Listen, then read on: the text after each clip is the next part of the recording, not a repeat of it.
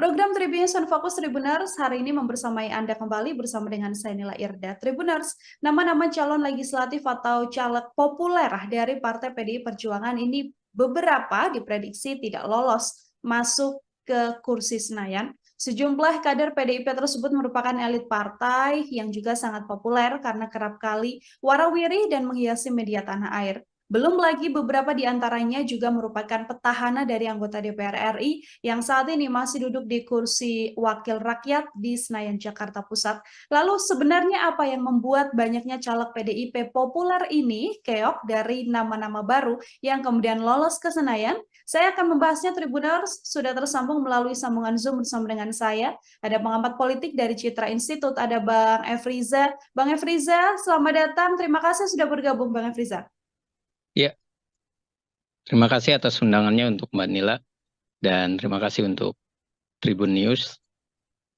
Baik, terima kasih juga Bang Efriza menyempatkan waktunya berbincang bersama dengan saya. Kita diskusi hari ini terkait bagaimana banyak calon legislatif dari PDI Perjuangan yang cukup populer, ini nama-nama yang cukup beken, sering warawiri di layar kaca begitu ya Bang ya, tapi ternyata justru dalam kontestasi pemilihan kursi Senayan ini tidak lolos di periode yang sekarang. Saya ingin minta pengantar terlebih dahulu dari Bang Efriza.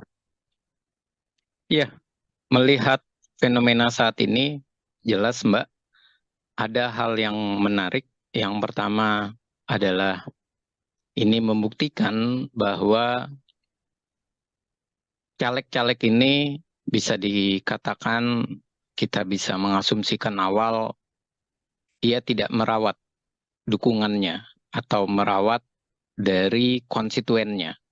Nah, yang kedua adalah kalau kita melihat fakta-fakta tersebut, bisa saja ini terjadi karena caleg-caleg ini merasa bahwa ia populer, ia akan terpilih kembali, dan ia dengan mudahnya tidak mempersiapkan diri dalam hal kampanye, ataupun ia benar-benar merasa bahwa tim suksesnya maupun struktur partai sudah pasti akan memilih dirinya.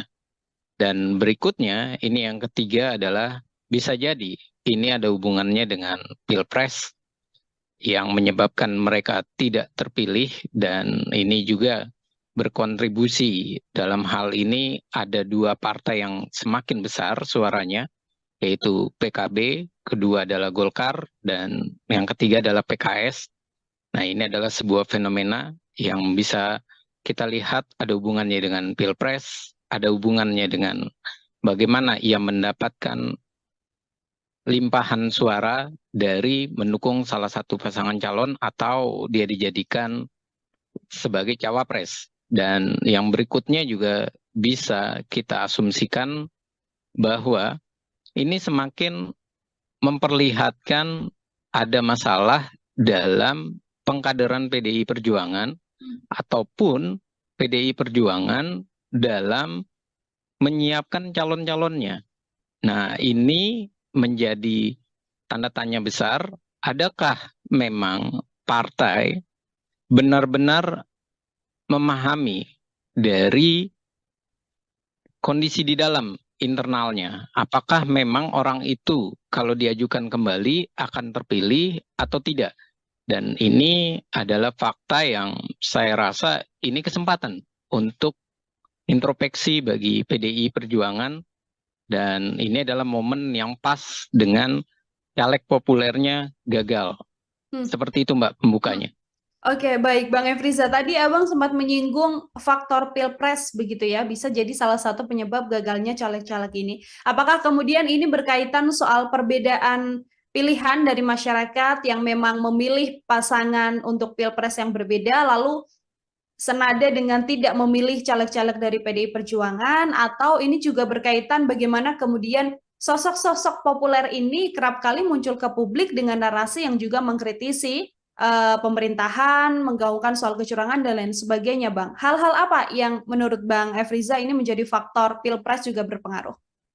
Iya, faktor Pilpres yang tadi saya katakan berpengaruh ini banyak hal ya. Yang pertama, faktor Pilpres ini adalah menguntungkan bagi, contoh saja, bagi Pak Muhaimin Iskandar ketika ia dicalonkan menjadi cawapres, suaranya langsung melejit dan mendapatkan beberapa porsi di daerah-daerah. Nah, sementara PKS juga dengan mengusung Anies Baswedan dengan kuatnya ia untuk mengkaitkan Anies Baswedan dengan PKS mendapatkan hal yang sangat menguntungkan. Limpahan suara dan ia merajai DPRD DKI Jakarta misalnya. Nah, lalu bagaimana dengan PDI Perjuangan? Ini membuktikan yang pertama asumsi kita adalah Pak Ganjar ini tidak punya efek elektoral ke partai. Dan yang kedua, momen perpisahan Pak Ganjar, momen perpisahannya PDI Perjuangan dengan Pak Joko Widodo ini semakin membuktikan bahwa masyarakat juga melakukan hal yang sama. Ia tidak lagi merasa ia sangat dekat dengan PDI Perjuangan. Artinya, kalau seperti ini, berarti party ID atau ID party, ikatan secara kepartean, secara ideologi, itu dipertanyakan, mendapatkan limpahan suara 19%. Dan berikutnya jelas bahwa faktor Ganjar dan Mahfud yang temperamen, yang emosional, ini juga mempengaruhi warga atau masyarakat beralih untuk memilih caleg yang lebih dikenal, lebih dekat, dan tidak mempunyai track record yang marah-marah ataupun yang memberikan sentimen negatif kepada pemerintah. Makanya caleg-caleg populer PDI Perjuangan yang beririsan dengan Pak Joko Widodo, yang dia komplain atau marah dengan Pak Jokowi, malah terlihat ia terlempar. Dan ini adalah suatu fenomena menarik yang bisa dibaca. Mereka ternyata sibuk mengurusi pilpres, tapi ia lupa merawat dukungan. Dan ia juga tidak melihat apakah masyarakat itu memang masih tertarik dengan dirinya atau jangan-jangan memang masyarakat sudah tidak tertarik dengan perilaku mereka di parlemen yang terlihat lebih emosional, yang terlihat lebih banyak melakukan serangan-serangan kepada Pak Presiden Jokowi. Dan saya juga melihat hasil Pilpres ini untuk PDI Perjuangan ini adalah sebuah tanda tanya yang harusnya dievaluasi sama PDI Perjuangan, bukan soal kecurangan pemilu semata ya, tapi ia harus mengevaluasi bahwa Ganjar ini adalah ternyata salah pilih PDI Perjuangan. Ganjar suaranya bagus karena ada Pak Jokowi. Dan fenomena Pak Jokowi 2 periode itu melihat atau memperlihatkan keuntungan bagi PDI Perjuangan naik. Sementara dengan mengusung Ganjar, malah PDI Perjuangan kurang, sekitar 2-3%. Dan ini adalah fenomena yang harus mereka akui bahwa Ganjar itu malah bikin PDI Perjuangan mengalami kemerosotan. Dan faktor ini harus dievaluasi nantinya, bahwa strategi menyerang ala PDI Perjuangan yang dilakukan oleh Ganjar kayak sekarang, jangan nanti 2029 digunakan kembali. Malah yang ada kemerosotan nantinya. Seperti itu, Mbak. Oke, jadi efek dari sosok calon presiden dan wakil presiden ini juga rupanya mempengaruhi ya, Bang Efriza ya, untuk kemudian caleg-caleg atau mungkin suara dari PDI Perjuangan sendiri justru turun di kontestasi pemilu 2024 ini. Kalau kita melihat beberapa deretan nama yang kemudian diprediksi akan gagal ke kursi Senayan begitu ya, Bang Efriza, ada nama petahana yang juga cukup beken begitu, sebut saja ada Arteria Dahlan, kemudian ada Masinton Pasaribu yang juga kemudian ini adalah nama-nama yang seringkali mengeluarkan statement-statement berkaitan soal Pilpres. Kalau dari kacamata Bang Efriza, melihat dua sosok ini seperti apa, Bang? Iya, ini artinya membuktikan untuk Pak Masinton misalnya atau Arteria Dahlan, ini membuktikan kinerja mereka di dalam komisi yang mereka ada, itu mereka tidak mendapatkan nilai positif. Komentar mereka yang sering kali menjadi polemik, itu malah menyebabkan pemilihnya menjauh. Satu itu. Yang kedua, saya menduga mereka ini tidak merawat dukungannya. Mereka terlalu yakin, terlalu percaya diri bahwa mereka berhasil, mereka sukses. Dan yang ketiga, bisa jadi mereka ini di daerah-daerah, khususnya DKI ya, kalau untuk Pak Masinton ya misalnya, ini mereka tidak belajar bahwa Anies ternyata kuat di DKI Jakarta. Hmm. PKS pun kuat, dan Ganjar pun juga malah dari sejak awal Ganjar itu sulit untuk masuk wilayah DKI Jakarta. Artinya apa?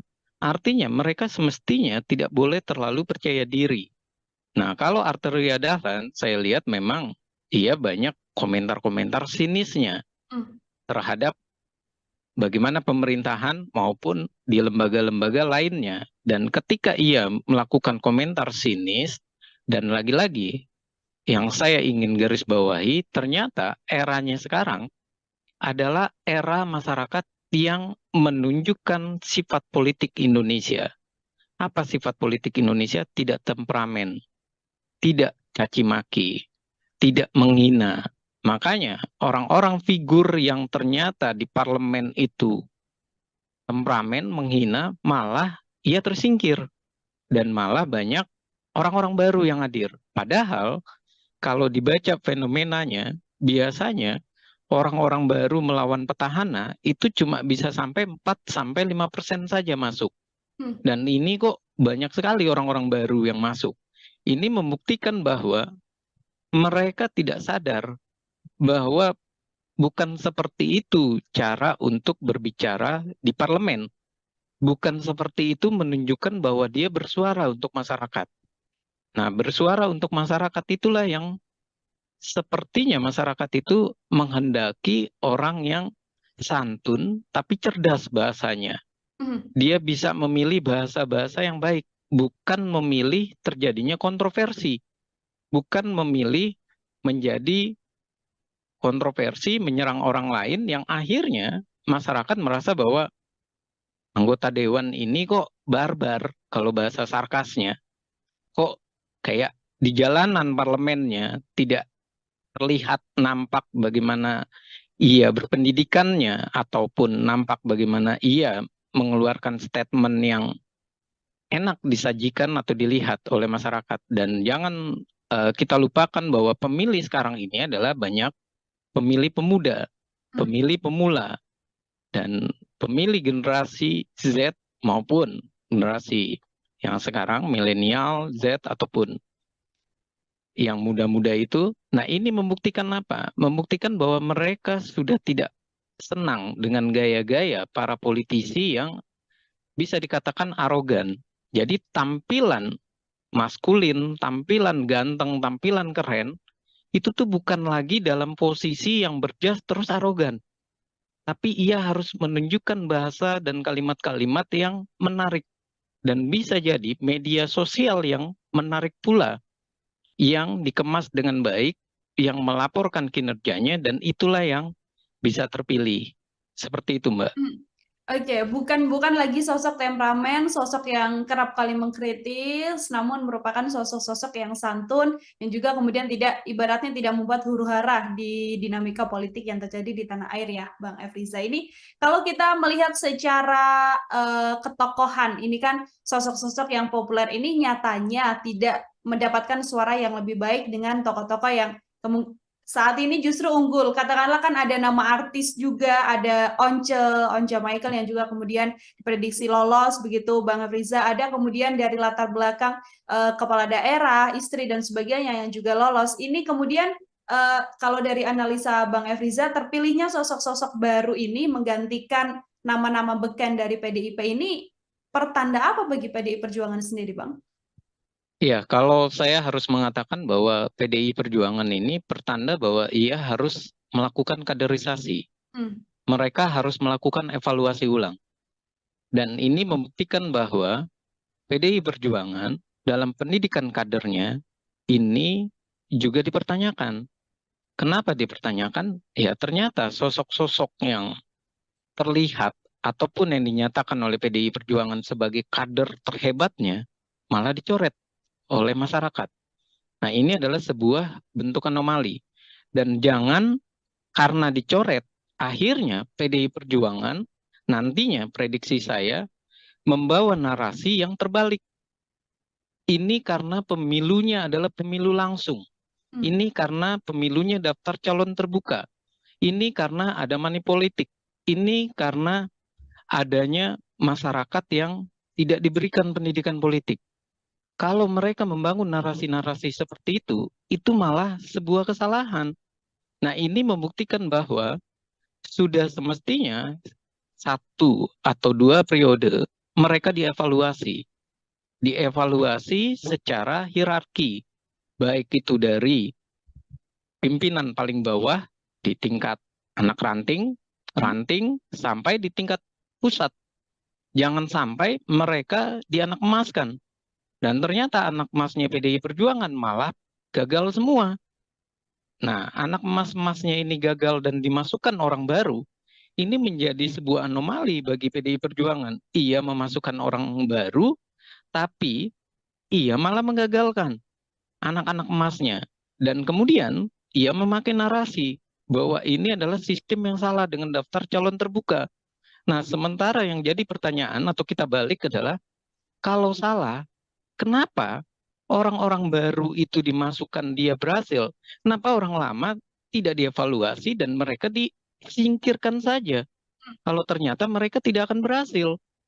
Dan ini juga fakta gitu loh. Di lapangan ternyata mereka harus membaca bahwa di lapangan ini mereka banyak yang sudah terlalu percaya diri, khususnya di DKI Jakarta.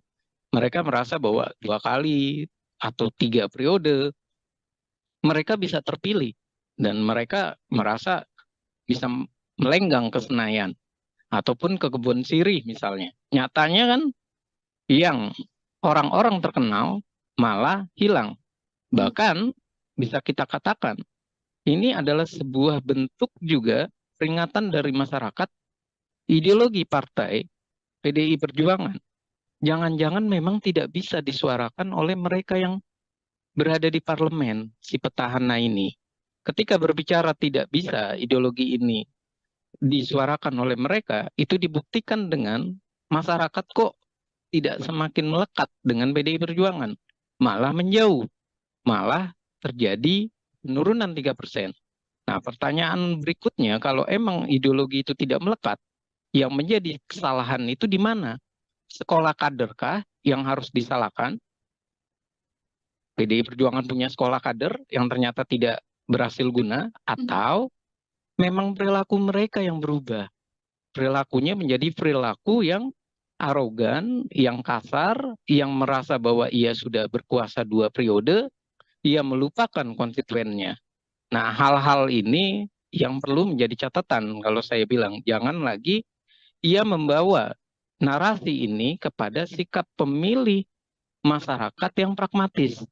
Karena pemilih masyarakat pragmatis, oke, kita bisa menyalahkan masyarakat. Tapi masyarakat juga tidak mendapatkan pendidikan politik. Lalu apa yang terjadi?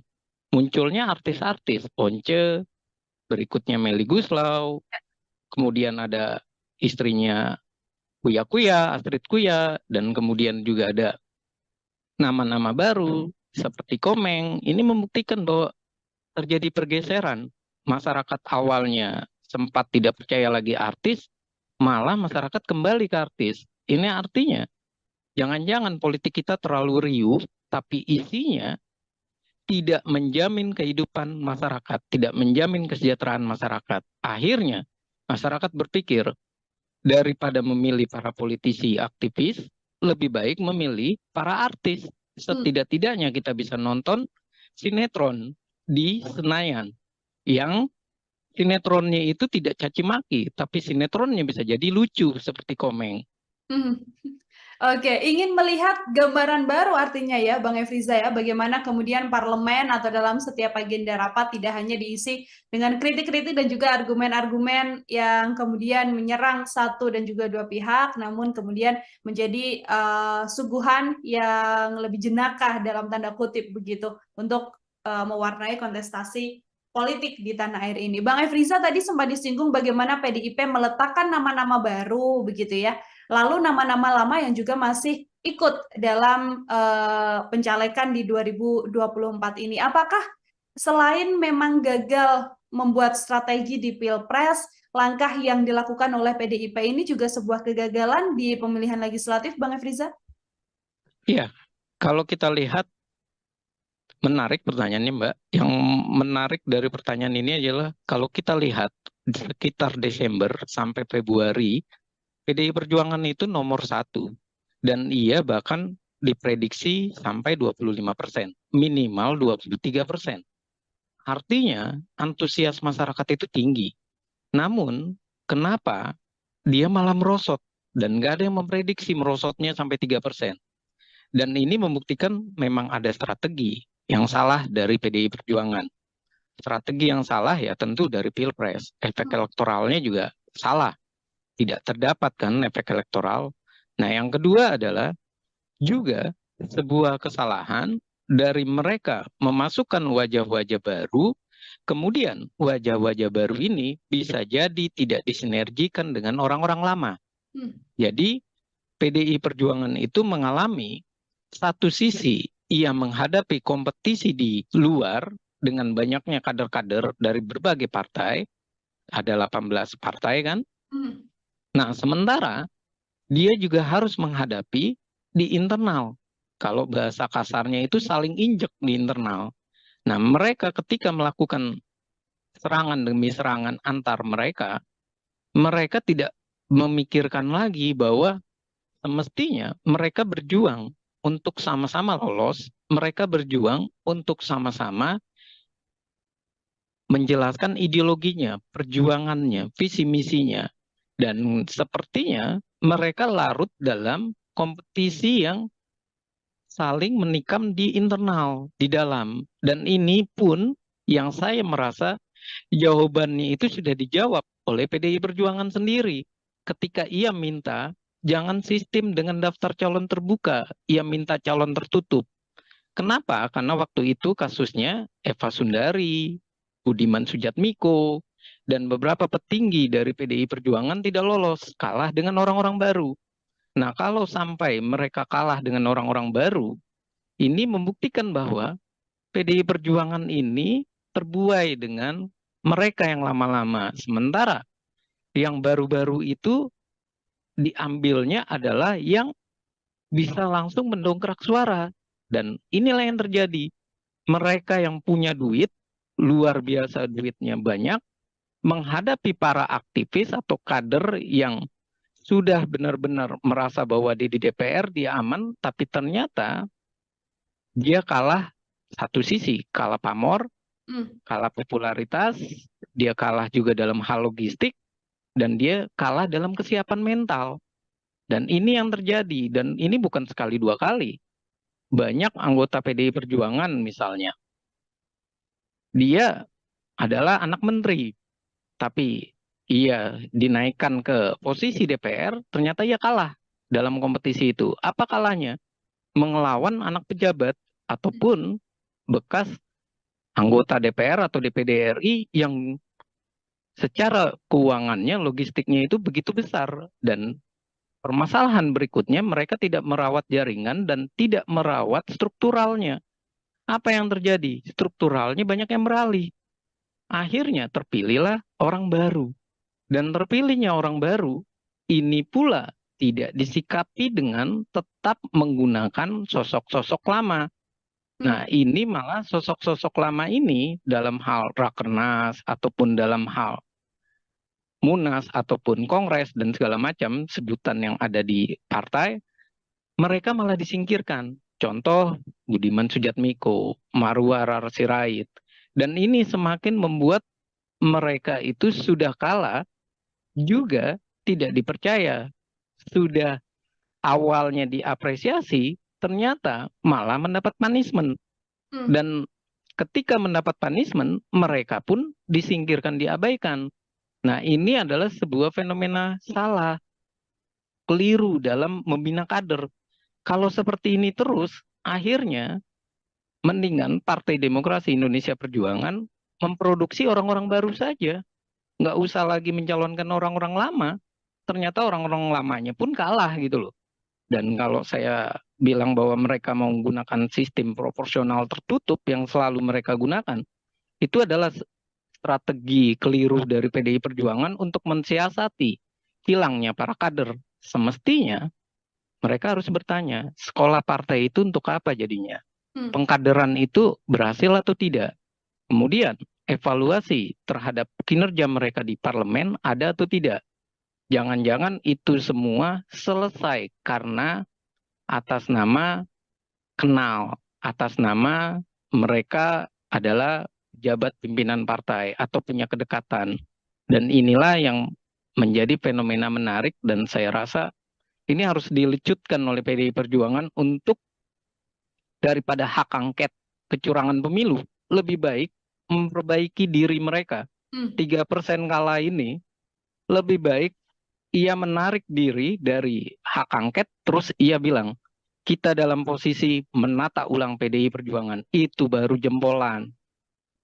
Oke, lebih baik mengurusi internal PDI Perjuangan plus kader-kadernya ya, Bang Efriza ya, daripada kemudian menggulirkan hak angket yang saat ini memang terus digaungkan oleh sejumlah politisi dari PDI Perjuangan. Terakhir dari saya, Bang Efriza, jika melihat banyaknya kader-kader PDIP yang beken, yang kerap kali kritis dalam agenda-agenda DPR, begitu ya, nantinya situasi ke depan dengan banyaknya sosok-sosok baru di kursi Senayan, begitu di kursi DPR, kira-kira menurut analisa Bang Efriza akan seperti apa nantinya dinamika yang terjadi di dalam DPR ini, Bang? Ya, kalau saya melihat dengan situasi ini, satu sisi saya melihat bahwa ternyata masyarakat itu bisa melakukan evaluasi, bisa melakukan punishment. Karena pemilu itu bukan sekedar memberikan hak memilih kita atau melegitimasinya, tapi juga sebuah reward dan punishment. Dan sekarang ini PDI Perjuangan lagi kena punishment atau hukuman. Dan ini semestinya orang baru yang masuk di parlemen, ia harus mulai belajar perilaku seperti apa yang menarik bagi partai. Seperti apa mereka harus membawa aspirasi masyarakat. Seperti apa sikap mereka dalam rapat. Seperti apa mereka mengartikulasikan dan mengagregasikan kepentingan masyarakat. Menyerap aspirasi masyarakat. Melakukan reses. Jangan sampai mereka di parlemen hanya berbicara, bernada, membawa rakyat, tapi rakyat dianggap banyak wajah, anomali maupun tidak tampak, dan akhirnya mereka cuma sekedar beretorika di parlemen. Dan ini adalah catatan yang perlu kita amati, dan saya rasa hiruk pikuknya nanti di parlemen ini akan baru. Barunya dalam arti orang-orang lama di PDI Perjuangan yang bisa, yang sekarang ada di PDI Perjuangan, yang menandatangani hak angket misalnya, ini menjadi pertanyaan gitu loh. Hak angket ini mau lanjut atau tidak karena wajahnya sudah berganti. Dan ini pun tentunya akan menjadi hal yang lucu ketika mereka berbicara kecurangan dan segala macam sementara mereka orang baru. Mereka harus adaptasi.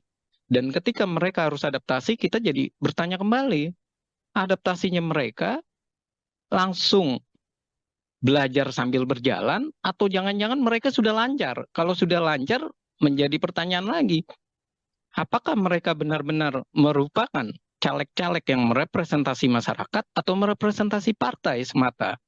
Kalau merepresentasi partai semata, otomatis mereka hanya menjadi petugas partai, petugas praksi yang nantinya tidak akan jauh beda isinya ataupun dalam proses RUU atau naskah akademik dan rancangan undang-undang pasti semuanya itu berada di DPP. 9 ketua umum itulah yang akan nanti bersuara lebih banyak atau 9 sekjen. Dan anggota dewan tugasnya cuma apa? Tugasnya cuma mengikuti arahan dari partai atau dari fraksi. Kalau seperti itu, apa yang terjadi? Yang terjadi jelas bahwa mereka tidak tampak jelas perjuangan mereka sebagai wakil rakyat. Akhirnya DPR kita nantinya ke depan kalau ini terjadi hanya warung obrolan di Gedung Senayan.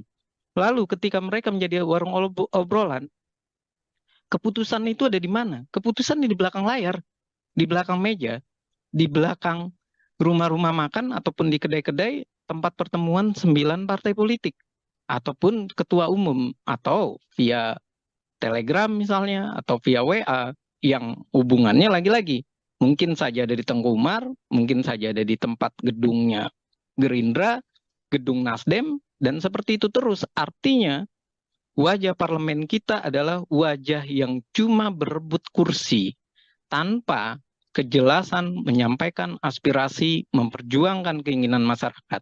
Pembuktiannya apa? Petahana keok di berbagai daerah. Dan pembuktiannya apa? Suara partai semakin merosot. Peringkat pertama 16% itu adalah sebuah tamparan memalukan. Karena 16% ini menunjukkan bahwa kita semuanya adalah partai gurem.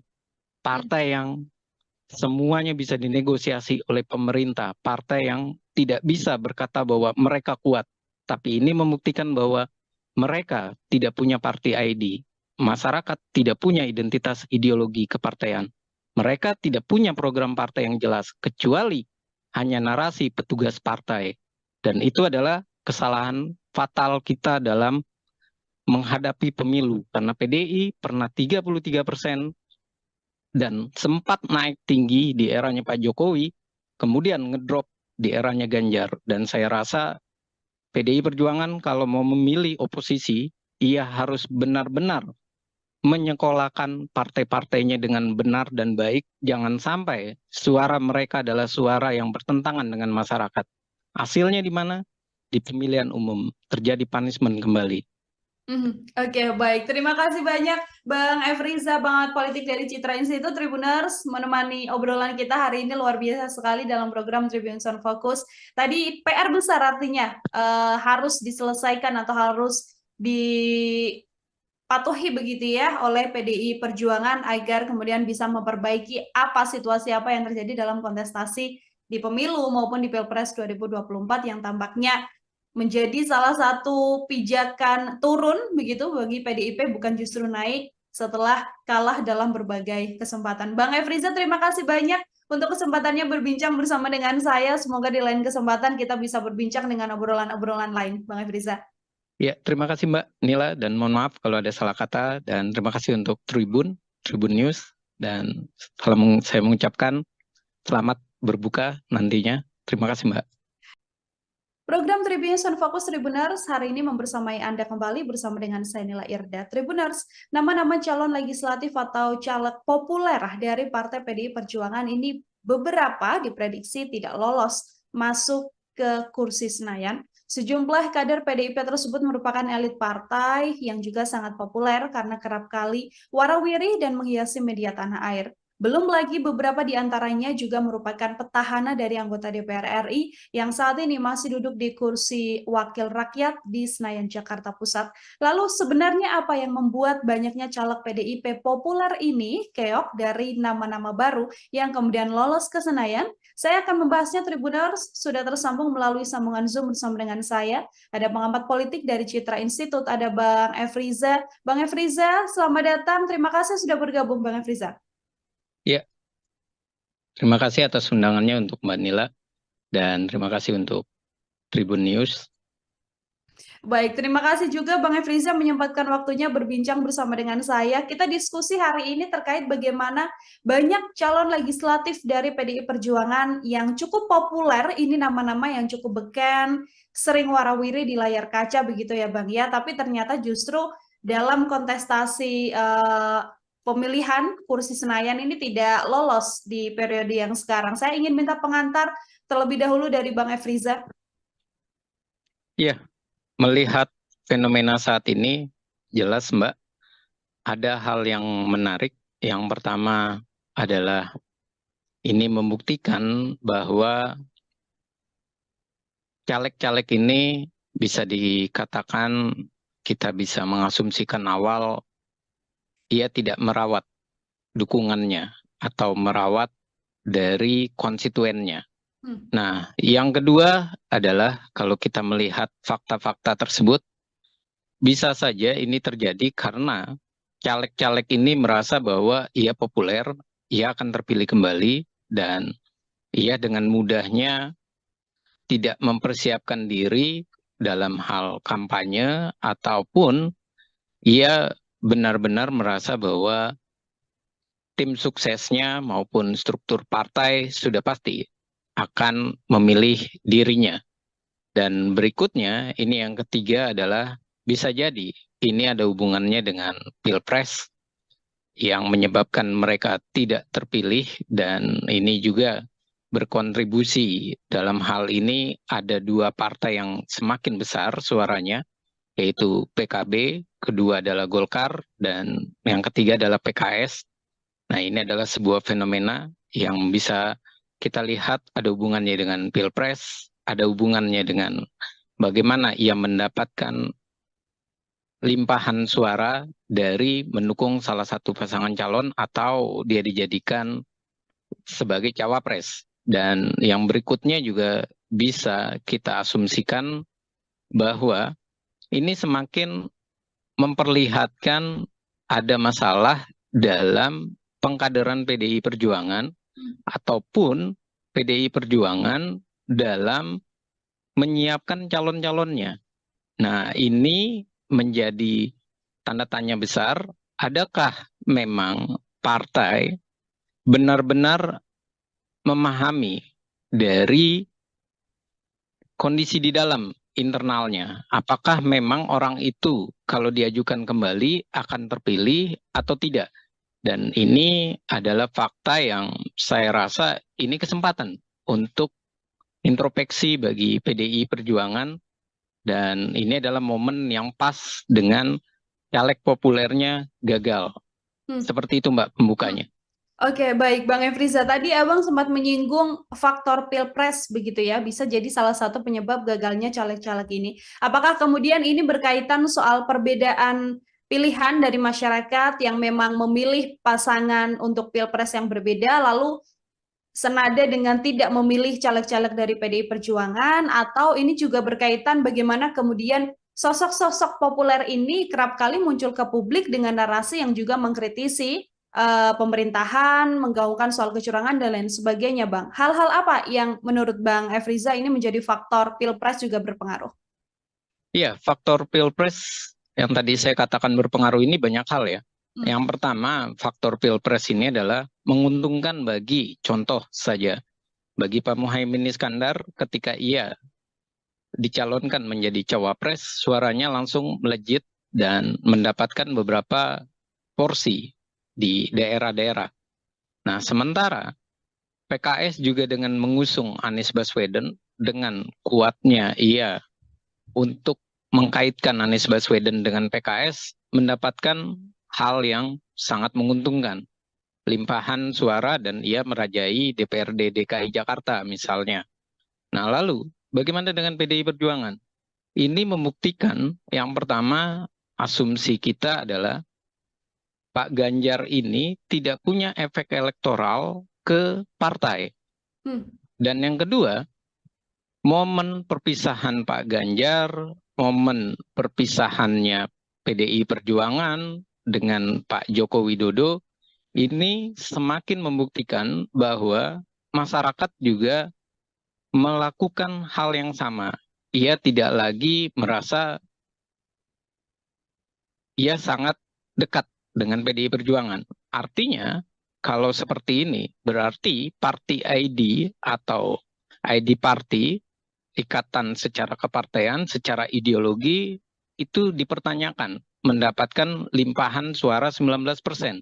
Dan berikutnya jelas bahwa faktor Ganjar dan Mahfud yang temperamen, yang emosional, ini juga mempengaruhi warga atau masyarakat beralih untuk memilih caleg yang lebih dikenal, lebih dekat, dan tidak mempunyai track record yang marah-marah ataupun yang memberikan sentimen negatif kepada pemerintah. Makanya caleg-caleg populer PDI Perjuangan yang beririsan dengan Pak Joko Widodo, yang dia komplain atau marah dengan Pak Jokowi, malah terlihat ia terlempar.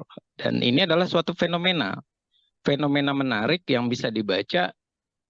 Mereka ternyata sibuk mengurusi pilpres, tapi ia lupa merawat dukungan. Dan ia juga tidak melihat apakah masyarakat itu memang masih tertarik dengan dirinya, atau jangan-jangan memang masyarakat sudah tidak tertarik dengan perilaku mereka di parlemen yang terlihat lebih emosional, yang terlihat lebih banyak melakukan serangan-serangan kepada Pak Presiden Jokowi. Dan saya juga melihat hasil Perpres ini untuk PDI Perjuangan ini adalah sebuah tanda tanya yang harusnya dievaluasi sama PDI Perjuangan, bukan soal kecurangan pemilu semata ya, tapi ia harus mengevaluasi bahwa Ganjar ini adalah ternyata salah pilih PDI Perjuangan. Ganjar suaranya bagus karena ada Pak Jokowi. Dan fenomena Pak Jokowi 2 periode itu melihat atau memperlihatkan keuntungan bagi PDI Perjuangan naik. Sementara dengan mengusung Ganjar, malah PDI Perjuangan kurang sekitar 2-3%. Dan ini adalah fenomena yang harus mereka akui, bahwa Ganjar itu malah bikin PDI Perjuangan mengalami kemerosotan. Dan faktor ini harus dievaluasi nantinya, bahwa strategi menyerang ala PDI Perjuangan yang dilakukan oleh Ganjar kayak sekarang, jangan nanti 2029 digunakan kembali. Malah yang ada kemerosotan nantinya. Seperti itu, Mbak. Oke, jadi efek dari sosok calon presiden dan wakil presiden ini juga rupanya mempengaruhi ya, Bang Efriza ya, untuk kemudian caleg-caleg atau mungkin suara dari PDI Perjuangan sendiri justru turun di kontestasi pemilu 2024 ini. Kalau kita melihat beberapa deretan nama yang kemudian diprediksi akan gagal ke kursi Senayan begitu ya, Bang Efriza, ada nama petahana yang juga cukup beken begitu, sebut saja ada Arteria Dahlan, kemudian ada Mas Hinton Pasaribu yang juga kemudian ini adalah nama-nama yang seringkali mengeluarkan statement-statement berkaitan soal pilpres. Kalau dari kacamata Bang Efriza, melihat dua sosok ini seperti apa, Bang? Iya, ini artinya membuktikan untuk Pak Masinton misalnya atau Arteria Dahlan, ini membuktikan kinerja mereka di dalam komisi yang mereka ada, itu mereka tidak mendapatkan nilai positif. Komentar mereka yang sering kali menjadi polemik, itu malah menyebabkan pemilihnya menjauh. Satu itu. Yang kedua, saya menduga mereka ini tidak merawat dukungannya. Mereka terlalu yakin, terlalu percaya diri bahwa mereka berhasil, mereka sukses. Dan yang ketiga, bisa jadi mereka ini di daerah-daerah, khususnya DKI ya, kalau untuk Pak Masinton ya misalnya, ini mereka tidak belajar bahwa Anies ternyata kuat di DKI Jakarta. PKS pun kuat, dan Ganjar pun juga malah dari sejak awal Ganjar itu sulit untuk masuk wilayah DKI Jakarta. Artinya apa? Artinya mereka semestinya tidak boleh terlalu percaya diri. Nah, kalau Arteria Dahlan, saya lihat memang ia banyak komentar-komentar sinisnya terhadap bagaimana pemerintahan maupun di lembaga-lembaga lainnya. Dan ketika ia melakukan komentar sinis, dan lagi-lagi yang saya ingin garis bawahi, ternyata eranya sekarang adalah era masyarakat yang menunjukkan sifat politik Indonesia. Apa sifat politik Indonesia? Tidak temperamen, tidak caci maki, tidak menghina. Makanya orang-orang figur yang ternyata di parlemen itu temperamen, menghina, malah ia tersingkir. Dan malah banyak orang-orang baru yang hadir. Padahal kalau dibaca fenomenanya, biasanya orang-orang baru melawan petahana itu cuma bisa sampai 4-5% saja masuk. Dan ini kok banyak sekali orang-orang baru yang masuk.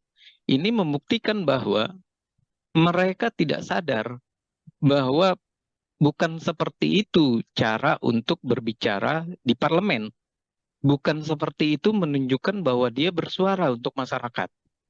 Nah, bersuara untuk masyarakat itulah yang sepertinya masyarakat itu menghendaki orang yang santun tapi cerdas bahasanya.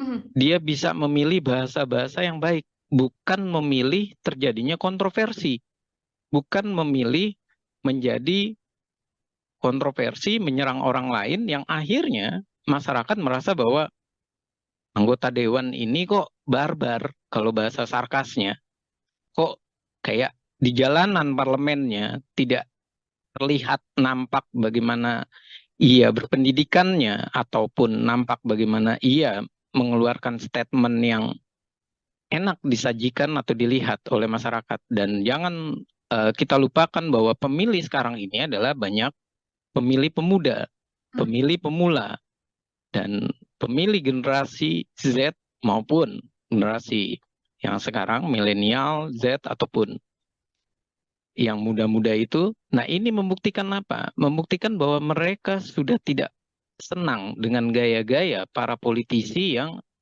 bisa dikatakan arogan.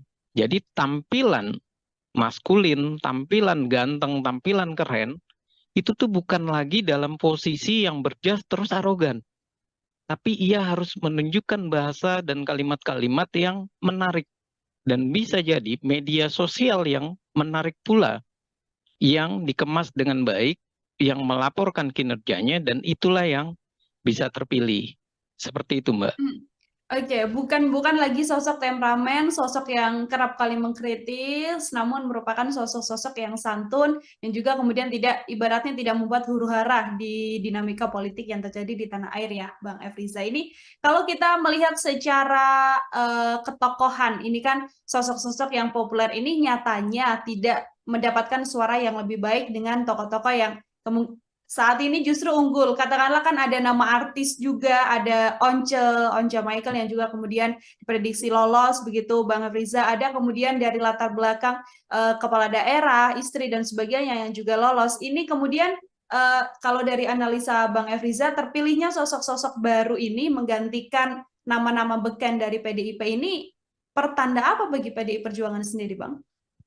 Ya, kalau saya harus mengatakan bahwa PDI Perjuangan ini pertanda bahwa ia harus melakukan kaderisasi. Hmm. Mereka harus melakukan evaluasi ulang.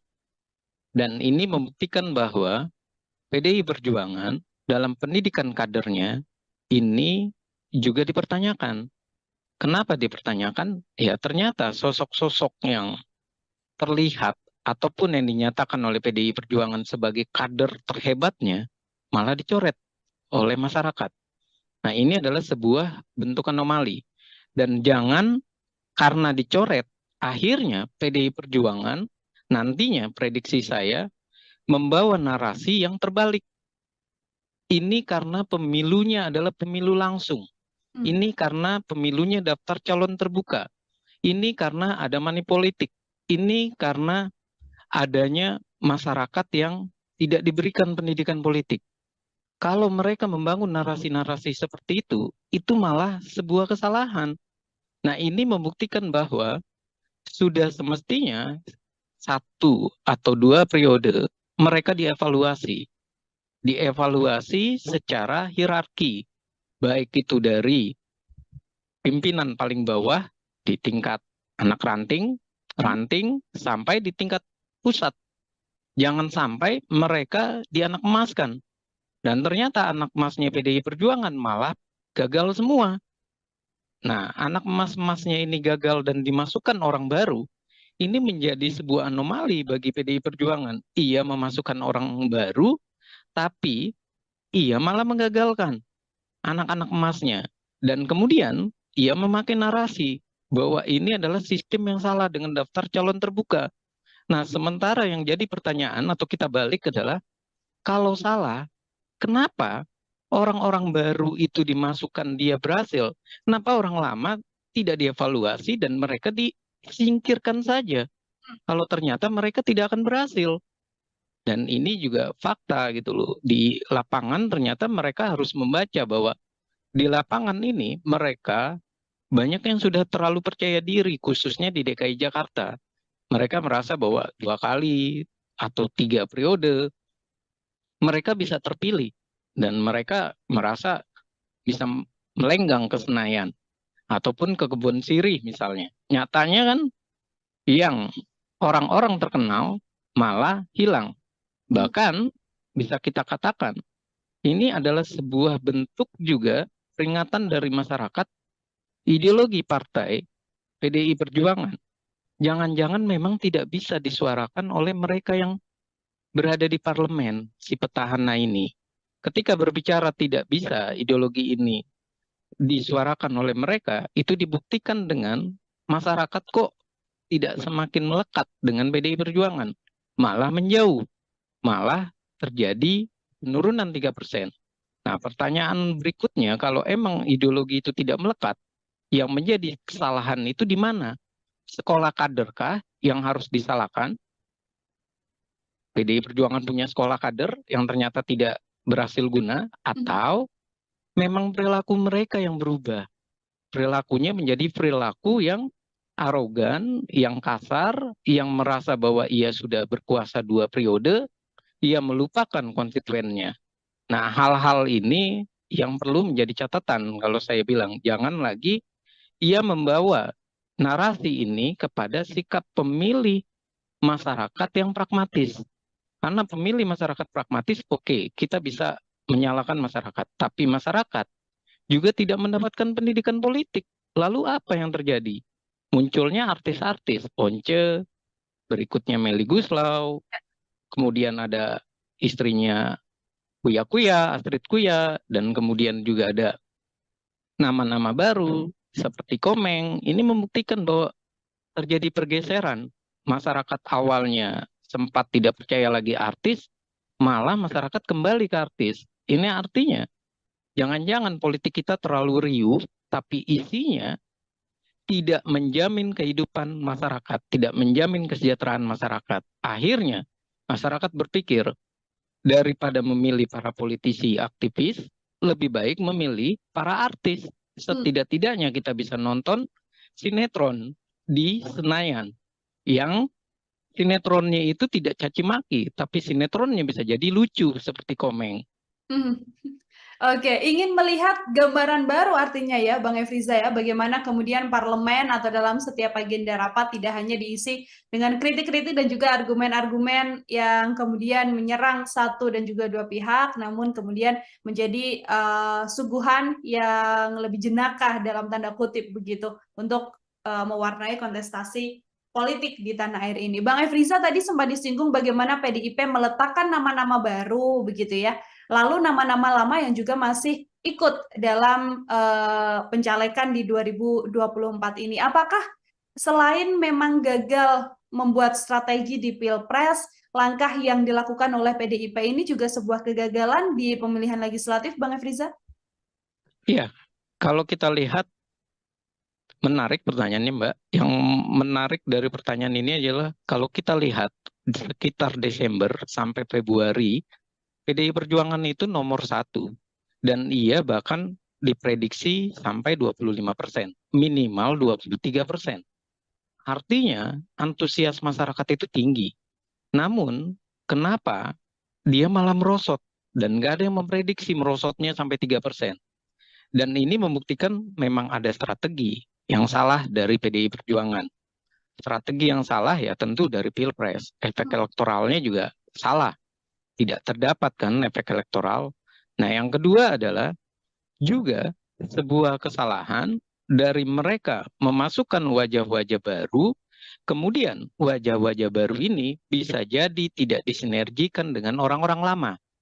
Jadi PDI Perjuangan itu mengalami satu sisi ia menghadapi kompetisi di luar dengan banyaknya kader-kader dari berbagai partai, ada 18 partai kan.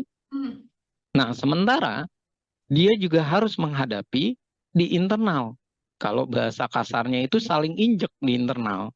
Nah, mereka ketika melakukan serangan demi serangan antar mereka, mereka tidak memikirkan lagi bahwa semestinya mereka berjuang untuk sama-sama lolos, mereka berjuang untuk sama-sama menjelaskan ideologinya, perjuangannya, visi misinya.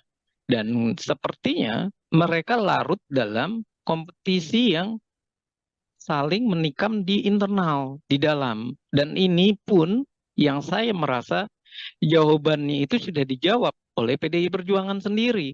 Ketika ia minta, jangan sistem dengan daftar calon terbuka, ia minta calon tertutup. Kenapa? Karena waktu itu kasusnya Eva Sundari, Budiman Sujatmiko, dan beberapa petinggi dari PDI Perjuangan tidak lolos, kalah dengan orang-orang baru. Nah, kalau sampai mereka kalah dengan orang-orang baru, ini membuktikan bahwa PDI Perjuangan ini terbuai dengan mereka yang lama-lama. Sementara yang baru-baru itu diambilnya adalah yang bisa langsung mendongkrak suara. Dan inilah yang terjadi. Mereka yang punya duit, luar biasa duitnya banyak, menghadapi para aktivis atau kader yang sudah benar-benar merasa bahwa di DPR dia aman, tapi ternyata dia kalah satu sisi, kalah pamor, kalah popularitas, dia kalah juga dalam hal logistik, dan dia kalah dalam kesiapan mental. Dan ini yang terjadi, dan ini bukan sekali dua kali. Banyak anggota PDI Perjuangan misalnya, dia adalah anak menteri, tapi ia dinaikkan ke posisi DPR, ternyata ia kalah dalam kompetisi itu. Apa kalahnya? Mengelawan anak pejabat ataupun bekas anggota DPR atau DPD RI yang secara keuangannya, logistiknya itu begitu besar. Dan permasalahan berikutnya, mereka tidak merawat jaringan dan tidak merawat strukturalnya. Apa yang terjadi? Strukturalnya banyak yang beralih. Akhirnya terpilihlah orang baru. Dan terpilihnya orang baru, ini pula tidak disikapi dengan tetap menggunakan sosok-sosok lama.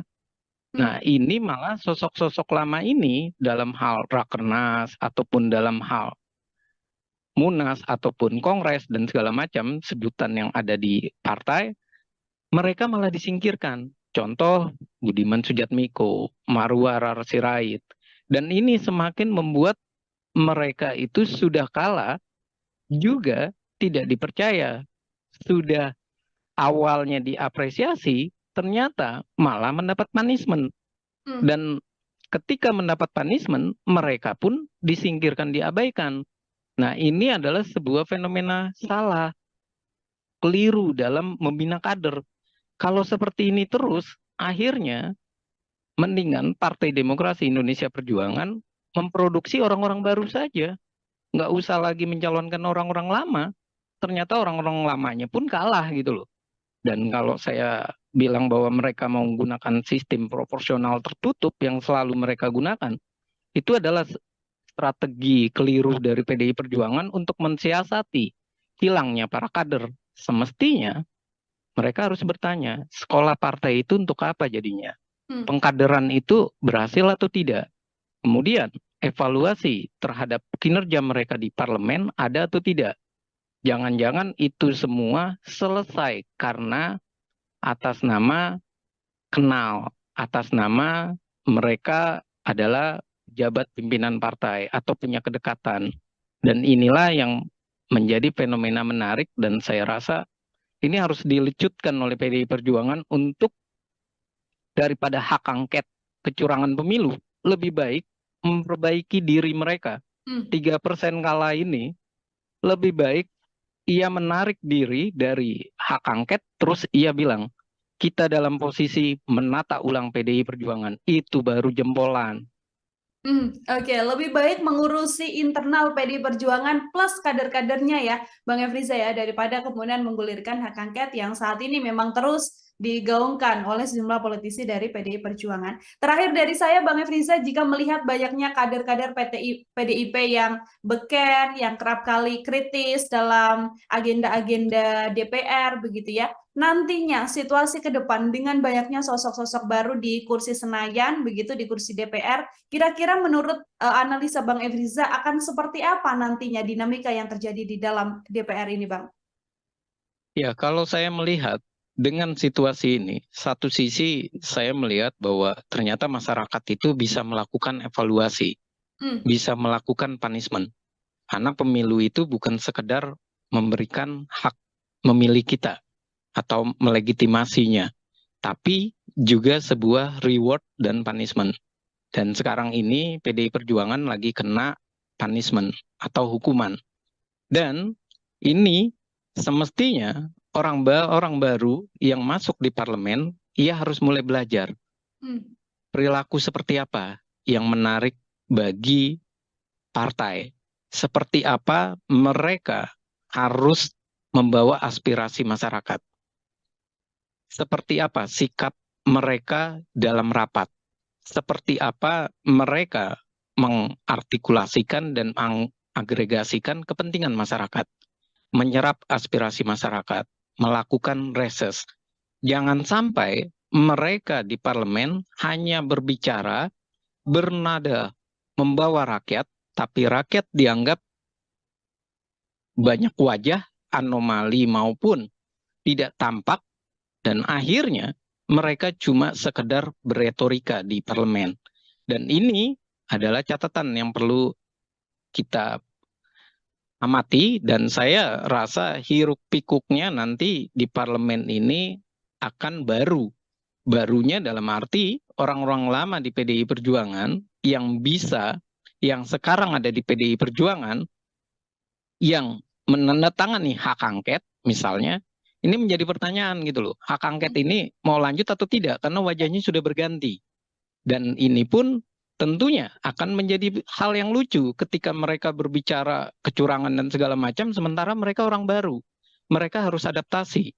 Dan ketika mereka harus adaptasi, kita jadi bertanya kembali, adaptasinya mereka langsung belajar sambil berjalan, atau jangan-jangan mereka sudah lancar. Kalau sudah lancar, menjadi pertanyaan lagi, apakah mereka benar-benar merupakan caleg-caleg yang merepresentasi masyarakat atau merepresentasi partai semata?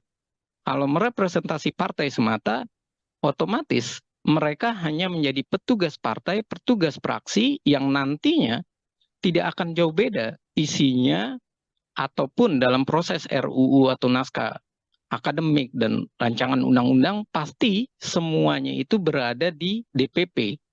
9 ketua umum itulah yang akan nanti bersuara lebih banyak, atau 9 sekjen. Dan anggota dewan tugasnya cuma apa? Tugasnya cuma mengikuti arahan dari partai atau dari fraksi. Kalau seperti itu, apa yang terjadi? Yang terjadi jelas bahwa mereka tidak tampak jelas perjuangan mereka sebagai wakil rakyat. Akhirnya DPR kita nantinya ke depan, kalau ini terjadi, hanya warung obrolan di Gedung Senayan. Lalu ketika mereka menjadi warung obrolan, keputusan itu ada di mana? Keputusan di belakang layar, di belakang meja, di belakang rumah-rumah makan ataupun di kedai-kedai tempat pertemuan 9 partai politik, ataupun ketua umum, atau via Telegram misalnya, atau via WA, yang hubungannya lagi-lagi mungkin saja ada di Tengku Umar, mungkin saja ada di tempat gedungnya Gerindra, gedung Nasdem, dan seperti itu terus. Artinya wajah parlemen kita adalah wajah yang cuma berebut kursi tanpa kejelasan menyampaikan aspirasi, memperjuangkan keinginan masyarakat. Pembuktiannya apa? Petahana keok di berbagai daerah. Dan pembuktiannya apa? Suara partai semakin merosot. Peringkat pertama 16% itu adalah sebuah tamparan memalukan. Karena 16% ini menunjukkan bahwa kita semuanya adalah partai gurem. Partai yang semuanya bisa dinegosiasi oleh pemerintah. Partai yang tidak bisa berkata bahwa mereka kuat. Tapi ini membuktikan bahwa mereka tidak punya party ID. Masyarakat tidak punya identitas ideologi kepartaian. Mereka tidak punya program partai yang jelas, kecuali hanya narasi petugas partai. Dan itu adalah kesalahan fatal kita dalam menghadapi pemilu. Karena PDI pernah 33% dan sempat naik tinggi di eranya Pak Jokowi, kemudian ngedrop di eranya Ganjar. Dan saya rasa PDI Perjuangan kalau mau memilih oposisi, ia harus benar-benar menyekolahkan partai-partainya dengan benar dan baik, jangan sampai suara mereka adalah suara yang bertentangan dengan masyarakat. Hasilnya di mana? Di pemilihan umum terjadi punishment kembali. Oke, baik. Terima kasih banyak Bang Efriza, Bangat Politik dari Citra Institute Tribuners, menemani obrolan kita hari ini luar biasa sekali dalam program Tribun Sound Focus. Tadi PR besar artinya harus diselesaikan atau harus dipatuhi begitu ya oleh PDI Perjuangan agar kemudian bisa memperbaiki situasi apa yang terjadi dalam kontestasi di pemilu maupun di Pilpres 2024 yang tampaknya menjadi salah satu pijakan turun begitu bagi PDIP, bukan justru naik setelah kalah dalam berbagai kesempatan. Bang Efriza, terima kasih banyak untuk kesempatannya berbincang bersama dengan saya. Semoga di lain kesempatan kita bisa berbincang dengan obrolan-obrolan lain, Bang Efriza. Ya, terima kasih Mbak Nila, dan mohon maaf kalau ada salah kata, dan terima kasih untuk Tribun News, dan saya mengucapkan selamat berbuka nantinya. Terima kasih Mbak. Program Tribun Sound Focus Tribuners hari ini membersamai Anda kembali bersama dengan saya Nila Irda. Tribuners, nama-nama calon legislatif atau caleg populer dari Partai PDI Perjuangan ini beberapa diprediksi tidak lolos masuk ke kursi Senayan. Sejumlah kader PDIP tersebut merupakan elit partai yang juga sangat populer karena kerap kali warawiri dan menghiasi media tanah air. Belum lagi beberapa di antaranya juga merupakan petahana dari anggota DPR RI yang saat ini masih duduk di kursi wakil rakyat di Senayan, Jakarta Pusat. Lalu sebenarnya apa yang membuat banyaknya caleg PDIP populer ini keok dari nama-nama baru yang kemudian lolos ke Senayan? Saya akan membahasnya. Tribuners, sudah tersambung melalui sambungan Zoom bersama dengan saya. Ada pengamat politik dari Citra Institute, ada Bang Efriza. Bang Efriza, selamat datang. Terima kasih sudah bergabung, Bang Efriza. Ya, terima kasih atas undangannya untuk Mbak Nila, dan terima kasih untuk Tribun News. Baik, terima kasih juga Bang Efriza menyempatkan waktunya berbincang bersama dengan saya. Kita diskusi hari ini terkait bagaimana banyak calon legislatif dari PDI Perjuangan yang cukup populer, ini nama-nama yang cukup beken, sering warawiri di layar kaca begitu ya Bang ya, tapi ternyata justru dalam kontestasi pemilihan kursi Senayan ini tidak lolos di periode yang sekarang. Saya ingin minta pengantar terlebih dahulu dari Bang Efriza. Ya, melihat fenomena saat ini, jelas Mbak, ada hal yang menarik. Yang pertama adalah ini membuktikan bahwa caleg-caleg ini bisa dikatakan, kita bisa mengasumsikan awal, ia tidak merawat dukungannya atau merawat dari konstituennya. Nah, yang kedua adalah kalau kita melihat fakta-fakta tersebut, bisa saja ini terjadi karena caleg-caleg ini merasa bahwa ia populer, ia akan terpilih kembali, dan ia dengan mudahnya tidak mempersiapkan diri dalam hal kampanye, ataupun ia benar-benar merasa bahwa tim suksesnya maupun struktur partai sudah pasti akan memilih dirinya. Dan berikutnya, ini yang ketiga adalah bisa jadi ini ada hubungannya dengan Pilpres yang menyebabkan mereka tidak terpilih, dan ini juga berkontribusi. Dalam hal ini ada dua partai yang semakin besar suaranya, yaitu PKB, kedua adalah Golkar, dan yang ketiga adalah PKS. Nah, ini adalah sebuah fenomena yang bisa kita lihat ada hubungannya dengan Pilpres, ada hubungannya dengan bagaimana ia mendapatkan limpahan suara dari mendukung salah satu pasangan calon atau dia dijadikan sebagai cawapres. Dan yang berikutnya juga bisa kita asumsikan bahwa ini semakin memperlihatkan ada masalah dalam pengkaderan PDI Perjuangan ataupun PDI Perjuangan dalam menyiapkan calon-calonnya. Nah, ini menjadi tanda tanya besar, adakah memang partai benar-benar memahami dari kondisi di dalam internalnya. Apakah memang orang itu kalau diajukan kembali akan terpilih atau tidak? Dan ini adalah fakta yang saya rasa ini kesempatan untuk introspeksi bagi PDI Perjuangan, dan ini adalah momen yang pas dengan caleg populernya gagal. Hmm. Seperti itu Mbak pembukanya. Oke, baik Bang Efriza. Tadi Abang sempat menyinggung faktor pilpres begitu ya, bisa jadi salah satu penyebab gagalnya caleg-caleg ini. Apakah kemudian ini berkaitan soal perbedaan pilihan dari masyarakat yang memang memilih pasangan untuk pilpres yang berbeda, lalu senada dengan tidak memilih caleg-caleg dari PDI Perjuangan, atau ini juga berkaitan bagaimana kemudian sosok-sosok populer ini kerap kali muncul ke publik dengan narasi yang juga mengkritisi pemerintahan, menggaungkan soal kecurangan dan lain sebagainya, Bang. Hal-hal apa yang menurut Bang Efriza ini menjadi faktor pilpres juga berpengaruh?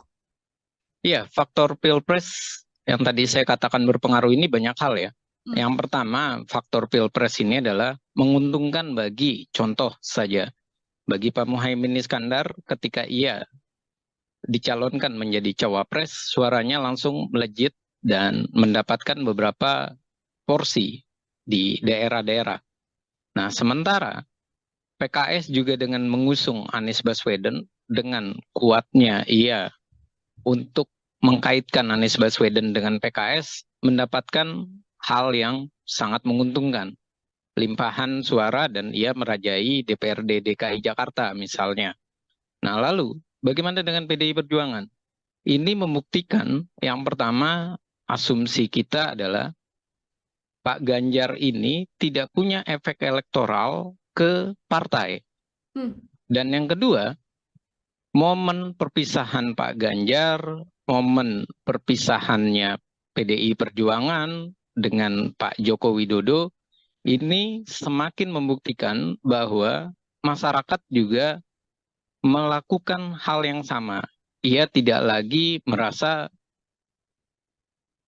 ia sangat dekat dengan PDI Perjuangan. Artinya, kalau seperti ini, berarti party ID atau ID party, ikatan secara kepartaian, secara ideologi, itu dipertanyakan, mendapatkan limpahan suara 19%. Dan berikutnya jelas bahwa faktor Ganjar dan Mahfud yang temperamen, yang emosional, ini juga mempengaruhi warga atau masyarakat beralih untuk memilih caleg yang lebih dikenal, lebih dekat, dan tidak mempunyai track record yang marah-marah ataupun yang memberikan sentimen negatif kepada pemerintah. Makanya caleg-caleg populer PDI Perjuangan yang beririsan dengan Pak Joko Widodo, yang dia komplain atau marah dengan Pak Jokowi, malah terlihat ia terlempar. Dan ini adalah suatu fenomena menarik yang bisa dibaca. Mereka ternyata sibuk mengurusi pilpres, tapi ia lupa merawat dukungan. Dan ia juga tidak melihat apakah masyarakat itu memang masih tertarik dengan dirinya, atau jangan-jangan memang masyarakat sudah tidak tertarik dengan perilaku mereka di parlemen yang terlihat lebih emosional, yang terlihat lebih banyak melakukan serangan-serangan kepada Pak Presiden Jokowi. Dan saya juga melihat hasil Pilpres ini untuk PDI Perjuangan ini adalah sebuah tanda tanya yang harusnya dievaluasi sama PDI Perjuangan, bukan soal kecurangan pemilu semata ya, tapi ia harus mengevaluasi bahwa Ganjar ini adalah ternyata salah pilih PDI Perjuangan. Ganjar suaranya bagus karena ada Pak Jokowi. Dan fenomena Pak Jokowi 2 periode itu melihat atau memperlihatkan keuntungan bagi PDI Perjuangan naik. Sementara dengan mengusung Ganjar, malah PDI Perjuangan kurang, sekitar 2-3%. Dan ini adalah fenomena yang harus mereka akui bahwa Ganjar itu malah bikin PDI Perjuangan mengalami kemerosotan. Dan faktor ini harus dievaluasi nantinya, bahwa strategi menyerang ala PDI Perjuangan yang dilakukan oleh Ganjar kayak sekarang jangan nanti 2029 digunakan kembali. Malah yang ada kemerosotan nantinya. Seperti itu, Mbak. Oke, jadi efek dari sosok calon presiden dan wakil presiden ini juga rupanya mempengaruhi ya, Bang Efriza ya, untuk kemudian caleg-caleg atau mungkin suara dari PDI Perjuangan sendiri justru turun di kontestasi pemilu 2024 ini. Kalau kita melihat beberapa deretan nama yang kemudian diprediksi akan gagal ke kursi Senayan begitu ya, Bang Efriza, ada nama petahana yang juga cukup beken begitu, sebut saja ada Arteria Dahlan, kemudian ada Masinton Pasaribu yang juga kemudian ini adalah nama-nama yang seringkali mengeluarkan statement-statement berkaitan soal Pilpres. Kalau dari kacamata Bang Efriza, melihat dua sosok ini seperti apa, Bang? Iya, ini artinya membuktikan untuk Pak Masinton misalnya atau Atreya Dahlan, ini membuktikan kinerja mereka di dalam komisi yang mereka ada, itu mereka tidak mendapatkan nilai positif. Komentar mereka yang sering kali menjadi polemik, itu malah menyebabkan pemilihnya menjauh. Satu itu. Yang kedua, saya menduga mereka ini tidak merawat dukungannya. Mereka terlalu yakin, terlalu percaya diri bahwa mereka berhasil, mereka sukses. Dan yang ketiga, bisa jadi mereka ini di daerah-daerah, khususnya DKI ya, kalau untuk Pak Masinton ya misalnya, ini mereka tidak belajar bahwa Anies ternyata kuat di DKI Jakarta. PKS pun kuat, dan Ganjar pun juga malah dari sejak awal Ganjar itu sulit untuk masuk wilayah DKI Jakarta. Artinya apa? Artinya mereka semestinya tidak boleh terlalu percaya diri. Nah, kalau Arteria Dahlan, saya lihat memang ia banyak komentar-komentar sinisnya terhadap bagaimana pemerintahan maupun di lembaga-lembaga lainnya. Dan ketika ia melakukan komentar sinis, dan lagi-lagi yang saya ingin garis bawahi, ternyata eranya sekarang adalah era masyarakat yang menunjukkan sifat politik Indonesia. Apa sifat politik Indonesia? Tidak temperamen, tidak caci maki, tidak menghina. Makanya orang-orang figur yang ternyata di parlemen itu temperamen, menghina, malah ia tersingkir. Dan malah banyak orang-orang baru yang hadir. Padahal kalau dibaca fenomenanya, biasanya orang-orang baru melawan petahana itu cuma bisa sampai 4-5% saja masuk. Dan ini kok banyak sekali orang-orang baru yang masuk. Ini membuktikan bahwa mereka tidak sadar bahwa bukan seperti itu cara untuk berbicara di parlemen. Bukan seperti itu menunjukkan bahwa dia bersuara untuk masyarakat. Nah, bersuara untuk masyarakat itulah yang sepertinya masyarakat itu menghendaki orang yang santun tapi cerdas bahasanya. Dia bisa memilih bahasa-bahasa yang baik, bukan memilih terjadinya kontroversi, bukan memilih menjadi kontroversi menyerang orang lain yang akhirnya masyarakat merasa bahwa anggota dewan ini kok barbar, kalau bahasa sarkasnya, kok kayak di jalanan parlemennya tidak terlihat nampak bagaimana ia berpendidikannya ataupun nampak bagaimana ia mengeluarkan statement yang enak disajikan atau dilihat oleh masyarakat. Dan jangan kita lupakan bahwa pemilih sekarang ini adalah banyak pemilih pemuda, pemilih pemula, dan pemilih generasi Z maupun generasi yang sekarang milenial, Z ataupun yang muda-muda itu. Nah, ini membuktikan apa? Membuktikan bahwa mereka sudah tidak senang dengan gaya-gaya para politisi yang bisa dikatakan arogan. Jadi tampilan maskulin, tampilan ganteng, tampilan keren, itu tuh bukan lagi dalam posisi yang berjas terus arogan. Tapi ia harus menunjukkan bahasa dan kalimat-kalimat yang menarik.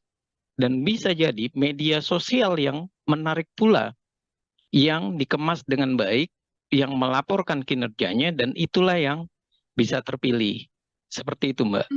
Oke, bukan lagi sosok temperamen, sosok yang kerap kali mengkritis, namun merupakan sosok-sosok yang santun yang juga kemudian tidak ibaratnya tidak membuat huru-hara di dinamika politik yang terjadi di tanah air ya, Bang Efriza. Ini kalau kita melihat secara ketokohan, ini kan sosok-sosok yang populer ini nyatanya tidak mendapatkan suara yang lebih baik dengan tokoh-tokoh yang saat ini justru unggul. Katakanlah kan ada nama artis juga, ada Once Michael yang juga kemudian diprediksi lolos begitu, Bang Riza. Ada kemudian dari latar belakang kepala daerah, istri dan sebagainya yang juga lolos. Ini kemudian kalau dari analisa Bang Efriza, terpilihnya sosok-sosok baru ini menggantikan nama-nama beken dari PDIP ini pertanda apa bagi PDI Perjuangan sendiri, Bang? Ya, kalau saya harus mengatakan bahwa PDI Perjuangan ini pertanda bahwa ia harus melakukan kaderisasi. Hmm. Mereka harus melakukan evaluasi ulang. Dan ini membuktikan bahwa PDI Perjuangan dalam pendidikan kadernya ini juga dipertanyakan. Kenapa dipertanyakan? Ya, ternyata sosok-sosok yang terlihat ataupun yang dinyatakan oleh PDI Perjuangan sebagai kader terhebatnya malah dicoret oleh masyarakat. Nah, ini adalah sebuah bentuk anomali. Dan jangan karena dicoret, akhirnya PDI Perjuangan nantinya prediksi saya membawa narasi yang terbalik. Ini karena pemilunya adalah pemilu langsung. Hmm. Ini karena pemilunya daftar calon terbuka. Ini karena ada money politik. Ini karena adanya masyarakat yang tidak diberikan pendidikan politik. Kalau mereka membangun narasi-narasi seperti itu malah sebuah kesalahan. Nah, ini membuktikan bahwa sudah semestinya satu atau dua periode mereka dievaluasi. Dievaluasi secara hierarki, baik itu dari pimpinan paling bawah di tingkat anak ranting, Hmm. ranting, sampai di tingkat pusat. Jangan sampai mereka dianak emaskan. Dan ternyata anak emasnya PDI Perjuangan malah gagal semua. Nah, anak emas-emasnya ini gagal dan dimasukkan orang baru, ini menjadi sebuah anomali bagi PDI Perjuangan. Ia memasukkan orang baru, tapi ia malah menggagalkan anak-anak emasnya. Dan kemudian ia memakai narasi bahwa ini adalah sistem yang salah dengan daftar calon terbuka. Nah, sementara yang jadi pertanyaan atau kita balik adalah, kalau salah, kenapa orang-orang baru itu dimasukkan dia berhasil? Kenapa orang lama tidak dievaluasi dan mereka disingkirkan saja? Kalau ternyata mereka tidak akan berhasil. Dan ini juga fakta gitu loh. Di lapangan ternyata mereka harus membaca bahwa di lapangan ini mereka banyak yang sudah terlalu percaya diri, khususnya di DKI Jakarta. Mereka merasa bahwa 2 kali atau 3 periode mereka bisa terpilih dan mereka merasa bisa melenggang ke Senayan ataupun ke Kebun Sirih misalnya. Nyatanya kan yang orang-orang terkenal malah hilang. Hmm. Bahkan bisa kita katakan ini adalah sebuah bentuk juga peringatan dari masyarakat ideologi partai PDI Perjuangan. Jangan-jangan memang tidak bisa disuarakan oleh mereka yang berada di parlemen, si petahana ini.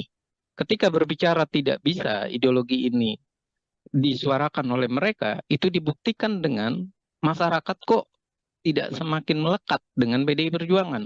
Malah menjauh, malah terjadi penurunan 3%. Nah, pertanyaan berikutnya, kalau emang ideologi itu tidak melekat, yang menjadi kesalahan itu di mana? Sekolah kaderkah yang harus disalahkan?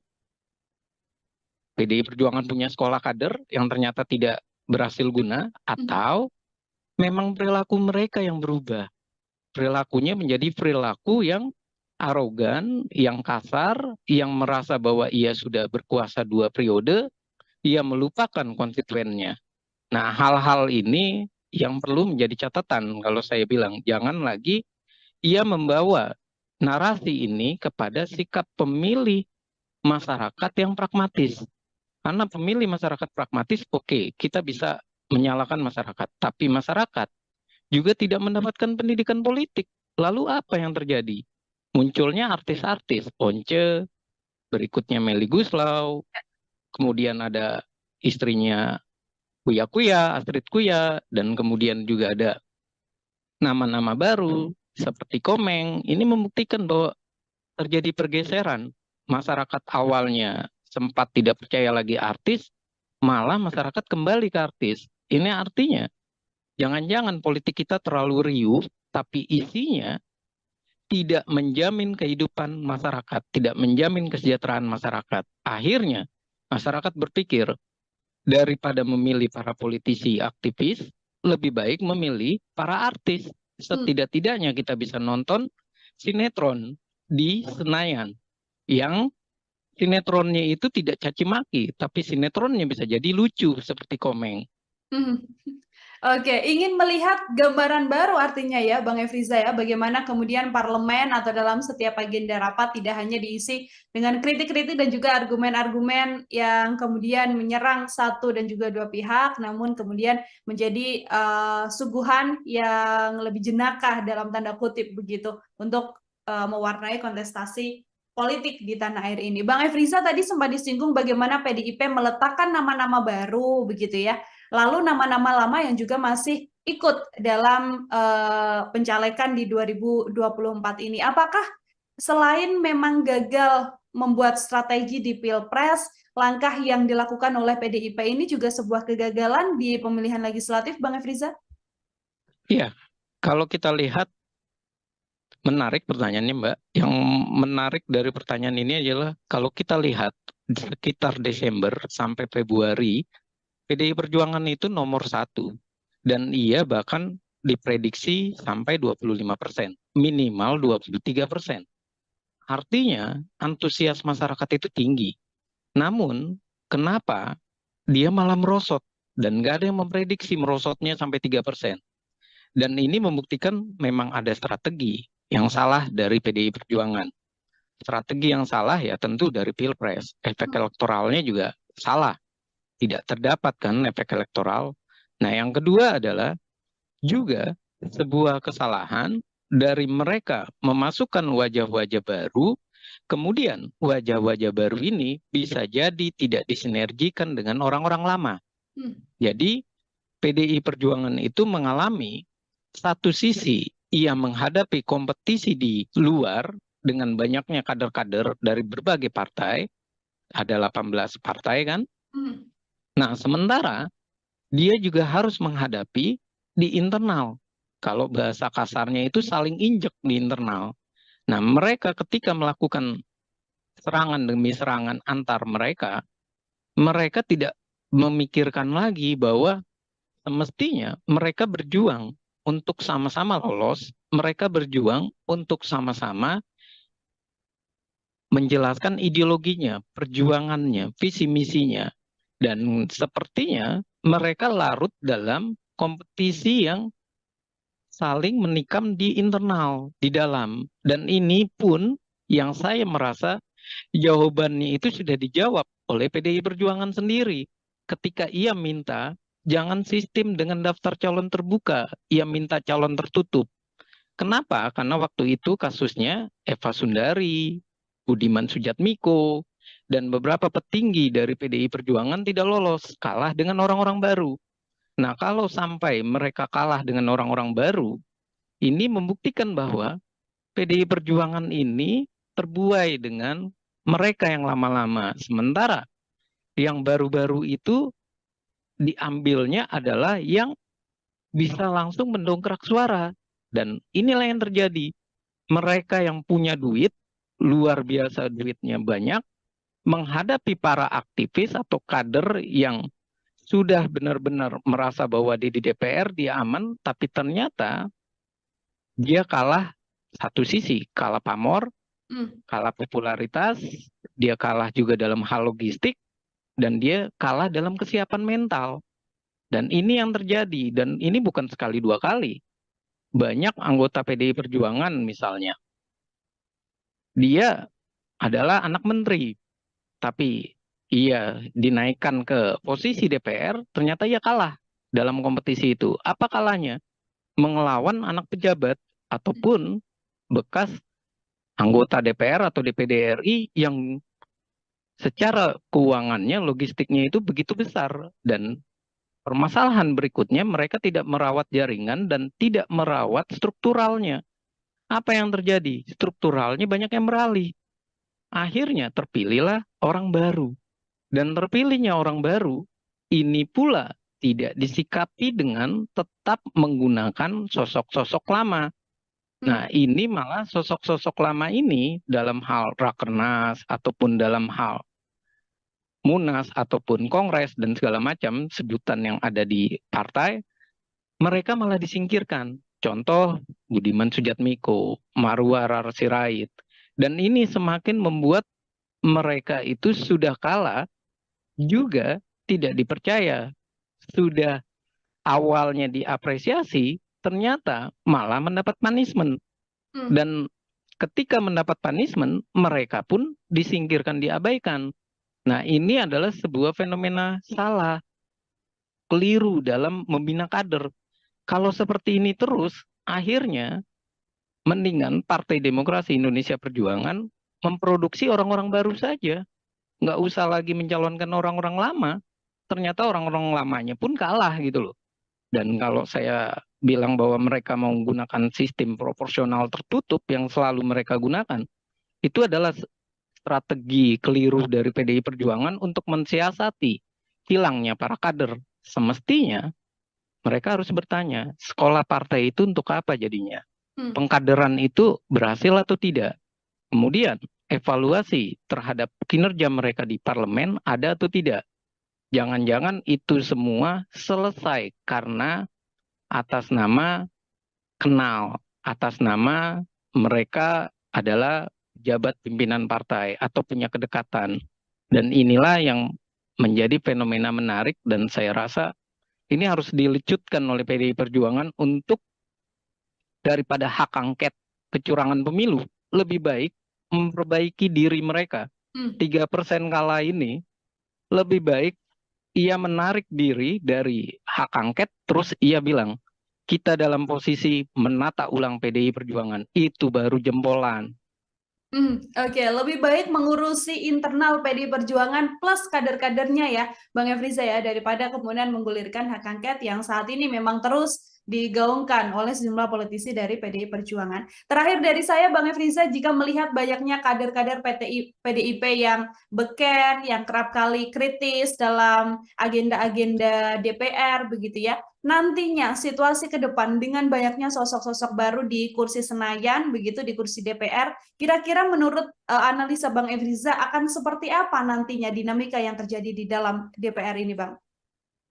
Ya, kalau saya melihat dengan situasi ini, satu sisi saya melihat bahwa ternyata masyarakat itu bisa melakukan evaluasi, bisa melakukan punishment. Karena pemilu itu bukan sekedar memberikan hak memilih kita atau melegitimasinya, tapi juga sebuah reward dan punishment. Dan sekarang ini PDI Perjuangan lagi kena punishment atau hukuman.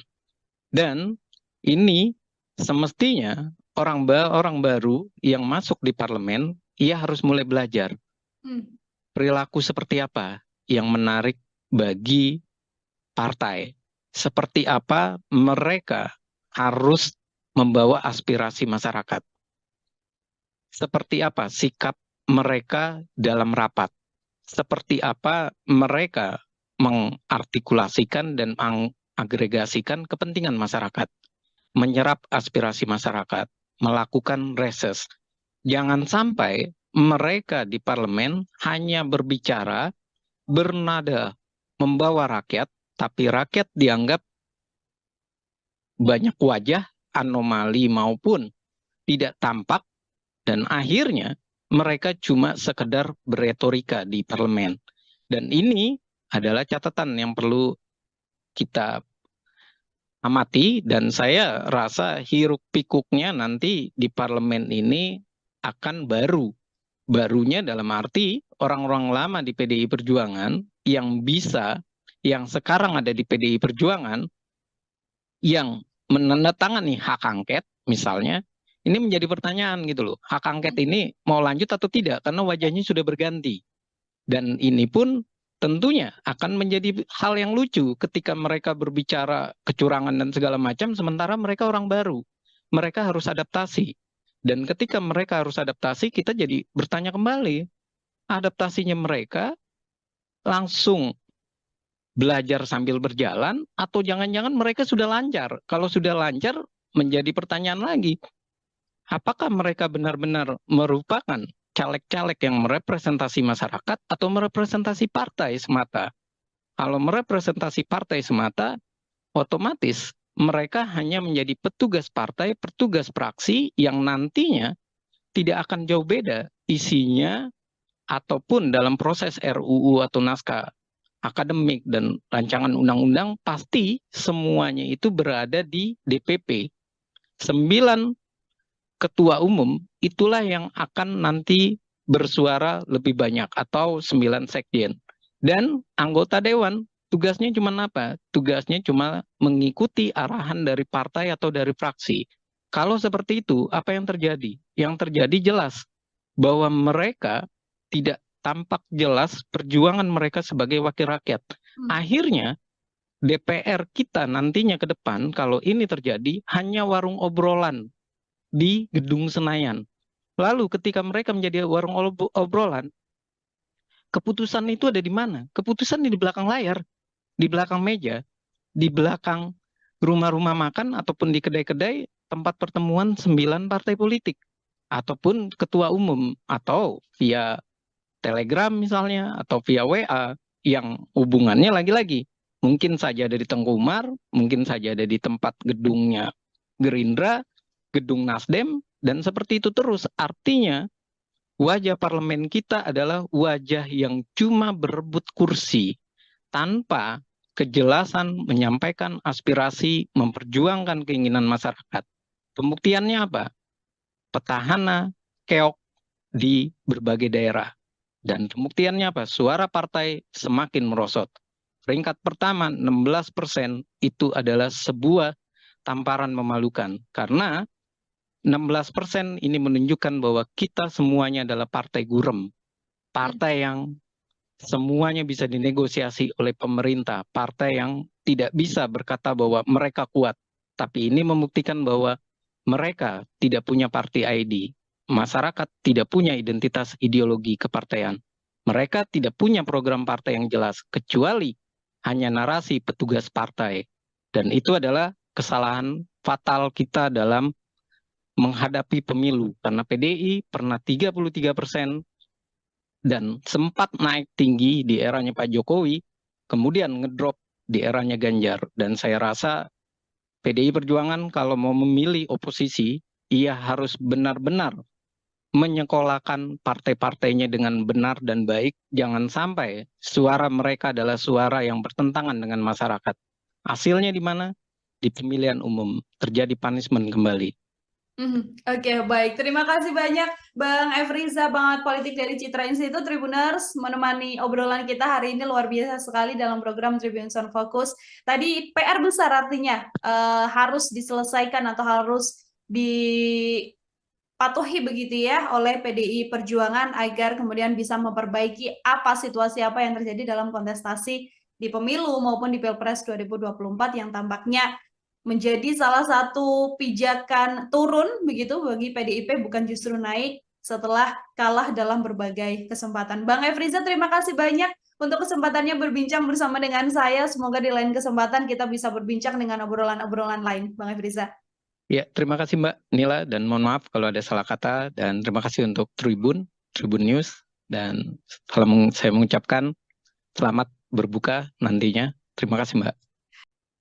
Program Tribun Sound Focus Tribuners hari ini membersamai Anda kembali bersama dengan saya Nila Irda. Tribuners, nama-nama calon legislatif atau caleg populer dari Partai PDI Perjuangan ini beberapa diprediksi tidak lolos masuk ke kursi Senayan. Sejumlah kader PDIP tersebut merupakan elit partai yang juga sangat populer karena kerap kali warawiri dan menghiasi media tanah air. Belum lagi beberapa di antaranya juga merupakan petahana dari anggota DPR RI yang saat ini masih duduk di kursi wakil rakyat di Senayan, Jakarta Pusat. Lalu sebenarnya apa yang membuat banyaknya caleg PDIP populer ini keok dari nama-nama baru yang kemudian lolos ke Senayan? Saya akan membahasnya. Tribuners sudah tersambung melalui sambungan Zoom bersama dengan saya. Ada pengamat politik dari Citra Institute, ada Bang Efriza. Bang Efriza, selamat datang. Terima kasih sudah bergabung, Bang Efriza.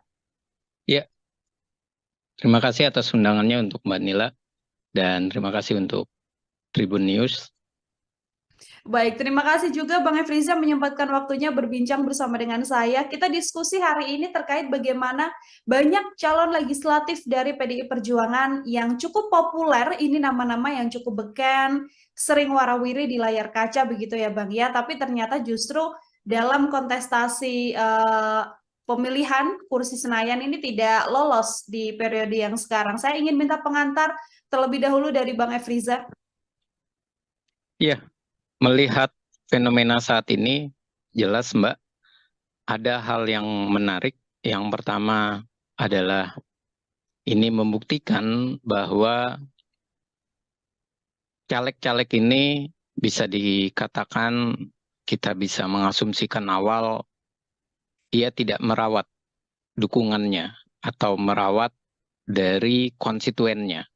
Nah, yang kedua adalah kalau kita melihat fakta-fakta tersebut, bisa saja ini terjadi karena caleg-caleg ini merasa bahwa ia populer, ia akan terpilih kembali, dan ia dengan mudahnya tidak mempersiapkan diri dalam hal kampanye, ataupun ia benar-benar merasa bahwa tim suksesnya maupun struktur partai sudah pasti akan memilih dirinya.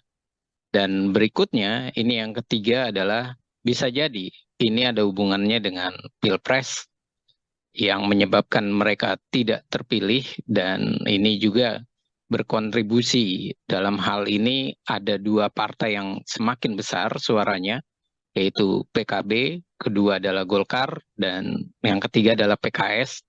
Nah, ini adalah sebuah fenomena yang bisa kita lihat ada hubungannya dengan Pilpres, ada hubungannya dengan bagaimana ia mendapatkan limpahan suara dari mendukung salah satu pasangan calon atau dia dijadikan sebagai cawapres. Dan yang berikutnya juga bisa kita asumsikan bahwa ini semakin memperlihatkan ada masalah dalam pengkaderan PDI Perjuangan ataupun PDI Perjuangan dalam menyiapkan calon-calonnya. Nah, ini menjadi tanda tanya besar, adakah memang partai benar-benar memahami dari kondisi di dalam internalnya? Apakah memang orang itu kalau diajukan kembali akan terpilih atau tidak? Dan ini adalah fakta yang saya rasa ini kesempatan untuk introspeksi bagi PDI Perjuangan, dan ini adalah momen yang pas dengan caleg populernya gagal. Seperti itu Mbak pembukanya. Oke, baik Bang Efriza. Tadi Abang sempat menyinggung faktor Pilpres begitu ya, bisa jadi salah satu penyebab gagalnya caleg-caleg ini. Apakah kemudian ini berkaitan soal perbedaan pilihan dari masyarakat yang memang memilih pasangan untuk Pilpres yang berbeda, lalu senada dengan tidak memilih caleg-caleg dari PDI Perjuangan, atau ini juga berkaitan bagaimana kemudian sosok-sosok populer ini kerap kali muncul ke publik dengan narasi yang juga mengkritisi pemerintahan, menggaungkan soal kecurangan dan lain sebagainya, Bang. Hal-hal apa yang menurut Bang Efriza ini menjadi faktor Pilpres juga berpengaruh? Iya, faktor Pilpres yang tadi saya katakan berpengaruh ini banyak hal ya. Yang pertama, faktor Pilpres ini adalah menguntungkan bagi, contoh saja, bagi Pak Muhaimin Iskandar ketika ia dicalonkan menjadi cawapres, suaranya langsung melejit dan mendapatkan beberapa porsi di daerah-daerah. Nah, sementara PKS juga dengan mengusung Anies Baswedan, dengan kuatnya ia untuk mengkaitkan Anies Baswedan dengan PKS, mendapatkan hal yang sangat menguntungkan. limpahan suara dan ia merajai DPRD DKI Jakarta misalnya. Nah, lalu bagaimana dengan PDI Perjuangan? Ini membuktikan yang pertama, asumsi kita adalah Pak Ganjar ini tidak punya efek elektoral ke partai. Dan yang kedua, momen perpisahan Pak Ganjar, momen perpisahannya PDI Perjuangan dengan Pak Joko Widodo ini semakin membuktikan bahwa masyarakat juga melakukan hal yang sama. Ia tidak lagi merasa ia sangat dekat dengan PDI Perjuangan. Artinya, kalau seperti ini, berarti party ID atau ID party, ikatan secara kepartean, secara ideologi, itu dipertanyakan, mendapatkan limpahan suara 19%. Dan berikutnya jelas bahwa faktor Ganjar dan Mahfud yang temperamen, yang emosional, ini juga mempengaruhi warga atau masyarakat beralih untuk memilih caleg yang lebih dikenal, lebih dekat, dan tidak mempunyai track record yang marah-marah ataupun yang memberikan sentimen negatif kepada pemerintah. Makanya caleg-caleg populer PDI Perjuangan yang beririsan dengan Pak Joko Widodo, yang dia komplain atau marah dengan Pak Jokowi, malah terlihat ia terlempar. Dan ini adalah suatu fenomena menarik yang bisa dibaca. Mereka ternyata sibuk mengurusi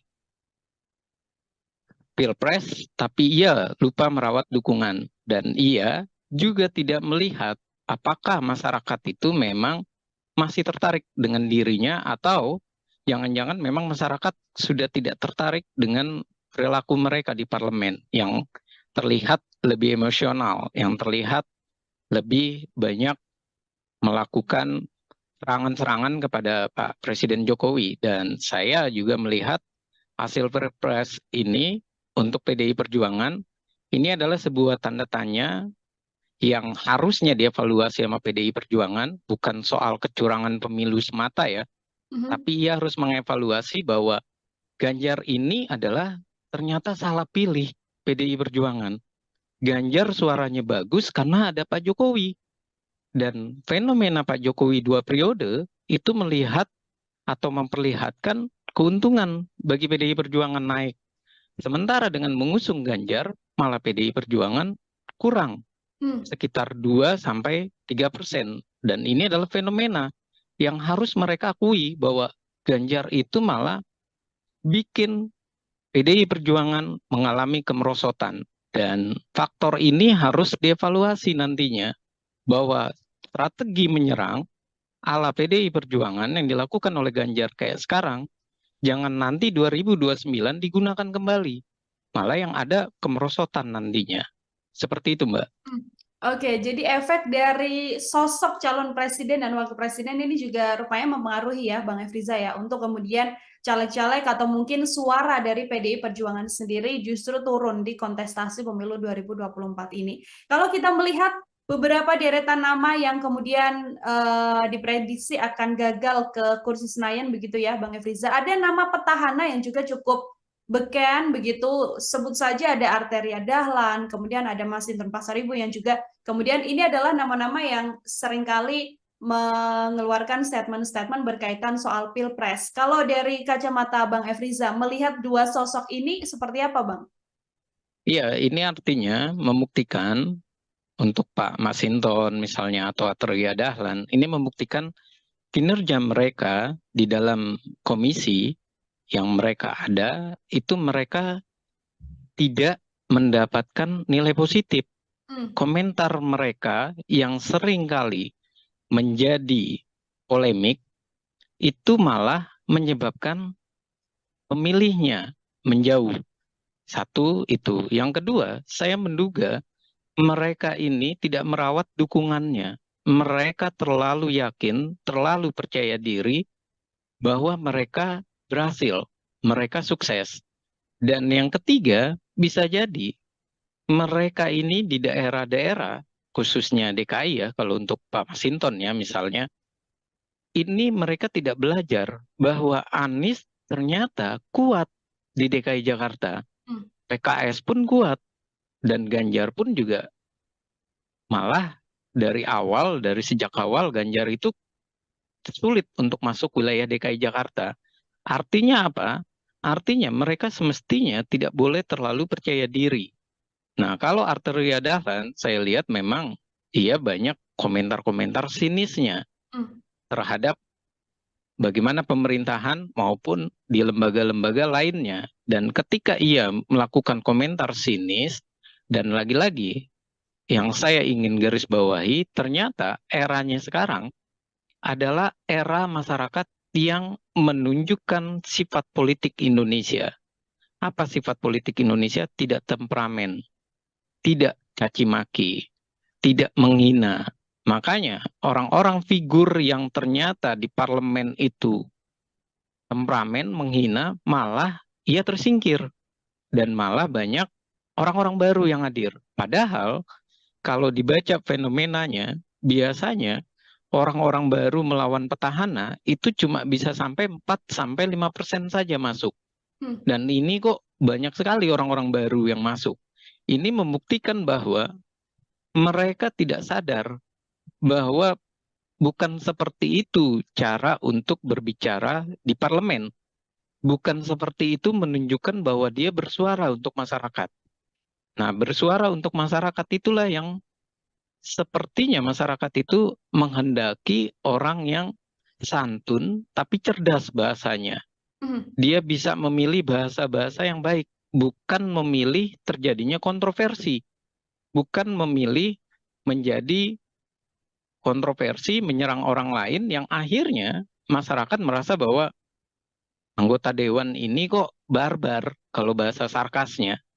Kok kayak di jalanan parlemennya tidak terlihat nampak bagaimana ia berpendidikannya ataupun nampak bagaimana ia mengeluarkan statement yang enak disajikan atau dilihat oleh masyarakat. Dan jangan kita lupakan bahwa pemilih sekarang ini adalah banyak pemilih pemuda, Hmm. pemilih pemula, dan pemilih generasi Z maupun generasi yang sekarang milenial, Z ataupun yang muda-muda itu. Nah, ini membuktikan apa? Membuktikan bahwa mereka sudah tidak senang dengan gaya-gaya para politisi yang bisa dikatakan arogan.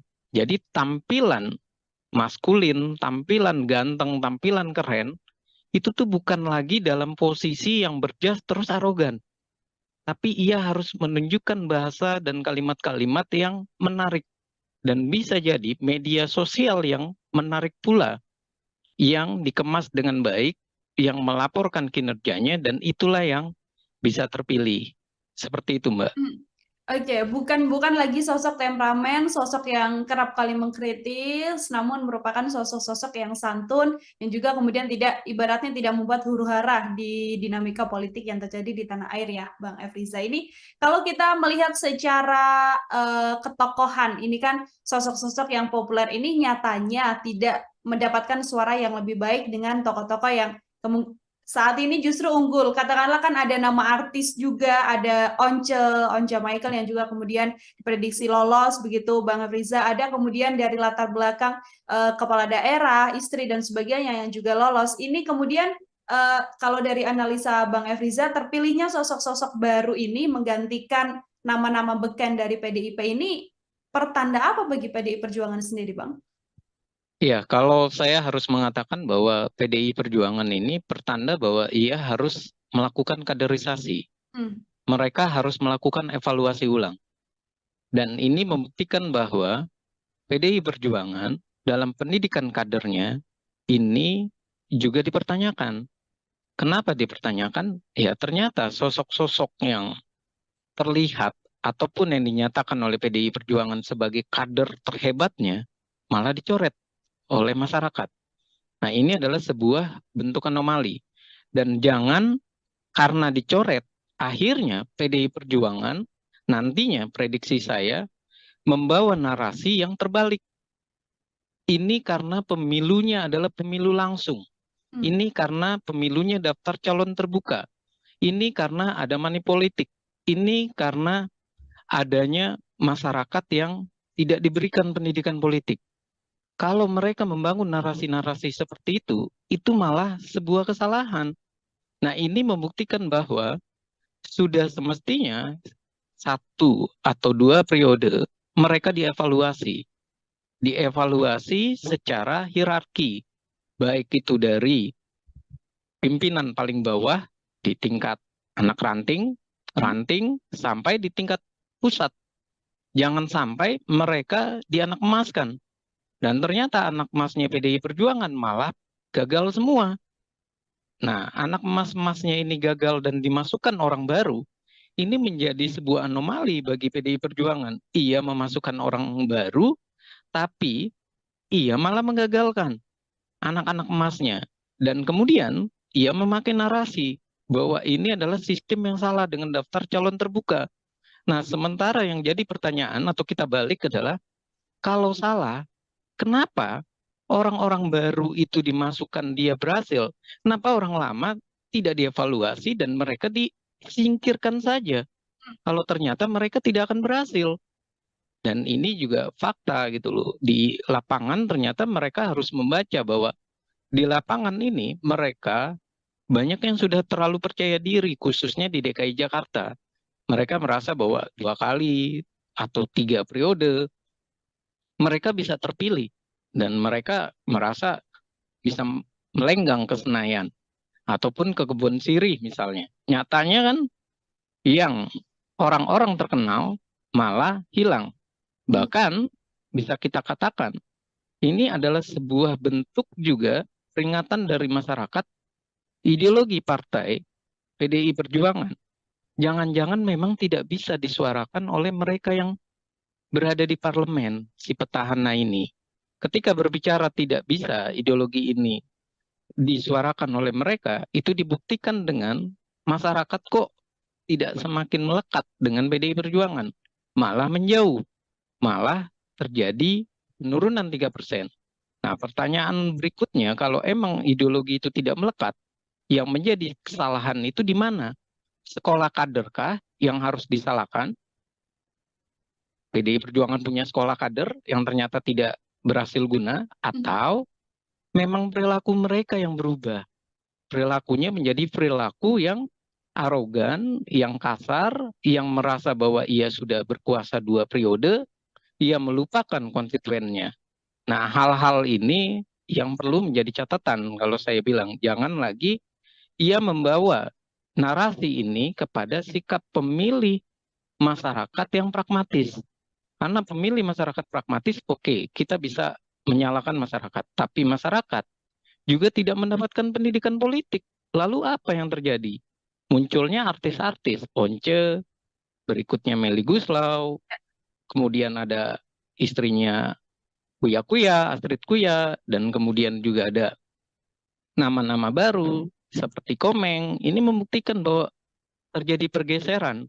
Masyarakat awalnya sempat tidak percaya lagi artis, malah masyarakat kembali ke artis. Ini artinya jangan-jangan politik kita terlalu riuh, tapi isinya tidak menjamin kehidupan masyarakat, tidak menjamin kesejahteraan masyarakat. Akhirnya masyarakat berpikir, daripada memilih para politisi aktivis, lebih baik memilih para artis.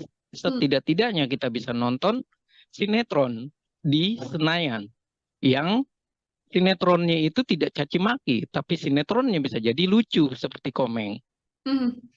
Oke, ingin melihat gambaran baru artinya ya, Bang Efriza ya, bagaimana kemudian parlemen atau dalam setiap agenda rapat tidak hanya diisi dengan kritik-kritik dan juga argumen-argumen yang kemudian menyerang satu dan juga dua pihak, namun kemudian menjadi suguhan yang lebih jenakah dalam tanda kutip begitu untuk mewarnai kontestasi politik di tanah air ini. Bang Efriza tadi sempat disinggung bagaimana PDIP meletakkan nama-nama baru begitu ya. Lalu nama-nama lama yang juga masih ikut dalam pencalekan di 2024 ini. Apakah selain memang gagal membuat strategi di Pilpres, langkah yang dilakukan oleh PDIP ini juga sebuah kegagalan di pemilihan legislatif, Bang Efriza? Iya, Kalau kita lihat, menarik pertanyaannya, Mbak. Yang menarik dari pertanyaan ini adalah kalau kita lihat sekitar Desember sampai Februari, PDI Perjuangan itu nomor satu. Dan ia bahkan diprediksi sampai 25%, minimal 23%. Artinya antusias masyarakat itu tinggi. Namun, kenapa dia malah merosot? Dan nggak ada yang memprediksi merosotnya sampai 3%. Dan ini membuktikan memang ada strategi yang salah dari PDI Perjuangan. Strategi yang salah ya tentu dari Pilpres. Efek elektoralnya juga salah. Tidak terdapat kan efek elektoral. Nah, yang kedua adalah juga sebuah kesalahan dari mereka memasukkan wajah-wajah baru, kemudian wajah-wajah baru ini bisa jadi tidak disinergikan dengan orang-orang lama. Jadi PDI Perjuangan itu mengalami satu sisi ia menghadapi kompetisi di luar dengan banyaknya kader-kader dari berbagai partai, ada 18 partai kan. Nah, sementara dia juga harus menghadapi di internal. Kalau bahasa kasarnya itu saling injek di internal. Nah, mereka ketika melakukan serangan demi serangan antar mereka, mereka tidak memikirkan lagi bahwa semestinya mereka berjuang untuk sama-sama lolos, mereka berjuang untuk sama-sama menjelaskan ideologinya, perjuangannya, visi misinya. Dan sepertinya mereka larut dalam kompetisi yang saling menikam di internal, di dalam. Dan ini pun yang saya merasa jawabannya itu sudah dijawab oleh PDI Perjuangan sendiri. Ketika ia minta jangan sistem dengan daftar calon terbuka, ia minta calon tertutup.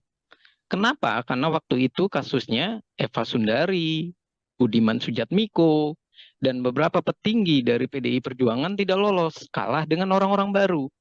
Nah, kalau sampai mereka kalah dengan orang-orang baru, ini membuktikan bahwa PDI Perjuangan ini terbuai dengan mereka yang lama-lama. Sementara yang baru-baru itu diambilnya adalah yang bisa langsung mendongkrak suara. Dan inilah yang terjadi. Mereka yang punya duit, luar biasa duitnya banyak, menghadapi para aktivis atau kader yang sudah benar-benar merasa bahwa di DPR dia aman, tapi ternyata dia kalah satu sisi, kalah pamor, kalah popularitas, dia kalah juga dalam hal logistik, dan dia kalah dalam kesiapan mental. Dan ini yang terjadi, dan ini bukan sekali dua kali. Banyak anggota PDI Perjuangan misalnya, dia adalah anak menteri, tapi ia dinaikkan ke posisi DPR, ternyata ia kalah dalam kompetisi itu. Apa kalahnya? Mengelawan anak pejabat ataupun bekas anggota DPR atau DPD RI yang secara keuangannya, logistiknya itu begitu besar. Dan permasalahan berikutnya, mereka tidak merawat jaringan dan tidak merawat strukturalnya. Apa yang terjadi? Strukturalnya banyak yang beralih. Akhirnya terpilihlah orang baru. Dan terpilihnya orang baru, ini pula tidak disikapi dengan tetap menggunakan sosok-sosok lama. Nah, ini malah sosok-sosok lama ini dalam hal rakernas ataupun dalam hal Munas ataupun Kongres dan segala macam sebutan yang ada di partai, mereka malah disingkirkan. Contoh Budiman Sujatmiko, Marwar Sirait. Dan ini semakin membuat mereka itu sudah kalah juga tidak dipercaya. Sudah awalnya diapresiasi, ternyata malah mendapat punishment. Dan ketika mendapat punishment, mereka pun disingkirkan, diabaikan. Nah, ini adalah sebuah fenomena salah, keliru dalam membina kader. Kalau seperti ini terus, akhirnya mendingan Partai Demokrasi Indonesia Perjuangan memproduksi orang-orang baru saja. Nggak usah lagi mencalonkan orang-orang lama. Ternyata orang-orang lamanya pun kalah gitu loh. Dan kalau saya bilang bahwa mereka mau menggunakan sistem proporsional tertutup yang selalu mereka gunakan, itu adalah strategi keliru dari PDI Perjuangan untuk mensiasati hilangnya para kader. Semestinya Mereka harus bertanya, sekolah partai itu untuk apa jadinya? Hmm. Pengkaderan itu berhasil atau tidak? Kemudian, evaluasi terhadap kinerja mereka di parlemen ada atau tidak? Jangan-jangan itu semua selesai karena atas nama kenal, atas nama mereka adalah jabat pimpinan partai atau punya kedekatan. Dan inilah yang menjadi fenomena menarik dan saya rasa ini harus dilecutkan oleh PDI Perjuangan untuk daripada hak angket kecurangan pemilu, lebih baik memperbaiki diri mereka. 3% kalah ini lebih baik ia menarik diri dari hak angket, terus ia bilang, kita dalam posisi menata ulang PDI Perjuangan. Itu baru jempolan.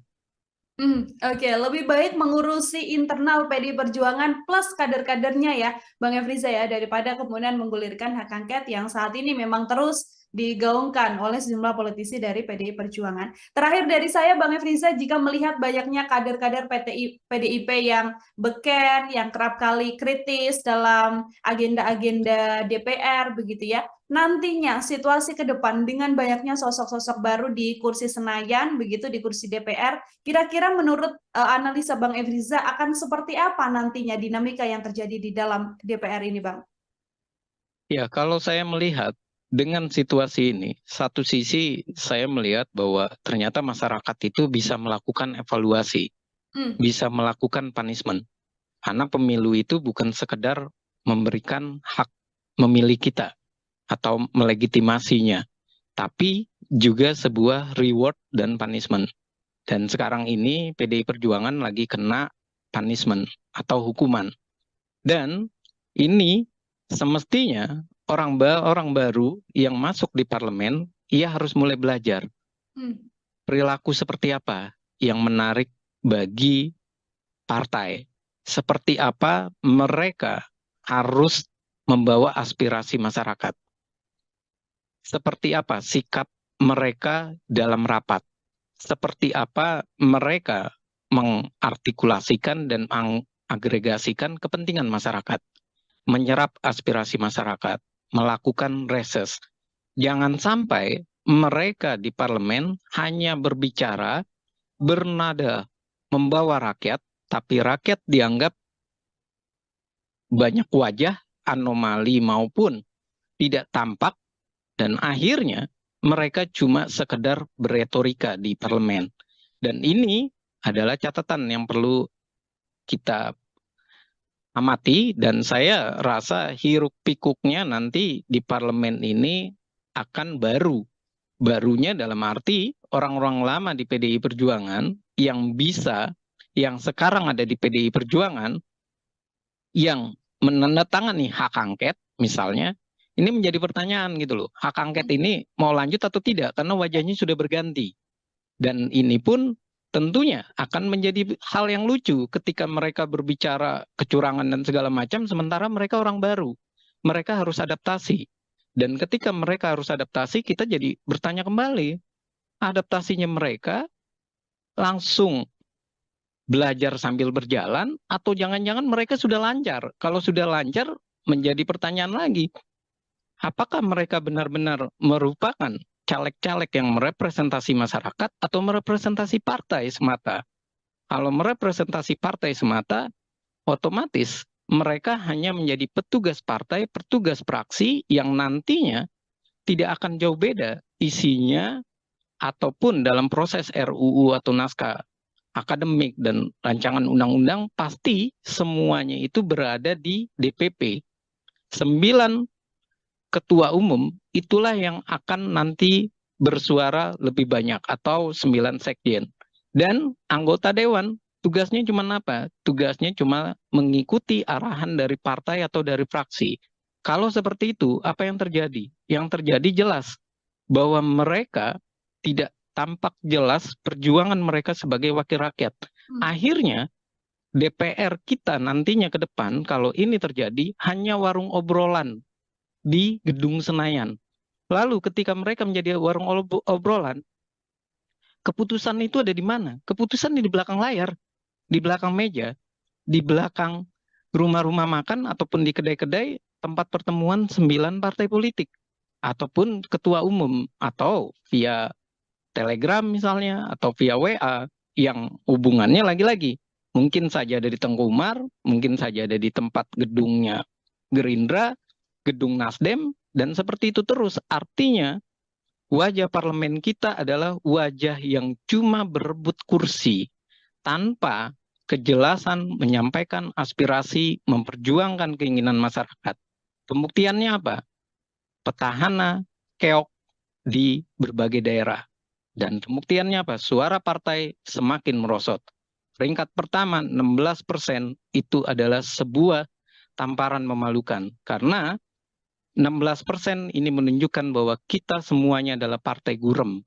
Partai yang semuanya bisa dinegosiasi oleh pemerintah. Partai yang tidak bisa berkata bahwa mereka kuat. Tapi ini membuktikan bahwa mereka tidak punya party ID. Masyarakat tidak punya identitas ideologi kepartaian. Mereka tidak punya program partai yang jelas, kecuali hanya narasi petugas partai. Dan itu adalah kesalahan fatal kita dalam menghadapi pemilu. Karena PDI pernah 33% dan sempat naik tinggi di eranya Pak Jokowi, kemudian ngedrop di eranya Ganjar. Dan saya rasa PDI Perjuangan kalau mau memilih oposisi, ia harus benar-benar menyekolahkan partai-partainya dengan benar dan baik. Jangan sampai suara mereka adalah suara yang bertentangan dengan masyarakat. Hasilnya di mana? Di pemilihan umum terjadi punishment kembali. Oke, baik. Terima kasih banyak Bang Efriza, pengamat politik dari Citra Institute Tribuners, menemani obrolan kita hari ini luar biasa sekali dalam program Tribun Sound Focus. Tadi PR besar artinya harus diselesaikan atau harus dipatuhi begitu ya oleh PDI Perjuangan agar kemudian bisa memperbaiki situasi apa yang terjadi dalam kontestasi di pemilu maupun di Pilpres 2024 yang tampaknya menjadi salah satu pijakan turun begitu bagi PDIP, bukan justru naik setelah kalah dalam berbagai kesempatan. Bang Efriza, terima kasih banyak untuk kesempatannya berbincang bersama dengan saya. Semoga di lain kesempatan kita bisa berbincang dengan obrolan-obrolan lain, Bang Efriza. Ya, terima kasih Mbak Nila, dan mohon maaf kalau ada salah kata, dan terima kasih untuk Tribun News, dan saya mengucapkan selamat berbuka nantinya. Terima kasih Mbak. Program Tribun Sound Focus Tribuners hari ini membersamai Anda kembali bersama dengan saya Nila Irda. Tribuners, nama-nama calon legislatif atau caleg populer dari Partai PDI Perjuangan ini beberapa diprediksi tidak lolos masuk ke kursi Senayan. Sejumlah kader PDIP tersebut merupakan elit partai yang juga sangat populer karena kerap kali warawiri dan menghiasi media tanah air. Belum lagi beberapa di antaranya juga merupakan petahana dari anggota DPR RI yang saat ini masih duduk di kursi wakil rakyat di Senayan, Jakarta Pusat. Lalu sebenarnya apa yang membuat banyaknya caleg PDIP populer ini keok dari nama-nama baru yang kemudian lolos ke Senayan? Saya akan membahasnya. Tribuners, sudah tersambung melalui sambungan Zoom bersama dengan saya. Ada pengamat politik dari Citra Institute, ada Bang Efriza. Bang Efriza, selamat datang. Terima kasih sudah bergabung, Bang Efriza.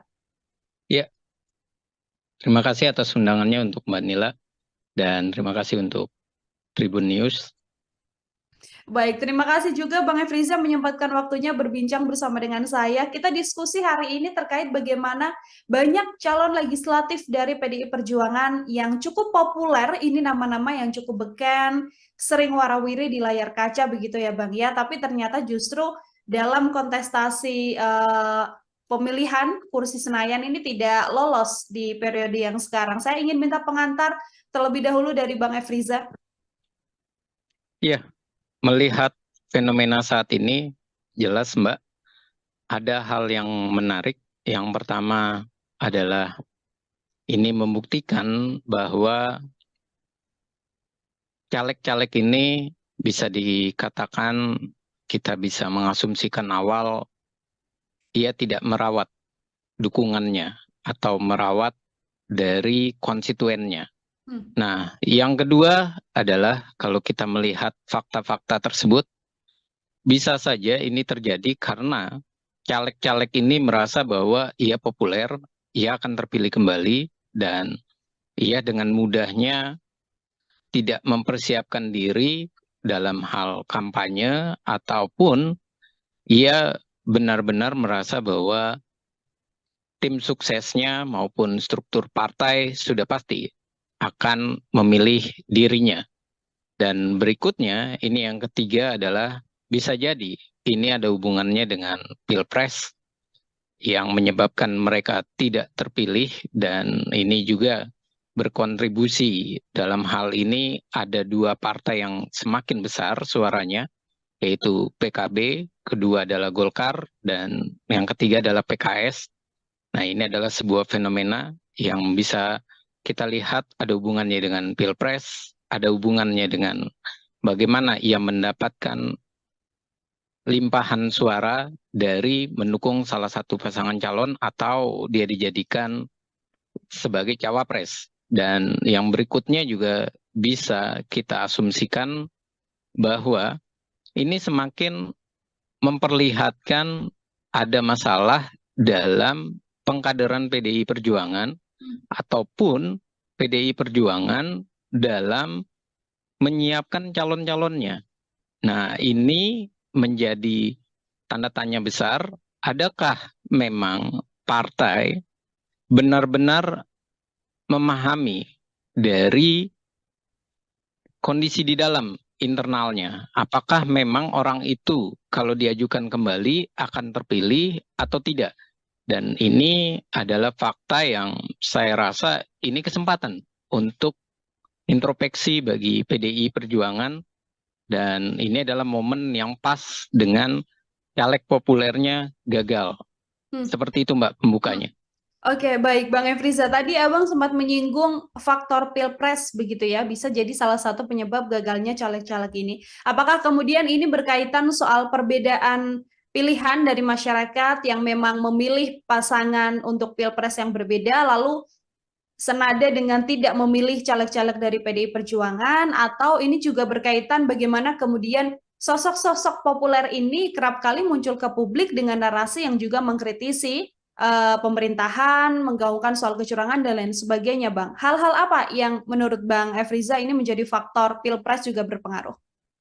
Iya, faktor Pilpres yang tadi saya katakan berpengaruh ini banyak hal ya. Yang pertama, faktor Pilpres ini adalah menguntungkan bagi, contoh saja, bagi Pak Muhaimin Iskandar ketika ia dicalonkan menjadi cawapres, suaranya langsung melejit dan mendapatkan beberapa porsi di daerah-daerah. Nah, sementara PKS juga dengan mengusung Anies Baswedan, dengan kuatnya ia untuk mengkaitkan Anies Baswedan dengan PKS, mendapatkan hal yang sangat menguntungkan. Limpahan suara dan ia merajai DPRD DKI Jakarta misalnya. Nah, lalu bagaimana dengan PDI Perjuangan? Ini membuktikan yang pertama, asumsi kita adalah Pak Ganjar ini tidak punya efek elektoral ke partai. Dan yang kedua, momen perpisahan Pak Ganjar, momen perpisahannya PDI Perjuangan dengan Pak Joko Widodo, ini semakin membuktikan bahwa masyarakat juga melakukan hal yang sama. Ia tidak lagi merasa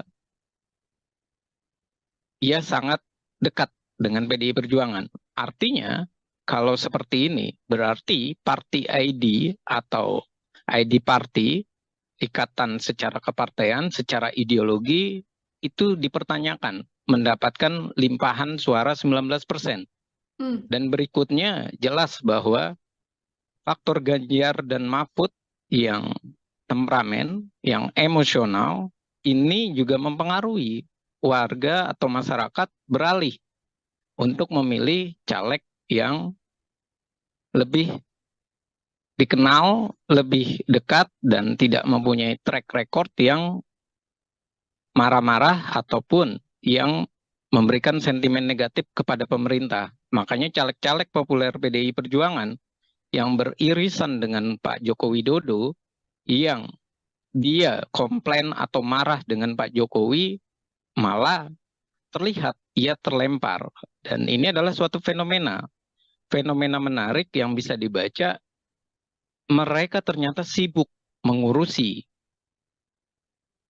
Pilpres, tapi ia lupa merawat dukungan. Dan ia juga tidak melihat apakah masyarakat itu memang masih tertarik dengan dirinya atau jangan-jangan memang masyarakat sudah tidak tertarik dengan perilaku mereka di parlemen yang terlihat lebih emosional, yang terlihat lebih banyak melakukan serangan-serangan kepada Pak Presiden Jokowi. Dan saya juga melihat hasil Perpres ini untuk PDI Perjuangan ini adalah sebuah tanda tanya yang harusnya dievaluasi sama PDI Perjuangan, bukan soal kecurangan pemilu semata ya, Mhm. tapi ia harus mengevaluasi bahwa Ganjar ini adalah ternyata salah pilih PDI Perjuangan.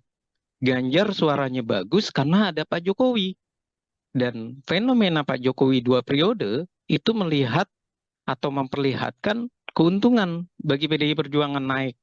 Sementara dengan mengusung Ganjar, malah PDI Perjuangan kurang Hmm. sekitar 2-3%. Dan ini adalah fenomena yang harus mereka akui bahwa Ganjar itu malah bikin PDI Perjuangan mengalami kemerosotan. Dan faktor ini harus dievaluasi nantinya bahwa strategi menyerang ala PDI Perjuangan yang dilakukan oleh Ganjar kayak sekarang, jangan nanti 2029 digunakan kembali. Malah yang ada kemerosotan nantinya. Seperti itu, Mbak. Hmm. Oke, jadi efek dari sosok calon presiden dan wakil presiden ini juga rupanya mempengaruhi ya, Bang Efriza ya, untuk kemudian caleg-caleg atau mungkin suara dari PDI Perjuangan sendiri justru turun di kontestasi pemilu 2024 ini. Kalau kita melihat beberapa deretan nama yang kemudian diprediksi akan gagal ke kursi Senayan begitu ya, Bang Efriza, ada nama petahana yang juga cukup beken begitu, sebut saja ada Arteria Dahlan, kemudian ada Masinton Pasaribu yang juga kemudian ini adalah nama-nama yang seringkali mengeluarkan statement-statement berkaitan soal Pilpres. Kalau dari kacamata Bang Efriza, melihat dua sosok ini seperti apa, Bang? Iya, ini artinya membuktikan untuk Pak Masinton misalnya atau Atreya Dahlan, ini membuktikan kinerja mereka di dalam komisi yang mereka ada, itu mereka tidak mendapatkan nilai positif. Hmm. Komentar mereka yang sering kali menjadi polemik itu malah menyebabkan pemilihnya menjauh. Satu itu. Yang kedua, saya menduga mereka ini tidak merawat dukungannya. Mereka terlalu yakin, terlalu percaya diri bahwa mereka berhasil, mereka sukses. Dan yang ketiga, bisa jadi mereka ini di daerah-daerah, khususnya DKI ya, kalau untuk Pak Masinton ya misalnya, ini mereka tidak belajar bahwa Anies ternyata kuat di DKI Jakarta. Hmm. PKS pun kuat, dan Ganjar pun juga malah dari sejak awal Ganjar itu sulit untuk masuk wilayah DKI Jakarta. Artinya apa? Artinya mereka semestinya tidak boleh terlalu percaya diri. Nah, kalau Arteria Dahlan, saya lihat memang ia banyak komentar-komentar sinisnya Hmm. terhadap bagaimana pemerintahan maupun di lembaga-lembaga lainnya. Dan ketika ia melakukan komentar sinis, dan lagi-lagi yang saya ingin garis bawahi, ternyata eranya sekarang adalah era masyarakat yang menunjukkan sifat politik Indonesia. Apa sifat politik Indonesia? Tidak temperamen, tidak caci maki, tidak menghina. Makanya orang-orang figur yang ternyata di parlemen itu temperamen, menghina, malah ia tersingkir. Dan malah banyak orang-orang baru yang hadir. Padahal kalau dibaca fenomenanya, biasanya orang-orang baru melawan petahana itu cuma bisa sampai 4-5% saja masuk. Hmm. Dan ini kok banyak sekali orang-orang baru yang masuk. Ini membuktikan bahwa mereka tidak sadar bahwa bukan seperti itu cara untuk berbicara di parlemen. Bukan seperti itu menunjukkan bahwa dia bersuara untuk masyarakat. Nah, bersuara untuk masyarakat itulah yang sepertinya masyarakat itu menghendaki orang yang santun tapi cerdas bahasanya. Hmm. Dia bisa memilih bahasa-bahasa yang baik, bukan memilih terjadinya kontroversi, bukan memilih menjadi kontroversi menyerang orang lain yang akhirnya masyarakat merasa bahwa anggota dewan ini kok barbar, kalau bahasa sarkasnya, kok kayak di jalanan parlemennya tidak terlihat nampak bagaimana ia berpendidikannya ataupun nampak bagaimana ia mengeluarkan statement yang enak disajikan atau dilihat oleh masyarakat. Dan jangan kita lupakan bahwa pemilih sekarang ini adalah banyak pemilih pemuda, pemilih pemula, dan pemilih generasi Z maupun generasi yang sekarang milenial, Z ataupun yang muda-muda itu. Nah, ini membuktikan apa? Membuktikan bahwa mereka sudah tidak senang dengan gaya-gaya para politisi yang bisa dikatakan arogan. Jadi tampilan maskulin, tampilan ganteng, tampilan keren, itu tuh bukan lagi dalam posisi yang berjas terus arogan. Tapi ia harus menunjukkan bahasa dan kalimat-kalimat yang menarik. Dan bisa jadi media sosial yang menarik pula, yang dikemas dengan baik, yang melaporkan kinerjanya, dan itulah yang bisa terpilih. Seperti itu, Mbak. Oke, bukan lagi sosok temperamen, sosok yang kerap kali mengkritis, namun merupakan sosok-sosok yang santun, yang juga kemudian ibaratnya tidak membuat huru-hara di dinamika politik yang terjadi di tanah air ya, Bang Efriza. Ini kalau kita melihat secara ketokohan, ini kan sosok-sosok yang populer ini nyatanya tidak mendapatkan suara yang lebih baik dengan tokoh-tokoh yang saat ini justru unggul. Katakanlah kan ada nama artis juga, ada Once Michael yang juga kemudian diprediksi lolos begitu, Bang Afriza. Ada kemudian dari latar belakang kepala daerah, istri dan sebagainya yang juga lolos. Ini kemudian kalau dari analisa Bang Efriza, terpilihnya sosok-sosok baru ini menggantikan nama-nama beken dari PDIP ini pertanda apa bagi PDI Perjuangan sendiri, Bang? Ya, kalau saya harus mengatakan bahwa PDI Perjuangan ini pertanda bahwa ia harus melakukan kaderisasi. Mereka harus melakukan evaluasi ulang. Dan ini membuktikan bahwa PDI Perjuangan dalam pendidikan kadernya ini juga dipertanyakan.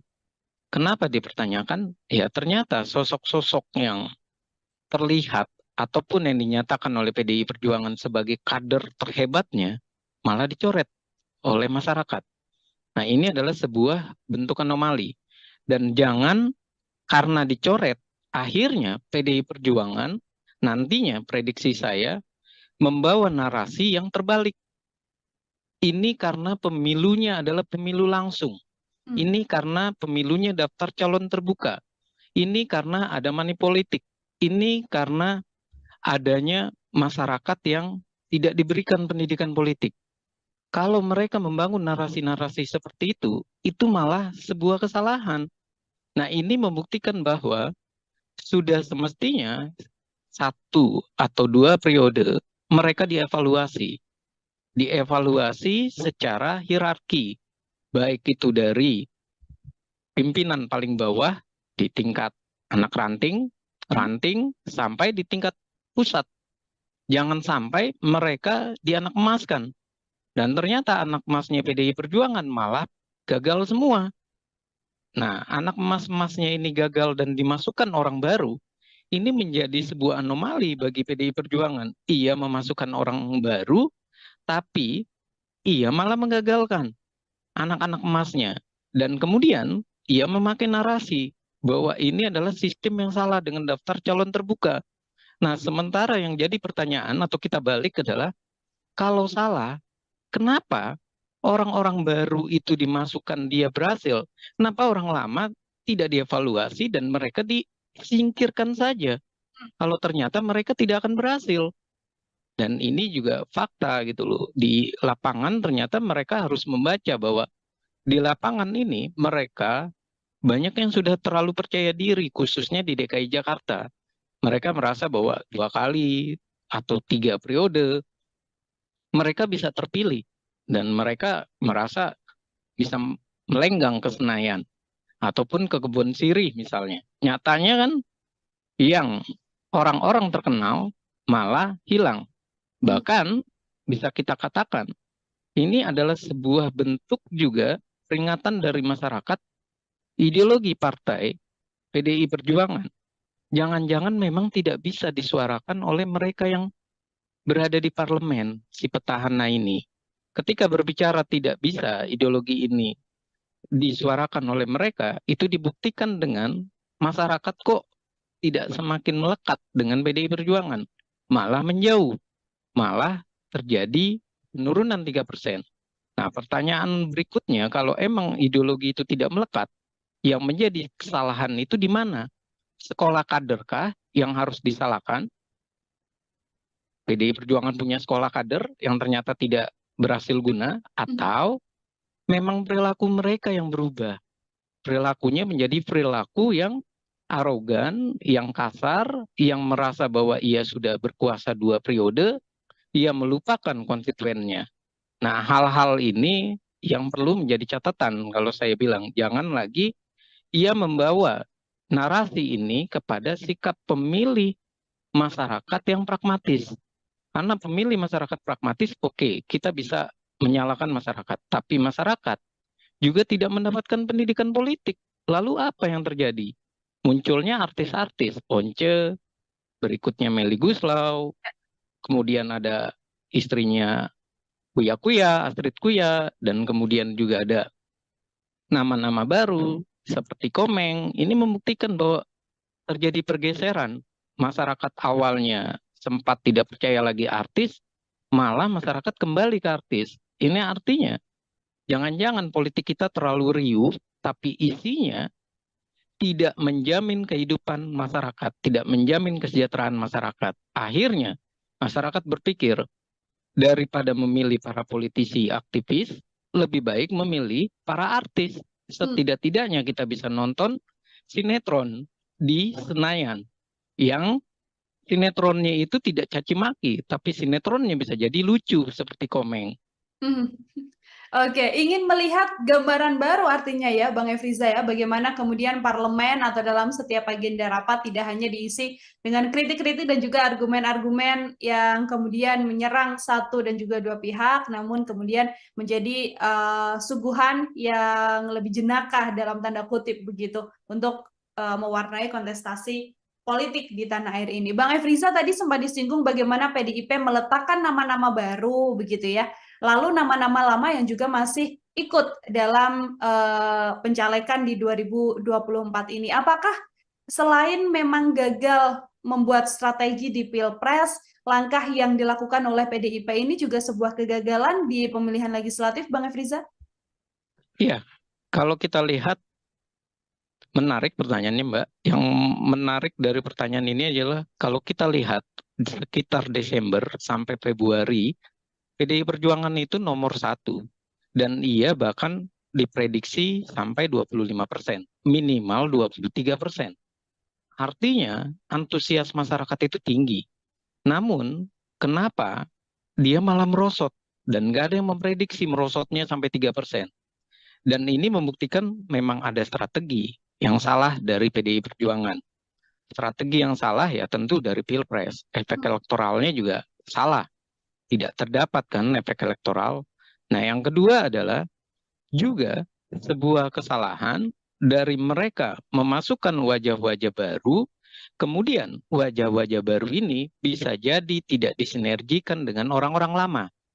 Jadi PDI Perjuangan itu mengalami satu sisi ia menghadapi kompetisi di luar dengan banyaknya kader-kader dari berbagai partai, ada 18 partai kan.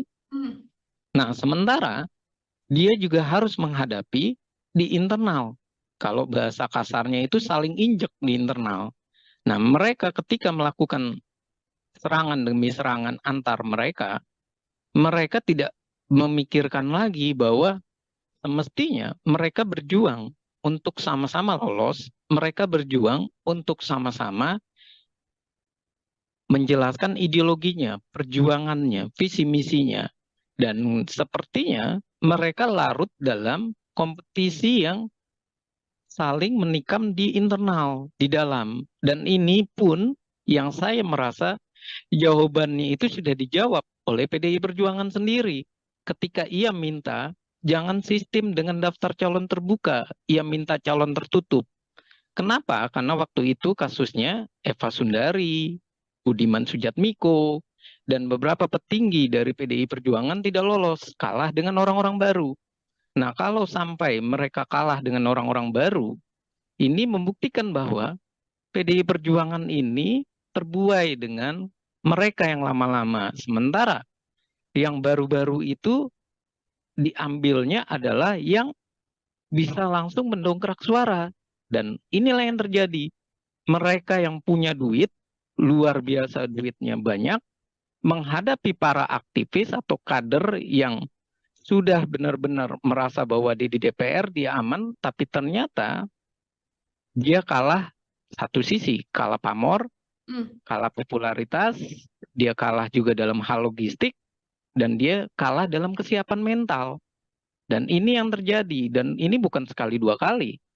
Banyak anggota PDI Perjuangan misalnya, dia adalah anak menteri, tapi ia dinaikkan ke posisi DPR, ternyata ia kalah dalam kompetisi itu. Apa kalahnya? Mengelawan anak pejabat ataupun bekas anggota DPR atau DPD RI yang secara keuangannya, logistiknya itu begitu besar. Dan permasalahan berikutnya, mereka tidak merawat jaringan dan tidak merawat strukturalnya. Apa yang terjadi? Strukturalnya banyak yang beralih. Akhirnya terpilihlah orang baru. Dan terpilihnya orang baru, ini pula tidak disikapi dengan tetap menggunakan sosok-sosok lama. Nah, ini malah sosok-sosok lama ini dalam hal rakernas ataupun dalam hal munas ataupun kongres dan segala macam sebutan yang ada di partai, mereka malah disingkirkan. Contoh Budiman Sujatmiko, Marwar Sirait. Dan ini semakin membuat mereka itu sudah kalah juga tidak dipercaya. Sudah awalnya diapresiasi, ternyata malah mendapat punishment. Dan ketika mendapat punishment, mereka pun disingkirkan, diabaikan. Nah, ini adalah sebuah fenomena salah, keliru dalam membina kader. Kalau seperti ini terus, akhirnya mendingan Partai Demokrasi Indonesia Perjuangan memproduksi orang-orang baru saja. Nggak usah lagi mencalonkan orang-orang lama. Ternyata orang-orang lamanya pun kalah gitu loh.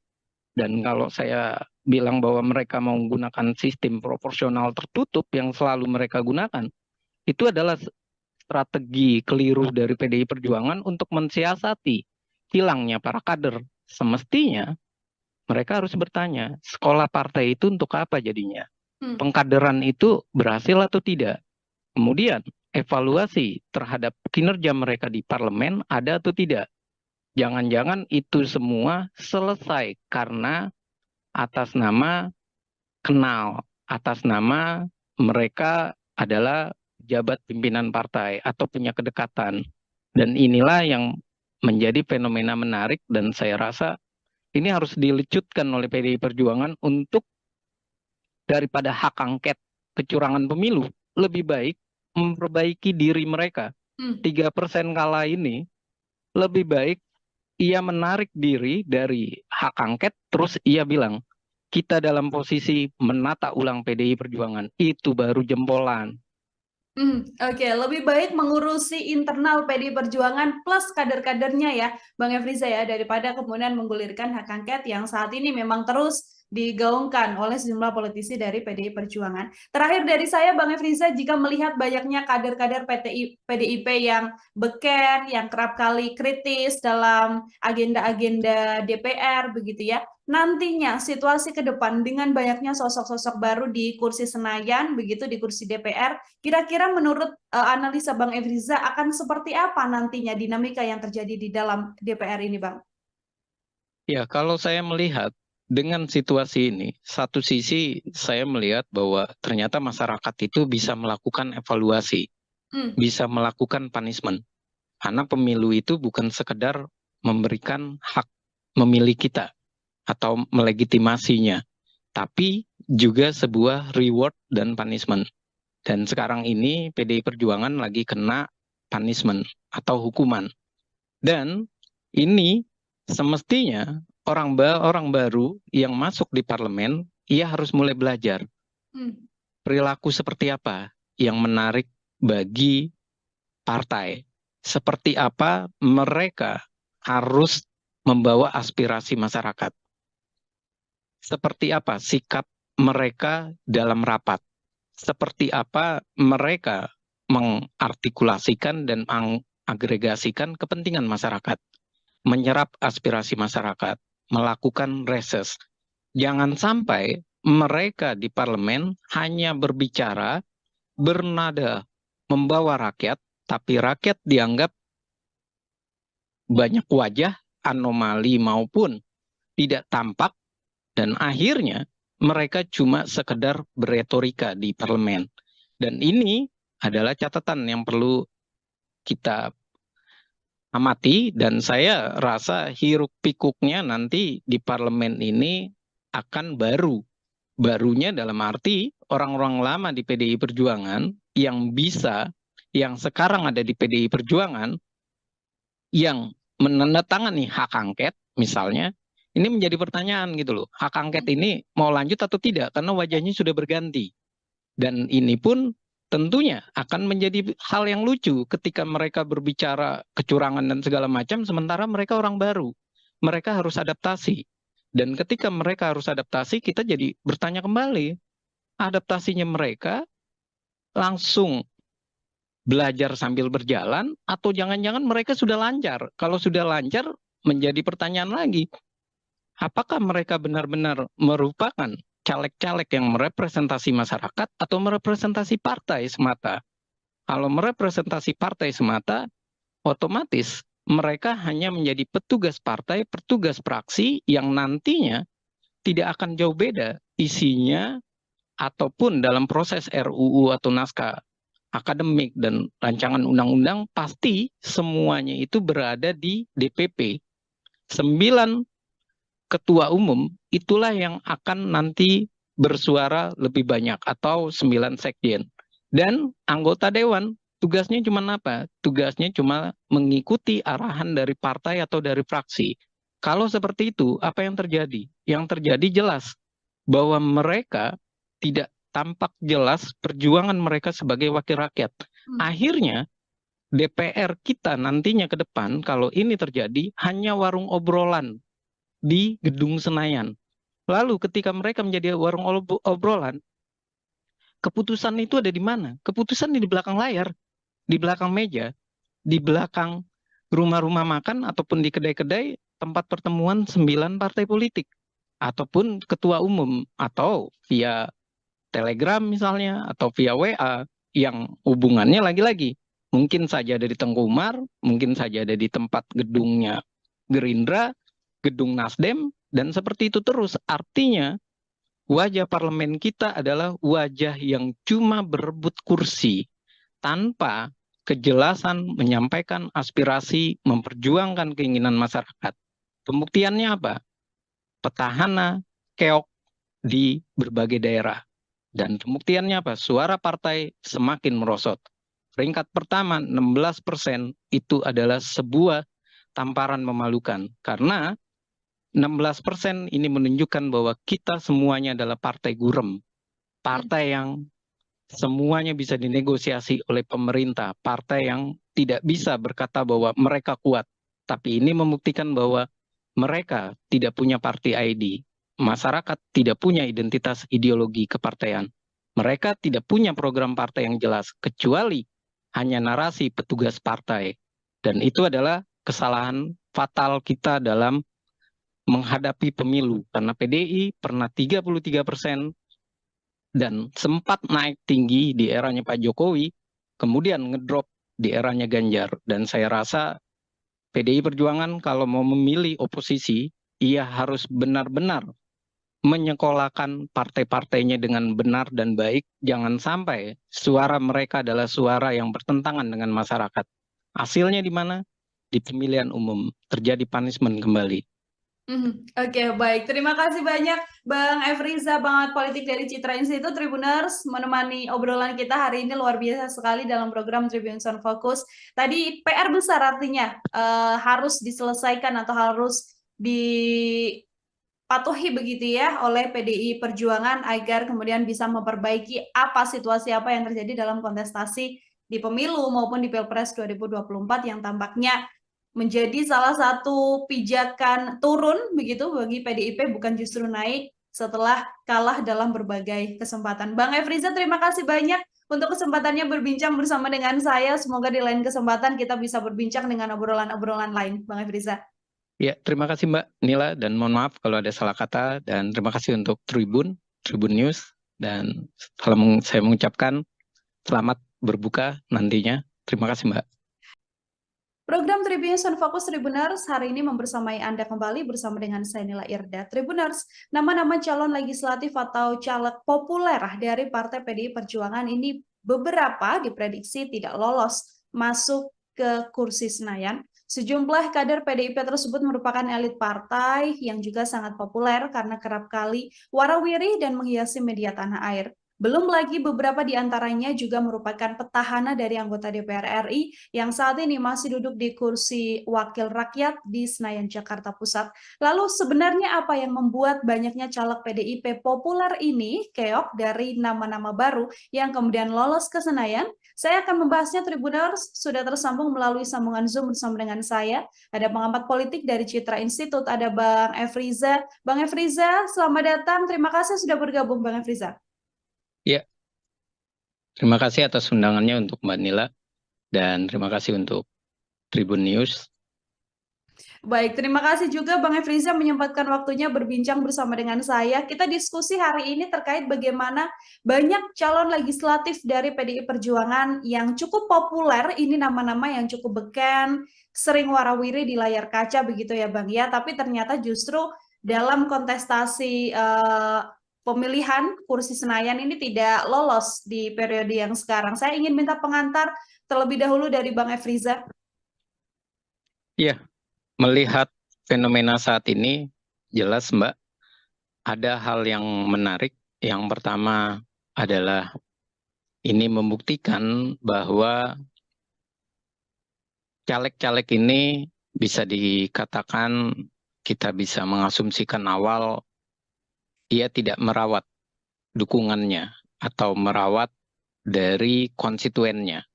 Nah, yang kedua adalah kalau kita melihat fakta-fakta tersebut, bisa saja ini terjadi karena caleg-caleg ini merasa bahwa ia populer, ia akan terpilih kembali, dan ia dengan mudahnya tidak mempersiapkan diri dalam hal kampanye, ataupun ia benar-benar merasa bahwa tim suksesnya maupun struktur partai sudah pasti akan memilih dirinya. Dan berikutnya, ini yang ketiga adalah bisa jadi ini ada hubungannya dengan Pilpres yang menyebabkan mereka tidak terpilih, dan ini juga berkontribusi. Dalam hal ini ada dua partai yang semakin besar suaranya, yaitu PKB, kedua adalah Golkar, dan yang ketiga adalah PKS.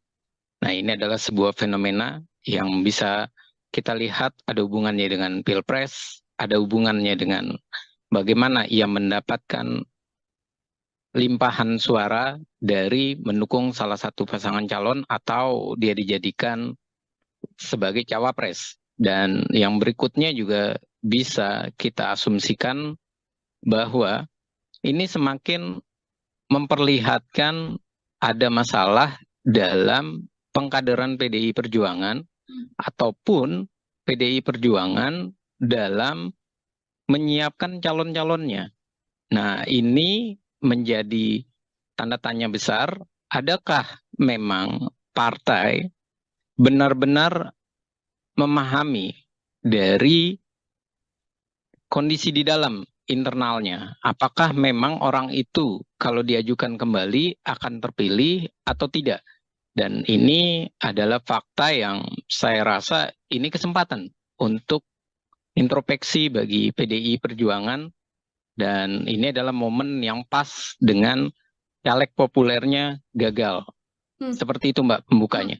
Oke, baik Bang Efriza. Tadi Abang sempat menyinggung faktor Pilpres begitu ya, bisa jadi salah satu penyebab gagalnya caleg-caleg ini.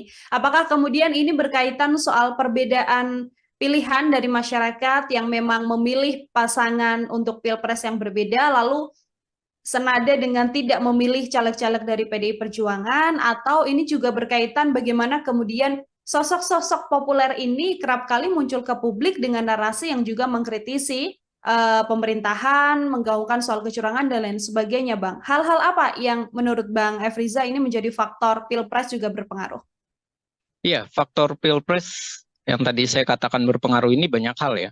Yang pertama, faktor pilpres ini adalah menguntungkan bagi, contoh saja, bagi Pak Muhaimin Iskandar ketika ia dicalonkan menjadi cawapres, suaranya langsung melejit dan mendapatkan beberapa porsi di daerah-daerah. Nah, sementara PKS juga dengan mengusung Anies Baswedan, dengan kuatnya ia untuk mengkaitkan Anies Baswedan dengan PKS, mendapatkan hal yang sangat menguntungkan. Limpahan suara dan ia merajai DPRD DKI Jakarta misalnya. Nah lalu, bagaimana dengan PDI Perjuangan? Ini membuktikan yang pertama, asumsi kita adalah Pak Ganjar ini tidak punya efek elektoral ke partai. Dan yang kedua, momen perpisahan Pak Ganjar, momen perpisahannya PDI Perjuangan dengan Pak Joko Widodo, ini semakin membuktikan bahwa masyarakat juga melakukan hal yang sama. Ia tidak lagi merasa ia sangat dekat dengan PDI Perjuangan. Artinya, kalau seperti ini, berarti party ID atau ID party, ikatan secara kepartaian, secara ideologi, itu dipertanyakan, mendapatkan limpahan suara 19%.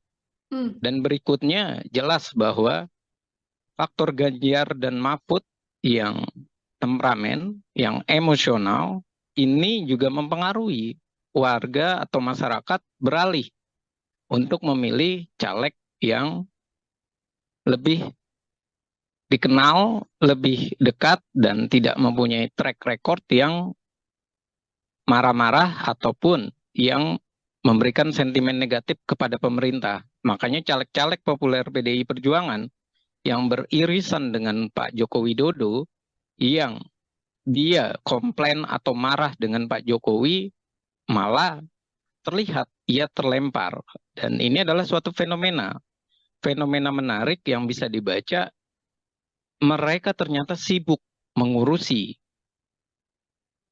pilpres, tapi ia lupa merawat dukungan. Dan ia juga tidak melihat apakah masyarakat itu memang masih tertarik dengan dirinya, atau jangan-jangan memang masyarakat sudah tidak tertarik dengan perilaku mereka di parlemen yang terlihat lebih emosional, yang terlihat lebih banyak melakukan serangan-serangan kepada Pak Presiden Jokowi. Dan saya juga melihat hasil Pilpres ini untuk PDI Perjuangan ini adalah sebuah tanda tanya yang harusnya dievaluasi sama PDI Perjuangan, bukan soal kecurangan pemilu semata ya, tapi ia harus mengevaluasi bahwa Ganjar ini adalah ternyata salah pilih PDI Perjuangan. Ganjar suaranya bagus karena ada Pak Jokowi. Dan fenomena Pak Jokowi 2 periode itu melihat atau memperlihatkan keuntungan bagi PDI Perjuangan naik. Sementara dengan mengusung Ganjar, malah PDI Perjuangan kurang, sekitar 2-3%. Dan ini adalah fenomena yang harus mereka akui bahwa Ganjar itu malah bikin PDI Perjuangan mengalami kemerosotan. Dan faktor ini harus dievaluasi nantinya, bahwa strategi menyerang ala PDI Perjuangan yang dilakukan oleh Ganjar kayak sekarang, jangan nanti 2029 digunakan kembali. Malah yang ada kemerosotan nantinya. Seperti itu, Mbak. Oke, jadi efek dari sosok calon presiden dan wakil presiden ini juga rupanya mempengaruhi ya, Bang Efriza ya, untuk kemudian caleg-caleg atau mungkin suara dari PDI Perjuangan sendiri justru turun di kontestasi pemilu 2024 ini. Kalau kita melihat beberapa deretan nama yang kemudian diprediksi akan gagal ke kursi Senayan begitu ya, Bang Efriza, ada nama petahana yang juga cukup beken begitu, sebut saja ada Arteria Dahlan, kemudian ada Masinton Pasaribu yang juga kemudian ini adalah nama-nama yang seringkali mengeluarkan statement-statement berkaitan soal Pilpres. Kalau dari kacamata Bang Efriza, melihat dua sosok ini seperti apa, Bang? Iya, ini artinya membuktikan untuk Pak Masinton misalnya atau Atreya Dahlan, ini membuktikan kinerja mereka di dalam komisi yang mereka ada, itu mereka tidak mendapatkan nilai positif. Hmm. Komentar mereka yang sering kali menjadi polemik, itu malah menyebabkan pemilihnya menjauh. Satu, itu. Yang kedua, saya menduga mereka ini tidak merawat dukungannya. Mereka terlalu yakin, terlalu percaya diri bahwa mereka berhasil, mereka sukses. Dan yang ketiga, bisa jadi mereka ini di daerah-daerah, khususnya DKI ya, kalau untuk Pak Masinton ya misalnya, ini mereka tidak belajar bahwa Anies ternyata kuat di DKI Jakarta. Hmm. PKS pun kuat, dan Ganjar pun juga malah dari sejak awal Ganjar itu sulit untuk masuk wilayah DKI Jakarta. Artinya apa? Artinya mereka semestinya tidak boleh terlalu percaya diri. Nah, kalau Arteria Dahlan, saya lihat memang ia banyak komentar-komentar sinisnya Hmm. terhadap bagaimana pemerintahan maupun di lembaga-lembaga lainnya. Dan ketika ia melakukan komentar sinis, dan lagi-lagi yang saya ingin garis bawahi, ternyata eranya sekarang adalah era masyarakat yang menunjukkan sifat politik Indonesia. Apa sifat politik Indonesia? Tidak temperamen, tidak caci maki, tidak menghina. Makanya orang-orang figur yang ternyata di parlemen itu temperamen, menghina, malah ia tersingkir. Dan malah banyak orang-orang baru yang hadir. Padahal kalau dibaca fenomenanya, biasanya orang-orang baru melawan petahana itu cuma bisa sampai 4-5% saja masuk. Hmm. Dan ini kok banyak sekali orang-orang baru yang masuk. Ini membuktikan bahwa mereka tidak sadar bahwa bukan seperti itu cara untuk berbicara di parlemen. Bukan seperti itu menunjukkan bahwa dia bersuara untuk masyarakat. Nah, bersuara untuk masyarakat itulah yang sepertinya masyarakat itu menghendaki orang yang santun tapi cerdas bahasanya. Hmm. Dia bisa memilih bahasa-bahasa yang baik, bukan memilih terjadinya kontroversi, bukan memilih menjadi kontroversi menyerang orang lain yang akhirnya masyarakat merasa bahwa anggota dewan ini kok barbar kalau bahasa sarkasnya. Kok kayak di jalanan parlemennya tidak terlihat nampak bagaimana ia berpendidikannya ataupun nampak bagaimana ia mengeluarkan statement yang enak disajikan atau dilihat oleh masyarakat. Dan jangan kita lupakan bahwa pemilih sekarang ini adalah banyak pemilih pemuda, pemilih pemula, dan pemilih generasi Z maupun generasi yang sekarang milenial, Z ataupun yang muda-muda itu. Nah, ini membuktikan apa? Membuktikan bahwa mereka sudah tidak senang dengan gaya-gaya para politisi yang bisa dikatakan arogan. Jadi tampilan maskulin, tampilan ganteng, tampilan keren, itu tuh bukan lagi dalam posisi yang berjas terus arogan. Tapi ia harus menunjukkan bahasa dan kalimat-kalimat yang menarik. Dan bisa jadi media sosial yang menarik pula, yang dikemas dengan baik, yang melaporkan kinerjanya, dan itulah yang bisa terpilih. Seperti itu, Mbak. Oke, bukan lagi sosok temperamen, sosok yang kerap kali mengkritis, namun merupakan sosok-sosok yang santun yang juga kemudian tidak ibaratnya tidak membuat huru-hara di dinamika politik yang terjadi di tanah air ya, Bang Efriza. Ini kalau kita melihat secara ketokohan, ini kan sosok-sosok yang populer ini nyatanya tidak mendapatkan suara yang lebih baik dengan tokoh-tokoh yang saat ini justru unggul. Katakanlah kan ada nama artis juga, ada Once Michael yang juga kemudian diprediksi lolos begitu, Bang Riza. Ada kemudian dari latar belakang kepala daerah, istri dan sebagainya yang juga lolos. Ini kemudian kalau dari analisa Bang Efriza, terpilihnya sosok-sosok baru ini menggantikan nama-nama beken dari PDIP ini pertanda apa bagi PDI Perjuangan sendiri, Bang? Ya, kalau saya harus mengatakan bahwa PDI Perjuangan ini pertanda bahwa ia harus melakukan kaderisasi. Hmm. Mereka harus melakukan evaluasi ulang. Dan ini membuktikan bahwa PDI Perjuangan dalam pendidikan kadernya ini juga dipertanyakan. Kenapa dipertanyakan? Ya, ternyata sosok-sosok yang terlihat ataupun yang dinyatakan oleh PDI Perjuangan sebagai kader terhebatnya malah dicoret oleh masyarakat. Nah, ini adalah sebuah bentuk anomali. Dan jangan karena dicoret, akhirnya PDI Perjuangan nantinya prediksi saya membawa narasi yang terbalik. Ini karena pemilunya adalah pemilu langsung. Ini karena pemilunya daftar calon terbuka. Ini karena ada money politik. Ini karena adanya masyarakat yang tidak diberikan pendidikan politik. Kalau mereka membangun narasi-narasi seperti itu malah sebuah kesalahan. Nah, ini membuktikan bahwa sudah semestinya 1 atau 2 periode mereka dievaluasi. Dievaluasi secara hierarki, baik itu dari pimpinan paling bawah di tingkat anak ranting, sampai di tingkat pusat. Jangan sampai mereka dianak emaskan. Dan ternyata anak emasnya PDI Perjuangan malah gagal semua. Nah, anak emas-emasnya ini gagal dan dimasukkan orang baru, ini menjadi sebuah anomali bagi PDI Perjuangan. Ia memasukkan orang baru, tapi ia malah menggagalkan anak-anak emasnya. Dan kemudian ia memakai narasi bahwa ini adalah sistem yang salah dengan daftar calon terbuka. Nah, sementara yang jadi pertanyaan atau kita balik adalah, kalau salah, kenapa orang-orang baru itu dimasukkan dia berhasil? Kenapa orang lama tidak dievaluasi dan mereka disingkirkan saja? Kalau ternyata mereka tidak akan berhasil. Dan ini juga fakta gitu loh. Di lapangan ternyata mereka harus membaca bahwa di lapangan ini mereka banyak yang sudah terlalu percaya diri, khususnya di DKI Jakarta.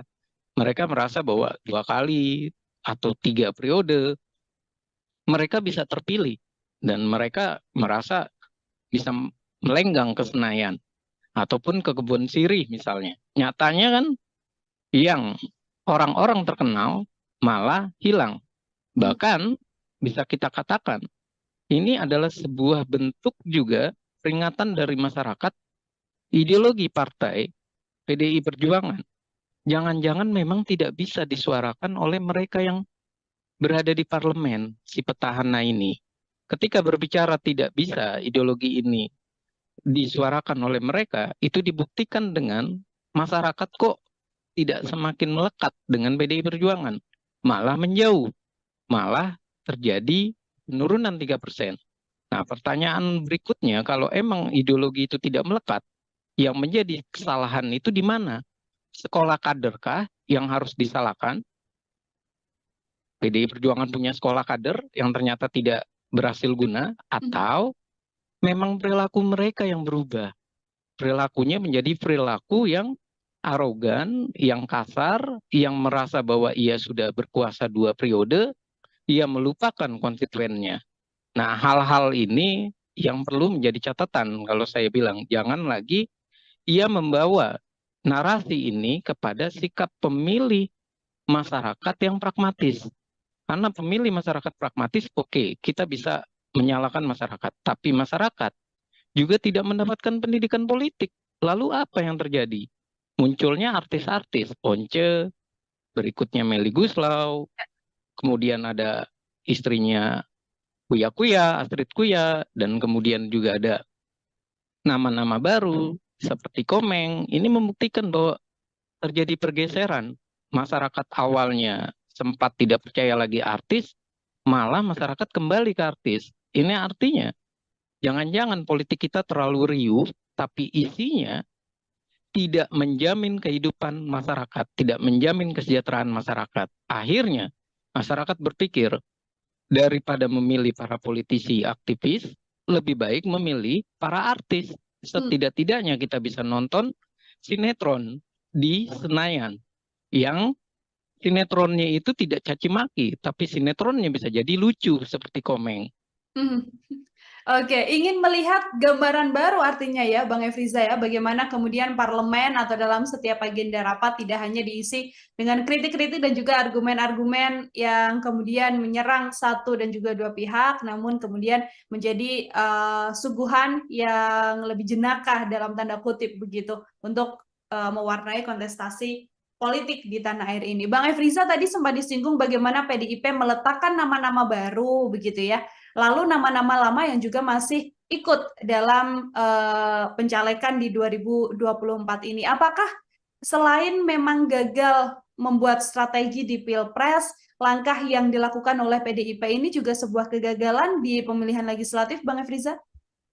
Iya, kalau kita lihat, menarik pertanyaannya, Mbak. Yang menarik dari pertanyaan ini adalah kalau kita lihat sekitar Desember sampai Februari, PDI Perjuangan itu nomor 1. Dan ia bahkan diprediksi sampai 25%, minimal 23%. Artinya antusias masyarakat itu tinggi. Namun kenapa dia malah merosot? Dan nggak ada yang memprediksi merosotnya sampai 3%. Dan ini membuktikan memang ada strategi yang salah dari PDI Perjuangan. Strategi yang salah ya tentu dari Pilpres. Efek elektoralnya juga salah. Tidak terdapat kan efek elektoral. Nah, yang kedua adalah juga sebuah kesalahan dari mereka memasukkan wajah-wajah baru, kemudian wajah-wajah baru ini bisa jadi tidak disinergikan dengan orang-orang lama. Jadi PDI Perjuangan itu mengalami satu sisi ia menghadapi kompetisi di luar dengan banyaknya kader-kader dari berbagai partai, ada 18 partai kan. Nah, sementara dia juga harus menghadapi di internal. Kalau bahasa kasarnya itu saling injek di internal. Nah, mereka ketika melakukan serangan demi serangan antar mereka, mereka tidak memikirkan lagi bahwa semestinya mereka berjuang untuk sama-sama lolos, mereka berjuang untuk sama-sama menjelaskan ideologinya, perjuangannya, visi misinya. Dan sepertinya mereka larut dalam kompetisi yang saling menikam di internal, di dalam. Dan ini pun yang saya merasa jawabannya itu sudah dijawab oleh PDI Perjuangan sendiri. Ketika ia minta jangan sistem dengan daftar calon terbuka, ia minta calon tertutup. Kenapa? Karena waktu itu kasusnya Eva Sundari, Budiman Sujatmiko, dan beberapa petinggi dari PDI Perjuangan tidak lolos, kalah dengan orang-orang baru. Nah, kalau sampai mereka kalah dengan orang-orang baru, ini membuktikan bahwa PDI Perjuangan ini terbuai dengan mereka yang lama-lama. Sementara yang baru-baru itu diambilnya adalah yang bisa langsung mendongkrak suara. Dan inilah yang terjadi. Mereka yang punya duit, luar biasa duitnya banyak, menghadapi para aktivis atau kader yang sudah benar-benar merasa bahwa di DPR dia aman, tapi ternyata dia kalah satu sisi, kalah pamor, kalah popularitas, dia kalah juga dalam hal logistik, dan dia kalah dalam kesiapan mental. Dan ini yang terjadi, dan ini bukan sekali dua kali. Banyak anggota PDI Perjuangan misalnya, dia adalah anak menteri, tapi ia dinaikkan ke posisi DPR, ternyata ia kalah dalam kompetisi itu. Apa kalahnya? Mengelawan anak pejabat ataupun bekas anggota DPR atau DPD RI yang secara keuangannya, logistiknya itu begitu besar. Dan permasalahan berikutnya, mereka tidak merawat jaringan dan tidak merawat strukturalnya. Apa yang terjadi? Strukturalnya banyak yang beralih. Akhirnya terpilihlah orang baru. Dan terpilihnya orang baru, ini pula tidak disikapi dengan tetap menggunakan sosok-sosok lama. Nah, ini malah sosok-sosok lama ini dalam hal rakernas ataupun dalam hal munas ataupun kongres dan segala macam sebutan yang ada di partai, mereka malah disingkirkan. Contoh Budiman Sujatmiko, Marwar Sirait. Dan ini semakin membuat mereka itu sudah kalah juga tidak dipercaya. Sudah awalnya diapresiasi, ternyata malah mendapat punishment. Dan ketika mendapat punishment, mereka pun disingkirkan, diabaikan. Nah, ini adalah sebuah fenomena salah, keliru dalam membina kader. Kalau seperti ini terus, akhirnya mendingan Partai Demokrasi Indonesia Perjuangan memproduksi orang-orang baru saja. Nggak usah lagi mencalonkan orang-orang lama. Ternyata orang-orang lamanya pun kalah gitu loh. Dan kalau saya bilang bahwa mereka mau menggunakan sistem proporsional tertutup yang selalu mereka gunakan, itu adalah strategi keliru dari PDI Perjuangan untuk mensiasati hilangnya para kader. Semestinya mereka harus bertanya, sekolah partai itu untuk apa jadinya? Pengkaderan itu berhasil atau tidak? Kemudian evaluasi terhadap kinerja mereka di parlemen ada atau tidak? Jangan-jangan itu semua selesai karena atas nama kenal, atas nama mereka adalah jabat pimpinan partai atau punya kedekatan. Dan inilah yang menjadi fenomena menarik dan saya rasa ini harus dilecutkan oleh PDI Perjuangan untuk daripada hak angket kecurangan pemilu, lebih baik memperbaiki diri mereka. 3% kalah ini lebih baik ia menarik diri dari hak angket, terus ia bilang, kita dalam posisi menata ulang PDI Perjuangan, itu baru jempolan. Oke, lebih baik mengurusi internal PDI Perjuangan plus kader-kadernya ya, Bang Efriza ya, daripada kemudian menggulirkan hak angket yang saat ini memang terus digaungkan oleh sejumlah politisi dari PDI Perjuangan. Terakhir dari saya, Bang Efriza, jika melihat banyaknya kader-kader PDIP yang beken, yang kerap kali kritis dalam agenda-agenda DPR, begitu ya, nantinya situasi ke depan dengan banyaknya sosok-sosok baru di kursi Senayan, begitu di kursi DPR, kira-kira menurut analisa Bang Efriza akan seperti apa nantinya dinamika yang terjadi di dalam DPR ini, Bang? Ya, kalau saya melihat dengan situasi ini, satu sisi saya melihat bahwa ternyata masyarakat itu bisa melakukan evaluasi, bisa melakukan punishment. Karena pemilu itu bukan sekedar memberikan hak memilih kita atau melegitimasinya, tapi juga sebuah reward dan punishment. Dan sekarang ini PDI Perjuangan lagi kena punishment atau hukuman. Dan ini semestinya orang baru yang masuk di parlemen, ia harus mulai belajar perilaku seperti apa yang menarik bagi partai. Seperti apa mereka harus membawa aspirasi masyarakat. Seperti apa sikap mereka dalam rapat. Seperti apa mereka mengartikulasikan dan mengagregasikan kepentingan masyarakat. Menyerap aspirasi masyarakat, melakukan reses. Jangan sampai mereka di parlemen hanya berbicara, bernada, membawa rakyat, tapi rakyat dianggap banyak wajah, anomali maupun tidak tampak, dan akhirnya mereka cuma sekedar beretorika di parlemen. Dan ini adalah catatan yang perlu kita amati, dan saya rasa hiruk pikuknya nanti di parlemen ini akan baru.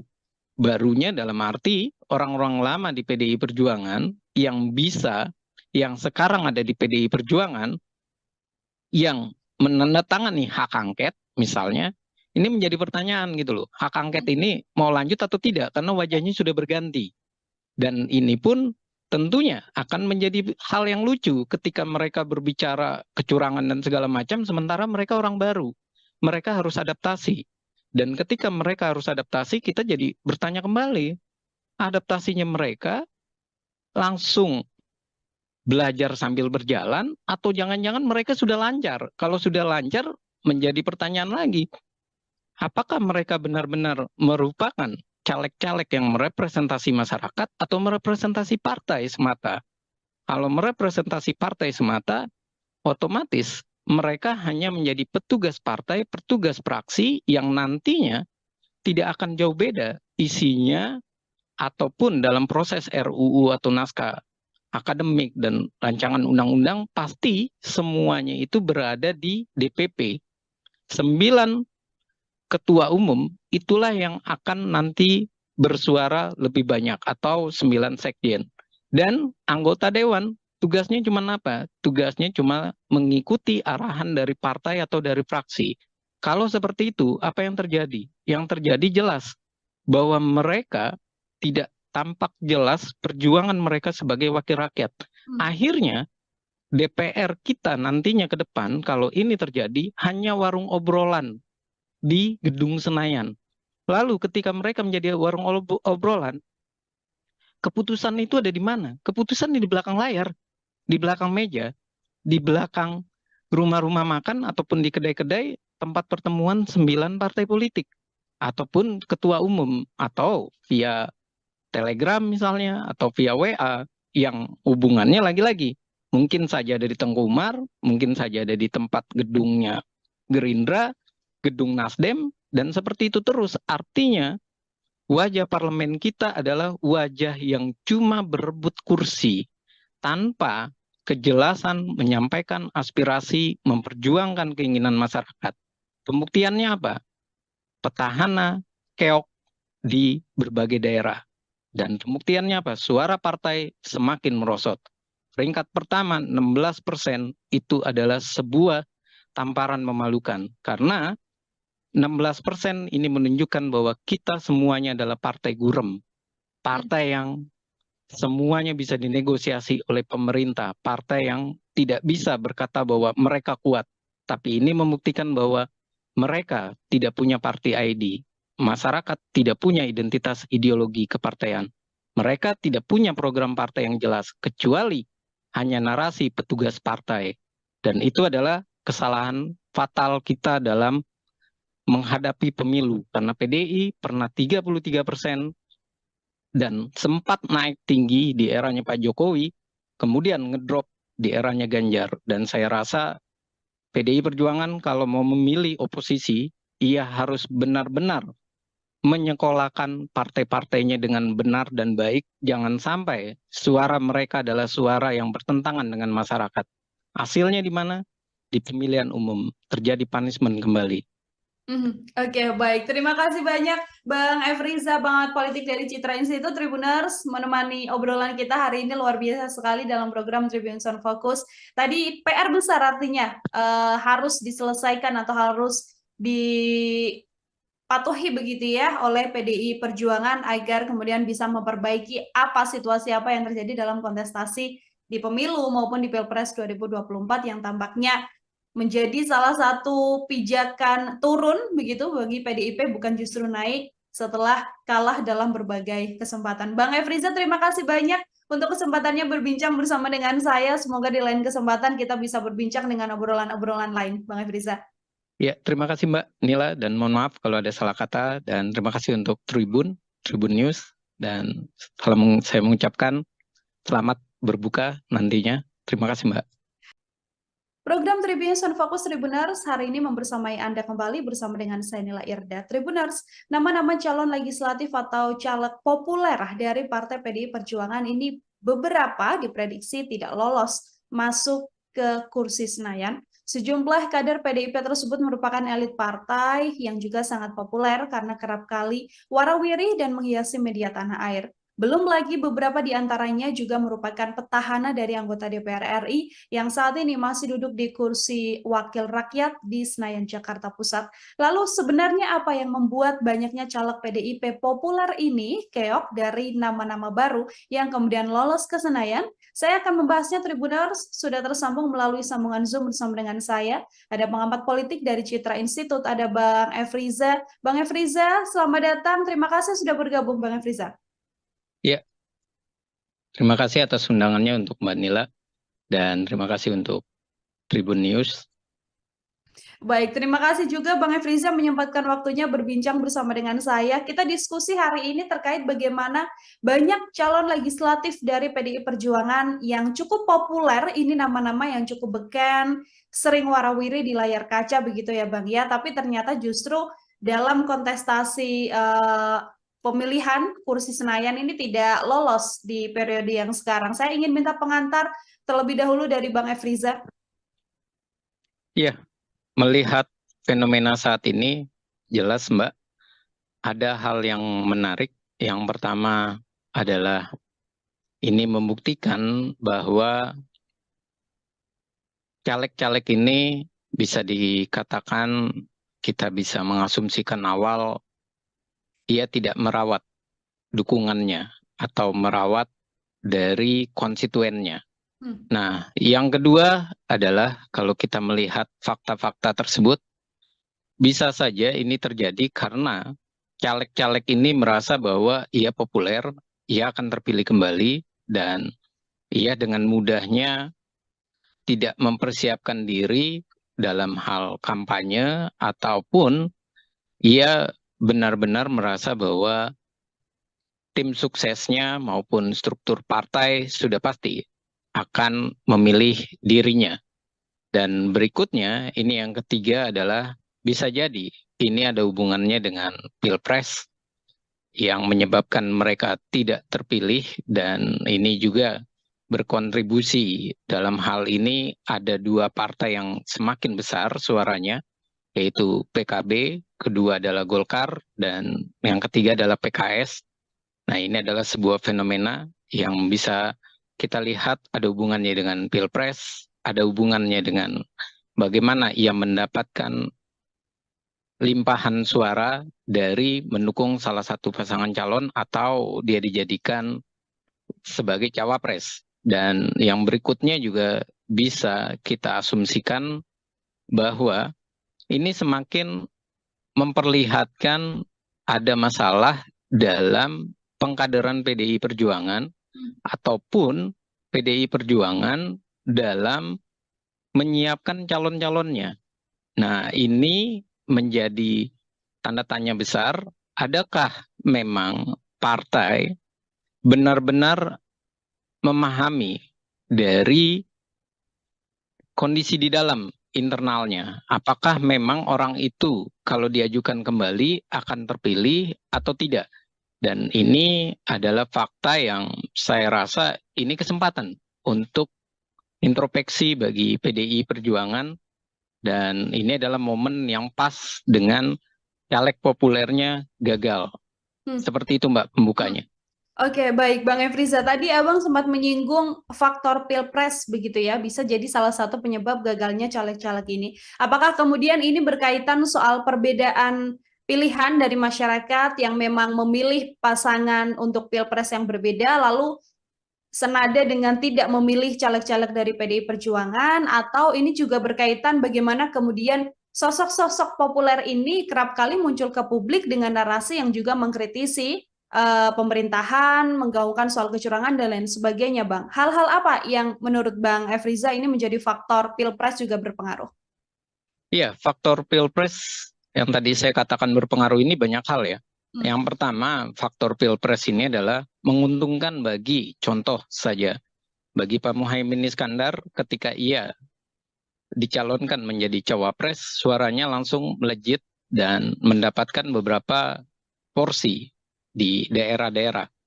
Nah, sementara PKS juga dengan mengusung Anies Baswedan, dengan kuatnya ia untuk mengkaitkan Anies Baswedan dengan PKS, mendapatkan hal yang sangat menguntungkan. Limpahan suara dan ia merajai DPRD DKI Jakarta misalnya. Nah, lalu bagaimana dengan PDI Perjuangan?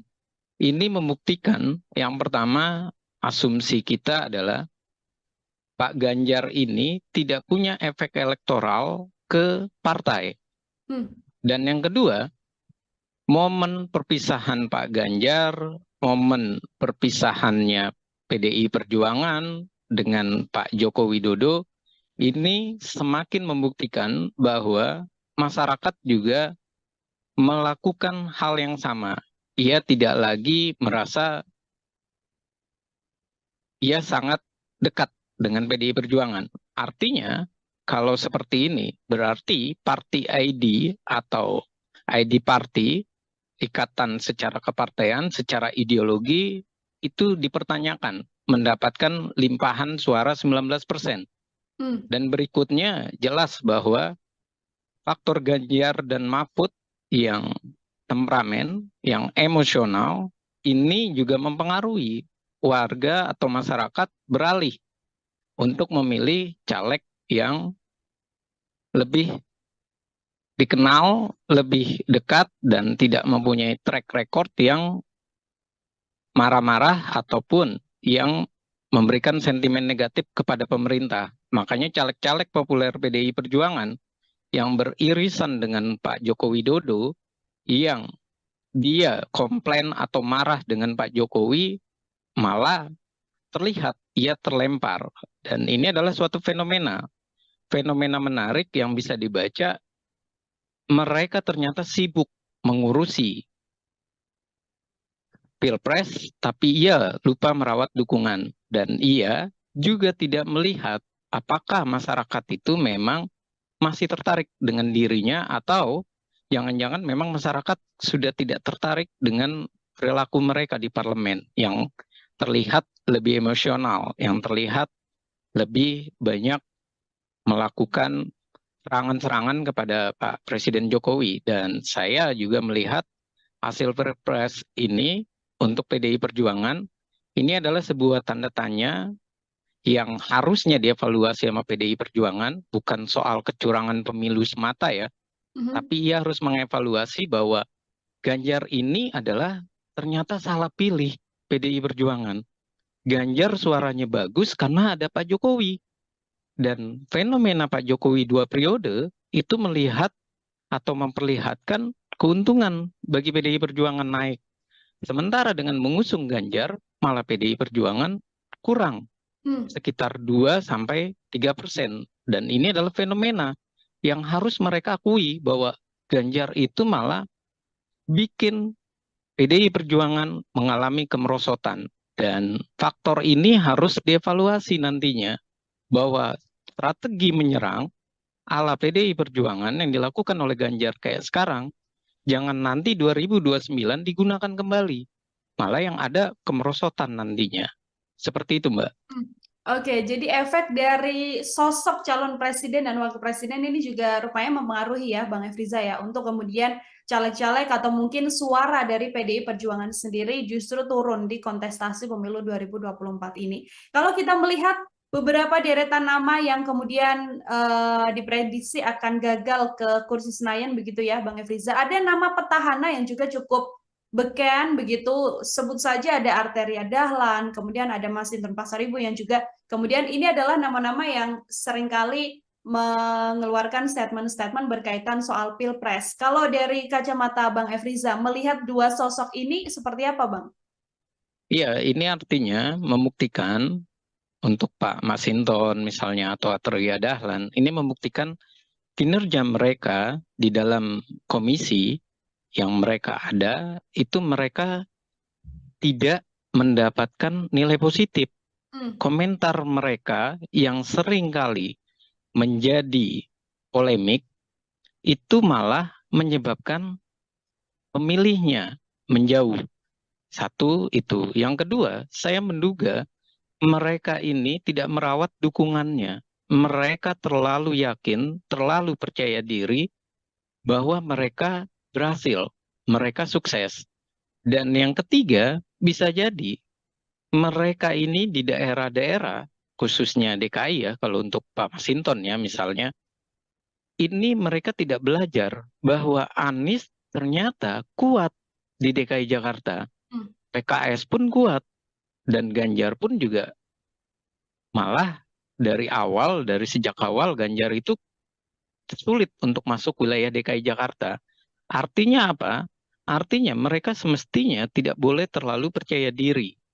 Nah, kalau Arteria Dahlan, saya lihat memang ia banyak komentar-komentar sinisnya Hmm.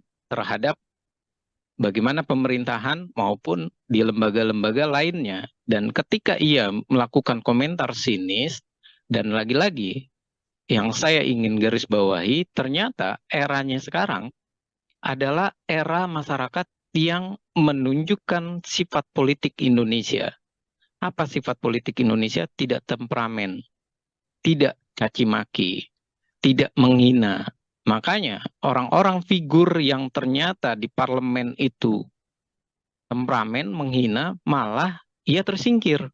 Dan malah banyak orang-orang baru yang hadir. Padahal kalau dibaca fenomenanya, biasanya orang-orang baru melawan petahana itu cuma bisa sampai 4-5% saja masuk. Hmm. Dan ini kok banyak sekali orang-orang baru yang masuk. Ini membuktikan bahwa mereka tidak sadar bahwa bukan seperti itu cara untuk berbicara di parlemen. Bukan seperti itu menunjukkan bahwa dia bersuara untuk masyarakat. Nah, bersuara untuk masyarakat itulah yang sepertinya masyarakat itu menghendaki orang yang santun tapi cerdas bahasanya. Hmm. Dia bisa memilih bahasa-bahasa yang baik, bukan memilih terjadinya kontroversi, bukan memilih menjadi kontroversi menyerang orang lain yang akhirnya masyarakat merasa bahwa anggota dewan ini kok barbar, kalau bahasa sarkasnya, kok kayak di jalanan parlemennya tidak terlihat nampak bagaimana ia berpendidikannya ataupun nampak bagaimana ia mengeluarkan statement yang enak disajikan atau dilihat oleh masyarakat. Dan jangan kita lupakan bahwa pemilih sekarang ini adalah banyak pemilih pemuda, pemilih pemula, dan pemilih generasi Z maupun generasi yang sekarang milenial, Z ataupun yang muda-muda itu. Nah, ini membuktikan apa? Membuktikan bahwa mereka sudah tidak senang dengan gaya-gaya para politisi yang bisa dikatakan arogan. Jadi tampilan maskulin, tampilan ganteng, tampilan keren, itu tuh bukan lagi dalam posisi yang berjas terus arogan. Tapi ia harus menunjukkan bahasa dan kalimat-kalimat yang menarik. Dan bisa jadi media sosial yang menarik pula, yang dikemas dengan baik, yang melaporkan kinerjanya, dan itulah yang bisa terpilih. Seperti itu, Mbak. Oke, bukan lagi sosok temperamen, sosok yang kerap kali mengkritis, namun merupakan sosok-sosok yang santun yang juga kemudian tidak ibaratnya tidak membuat huru-hara di dinamika politik yang terjadi di tanah air ya, Bang Efriza. Ini kalau kita melihat secara ketokohan, ini kan sosok-sosok yang populer ini nyatanya tidak mendapatkan suara yang lebih baik dengan tokoh-tokoh yang saat ini justru unggul. Katakanlah kan ada nama artis juga, ada Once Michael yang juga kemudian diprediksi lolos begitu, Bang Afriza. Ada kemudian dari latar belakang kepala daerah, istri dan sebagainya yang juga lolos. Ini kemudian kalau dari analisa Bang Efriza, terpilihnya sosok-sosok baru ini menggantikan nama-nama beken dari PDIP ini pertanda apa bagi PDI Perjuangan sendiri, Bang? Ya, kalau saya harus mengatakan bahwa PDI Perjuangan ini pertanda bahwa ia harus melakukan kaderisasi. Mereka harus melakukan evaluasi ulang. Dan ini membuktikan bahwa PDI Perjuangan dalam pendidikan kadernya ini juga dipertanyakan. Kenapa dipertanyakan? Ya, ternyata sosok-sosok yang terlihat ataupun yang dinyatakan oleh PDI Perjuangan sebagai kader terhebatnya malah dicoret oleh masyarakat. Nah, ini adalah sebuah bentuk anomali. Dan jangan karena dicoret, akhirnya PDI Perjuangan nantinya prediksi saya membawa narasi yang terbalik. Ini karena pemilunya adalah pemilu langsung. Ini karena pemilunya daftar calon terbuka. Ini karena ada money politik. Ini karena adanya masyarakat yang tidak diberikan pendidikan politik. Kalau mereka membangun narasi-narasi seperti itu malah sebuah kesalahan. Nah, ini membuktikan bahwa sudah semestinya 1 atau 2 periode mereka dievaluasi. Dievaluasi secara hierarki, baik itu dari pimpinan paling bawah di tingkat anak ranting, ranting sampai di tingkat pusat. Jangan sampai mereka dianak emaskan. Dan ternyata anak emasnya PDI Perjuangan malah gagal semua. Nah, anak emas-emasnya ini gagal dan dimasukkan orang baru, ini menjadi sebuah anomali bagi PDI Perjuangan. Ia memasukkan orang baru, tapi ia malah menggagalkan anak-anak emasnya. Dan kemudian ia memakai narasi bahwa ini adalah sistem yang salah dengan daftar calon terbuka. Nah, sementara yang jadi pertanyaan atau kita balik adalah, kalau salah, kenapa orang-orang baru itu dimasukkan dia berhasil? Kenapa orang lama tidak dievaluasi dan mereka disingkirkan saja? Kalau ternyata mereka tidak akan berhasil. Dan ini juga fakta gitu loh. Di lapangan ternyata mereka harus membaca bahwa di lapangan ini mereka banyak yang sudah terlalu percaya diri, khususnya di DKI Jakarta. Mereka merasa bahwa 2 kali atau 3 periode mereka bisa terpilih. Dan mereka merasa bisa melenggang ke Senayan ataupun ke Kebun Sirih misalnya. Nyatanya kan yang orang-orang terkenal malah hilang. Bahkan bisa kita katakan ini adalah sebuah bentuk juga peringatan dari masyarakat ideologi partai PDI Perjuangan. Jangan-jangan memang tidak bisa disuarakan oleh mereka yang berada di parlemen, si petahana ini. Ketika berbicara tidak bisa ideologi ini disuarakan oleh mereka, itu dibuktikan dengan masyarakat kok tidak semakin melekat dengan PDI Perjuangan, malah menjauh, malah terjadi penurunan 3%. Nah, pertanyaan berikutnya, kalau emang ideologi itu tidak melekat, yang menjadi kesalahan itu di mana? Sekolah kaderkah yang harus disalahkan? PDI Perjuangan punya sekolah kader yang ternyata tidak berhasil guna, atau memang perilaku mereka yang berubah? Perilakunya menjadi perilaku yang arogan, yang kasar, yang merasa bahwa ia sudah berkuasa 2 periode, ia melupakan konstituennya. Nah, hal-hal ini yang perlu menjadi catatan kalau saya bilang, jangan lagi ia membawa narasi ini kepada sikap pemilih masyarakat yang pragmatis. Karena pemilih masyarakat pragmatis, oke, kita bisa menyalahkan masyarakat. Tapi masyarakat juga tidak mendapatkan pendidikan politik. Lalu apa yang terjadi? Munculnya artis-artis, Once, berikutnya Melly Guslau, kemudian ada istrinya Kuya Kuya, Astrid Kuya, dan kemudian juga ada nama-nama baru seperti Komeng. Ini membuktikan bahwa terjadi pergeseran.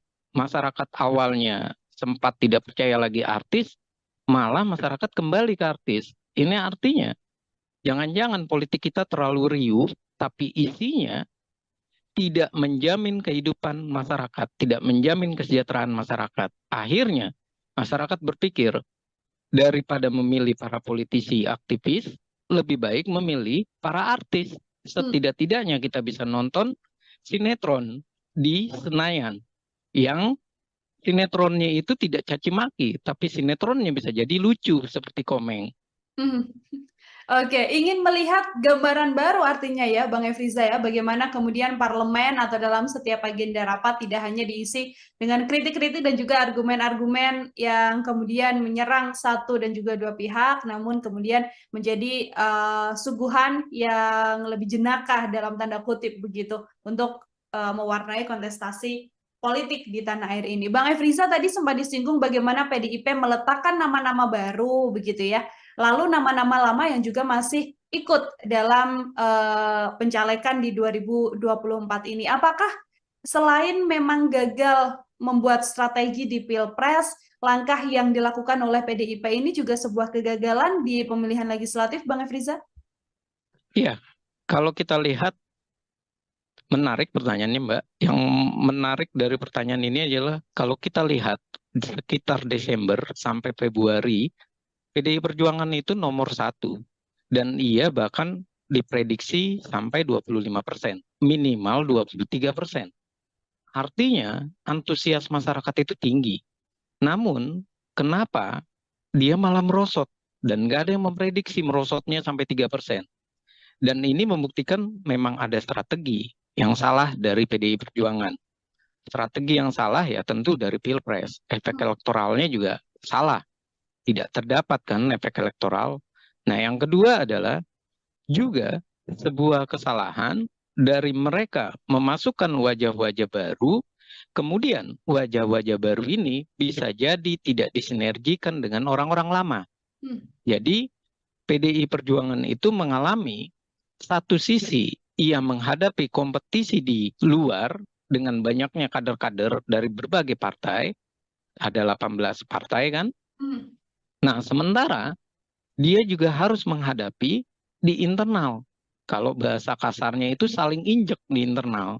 Nah, mereka ketika melakukan serangan demi serangan antar mereka, mereka tidak memikirkan lagi bahwa semestinya mereka berjuang untuk sama-sama lolos, mereka berjuang untuk sama-sama menjelaskan ideologinya, perjuangannya, visi misinya. Dan sepertinya mereka larut dalam kompetisi yang saling menikam di internal, di dalam. Dan ini pun yang saya merasa jawabannya itu sudah dijawab oleh PDI Perjuangan sendiri. Ketika ia minta jangan sistem dengan daftar calon terbuka, ia minta calon tertutup. Kenapa? Karena waktu itu kasusnya Eva Sundari, Budiman Sujatmiko, dan beberapa petinggi dari PDI Perjuangan tidak lolos, kalah dengan orang-orang baru. Nah, kalau sampai mereka kalah dengan orang-orang baru, ini membuktikan bahwa PDI Perjuangan ini terbuai dengan mereka yang lama-lama. Sementara yang baru-baru itu diambilnya adalah yang bisa langsung mendongkrak suara. Dan inilah yang terjadi. Mereka yang punya duit, luar biasa duitnya banyak, menghadapi para aktivis atau kader yang sudah benar-benar merasa bahwa di DPR dia aman, tapi ternyata dia kalah satu sisi, kalah pamor, kalah popularitas, dia kalah juga dalam hal logistik, dan dia kalah dalam kesiapan mental. Dan ini yang terjadi, dan ini bukan sekali dua kali. Banyak anggota PDI Perjuangan misalnya, dia adalah anak menteri, tapi ia dinaikkan ke posisi DPR, ternyata ia kalah dalam kompetisi itu. Apa kalahnya? Mengelawan anak pejabat ataupun bekas anggota DPR atau DPD RI yang secara keuangannya, logistiknya itu begitu besar. Dan permasalahan berikutnya, mereka tidak merawat jaringan dan tidak merawat strukturalnya. Apa yang terjadi? Strukturalnya banyak yang beralih. Akhirnya terpilihlah orang baru. Dan terpilihnya orang baru, ini pula tidak disikapi dengan tetap menggunakan sosok-sosok lama. Nah, ini malah sosok-sosok lama ini dalam hal rakernas ataupun dalam hal munas ataupun kongres dan segala macam sebutan yang ada di partai, mereka malah disingkirkan. Contoh Budiman Sujatmiko, Marwar Sirait. Dan ini semakin membuat mereka itu sudah kalah juga tidak dipercaya. Sudah awalnya diapresiasi, ternyata malah mendapat punishment. Dan ketika mendapat punishment, mereka pun disingkirkan, diabaikan. Nah, ini adalah sebuah fenomena salah, keliru dalam membina kader. Kalau seperti ini terus, akhirnya mendingan Partai Demokrasi Indonesia Perjuangan memproduksi orang-orang baru saja. Nggak usah lagi mencalonkan orang-orang lama. Ternyata orang-orang lamanya pun kalah gitu loh. Dan kalau saya bilang bahwa mereka mau menggunakan sistem proporsional tertutup yang selalu mereka gunakan, itu adalah strategi keliru dari PDI Perjuangan untuk mensiasati hilangnya para kader. Semestinya mereka harus bertanya, sekolah partai itu untuk apa jadinya? Pengkaderan itu berhasil atau tidak? Kemudian evaluasi terhadap kinerja mereka di parlemen ada atau tidak? Jangan-jangan itu semua selesai karena atas nama kenal, atas nama mereka adalah pejabat pimpinan partai atau punya kedekatan. Dan inilah yang menjadi fenomena menarik dan saya rasa ini harus dilecutkan oleh PDI Perjuangan untuk daripada hak angket kecurangan pemilu, lebih baik memperbaiki diri mereka. Hmm. 3% kalah ini lebih baik ia menarik diri dari hak angket, terus ia bilang, kita dalam posisi menata ulang PDI Perjuangan. Itu baru jempolan. Oke, lebih baik mengurusi internal PDI Perjuangan plus kader-kadernya ya, Bang Efriza ya, daripada kemudian menggulirkan hak angket yang saat ini memang terus digaungkan oleh sejumlah politisi dari PDI Perjuangan. Terakhir dari saya, Bang Efriza, jika melihat banyaknya kader-kader PDIP yang beken, yang kerap kali kritis dalam agenda-agenda DPR, begitu ya, nantinya situasi ke depan dengan banyaknya sosok-sosok baru di kursi Senayan, begitu di kursi DPR, kira-kira menurut analisa Bang Efriza akan seperti apa nantinya dinamika yang terjadi di dalam DPR ini, Bang? Ya, kalau saya melihat dengan situasi ini, satu sisi saya melihat bahwa ternyata masyarakat itu bisa melakukan evaluasi, bisa melakukan punishment. Karena pemilu itu bukan sekedar memberikan hak memilih kita atau melegitimasinya, tapi juga sebuah reward dan punishment. Dan sekarang ini PDI Perjuangan lagi kena punishment atau hukuman. Dan ini semestinya orang baru yang masuk di parlemen, ia harus mulai belajar perilaku seperti apa yang menarik bagi partai. Seperti apa mereka harus membawa aspirasi masyarakat. Seperti apa sikap mereka dalam rapat.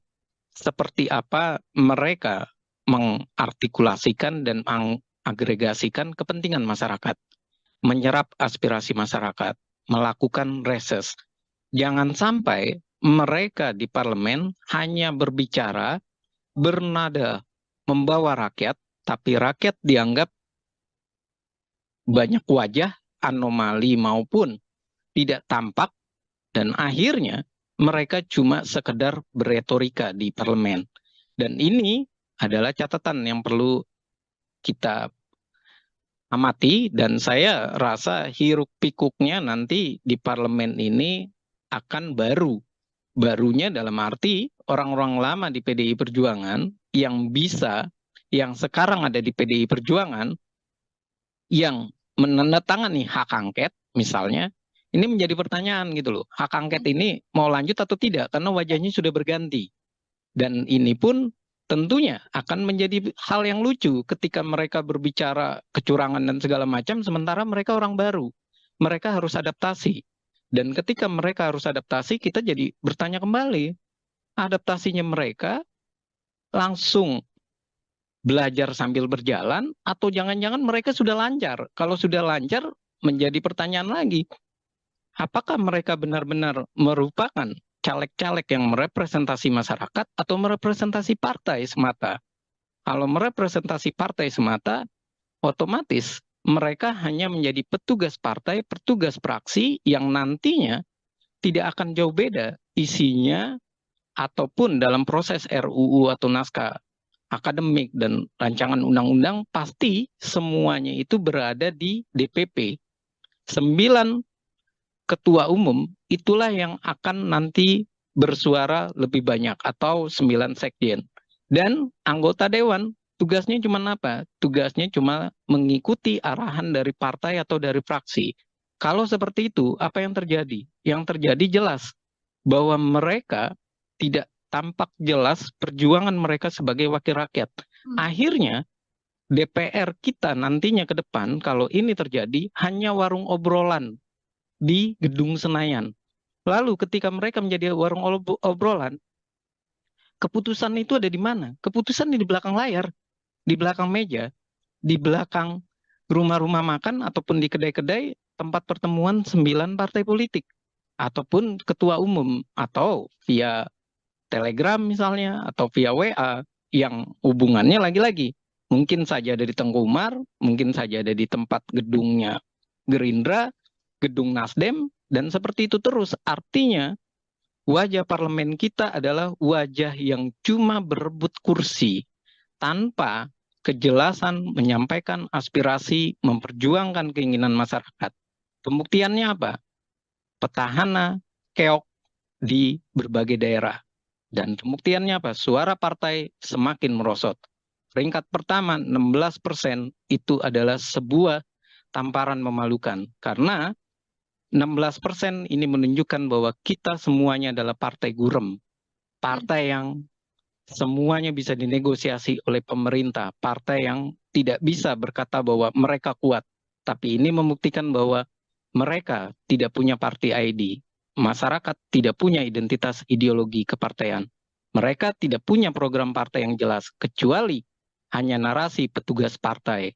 Dan itu adalah kesalahan fatal kita dalam menghadapi pemilu. Karena PDI pernah 33% dan sempat naik tinggi di eranya Pak Jokowi, kemudian ngedrop di eranya Ganjar. Dan saya rasa PDI Perjuangan kalau mau memilih oposisi, ia harus benar-benar menyekolahkan partai-partainya dengan benar dan baik. Jangan sampai suara mereka adalah suara yang bertentangan dengan masyarakat. Hasilnya di mana? Di pemilihan umum terjadi punishment kembali. Oke, baik. Terima kasih banyak Bang Efriza, Bangat Politik dari Citra Institute Tribuners, menemani obrolan kita hari ini luar biasa sekali dalam program Tribun Sound Focus. Tadi PR besar artinya harus diselesaikan atau harus dipatuhi begitu ya oleh PDI Perjuangan agar kemudian bisa memperbaiki situasi apa yang terjadi dalam kontestasi di pemilu maupun di Pilpres 2024 yang tampaknya menjadi salah satu pijakan turun begitu bagi PDIP, bukan justru naik setelah kalah dalam berbagai kesempatan. Bang Efriza, terima kasih banyak untuk kesempatannya berbincang bersama dengan saya. Semoga di lain kesempatan kita bisa berbincang dengan obrolan-obrolan lain, Bang Efriza. Ya, terima kasih Mbak Nila, dan mohon maaf kalau ada salah kata, dan terima kasih untuk Tribun News, dan saya mengucapkan selamat berbuka nantinya. Terima kasih Mbak. Program Tribun Sound Focus Tribuners hari ini membersamai Anda kembali bersama dengan saya Nila Irda. Tribuners, nama-nama calon legislatif atau caleg populer dari Partai PDI Perjuangan ini beberapa diprediksi tidak lolos masuk ke kursi Senayan. Sejumlah kader PDIP tersebut merupakan elit partai yang juga sangat populer karena kerap kali warawiri dan menghiasi media tanah air. Belum lagi beberapa di antaranya juga merupakan petahana dari anggota DPR RI yang saat ini masih duduk di kursi wakil rakyat di Senayan, Jakarta Pusat. Lalu sebenarnya apa yang membuat banyaknya caleg PDIP populer ini keok dari nama-nama baru yang kemudian lolos ke Senayan? Saya akan membahasnya. Tribuners, sudah tersambung melalui sambungan Zoom bersama dengan saya. Ada pengamat politik dari Citra Institute, ada Bang Efriza. Bang Efriza, selamat datang. Terima kasih sudah bergabung, Bang Efriza. Ya, terima kasih atas undangannya untuk Mbak Nila, dan terima kasih untuk Tribun News. Baik, terima kasih juga Bang Efriza menyempatkan waktunya berbincang bersama dengan saya. Kita diskusi hari ini terkait bagaimana banyak calon legislatif dari PDI Perjuangan yang cukup populer, ini nama-nama yang cukup beken, sering warawiri di layar kaca begitu ya Bang ya, tapi ternyata justru dalam kontestasi pemilihan kursi Senayan ini tidak lolos di periode yang sekarang. Saya ingin minta pengantar terlebih dahulu dari Bang Efriza. Iya, melihat fenomena saat ini, jelas Mbak, ada hal yang menarik. Yang pertama adalah ini membuktikan bahwa caleg-caleg ini bisa dikatakan, kita bisa mengasumsikan awal, ia tidak merawat dukungannya atau merawat dari konstituennya. Nah, yang kedua adalah kalau kita melihat fakta-fakta tersebut, bisa saja ini terjadi karena caleg-caleg ini merasa bahwa ia populer, ia akan terpilih kembali, dan ia dengan mudahnya tidak mempersiapkan diri dalam hal kampanye, ataupun ia benar-benar merasa bahwa tim suksesnya maupun struktur partai sudah pasti akan memilih dirinya. Dan berikutnya, ini yang ketiga adalah bisa jadi ini ada hubungannya dengan Pilpres yang menyebabkan mereka tidak terpilih, dan ini juga berkontribusi dalam hal ini. Ada dua partai yang semakin besar suaranya, yaitu PKB, kedua adalah Golkar, dan yang ketiga adalah PKS. Nah, ini adalah sebuah fenomena yang bisa kita lihat ada hubungannya dengan Pilpres, ada hubungannya dengan bagaimana ia mendapatkan limpahan suara dari mendukung salah satu pasangan calon atau dia dijadikan sebagai cawapres. Dan yang berikutnya juga bisa kita asumsikan bahwa ini semakin memperlihatkan ada masalah dalam pengkaderan PDI Perjuangan ataupun PDI Perjuangan dalam menyiapkan calon-calonnya. Nah, ini menjadi tanda tanya besar, adakah memang partai benar-benar memahami dari kondisi di dalam internalnya. Apakah memang orang itu kalau diajukan kembali akan terpilih atau tidak? Dan ini adalah fakta yang saya rasa ini kesempatan untuk introspeksi bagi PDI Perjuangan, dan ini adalah momen yang pas dengan caleg populernya gagal. Seperti itu Mbak pembukanya. Oke, baik Bang Efriza. Tadi Abang sempat menyinggung faktor Pilpres begitu ya, bisa jadi salah satu penyebab gagalnya caleg-caleg ini. Apakah kemudian ini berkaitan soal perbedaan pilihan dari masyarakat yang memang memilih pasangan untuk Pilpres yang berbeda, lalu senada dengan tidak memilih caleg-caleg dari PDI Perjuangan, atau ini juga berkaitan bagaimana kemudian sosok-sosok populer ini kerap kali muncul ke publik dengan narasi yang juga mengkritisi pemerintahan, menggaungkan soal kecurangan dan lain sebagainya, Bang. Hal-hal apa yang menurut Bang Efriza ini menjadi faktor Pilpres juga berpengaruh? Iya, faktor Pilpres yang tadi saya katakan berpengaruh ini banyak hal ya. Yang pertama, faktor Pilpres ini adalah menguntungkan bagi, contoh saja, bagi Pak Muhaimin Iskandar ketika ia dicalonkan menjadi cawapres, suaranya langsung melejit dan mendapatkan beberapa porsi di daerah-daerah. Nah, sementara PKS juga dengan mengusung Anies Baswedan, dengan kuatnya ia untuk mengkaitkan Anies Baswedan dengan PKS, mendapatkan hal yang sangat menguntungkan. Limpahan suara dan ia merajai DPRD DKI Jakarta misalnya. Nah, lalu bagaimana dengan PDI Perjuangan? Ini membuktikan yang pertama, asumsi kita adalah Pak Ganjar ini tidak punya efek elektoral ke partai. Dan yang kedua, momen perpisahan Pak Ganjar, momen perpisahannya PDI Perjuangan dengan Pak Joko Widodo, ini semakin membuktikan bahwa masyarakat juga melakukan hal yang sama. Ia tidak lagi merasa ia sangat dekat dengan PDI Perjuangan. Artinya, kalau seperti ini, berarti party ID atau ID party, ikatan secara kepartaian, secara ideologi, itu dipertanyakan, mendapatkan limpahan suara 19%. Dan berikutnya jelas bahwa faktor Ganjar dan Mahfud yang temperamen, yang emosional, ini juga mempengaruhi warga atau masyarakat beralih untuk memilih caleg yang lebih dikenal, lebih dekat, dan tidak mempunyai track record yang marah-marah ataupun yang memberikan sentimen negatif kepada pemerintah. Makanya caleg-caleg populer PDI Perjuangan yang beririsan dengan Pak Joko Widodo, yang dia komplain atau marah dengan Pak Jokowi, malah terlihat ia terlempar. Dan ini adalah suatu fenomena menarik yang bisa dibaca. Mereka ternyata sibuk mengurusi Pilpres, tapi ia lupa merawat dukungan. Dan ia juga tidak melihat apakah masyarakat itu memang masih tertarik dengan dirinya, atau jangan-jangan memang masyarakat sudah tidak tertarik dengan perilaku mereka di parlemen yang terlihat lebih emosional, yang terlihat lebih banyak melakukan serangan-serangan kepada Pak Presiden Jokowi. Dan saya juga melihat hasil Pilpres ini untuk PDI Perjuangan ini adalah sebuah tanda tanya yang harusnya dievaluasi sama PDI Perjuangan, bukan soal kecurangan pemilu semata ya, Mhm. Tapi ia harus mengevaluasi bahwa Ganjar ini adalah ternyata salah pilih PDI Perjuangan. Ganjar suaranya bagus karena ada Pak Jokowi. Dan fenomena Pak Jokowi 2 periode itu melihat atau memperlihatkan keuntungan bagi PDI Perjuangan naik.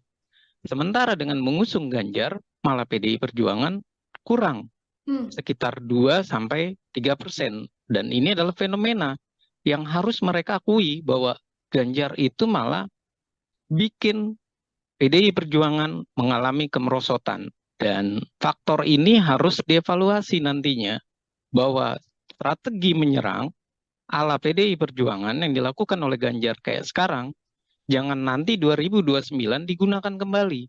Malah yang ada kemerosotan nantinya. Seperti itu, Mbak. Hmm.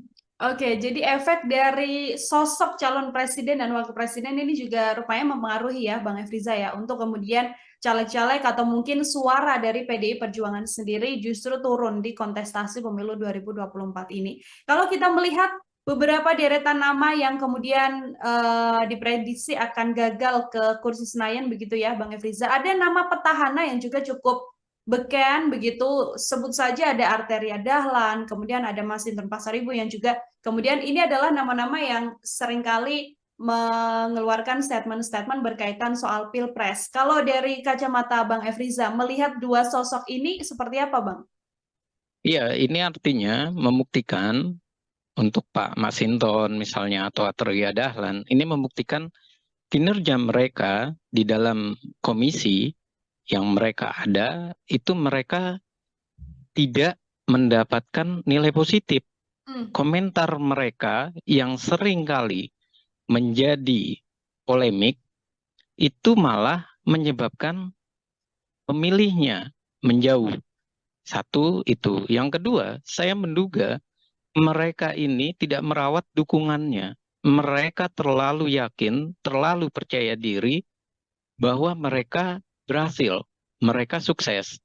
Dan yang ketiga, bisa jadi mereka ini di daerah-daerah, khususnya DKI ya, kalau untuk Pak Masinton ya misalnya, ini mereka tidak belajar bahwa Anies ternyata kuat di DKI Jakarta. Hmm. PKS pun kuat, dan Ganjar pun juga malah dari sejak awal Ganjar itu sulit untuk masuk wilayah DKI Jakarta.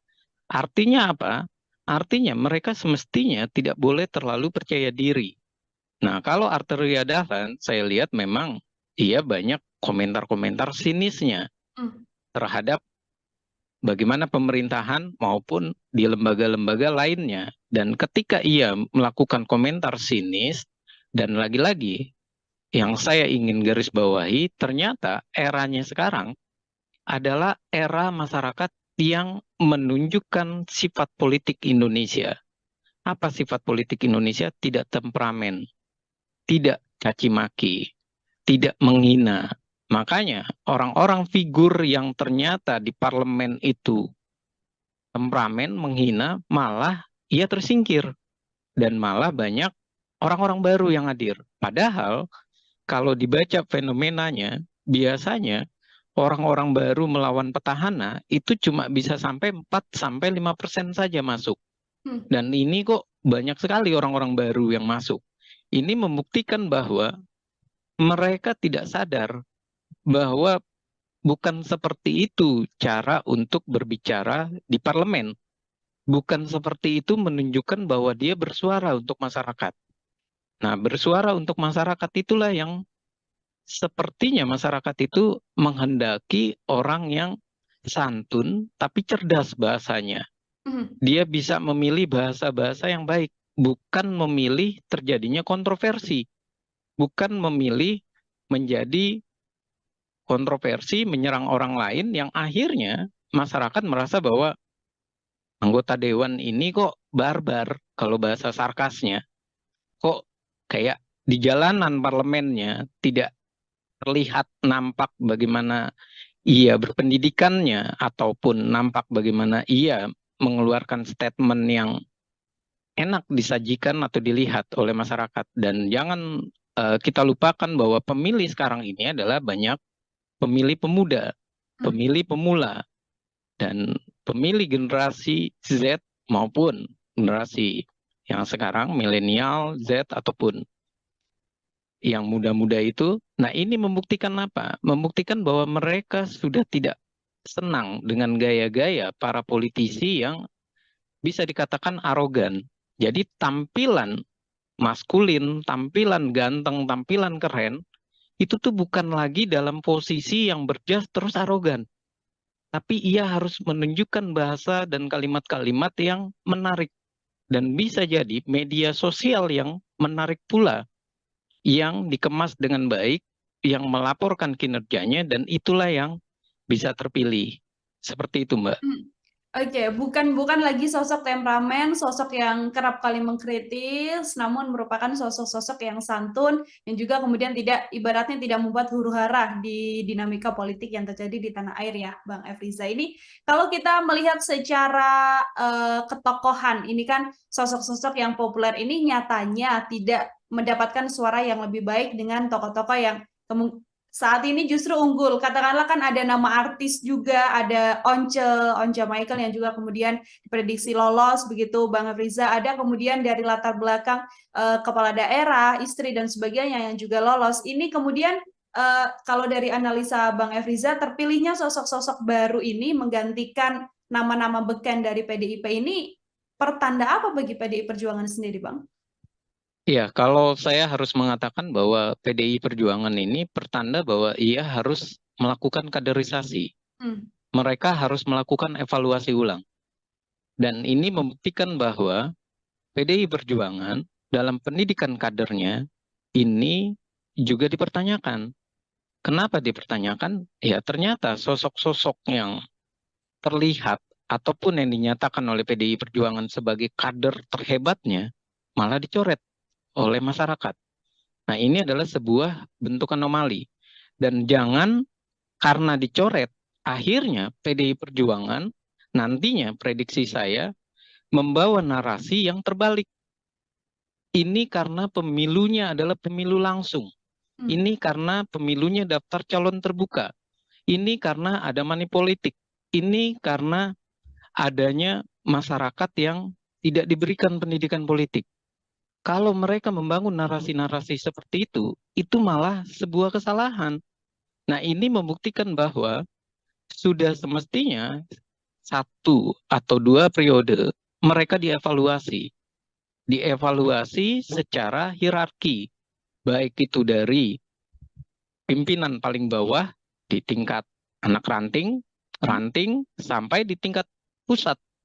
Jangan sampai mereka dianak emaskan. Dan ternyata anak emasnya PDI Perjuangan malah gagal semua.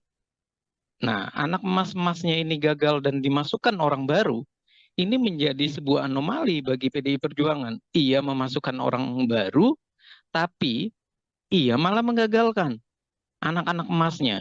Dan kemudian ia memakai narasi bahwa ini adalah sistem yang salah dengan daftar calon terbuka. Nah, sementara yang jadi pertanyaan atau kita balik adalah, kalau salah, kenapa orang-orang baru itu dimasukkan dia berhasil? Kenapa orang lama tidak dievaluasi dan mereka disingkirkan saja? Kalau ternyata mereka tidak akan berhasil. Dan ini juga fakta gitu loh. Di lapangan ternyata mereka harus membaca bahwa di lapangan ini mereka banyak yang sudah terlalu percaya diri, khususnya di DKI Jakarta. Mereka merasa bahwa 2 kali atau 3 periode mereka bisa terpilih. Dan mereka merasa bisa melenggang ke Senayan ataupun ke Kebun Sirih misalnya. Nyatanya kan yang orang-orang terkenal malah hilang. Bahkan bisa kita katakan ini adalah sebuah bentuk juga peringatan dari masyarakat, ideologi partai PDI Perjuangan. Jangan-jangan memang tidak bisa disuarakan oleh mereka yang berada di parlemen, si petahana ini. Ketika berbicara tidak bisa ideologi ini disuarakan oleh mereka, itu dibuktikan dengan masyarakat kok tidak semakin melekat dengan PDI Perjuangan, malah menjauh, malah terjadi penurunan 3%. Nah, pertanyaan berikutnya, kalau emang ideologi itu tidak melekat, yang menjadi kesalahan itu di mana? Sekolah kaderkah yang harus disalahkan? PDI Perjuangan punya sekolah kader yang ternyata tidak berhasil guna, atau memang perilaku mereka yang berubah. Perilakunya menjadi perilaku yang arogan, yang kasar, yang merasa bahwa ia sudah berkuasa 2 periode, ia melupakan konstituennya. Nah, hal-hal ini yang perlu menjadi catatan kalau saya bilang, jangan lagi ia membawa narasi ini kepada sikap pemilih masyarakat yang pragmatis. Karena pemilih masyarakat pragmatis, oke, kita bisa menyalahkan masyarakat. Tapi masyarakat juga tidak mendapatkan pendidikan politik. Lalu apa yang terjadi? Munculnya artis-artis, Once, berikutnya Melly Guslau, kemudian ada istrinya Kuya Kuya, Astrid Kuya, dan kemudian juga ada nama-nama baru seperti Komeng. Ini membuktikan bahwa terjadi pergeseran. Masyarakat awalnya sempat tidak percaya lagi artis, malah masyarakat kembali ke artis. Ini artinya jangan-jangan politik kita terlalu riuh, tapi isinya tidak menjamin kehidupan masyarakat, tidak menjamin kesejahteraan masyarakat. Akhirnya masyarakat berpikir, daripada memilih para politisi aktivis, lebih baik memilih para artis.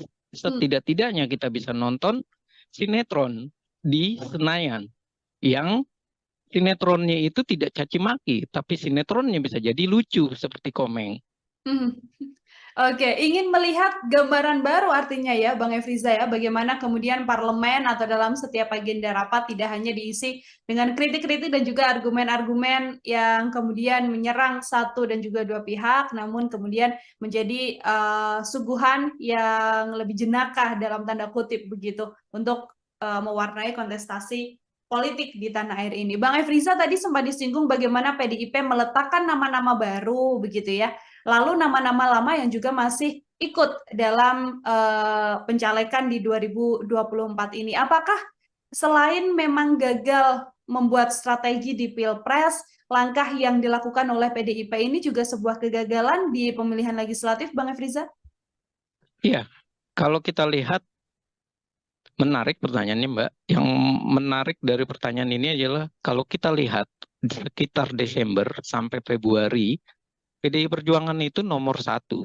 Dan ia bahkan diprediksi sampai 25%, minimal 23%. Artinya antusias masyarakat itu tinggi. Namun kenapa dia malah merosot? Dan nggak ada yang memprediksi merosotnya sampai 3%. Dan ini membuktikan memang ada strategi yang salah dari PDI Perjuangan. Strategi yang salah ya tentu dari Pilpres. Efek elektoralnya juga salah. Tidak terdapat kan efek elektoral. Nah, yang kedua adalah juga sebuah kesalahan dari mereka memasukkan wajah-wajah baru, kemudian wajah-wajah baru ini bisa jadi tidak disinergikan dengan orang-orang lama. Jadi PDI Perjuangan itu mengalami satu sisi ia menghadapi kompetisi di luar dengan banyaknya kader-kader dari berbagai partai, ada 18 partai kan.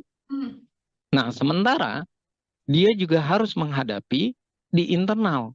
Kalau bahasa kasarnya itu saling injek di internal. Nah, mereka ketika melakukan serangan demi serangan antar mereka, mereka tidak memikirkan lagi bahwa semestinya mereka berjuang untuk sama-sama lolos, mereka berjuang untuk sama-sama menjelaskan ideologinya, perjuangannya, visi misinya. Dan sepertinya mereka larut dalam kompetisi yang saling menikam di internal, di dalam. Dan ini pun yang saya merasa jawabannya itu sudah dijawab oleh PDI Perjuangan sendiri. Ketika ia minta jangan sistem dengan daftar calon terbuka, ia minta calon tertutup. Kenapa? Karena waktu itu kasusnya Eva Sundari, Budiman Sujatmiko, dan beberapa petinggi dari PDI Perjuangan tidak lolos, kalah dengan orang-orang baru. Nah, kalau sampai mereka kalah dengan orang-orang baru, ini membuktikan bahwa PDI Perjuangan ini terbuai dengan mereka yang lama-lama. Sementara yang baru-baru itu diambilnya adalah yang bisa langsung mendongkrak suara. Dan inilah yang terjadi. Mereka yang punya duit, luar biasa duitnya banyak, menghadapi para aktivis atau kader yang sudah benar-benar merasa bahwa di DPR dia aman, tapi ternyata dia kalah satu sisi, kalah pamor, Hmm. kalah popularitas, dia kalah juga dalam hal logistik, dan dia kalah dalam kesiapan mental. Dan ini yang terjadi, dan ini bukan sekali dua kali. Banyak anggota PDI Perjuangan misalnya, dia adalah anak menteri, tapi ia dinaikkan ke posisi DPR, ternyata ia kalah dalam kompetisi itu. Apa kalahnya? Mengelawan anak pejabat ataupun bekas anggota DPR atau DPD RI yang secara keuangannya, logistiknya itu begitu besar. Dan permasalahan berikutnya, mereka tidak merawat jaringan dan tidak merawat strukturalnya. Apa yang terjadi? Strukturalnya banyak yang beralih. Akhirnya terpilihlah orang baru. Dan terpilihnya orang baru, ini pula tidak disikapi dengan tetap menggunakan sosok-sosok lama. Hmm. Nah, ini malah sosok-sosok lama ini dalam hal rakernas ataupun dalam hal munas ataupun kongres dan segala macam sebutan yang ada di partai, mereka malah disingkirkan. Contoh Budiman Sujatmiko, Marwar Sirait. Dan ini semakin membuat mereka itu sudah kalah juga tidak dipercaya. Sudah awalnya diapresiasi, ternyata malah mendapat punishment. Hmm. Dan ketika mendapat punishment, mereka pun disingkirkan, diabaikan. Nah, ini adalah sebuah fenomena salah, keliru dalam membina kader. Kalau seperti ini terus, akhirnya mendingan Partai Demokrasi Indonesia Perjuangan memproduksi orang-orang baru saja. Nggak usah lagi mencalonkan orang-orang lama. Ternyata orang-orang lamanya pun kalah gitu loh. Dan kalau saya bilang bahwa mereka mau menggunakan sistem proporsional tertutup yang selalu mereka gunakan, itu adalah strategi keliru dari PDI Perjuangan untuk mensiasati hilangnya para kader. Semestinya mereka harus bertanya, sekolah partai itu untuk apa jadinya? Hmm. Pengkaderan itu berhasil atau tidak? Kemudian evaluasi terhadap kinerja mereka di parlemen ada atau tidak?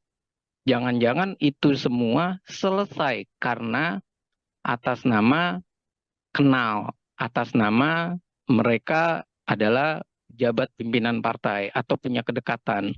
Dan inilah yang menjadi fenomena menarik dan saya rasa ini harus dilecutkan oleh PDI Perjuangan untuk daripada hak angket kecurangan pemilu, lebih baik memperbaiki diri mereka. Hmm. 3% kalah ini lebih baik ia menarik diri dari hak angket, terus ia bilang, kita dalam posisi menata ulang PDI Perjuangan. Itu baru jempolan.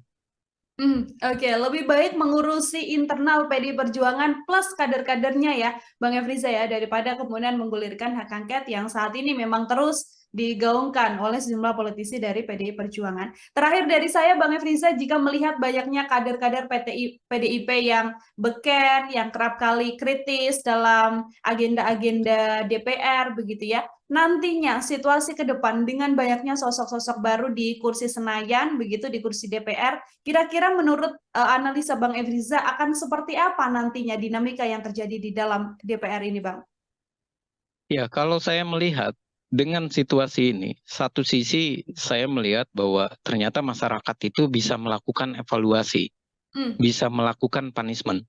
Karena pemilu itu bukan sekedar memberikan hak memilih kita atau melegitimasinya, tapi juga sebuah reward dan punishment. Dan sekarang ini PDI Perjuangan lagi kena punishment atau hukuman. Dan ini semestinya orang baru yang masuk di parlemen, ia harus mulai belajar Hmm. perilaku seperti apa yang menarik bagi partai. Seperti apa mereka harus membawa aspirasi masyarakat. Seperti apa sikap mereka dalam rapat. Seperti apa mereka mengartikulasikan dan mengagregasikan kepentingan masyarakat. Menyerap aspirasi masyarakat. Melakukan reses. Jangan sampai mereka di parlemen hanya berbicara, bernada, membawa rakyat, tapi rakyat dianggap banyak wajah, anomali maupun tidak tampak, dan akhirnya mereka cuma sekedar beretorika di parlemen. Dan ini adalah catatan yang perlu kita amati, dan saya rasa hiruk pikuknya nanti di parlemen ini akan baru. Barunya dalam arti orang-orang lama di PDI Perjuangan yang sekarang ada di PDI Perjuangan, yang menandatangani hak angket misalnya, ini menjadi pertanyaan gitu loh. Hak angket ini mau lanjut atau tidak karena wajahnya sudah berganti. Dan ini pun tentunya akan menjadi hal yang lucu ketika mereka berbicara kecurangan dan segala macam, sementara mereka orang baru. Mereka harus adaptasi. Dan ketika mereka harus adaptasi, kita jadi bertanya kembali, adaptasinya mereka langsung belajar sambil berjalan, atau jangan-jangan mereka sudah lancar. Kalau sudah lancar, menjadi pertanyaan lagi, apakah mereka benar-benar merupakan caleg-caleg yang merepresentasi masyarakat atau merepresentasi partai semata? Kalau merepresentasi partai semata, otomatis mereka hanya menjadi petugas partai, petugas praksi yang nantinya tidak akan jauh beda isinya ataupun dalam proses RUU atau naskah akademik dan rancangan undang-undang, pasti semuanya itu berada di DPP. 9 ketua umum itulah yang akan nanti bersuara lebih banyak, atau 9 sekjen. Dan anggota dewan tugasnya cuma apa? Tugasnya cuma mengikuti arahan dari partai atau dari fraksi. Kalau seperti itu, apa yang terjadi? Yang terjadi jelas bahwa mereka tidak tampak jelas perjuangan mereka sebagai wakil rakyat. Akhirnya DPR kita nantinya ke depan, kalau ini terjadi, hanya warung obrolan di Gedung Senayan.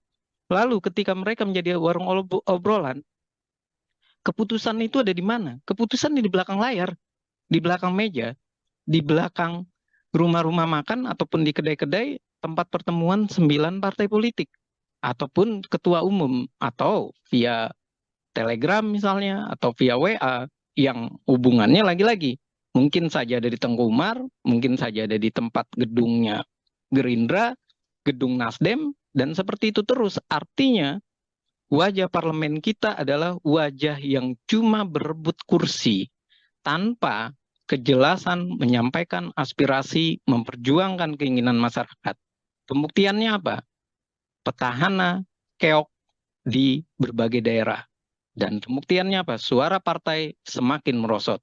Peringkat pertama 16% itu adalah sebuah tamparan memalukan. Karena 16% ini menunjukkan bahwa kita semuanya adalah partai gurem.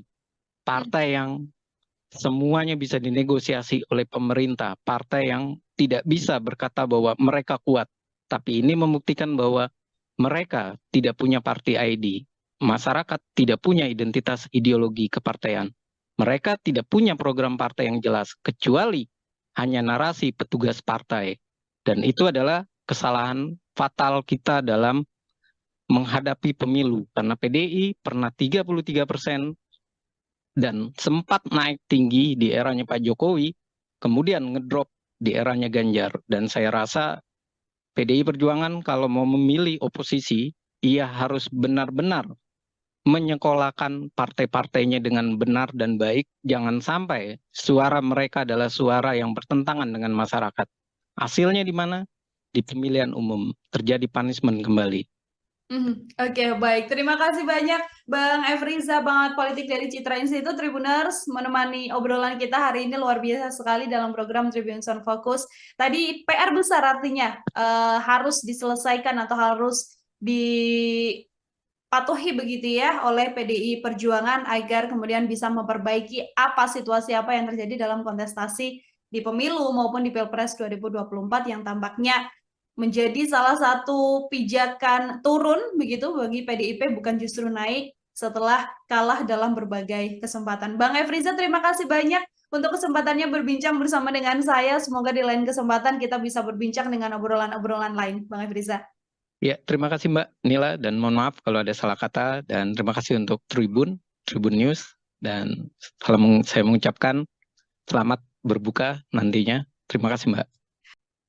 Program Tribunnews on Fokus Tribuners hari ini membersamai Anda kembali bersama dengan saya Nila Irda. Tribuners, nama-nama calon legislatif atau caleg populer dari Partai PDI Perjuangan ini beberapa diprediksi tidak lolos masuk ke kursi Senayan. Sejumlah kader PDIP tersebut merupakan elit partai yang juga sangat populer karena kerap kali warawiri dan menghiasi media tanah air. Belum lagi beberapa di antaranya juga merupakan petahana dari anggota DPR RI yang saat ini masih duduk di kursi wakil rakyat di Senayan, Jakarta Pusat. Lalu sebenarnya apa yang membuat banyaknya caleg PDIP populer ini keok dari nama-nama baru yang kemudian lolos ke Senayan? Saya akan membahasnya. Tribuners, sudah tersambung melalui sambungan Zoom bersama dengan saya.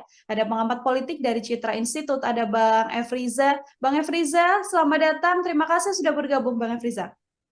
Ya, terima kasih atas undangannya untuk Mbak Nila dan terima kasih untuk Tribun News.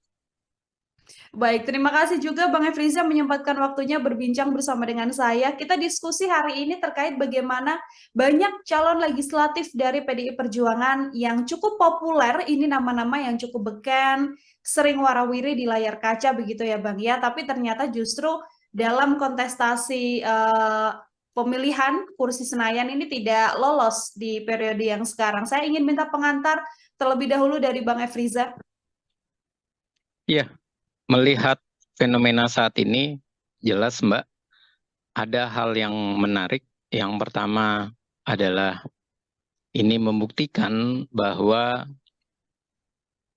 caleg-caleg ini bisa dikatakan kita bisa mengasumsikan awal ia tidak merawat dukungannya atau merawat dari konstituennya.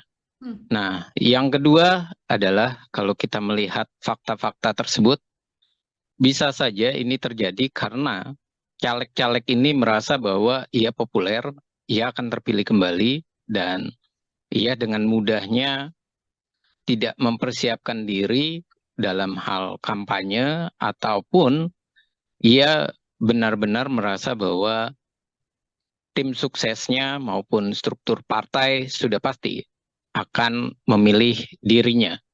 Dan berikutnya, ini yang ketiga adalah bisa jadi ini ada hubungannya dengan Pilpres yang menyebabkan mereka tidak terpilih, dan ini juga berkontribusi dalam hal ini ada dua partai yang semakin besar suaranya, yaitu PKB, kedua adalah Golkar, dan yang ketiga adalah PKS. Nah, ini adalah sebuah fenomena yang bisa kita lihat ada hubungannya dengan Pilpres, ada hubungannya dengan bagaimana ia mendapatkan limpahan suara dari mendukung salah satu pasangan calon atau dia dijadikan sebagai cawapres. Dan yang berikutnya juga bisa kita asumsikan bahwa ini semakin memperlihatkan ada masalah dalam pengkaderan PDI Perjuangan ataupun PDI Perjuangan dalam menyiapkan calon-calonnya. Nah, ini menjadi tanda tanya besar, adakah memang partai benar-benar memahami dari kondisi di dalam internalnya? Apakah memang orang itu kalau diajukan kembali akan terpilih atau tidak? Dan ini adalah fakta yang saya rasa ini kesempatan untuk introspeksi bagi PDI Perjuangan, dan ini adalah momen yang pas dengan caleg populernya gagal. Seperti itu Mbak pembukanya. Oke, baik Bang Efriza. Tadi Abang sempat menyinggung faktor Pilpres begitu ya, bisa jadi salah satu penyebab gagalnya caleg-caleg ini. Apakah kemudian ini berkaitan soal perbedaan pilihan dari masyarakat yang memang memilih pasangan untuk Pilpres yang berbeda, lalu senada dengan tidak memilih caleg-caleg dari PDI Perjuangan, atau ini juga berkaitan bagaimana kemudian sosok-sosok populer ini kerap kali muncul ke publik dengan narasi yang juga mengkritisi pemerintahan, menggaungkan soal kecurangan dan lain sebagainya, Bang. Hal-hal apa yang menurut Bang Efriza ini menjadi faktor Pilpres juga berpengaruh? Iya, faktor Pilpres yang tadi saya katakan berpengaruh ini banyak hal ya. Yang pertama, faktor Pilpres ini adalah menguntungkan bagi, contoh saja, bagi Pak Muhaimin Iskandar ketika ia dicalonkan menjadi cawapres, suaranya langsung melejit dan mendapatkan beberapa porsi di daerah-daerah.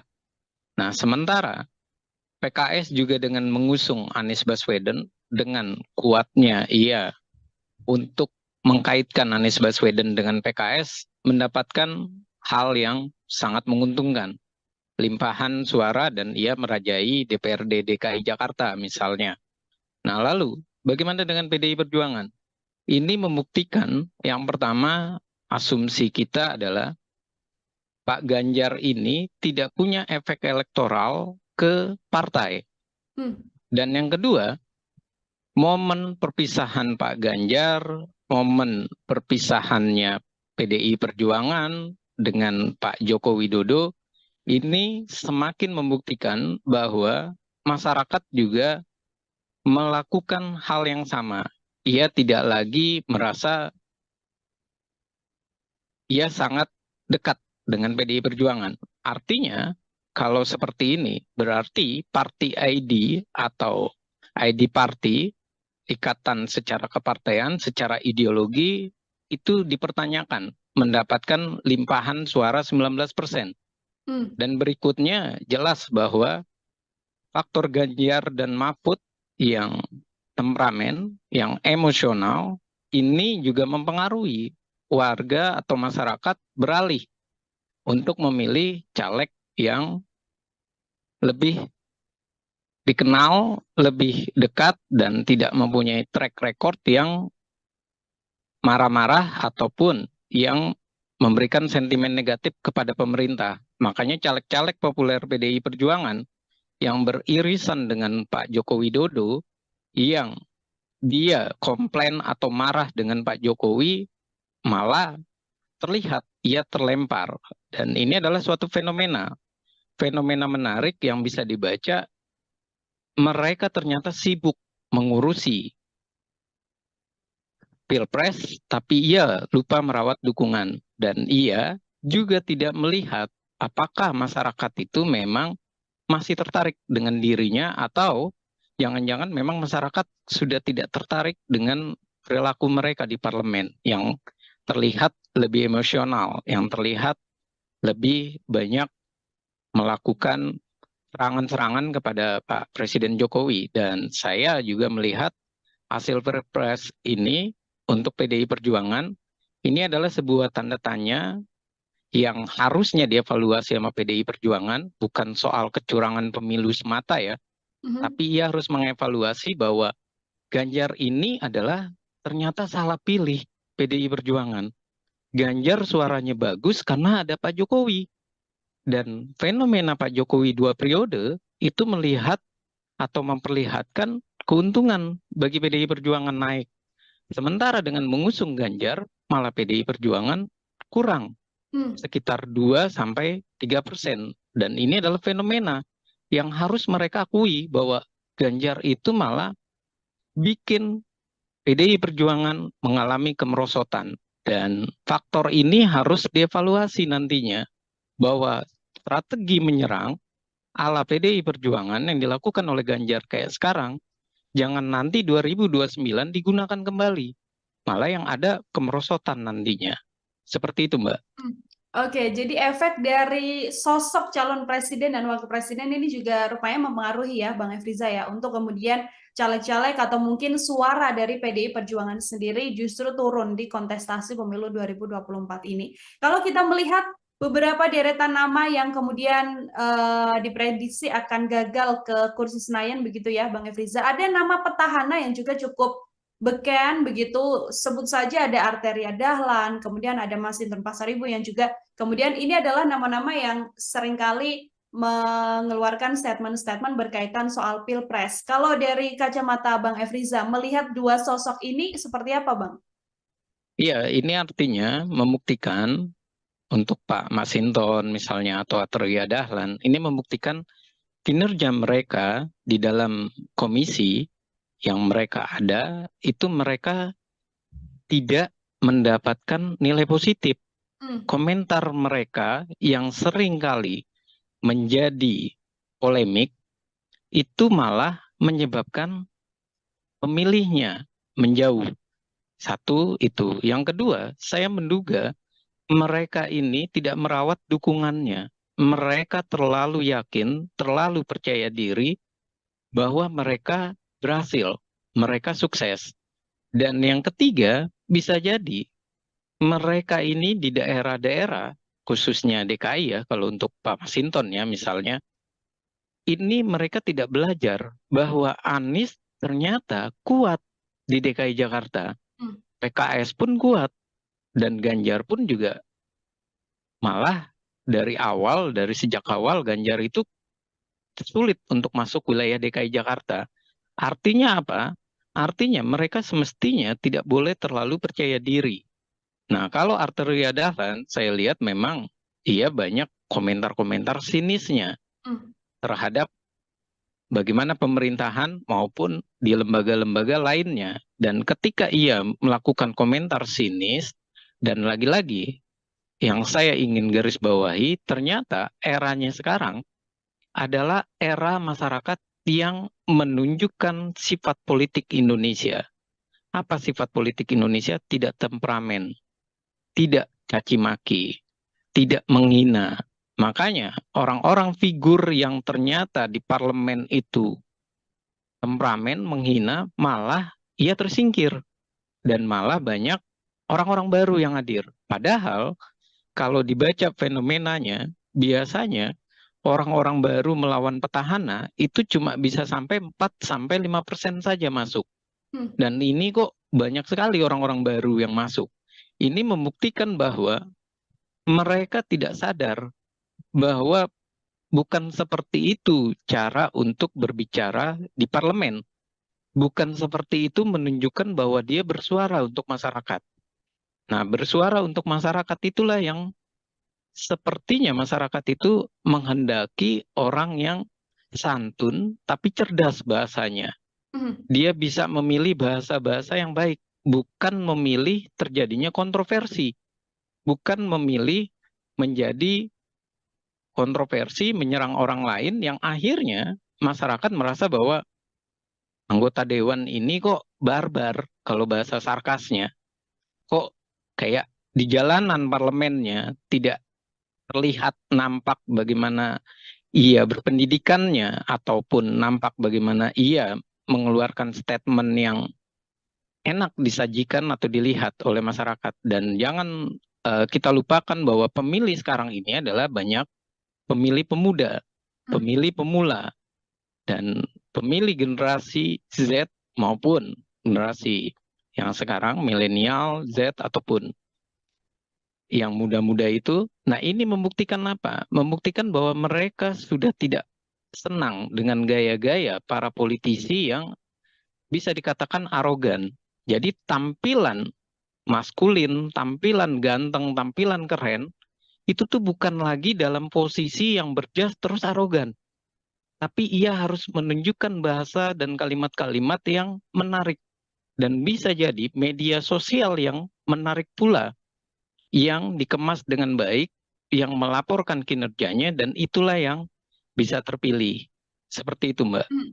Oke, bukan lagi sosok temperamen, sosok yang kerap kali mengkritis, namun merupakan sosok-sosok yang santun yang juga kemudian tidak ibaratnya tidak membuat huru-hara di dinamika politik yang terjadi di tanah air ya, Bang Efriza. Ini kalau kita melihat secara ketokohan, ini kan sosok-sosok yang populer ini nyatanya tidak mendapatkan suara yang lebih baik dengan tokoh-tokoh yang saat ini justru unggul. Katakanlah kan ada nama artis juga, ada Once Michael yang juga kemudian diprediksi lolos begitu, Bang Afriza. Ada kemudian dari latar belakang kepala daerah, istri dan sebagainya yang juga lolos. Ini kemudian kalau dari analisa Bang Efriza, terpilihnya sosok-sosok baru ini menggantikan nama-nama beken dari PDIP ini pertanda apa bagi PDI Perjuangan sendiri, Bang?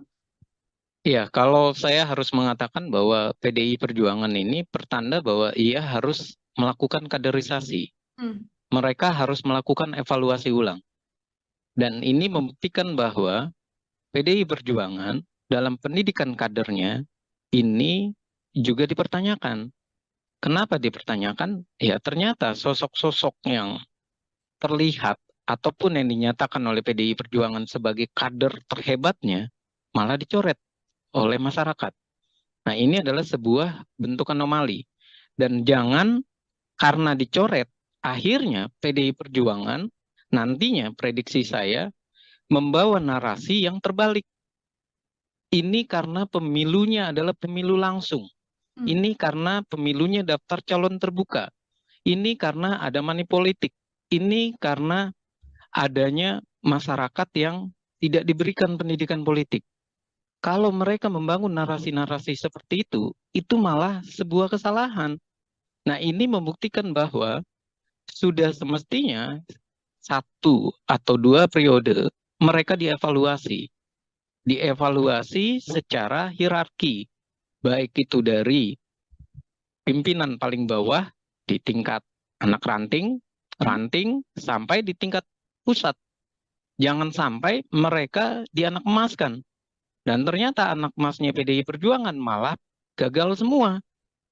Nah, anak emas-emasnya ini gagal dan dimasukkan orang baru, ini menjadi sebuah anomali bagi PDI Perjuangan. Ia memasukkan orang baru, tapi ia malah menggagalkan anak-anak emasnya.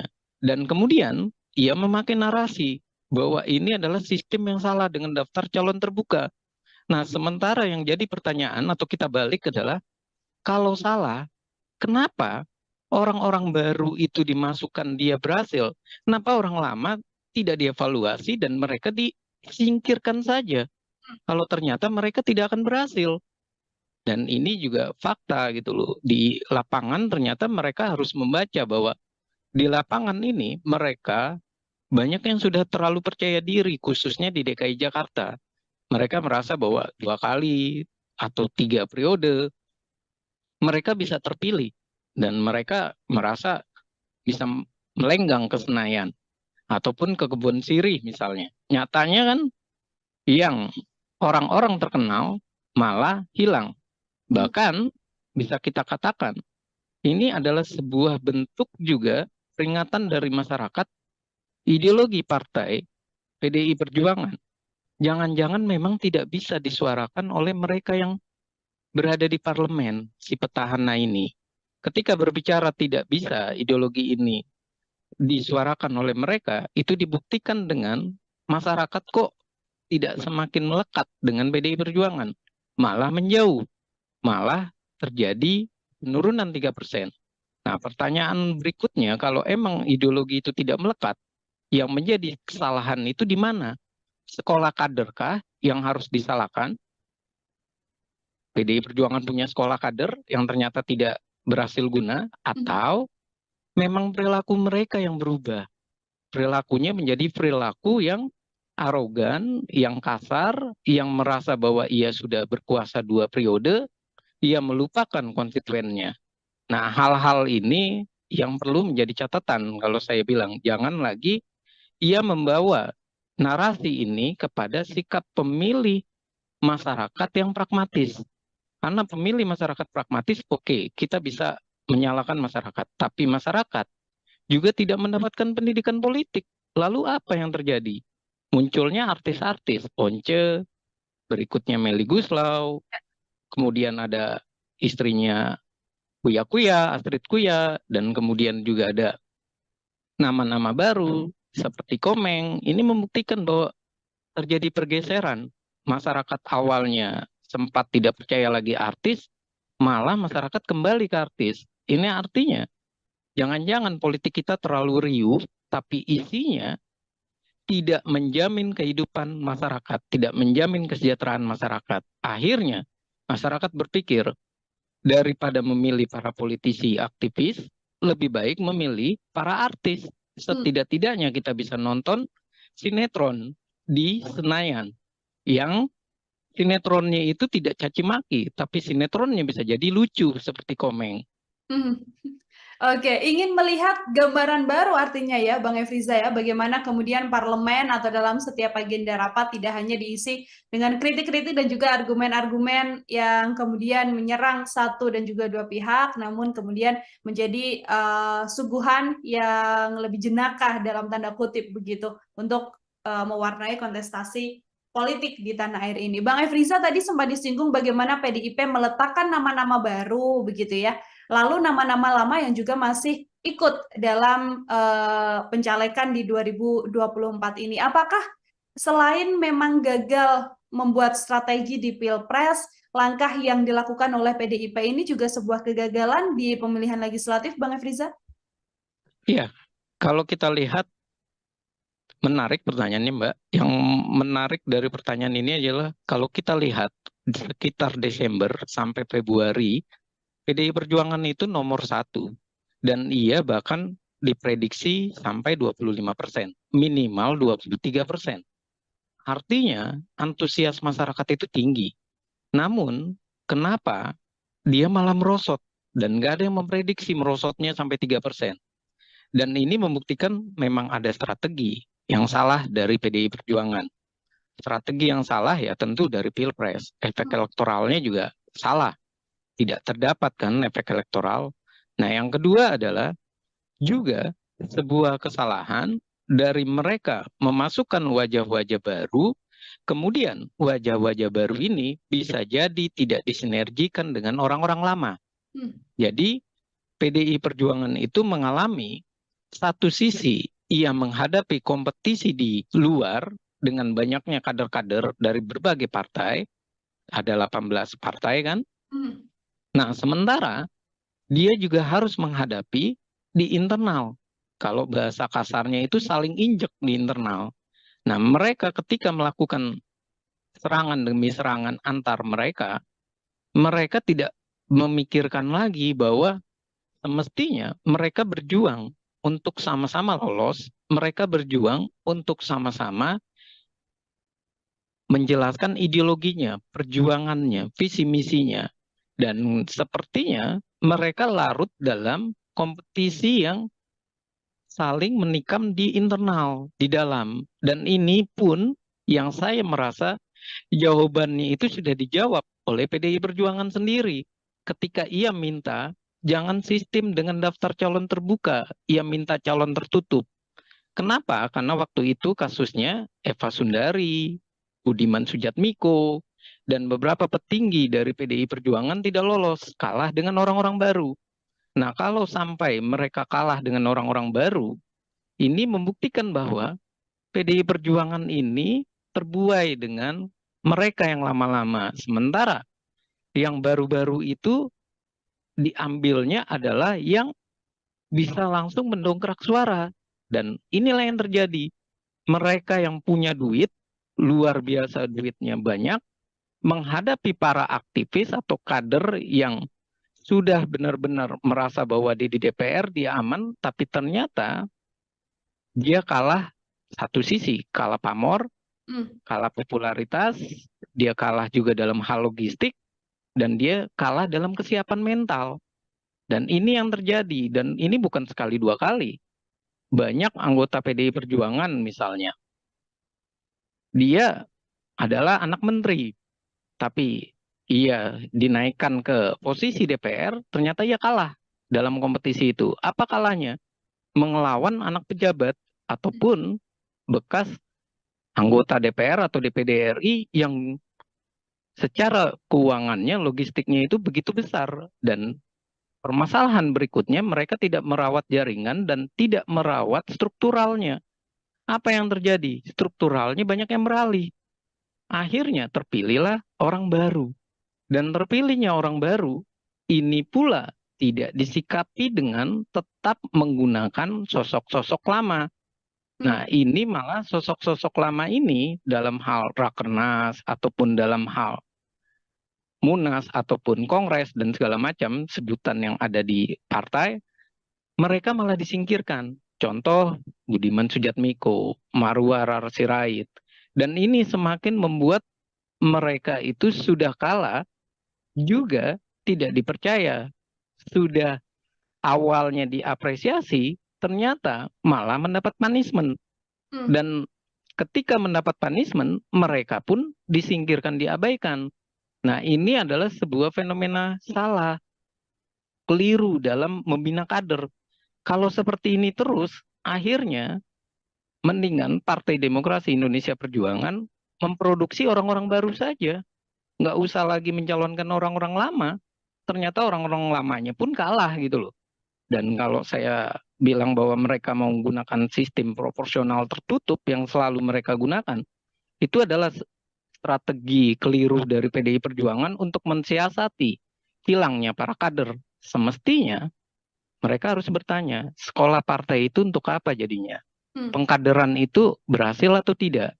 Kemudian evaluasi terhadap kinerja mereka di parlemen ada atau tidak?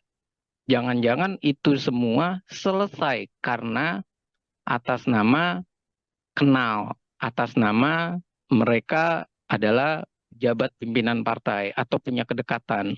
Dan inilah yang menjadi fenomena menarik dan saya rasa ini harus dilecutkan oleh PDI Perjuangan untuk daripada hak angket kecurangan pemilu, lebih baik memperbaiki diri mereka. 3% kalah ini lebih baik ia menarik diri dari hak angket, terus ia bilang, kita dalam posisi menata ulang PDI Perjuangan, itu baru jempolan.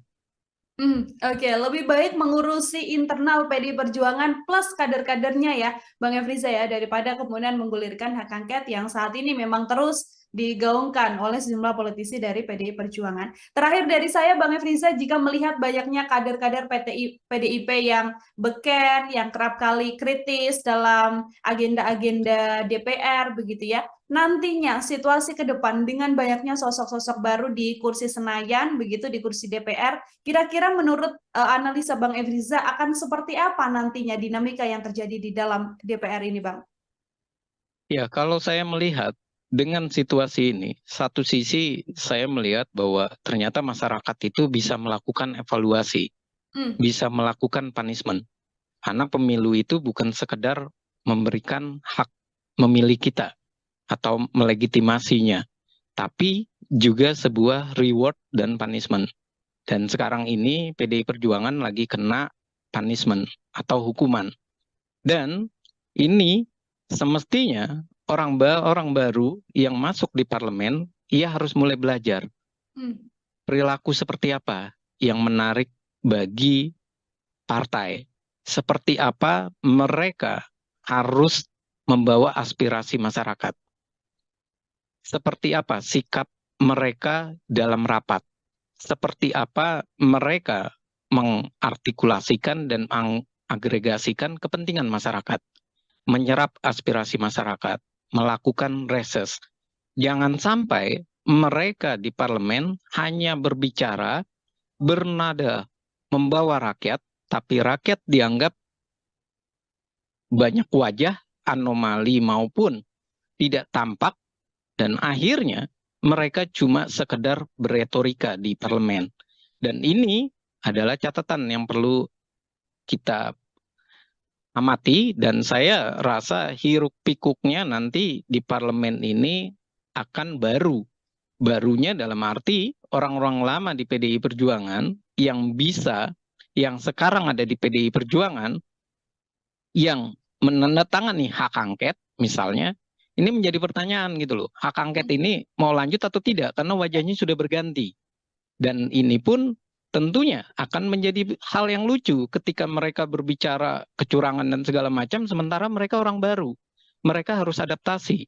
Dan ketika mereka harus adaptasi, kita jadi bertanya kembali, adaptasinya mereka langsung belajar sambil berjalan atau jangan-jangan mereka sudah lancar. Kalau sudah lancar, menjadi pertanyaan lagi, apakah mereka benar-benar merupakan caleg-caleg yang merepresentasi masyarakat atau merepresentasi partai semata? Kalau merepresentasi partai semata, otomatis mereka hanya menjadi petugas partai, petugas praksi yang nantinya tidak akan jauh beda isinya ataupun dalam proses RUU atau naskah akademik dan rancangan undang-undang pasti semuanya itu berada di DPP. 9 ketua umum itulah yang akan nanti bersuara lebih banyak atau 9 sekjen.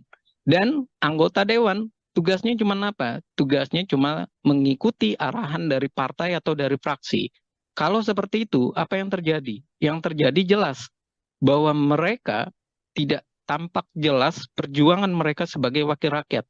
Akhirnya DPR kita nantinya ke depan kalau ini terjadi hanya warung obrolan di Gedung Senayan.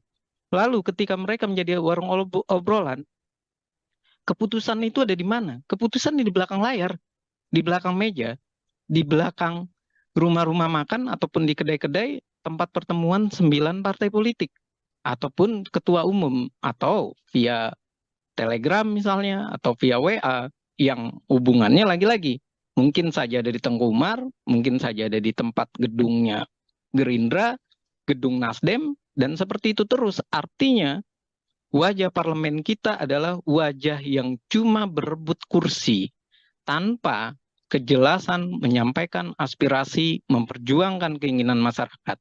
Pembuktiannya apa? Petahana, keok di berbagai daerah. Dan pembuktiannya apa? Suara partai semakin merosot. Peringkat pertama 16% itu adalah sebuah tamparan memalukan. Karena 16% ini menunjukkan bahwa kita semuanya adalah partai gurem. Partai yang semuanya bisa dinegosiasi oleh pemerintah. Partai yang tidak bisa berkata bahwa mereka kuat. Tapi ini membuktikan bahwa mereka tidak punya party ID.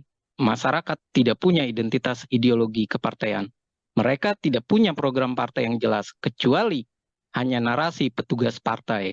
Dan itu adalah kesalahan fatal kita dalam menghadapi pemilu. Karena PDI pernah 33% dan sempat naik tinggi di eranya Pak Jokowi, kemudian ngedrop di eranya Ganjar. Dan saya rasa PDI Perjuangan kalau mau memilih oposisi, ia harus benar-benar menyekolahkan partai-partainya dengan benar dan baik. Jangan sampai suara mereka adalah suara yang bertentangan dengan masyarakat. Hasilnya di mana? Di pemilihan umum terjadi punishment kembali. Oke, baik. Terima kasih banyak Bang Efriza, Bangat Politik dari Citra Institute, Tribuners, menemani obrolan kita hari ini luar biasa sekali dalam program Tribun Sound Focus. Tadi PR besar artinya harus diselesaikan atau harus dipatuhi begitu ya oleh PDI Perjuangan agar kemudian bisa memperbaiki situasi apa yang terjadi dalam kontestasi di pemilu maupun di Pilpres 2024 yang tampaknya menjadi salah satu pijakan turun begitu bagi PDIP, bukan justru naik setelah kalah dalam berbagai kesempatan. Bang Efriza, terima kasih banyak untuk kesempatannya berbincang bersama dengan saya. Semoga di lain kesempatan kita bisa berbincang dengan obrolan-obrolan lain, Bang Efriza. Ya, terima kasih Mbak Nila, dan mohon maaf kalau ada salah kata, dan terima kasih untuk Tribun News, dan saya mengucapkan selamat berbuka nantinya. Terima kasih Mbak. Program Tribun Sound Focus Tribuners hari ini membersamai Anda kembali bersama dengan saya Nila Irda. Tribuners, nama-nama calon legislatif atau caleg populer dari Partai PDI Perjuangan ini beberapa diprediksi tidak lolos masuk ke kursi Senayan. Sejumlah kader PDIP tersebut merupakan elit partai yang juga sangat populer karena kerap kali warawiri dan menghiasi media tanah air. Belum lagi beberapa di antaranya juga merupakan petahana dari anggota DPR RI yang saat ini masih duduk di kursi wakil rakyat di Senayan, Jakarta Pusat. Lalu sebenarnya apa yang membuat banyaknya caleg PDIP populer ini keok dari nama-nama baru yang kemudian lolos ke Senayan? Saya akan membahasnya. Tribuners, sudah tersambung melalui sambungan Zoom bersama dengan saya. Ada pengamat politik dari Citra Institute, ada Bang Efriza. Bang Efriza, selamat datang. Terima kasih sudah bergabung, Bang Efriza. Ya, terima kasih atas undangannya untuk Mbak Nila, dan terima kasih untuk Tribun News.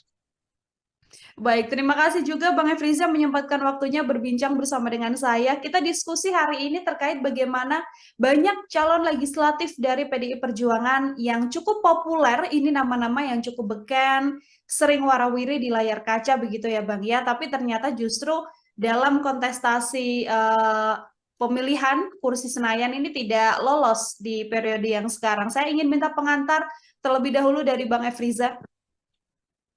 Iya, melihat fenomena saat ini, jelas Mbak, ada hal yang menarik. Yang pertama adalah ini membuktikan bahwa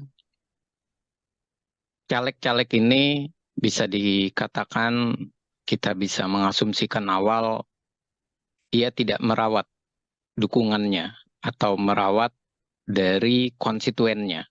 Hmm. Nah, yang kedua adalah kalau kita melihat fakta-fakta tersebut, bisa saja ini terjadi karena caleg-caleg ini merasa bahwa ia populer, ia akan terpilih kembali, dan ia dengan mudahnya tidak mempersiapkan diri dalam hal kampanye, ataupun ia benar-benar merasa bahwa tim suksesnya maupun struktur partai sudah pasti akan memilih dirinya. Dan berikutnya, ini yang ketiga adalah bisa jadi ini ada hubungannya dengan Pilpres yang menyebabkan mereka tidak terpilih, dan ini juga berkontribusi dalam hal ini ada dua partai yang semakin besar suaranya, yaitu PKB, kedua adalah Golkar, dan yang ketiga adalah PKS.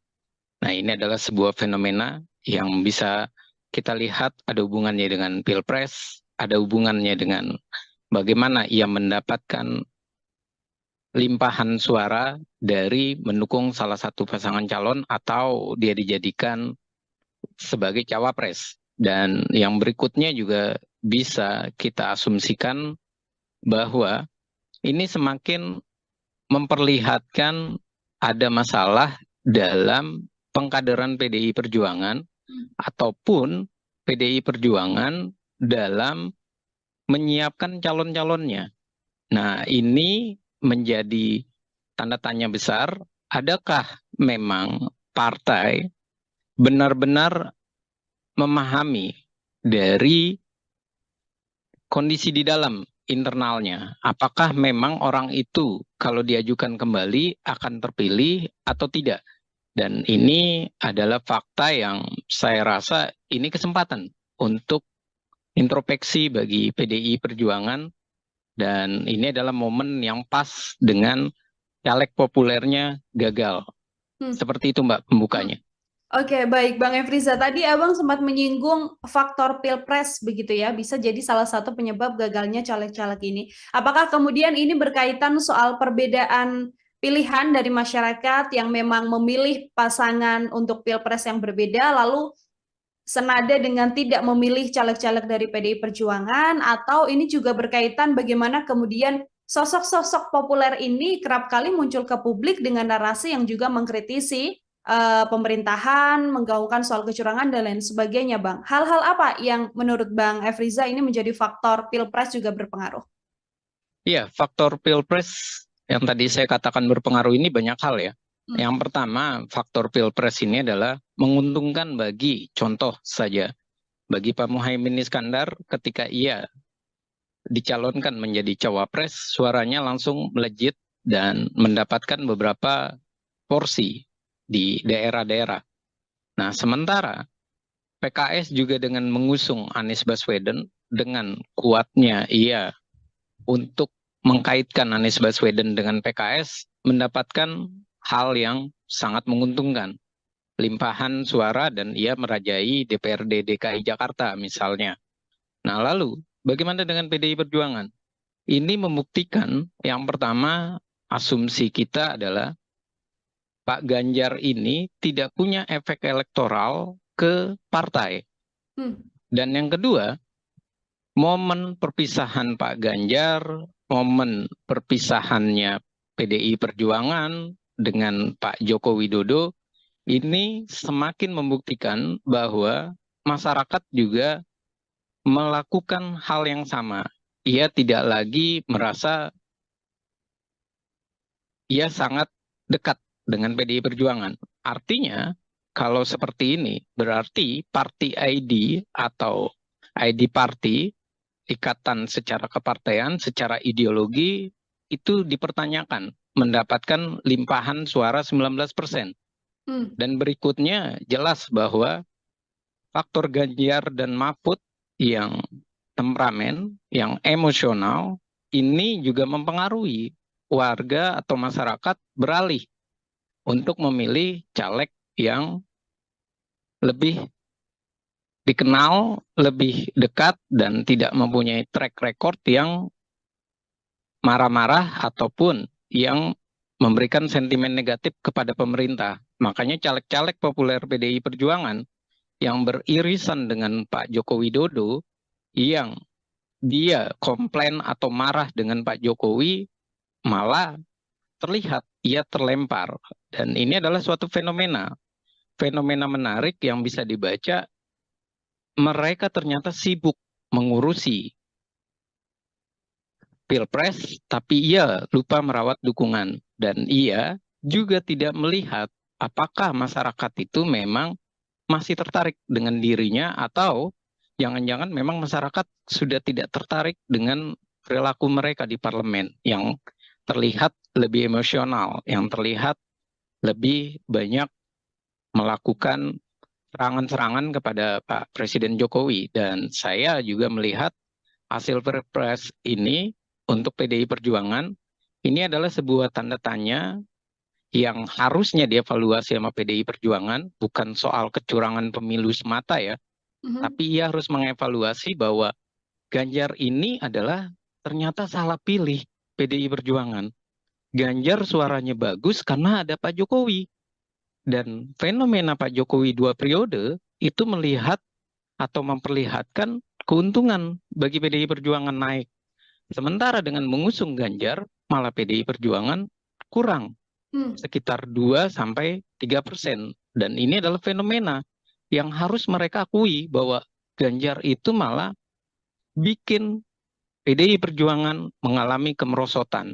Dan faktor ini harus dievaluasi nantinya, bahwa strategi menyerang ala PDI Perjuangan yang dilakukan oleh Ganjar kayak sekarang, jangan nanti 2029 digunakan kembali.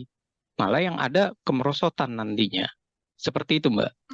Oke, jadi efek dari sosok calon presiden dan wakil presiden ini juga rupanya mempengaruhi ya, Bang Efriza ya, untuk kemudian caleg-caleg atau mungkin suara dari PDI Perjuangan sendiri justru turun di kontestasi pemilu 2024 ini. Kalau kita melihat beberapa deretan nama yang kemudian diprediksi akan gagal ke kursi Senayan begitu ya, Bang Efriza, ada nama petahana yang juga cukup beken begitu, sebut saja ada Arteria Dahlan, kemudian ada Masinton Pasaribu yang juga kemudian ini adalah nama-nama yang seringkali mengeluarkan statement-statement berkaitan soal Pilpres. Kalau dari kacamata Bang Efriza, melihat dua sosok ini seperti apa, Bang? Iya, ini artinya membuktikan untuk Pak Masinton misalnya atau Arteria Dahlan, ini membuktikan kinerja mereka di dalam komisi yang mereka ada, itu mereka tidak mendapatkan nilai positif. Komentar mereka yang sering kali menjadi polemik itu malah menyebabkan pemilihnya menjauh. Satu itu. Yang kedua, saya menduga mereka ini tidak merawat dukungannya. Mereka terlalu yakin, terlalu percaya diri bahwa mereka berhasil, mereka sukses. Dan yang ketiga, bisa jadi mereka ini di daerah-daerah, khususnya DKI ya, kalau untuk Pak Masinton ya misalnya, ini mereka tidak belajar bahwa Anies ternyata kuat di DKI Jakarta. PKS pun kuat, dan Ganjar pun juga malah dari sejak awal Ganjar itu sulit untuk masuk wilayah DKI Jakarta. Artinya apa? Artinya mereka semestinya tidak boleh terlalu percaya diri. Nah, kalau Arteria Dahlan, saya lihat memang ia banyak komentar-komentar sinisnya terhadap bagaimana pemerintahan maupun di lembaga-lembaga lainnya. Dan ketika ia melakukan komentar sinis, dan lagi-lagi yang saya ingin garis bawahi, ternyata eranya sekarang adalah era masyarakat yang menunjukkan sifat politik Indonesia. Apa sifat politik Indonesia? Tidak temperamen, tidak caci maki, tidak menghina.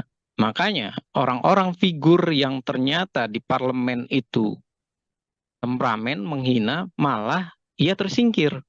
Dan malah banyak orang-orang baru yang hadir. Padahal kalau dibaca fenomenanya, biasanya orang-orang baru melawan petahana itu cuma bisa sampai 4-5% saja masuk. Dan ini kok banyak sekali orang-orang baru yang masuk.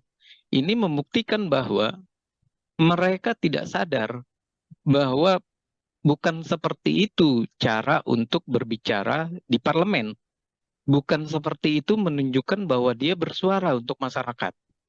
Nah, bersuara untuk masyarakat itulah yang sepertinya masyarakat itu menghendaki orang yang santun tapi cerdas bahasanya. Mhm. Dia bisa memilih bahasa-bahasa yang baik, bukan memilih terjadinya kontroversi, bukan memilih menjadi kontroversi menyerang orang lain yang akhirnya masyarakat merasa bahwa anggota dewan ini kok barbar, kalau bahasa sarkasnya, kok kayak di jalanan parlemennya tidak terlihat nampak bagaimana ia berpendidikannya ataupun nampak bagaimana ia mengeluarkan statement yang enak disajikan atau dilihat oleh masyarakat. Dan jangan kita lupakan bahwa pemilih sekarang ini adalah banyak pemilih pemuda, Hmm. pemilih pemula, dan pemilih generasi Z maupun generasi yang sekarang milenial, Z ataupun yang muda-muda itu. Nah, ini membuktikan apa? Membuktikan bahwa mereka sudah tidak senang dengan gaya-gaya para politisi yang bisa dikatakan arogan. Jadi tampilan maskulin, tampilan ganteng, tampilan keren, itu tuh bukan lagi dalam posisi yang berjas terus arogan. Tapi ia harus menunjukkan bahasa dan kalimat-kalimat yang menarik.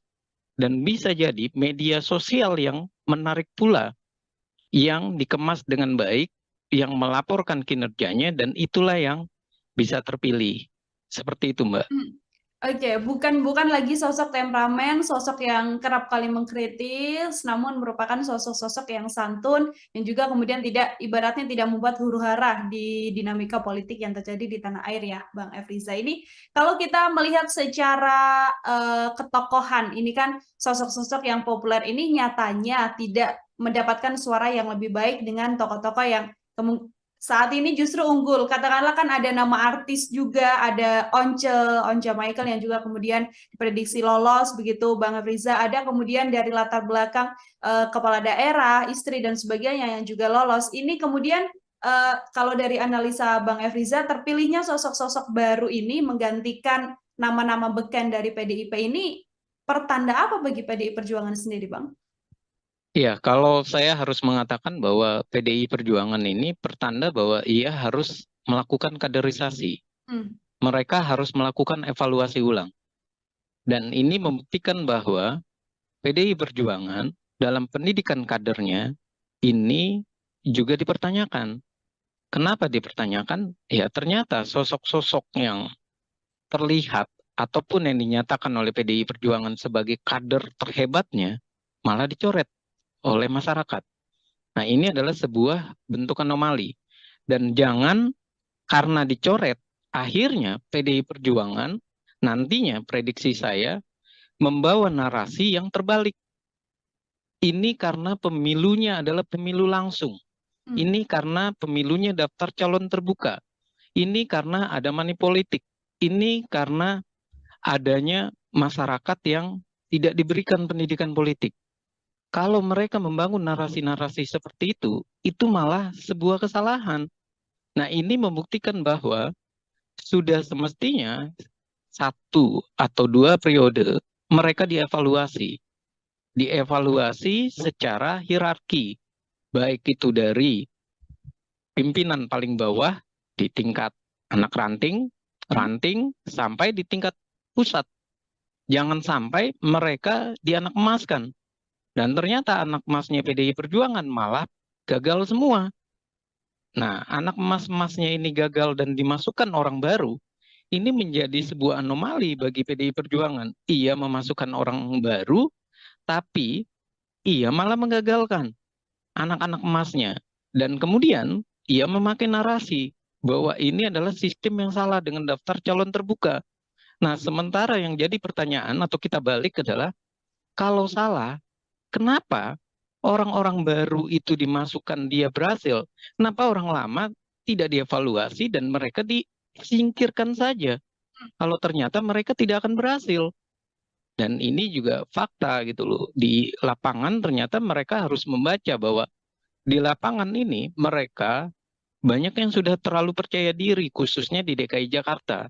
Mereka merasa bahwa 2 kali atau 3 periode mereka bisa terpilih dan mereka merasa bisa melenggang ke Senayan ataupun ke Kebun Sirih misalnya. Nyatanya kan yang orang-orang terkenal malah hilang. Bahkan bisa kita katakan ini adalah sebuah bentuk juga peringatan dari masyarakat ideologi partai PDI Perjuangan. Jangan-jangan memang tidak bisa disuarakan oleh mereka yang berada di parlemen, si petahana ini. Ketika berbicara tidak bisa ideologi ini disuarakan oleh mereka, itu dibuktikan dengan masyarakat kok tidak semakin melekat dengan PDI Perjuangan. Malah menjauh, malah terjadi penurunan 3%.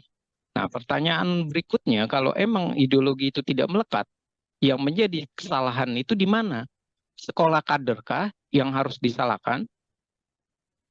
PDI Perjuangan punya sekolah kader yang ternyata tidak berhasil guna, atau memang perilaku mereka yang berubah? Perilakunya menjadi perilaku yang arogan, yang kasar, yang merasa bahwa ia sudah berkuasa 2 periode, ia melupakan konstituennya. Nah, hal-hal ini yang perlu menjadi catatan kalau saya bilang, jangan lagi ia membawa narasi ini kepada sikap pemilih masyarakat yang pragmatis. Karena pemilih masyarakat pragmatis, oke, kita bisa menyalahkan masyarakat. Tapi masyarakat juga tidak mendapatkan pendidikan politik. Lalu apa yang terjadi? Munculnya artis-artis, Once, berikutnya Melly Guslau, kemudian ada istrinya Kuya Kuya, Astrid Kuya, dan kemudian juga ada nama-nama baru seperti Komeng. Ini membuktikan bahwa terjadi pergeseran.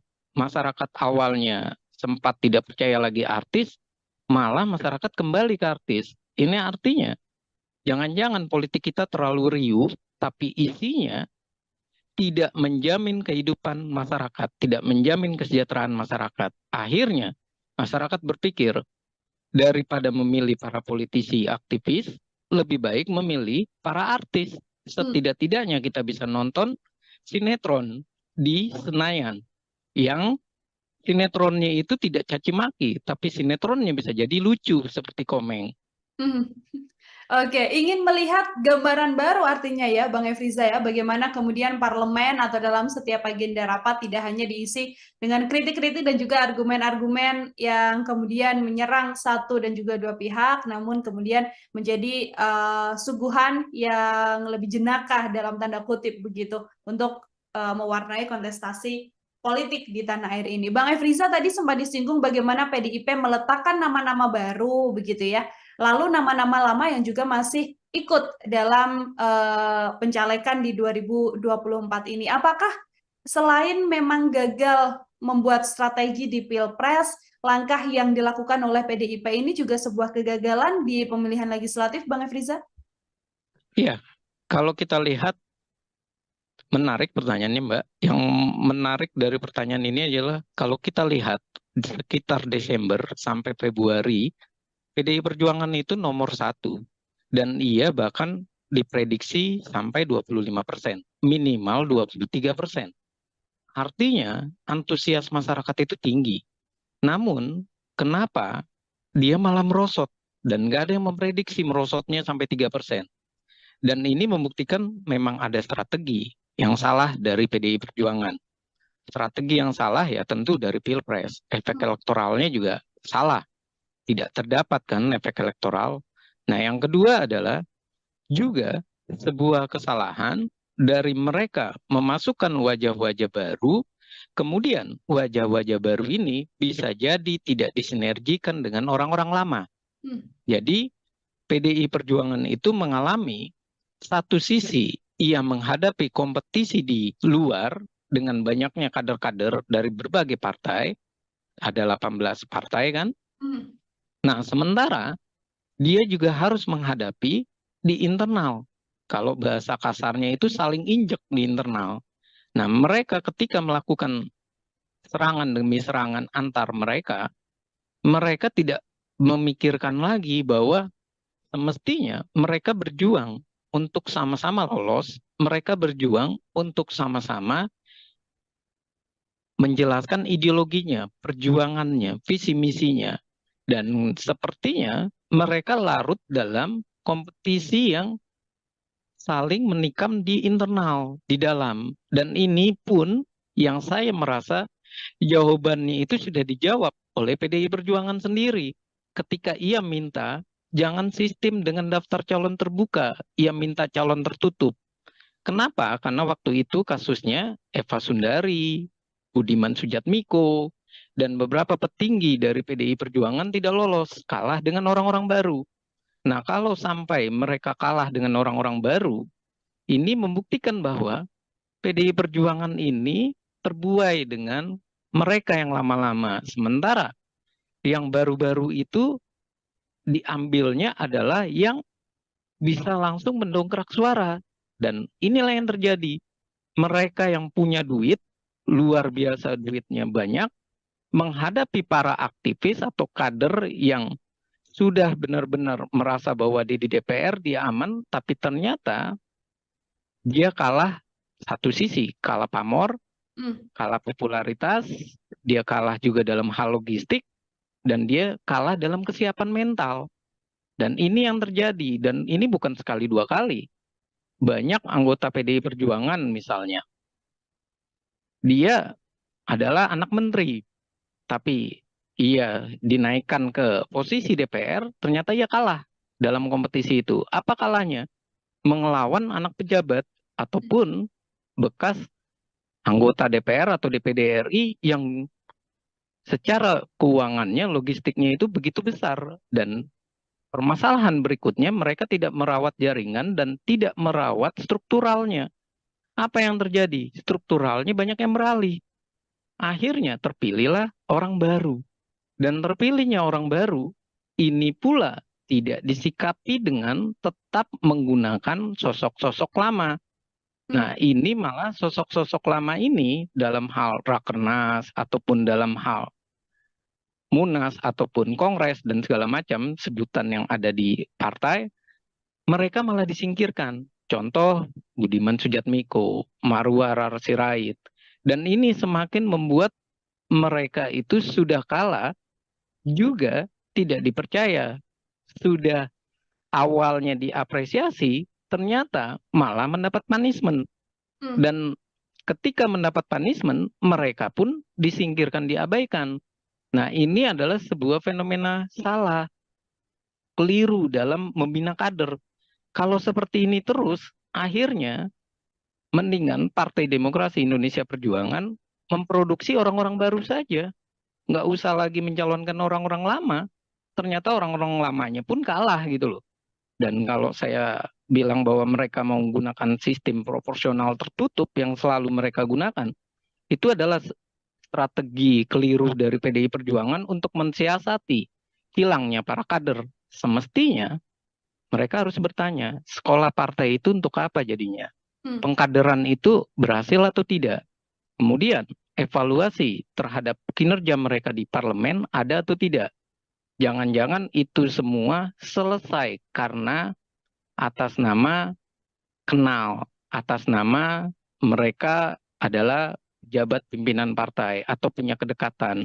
Dan inilah yang menjadi fenomena menarik dan saya rasa ini harus dilecutkan oleh PDI Perjuangan untuk daripada hak angket kecurangan pemilu, lebih baik memperbaiki diri mereka. 3% kalah ini lebih baik ia menarik diri dari hak angket, terus ia bilang, kita dalam posisi menata ulang PDI Perjuangan. Itu baru jempolan.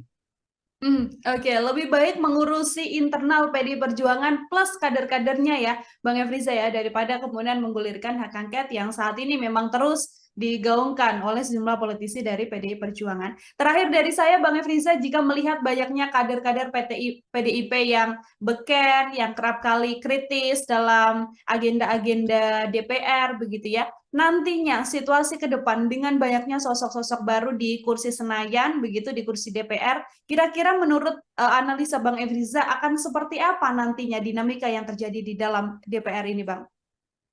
Ya, kalau saya melihat dengan situasi ini, satu sisi saya melihat bahwa ternyata masyarakat itu bisa melakukan evaluasi, bisa melakukan punishment. Karena pemilu itu bukan sekedar memberikan hak memilih kita atau melegitimasinya, tapi juga sebuah reward dan punishment. Dan sekarang ini PDI Perjuangan lagi kena punishment atau hukuman. Dan ini semestinya orang baru yang masuk di parlemen, ia harus mulai belajar perilaku seperti apa yang menarik bagi partai. Seperti apa mereka harus membawa aspirasi masyarakat. Seperti apa sikap mereka dalam rapat. Seperti apa mereka mengartikulasikan dan mengagregasikan kepentingan masyarakat. Menyerap aspirasi masyarakat. Melakukan reses. Jangan sampai mereka di parlemen hanya berbicara, bernada, membawa rakyat, tapi rakyat dianggap banyak wajah, anomali maupun tidak tampak, dan akhirnya mereka cuma sekedar beretorika di parlemen. Dan ini adalah catatan yang perlu kita amati, dan saya rasa hiruk pikuknya nanti di parlemen ini akan baru.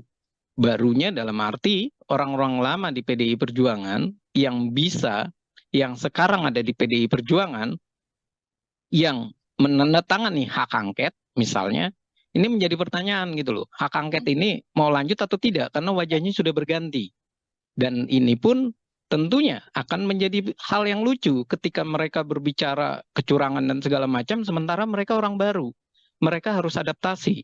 Dan ketika mereka harus adaptasi, kita jadi bertanya kembali, adaptasinya mereka langsung belajar sambil berjalan, atau jangan-jangan mereka sudah lancar. Kalau sudah lancar, menjadi pertanyaan lagi, apakah mereka benar-benar merupakan caleg-caleg yang merepresentasi masyarakat atau merepresentasi partai semata?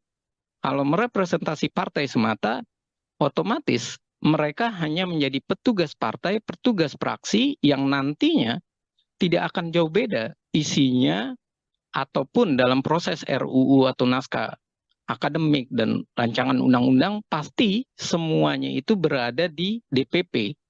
9 ketua umum itulah yang akan nanti bersuara lebih banyak atau 9 sekjen. Dan anggota dewan tugasnya cuma apa? Tugasnya cuma mengikuti arahan dari partai atau dari fraksi.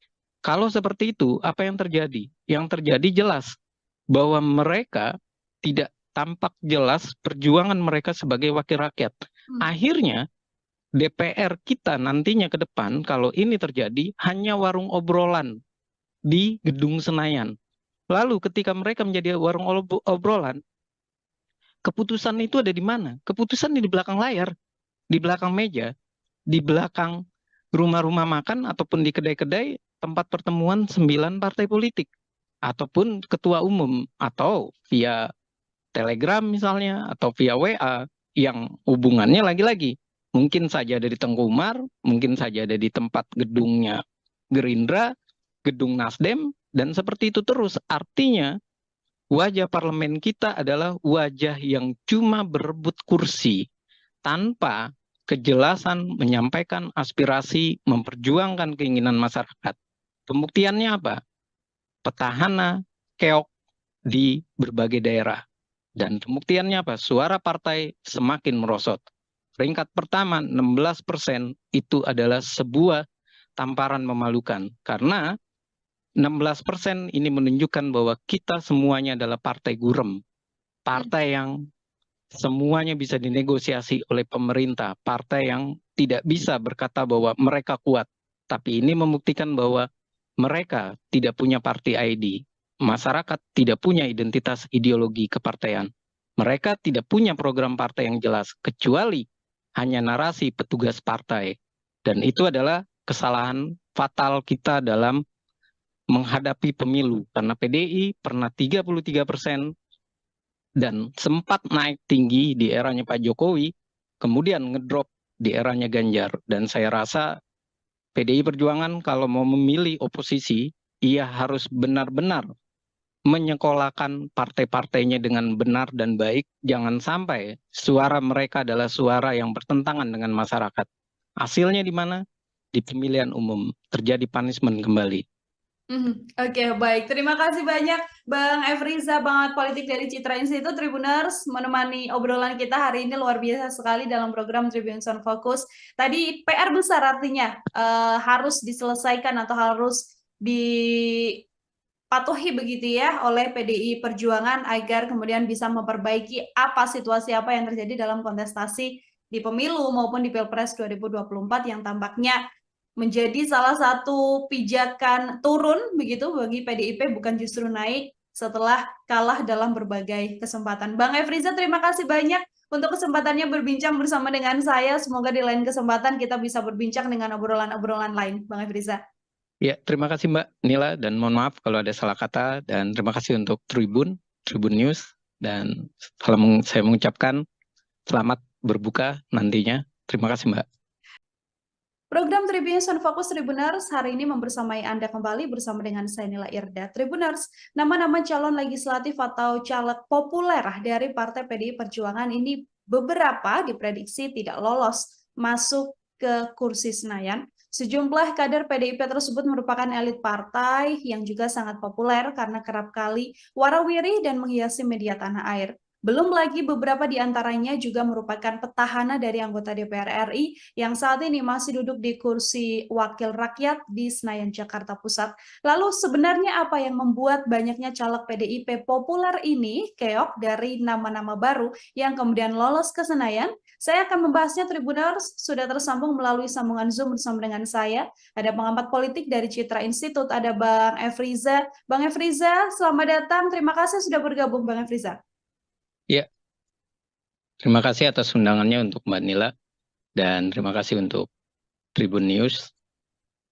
Baik, terima kasih juga Bang Efriza menyempatkan waktunya berbincang bersama dengan saya. Kita diskusi hari ini terkait bagaimana banyak calon legislatif dari PDI Perjuangan yang cukup populer, ini nama-nama yang cukup beken, sering warawiri di layar kaca begitu ya Bang ya, tapi ternyata justru dalam kontestasi pemilihan kursi Senayan ini tidak lolos di periode yang sekarang. Saya ingin minta pengantar terlebih dahulu dari Bang Efriza. Ya, melihat fenomena saat ini, jelas Mbak, ada hal yang menarik. Yang pertama adalah ini membuktikan bahwa caleg-caleg ini bisa dikatakan, kita bisa mengasumsikan awal, ia tidak merawat dukungannya atau merawat dari konstituennya. Nah, yang kedua adalah kalau kita melihat fakta-fakta tersebut, bisa saja ini terjadi karena caleg-caleg ini merasa bahwa ia populer, ia akan terpilih kembali, dan ia dengan mudahnya tidak mempersiapkan diri dalam hal kampanye, ataupun ia benar-benar merasa bahwa tim suksesnya maupun struktur partai sudah pasti akan memilih dirinya. Dan berikutnya, ini yang ketiga adalah bisa jadi ini ada hubungannya dengan Pilpres yang menyebabkan mereka tidak terpilih, dan ini juga berkontribusi. Dalam hal ini ada dua partai yang semakin besar suaranya, yaitu PKB, kedua adalah Golkar, dan yang ketiga adalah PKS.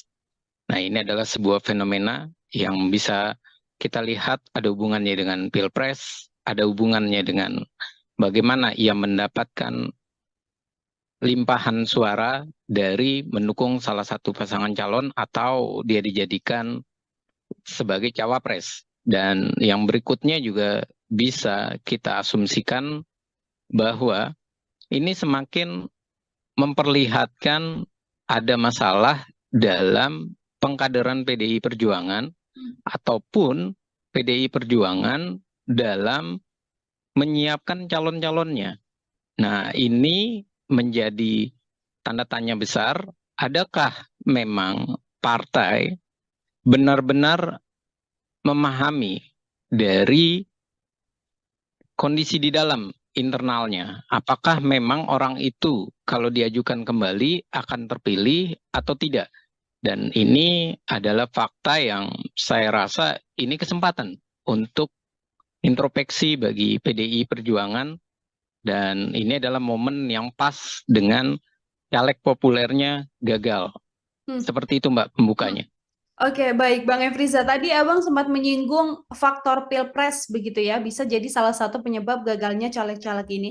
Apakah kemudian ini berkaitan soal perbedaan pilihan dari masyarakat yang memang memilih pasangan untuk pilpres yang berbeda, lalu senada dengan tidak memilih caleg-caleg dari PDI Perjuangan, atau ini juga berkaitan bagaimana kemudian sosok-sosok populer ini kerap kali muncul ke publik dengan narasi yang juga mengkritisi pemerintahan, menggaungkan soal kecurangan dan lain sebagainya, Bang. Hal-hal apa yang menurut Bang Efriza ini menjadi faktor pilpres juga berpengaruh?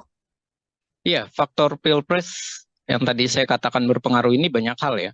Yang pertama, faktor pilpres ini adalah menguntungkan bagi, contoh saja, bagi Pak Muhaimin Iskandar ketika ia dicalonkan menjadi cawapres, suaranya langsung melejit dan mendapatkan beberapa porsi di daerah-daerah.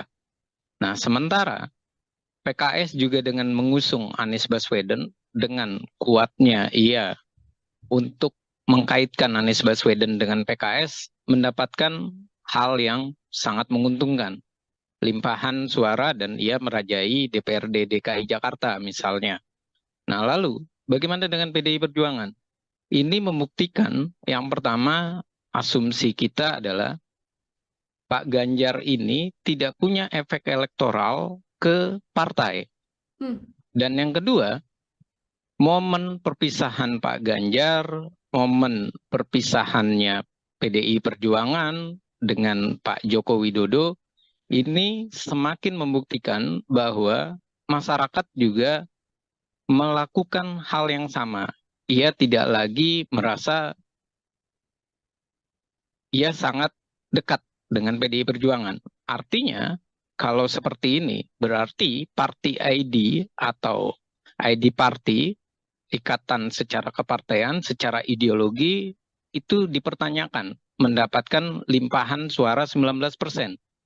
Dan berikutnya jelas bahwa faktor Ganjar dan Mahfud yang temperamen, yang emosional, ini juga mempengaruhi warga atau masyarakat beralih untuk memilih caleg yang lebih dikenal, lebih dekat, dan tidak mempunyai track record yang marah-marah ataupun yang memberikan sentimen negatif kepada pemerintah. Makanya caleg-caleg populer PDI Perjuangan yang beririsan dengan Pak Joko Widodo, yang dia komplain atau marah dengan Pak Jokowi, malah terlihat ia terlempar. Dan ini adalah suatu fenomena menarik yang bisa dibaca. Mereka ternyata sibuk mengurusi pilpres, tapi ia lupa merawat dukungan. Dan ia juga tidak melihat apakah masyarakat itu memang masih tertarik dengan dirinya, atau jangan-jangan memang masyarakat sudah tidak tertarik dengan perilaku mereka di parlemen yang terlihat lebih emosional, yang terlihat lebih banyak melakukan serangan-serangan kepada Pak Presiden Jokowi. Dan saya juga melihat hasil Pilpres ini untuk PDI Perjuangan ini adalah sebuah tanda tanya yang harusnya dievaluasi sama PDI Perjuangan, bukan soal kecurangan pemilu semata ya, tapi ia harus mengevaluasi bahwa Ganjar ini adalah ternyata salah pilih PDI Perjuangan. Ganjar suaranya bagus karena ada Pak Jokowi. Dan fenomena Pak Jokowi 2 periode itu melihat atau memperlihatkan keuntungan bagi PDI Perjuangan naik. Sementara dengan mengusung Ganjar, malah PDI Perjuangan kurang, sekitar 2-3%. Dan ini adalah fenomena yang harus mereka akui bahwa Ganjar itu malah bikin PDI Perjuangan mengalami kemerosotan. Dan faktor ini harus dievaluasi nantinya, bahwa strategi menyerang ala PDI Perjuangan yang dilakukan oleh Ganjar kayak sekarang, Jangan nanti 2029 digunakan kembali. Malah yang ada kemerosotan nantinya. Seperti itu, Mbak. Oke, jadi efek dari sosok calon presiden dan wakil presiden ini juga rupanya mempengaruhi ya, Bang Efriza ya, untuk kemudian caleg-caleg atau mungkin suara dari PDI Perjuangan sendiri justru turun di kontestasi pemilu 2024 ini. Kalau kita melihat beberapa deretan nama yang kemudian diprediksi akan gagal ke kursi Senayan begitu ya, Bang Efriza, ada nama petahana yang juga cukup beken begitu, sebut saja ada Arteria Dahlan, kemudian ada Masinton Pasaribu yang juga kemudian ini adalah nama-nama yang seringkali mengeluarkan statement-statement berkaitan soal Pilpres. Kalau dari kacamata Bang Efriza, melihat dua sosok ini seperti apa, Bang? Iya, ini artinya membuktikan untuk Pak Masinton misalnya atau Atreya Dahlan, ini membuktikan kinerja mereka di dalam komisi yang mereka ada, itu mereka tidak mendapatkan nilai positif. Komentar mereka yang sering kali menjadi polemik itu malah menyebabkan pemilihnya menjauh. Satu itu. Yang kedua, saya menduga mereka ini tidak merawat dukungannya. Mereka terlalu yakin, terlalu percaya diri bahwa mereka berhasil, mereka sukses. Dan yang ketiga, bisa jadi mereka ini di daerah-daerah, khususnya DKI ya, kalau untuk Pak Masinton ya misalnya, ini mereka tidak belajar bahwa Anies ternyata kuat di DKI Jakarta. PKS pun kuat, dan Ganjar pun juga malah dari sejak awal Ganjar itu sulit untuk masuk wilayah DKI Jakarta. Artinya apa? Artinya mereka semestinya tidak boleh terlalu percaya diri. Nah, kalau Arteria Dahlan, saya lihat memang ia banyak komentar-komentar sinisnya terhadap bagaimana pemerintahan maupun di lembaga-lembaga lainnya. Dan ketika ia melakukan komentar sinis, dan lagi-lagi yang saya ingin garis bawahi, ternyata eranya sekarang adalah era masyarakat yang menunjukkan sifat politik Indonesia. Apa sifat politik Indonesia? Tidak temperamen, tidak caci maki, tidak menghina. Makanya orang-orang figur yang ternyata di parlemen itu temperamen, menghina, malah ia tersingkir. Dan malah banyak orang-orang baru yang hadir. Padahal kalau dibaca fenomenanya, biasanya orang-orang baru melawan petahana itu cuma bisa sampai 4-5% saja masuk. Dan ini kok banyak sekali orang-orang baru yang masuk.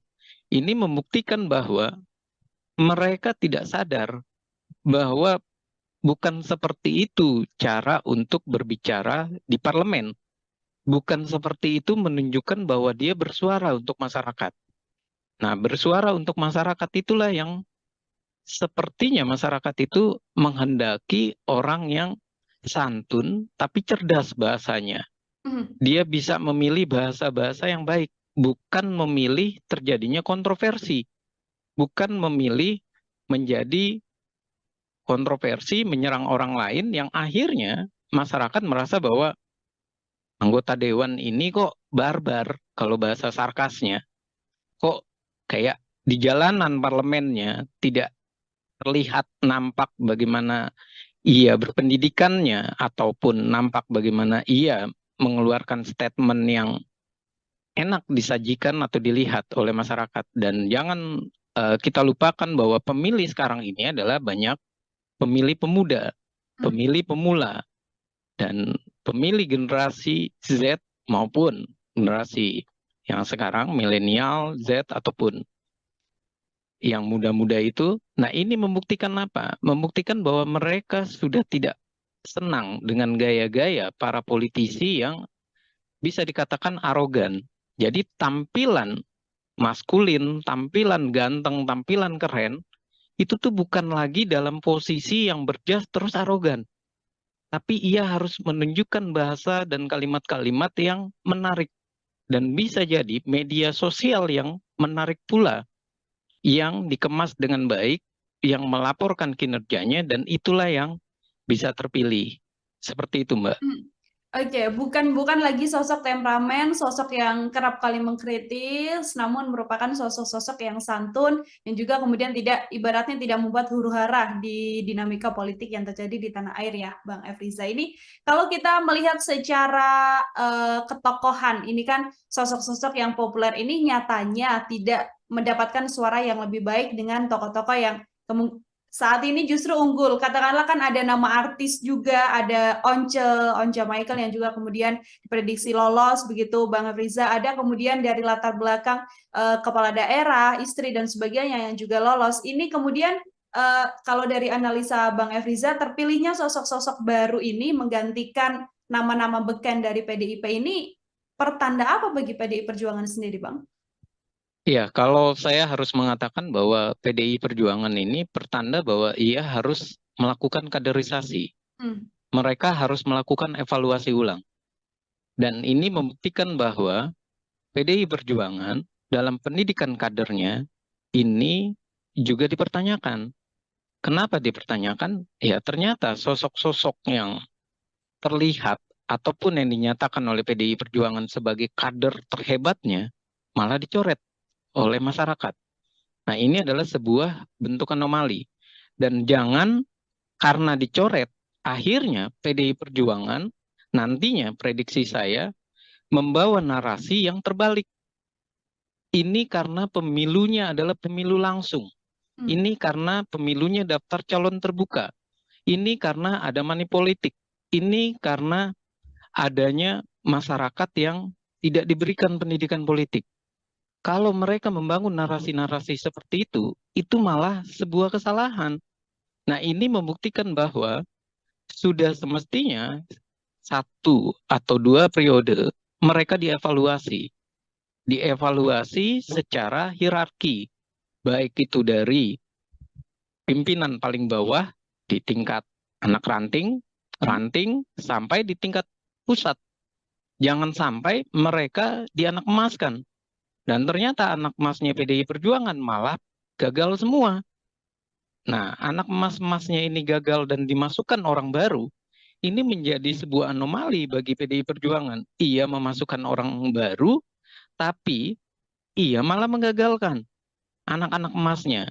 Dan kemudian ia memakai narasi bahwa ini adalah sistem yang salah dengan daftar calon terbuka.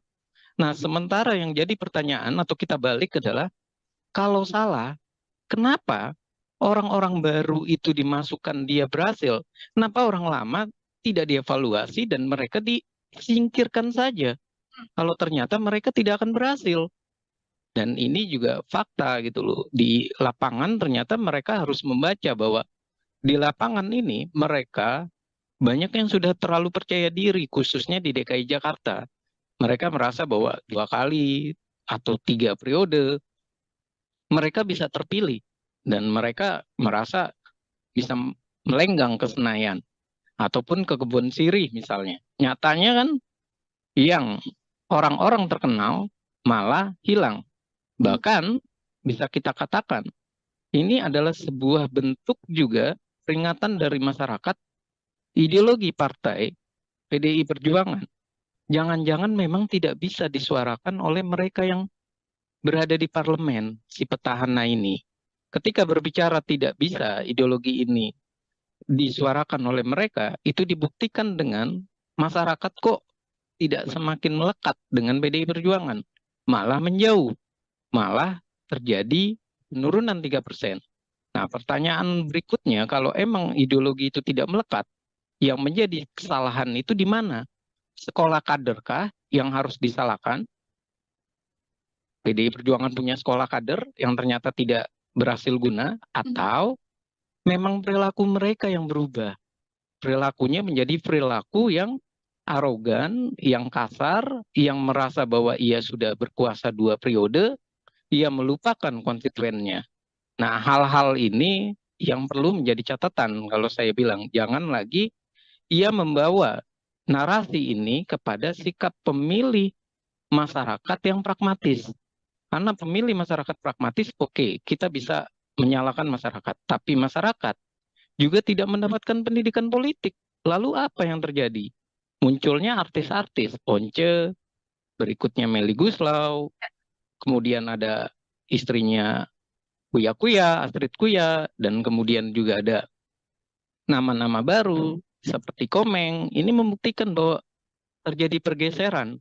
Masyarakat awalnya sempat tidak percaya lagi artis, malah masyarakat kembali ke artis. Ini artinya jangan-jangan politik kita terlalu riuh, tapi isinya tidak menjamin kehidupan masyarakat, tidak menjamin kesejahteraan masyarakat. Akhirnya masyarakat berpikir, daripada memilih para politisi aktivis, lebih baik memilih para artis.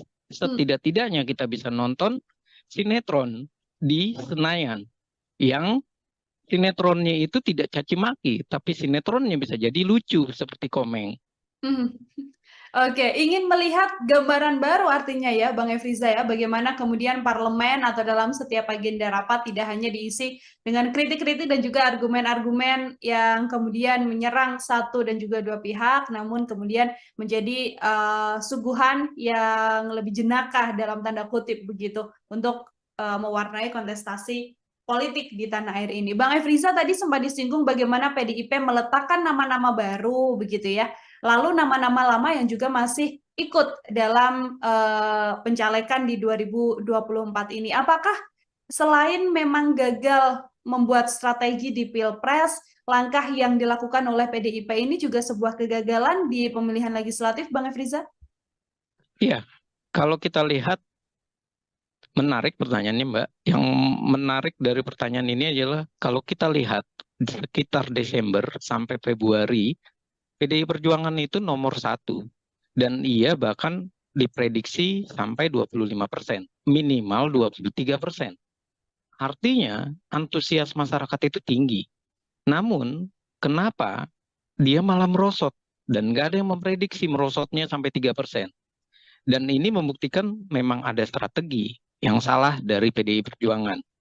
Strategi yang salah ya tentu dari Pilpres. Efek elektoralnya juga salah. Tidak terdapat kan efek elektoral.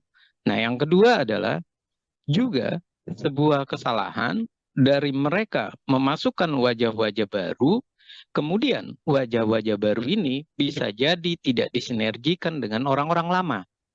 Jadi PDI Perjuangan itu mengalami satu sisi ia menghadapi kompetisi di luar dengan banyaknya kader-kader dari berbagai partai, ada 18 partai kan.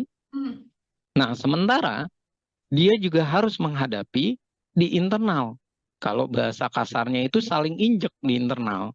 Nah, mereka ketika melakukan serangan demi serangan antar mereka, mereka tidak memikirkan lagi bahwa semestinya mereka berjuang untuk sama-sama lolos, mereka berjuang untuk sama-sama menjelaskan ideologinya, perjuangannya, visi misinya.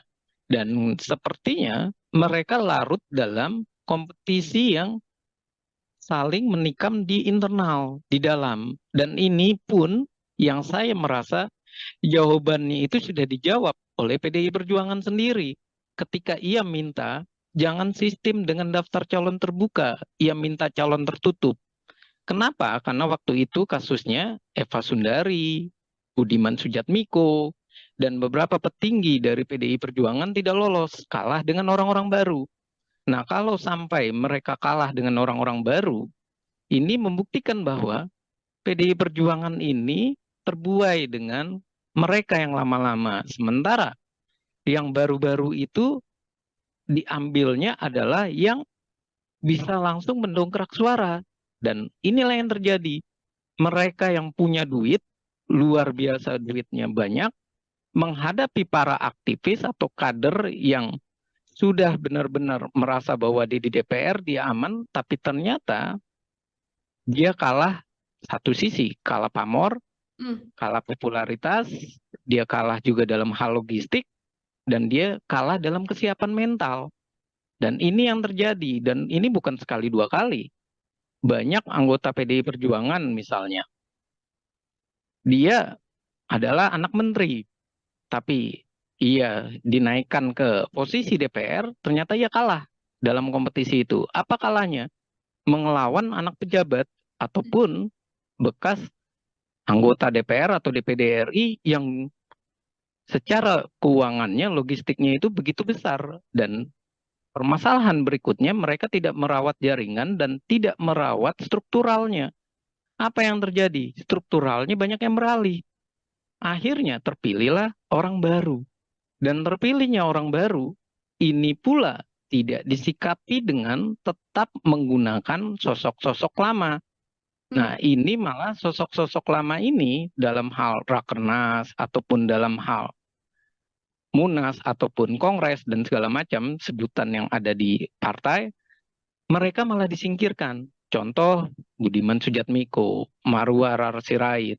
Dan ini semakin membuat mereka itu sudah kalah juga tidak dipercaya. Sudah awalnya diapresiasi, ternyata malah mendapat punishment. Dan ketika mendapat punishment, mereka pun disingkirkan, diabaikan. Nah, ini adalah sebuah fenomena salah, keliru dalam membina kader. Kalau seperti ini terus, akhirnya mendingan Partai Demokrasi Indonesia Perjuangan memproduksi orang-orang baru saja. Nggak usah lagi mencalonkan orang-orang lama. Ternyata orang-orang lamanya pun kalah gitu loh. Dan kalau saya bilang bahwa mereka mau menggunakan sistem proporsional tertutup yang selalu mereka gunakan, itu adalah strategi keliru dari PDI Perjuangan untuk mensiasati hilangnya para kader. Semestinya mereka harus bertanya, sekolah partai itu untuk apa jadinya? Pengkaderan itu berhasil atau tidak? Kemudian evaluasi terhadap kinerja mereka di parlemen ada atau tidak? Jangan-jangan itu semua selesai karena atas nama kenal, atas nama mereka adalah jabat pimpinan partai atau punya kedekatan. Dan inilah yang menjadi fenomena menarik dan saya rasa ini harus dilecutkan oleh PDI Perjuangan untuk daripada hak angket kecurangan pemilu, lebih baik memperbaiki diri mereka. 3% kalah ini, lebih baik ia menarik diri dari hak angket, terus ia bilang, kita dalam posisi menata ulang PDI Perjuangan, itu baru jempolan.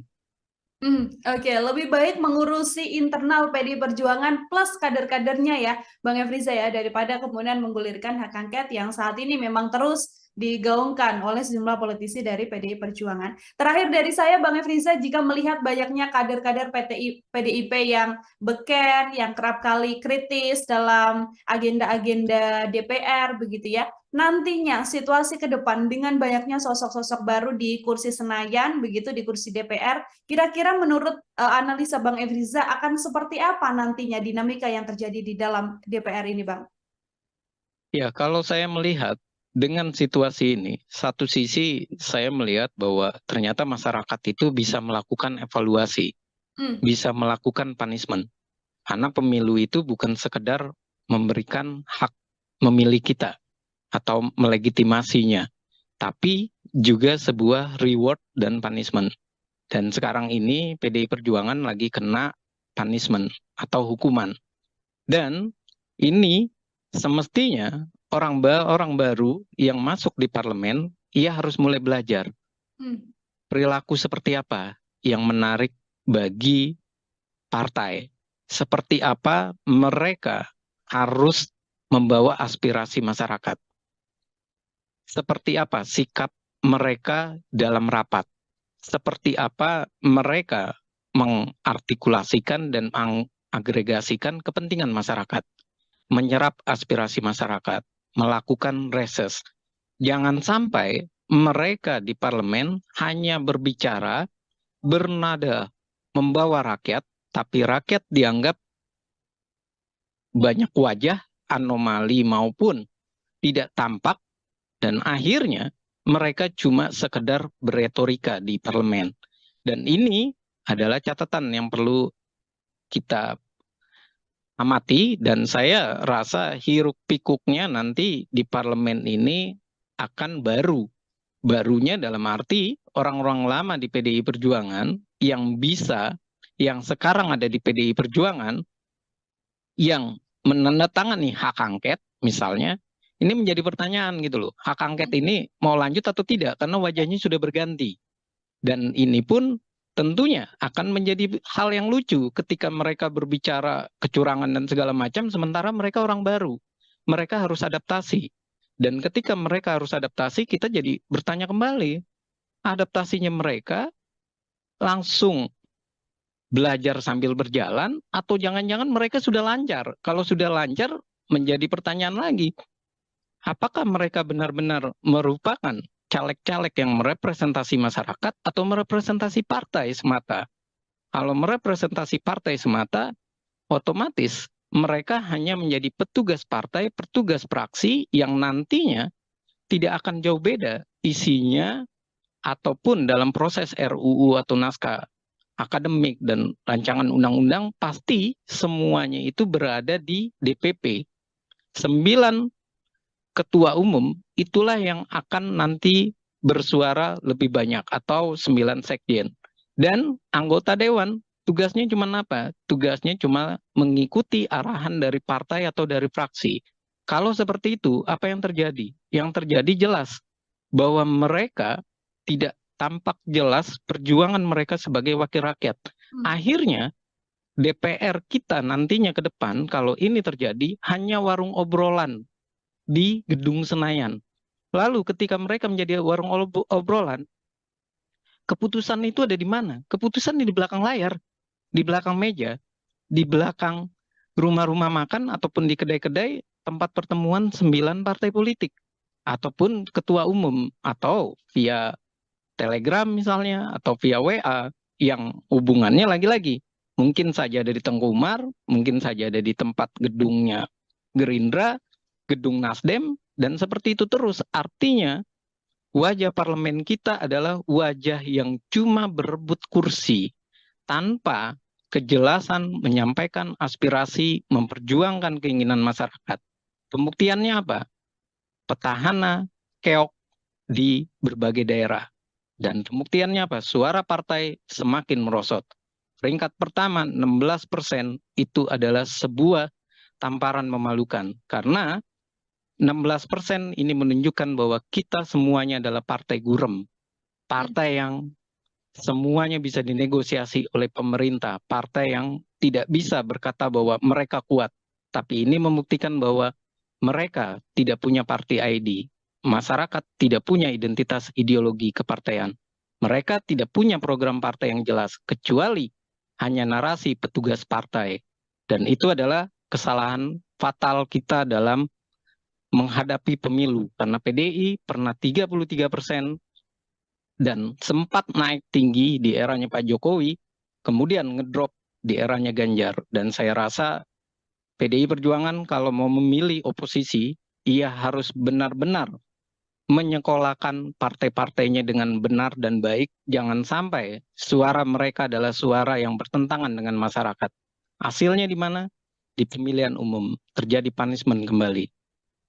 Oke, baik. Terima kasih banyak Bang Efriza, Bangat Politik dari Citra Institute, Tribuners, menemani obrolan kita hari ini. Luar biasa sekali dalam program Tribun Sound Focus. Tadi PR besar artinya harus diselesaikan atau harus dipatuhi begitu ya oleh PDI Perjuangan agar kemudian bisa memperbaiki situasi apa yang terjadi dalam kontestasi di pemilu maupun di Pilpres 2024 yang tampaknya menjadi salah satu pijakan turun begitu bagi PDIP, bukan justru naik setelah kalah dalam berbagai kesempatan. Bang Efriza, terima kasih banyak untuk kesempatannya berbincang bersama dengan saya. Semoga di lain kesempatan kita bisa berbincang dengan obrolan-obrolan lain, Bang Efriza.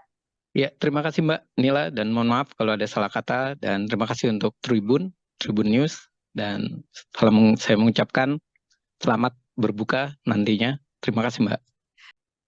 Program Tribun Sound Focus Tribuners hari ini membersamai Anda kembali bersama dengan saya Nila Irda. Tribuners, nama-nama calon legislatif atau caleg populer dari Partai PDI Perjuangan ini beberapa diprediksi tidak lolos masuk ke kursi Senayan. Sejumlah kader PDIP tersebut merupakan elit partai yang juga sangat populer karena kerap kali warawiri dan menghiasi media tanah air. Belum lagi beberapa di antaranya juga merupakan petahana dari anggota DPR RI yang saat ini masih duduk di kursi wakil rakyat di Senayan, Jakarta Pusat. Lalu sebenarnya apa yang membuat banyaknya caleg PDIP populer ini keok dari nama-nama baru yang kemudian lolos ke Senayan? Saya akan membahasnya. Tribuners sudah tersambung melalui sambungan Zoom bersama dengan saya. Ada pengamat politik dari Citra Institute, ada Bang Efriza. Bang Efriza, selamat datang. Terima kasih sudah bergabung, Bang Efriza. Ya, terima kasih atas undangannya untuk Mbak Nila dan terima kasih untuk Tribun News.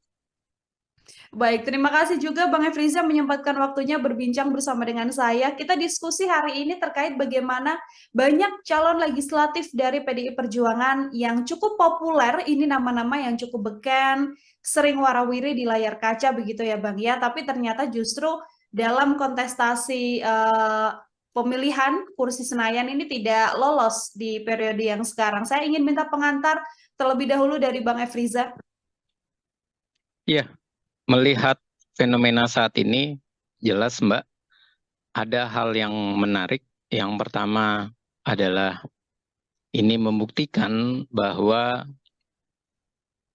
caleg-caleg ini bisa dikatakan kita bisa mengasumsikan awal ia tidak merawat dukungannya atau merawat dari konstituennya. Nah, yang kedua adalah kalau kita melihat fakta-fakta tersebut, bisa saja ini terjadi karena caleg-caleg ini merasa bahwa ia populer, ia akan terpilih kembali, dan ia dengan mudahnya tidak mempersiapkan diri dalam hal kampanye, ataupun ia benar-benar merasa bahwa tim suksesnya maupun struktur partai sudah pasti akan memilih dirinya. Dan berikutnya, ini yang ketiga adalah bisa jadi ini ada hubungannya dengan Pilpres yang menyebabkan mereka tidak terpilih, dan ini juga berkontribusi dalam hal ini ada dua partai yang semakin besar suaranya, yaitu PKB, kedua adalah Golkar, dan yang ketiga adalah PKS. Nah, ini adalah sebuah fenomena yang bisa kita lihat ada hubungannya dengan Pilpres, ada hubungannya dengan bagaimana ia mendapatkan limpahan suara dari mendukung salah satu pasangan calon atau dia dijadikan sebagai cawapres. Dan yang berikutnya juga bisa kita asumsikan bahwa ini semakin memperlihatkan ada masalah dalam pengkaderan PDI Perjuangan ataupun PDI Perjuangan dalam menyiapkan calon-calonnya. Nah, ini menjadi tanda tanya besar, adakah memang partai benar-benar memahami dari kondisi di dalam internalnya? Apakah memang orang itu kalau diajukan kembali akan terpilih atau tidak? Dan ini adalah fakta yang saya rasa ini kesempatan untuk introspeksi bagi PDI Perjuangan, dan ini adalah momen yang pas dengan caleg populernya gagal. Seperti itu Mbak pembukanya. Oke, baik Bang Efriza. Tadi Abang sempat menyinggung faktor Pilpres begitu ya, bisa jadi salah satu penyebab gagalnya caleg-caleg ini. Apakah kemudian ini berkaitan soal perbedaan pilihan dari masyarakat yang memang memilih pasangan untuk Pilpres yang berbeda, lalu senada dengan tidak memilih caleg-caleg dari PDI Perjuangan, atau ini juga berkaitan bagaimana kemudian sosok-sosok populer ini kerap kali muncul ke publik dengan narasi yang juga mengkritisi pemerintahan, menggaungkan soal kecurangan dan lain sebagainya, Bang. Hal-hal apa yang menurut Bang Efriza ini menjadi faktor Pilpres juga berpengaruh? Iya, faktor Pilpres yang tadi saya katakan berpengaruh ini banyak hal ya. Yang pertama, faktor Pilpres ini adalah menguntungkan bagi, contoh saja, bagi Pak Muhaimin Iskandar ketika ia dicalonkan menjadi cawapres, suaranya langsung melejit dan mendapatkan beberapa porsi di daerah-daerah. Nah, sementara PKS juga dengan mengusung Anies Baswedan, dengan kuatnya ia untuk mengkaitkan Anies Baswedan dengan PKS, mendapatkan hal yang sangat menguntungkan. limpahan suara dan ia merajai DPRD DKI Jakarta misalnya. Nah, lalu bagaimana dengan PDI Perjuangan? Ini membuktikan yang pertama, asumsi kita adalah Pak Ganjar ini tidak punya efek elektoral ke partai. Dan yang kedua, momen perpisahan Pak Ganjar, momen perpisahannya PDI Perjuangan dengan Pak Joko Widodo ini semakin membuktikan bahwa masyarakat juga melakukan hal yang sama. Ia tidak lagi merasa ia sangat dekat dengan PDI Perjuangan. Artinya, kalau seperti ini, berarti party ID atau ID party, ikatan secara kepartean, secara ideologi, itu dipertanyakan, mendapatkan limpahan suara 19%. Dan berikutnya jelas bahwa faktor Ganjar dan Mahfud yang temperamen, yang emosional, ini juga mempengaruhi warga atau masyarakat beralih untuk memilih caleg yang lebih dikenal, lebih dekat, dan tidak mempunyai track record yang marah-marah ataupun yang memberikan sentimen negatif kepada pemerintah. Makanya caleg-caleg populer PDI Perjuangan yang beririsan dengan Pak Joko Widodo, yang dia komplain atau marah dengan Pak Jokowi, malah terlihat ia terlempar. Dan ini adalah suatu fenomena menarik yang bisa dibaca. Mereka ternyata sibuk mengurusi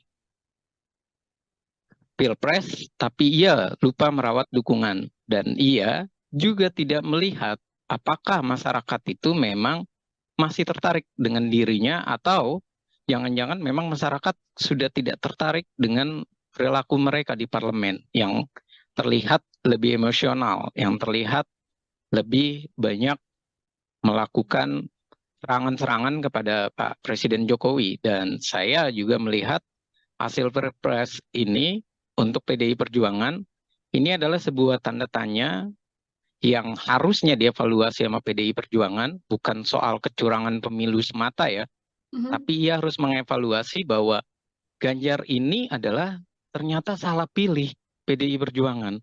Ganjar suaranya bagus karena ada Pak Jokowi. Dan fenomena Pak Jokowi 2 periode itu melihat atau memperlihatkan keuntungan bagi PDI Perjuangan naik. Sementara dengan mengusung Ganjar, malah PDI Perjuangan kurang.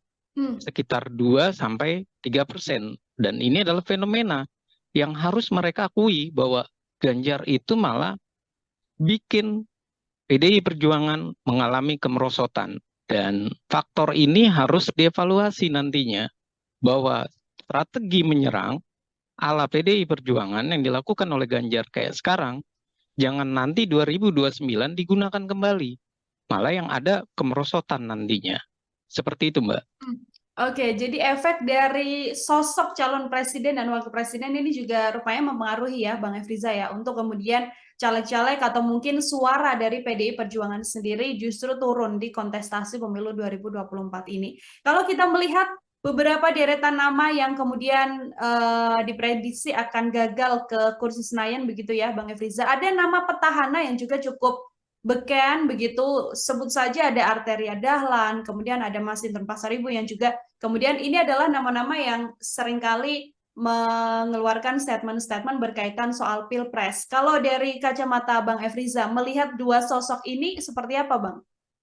Iya, ini artinya membuktikan untuk Pak Mas Hinton misalnya atau Arteria Dahlan, ini membuktikan kinerja mereka di dalam komisi yang mereka ada, itu mereka tidak mendapatkan nilai positif.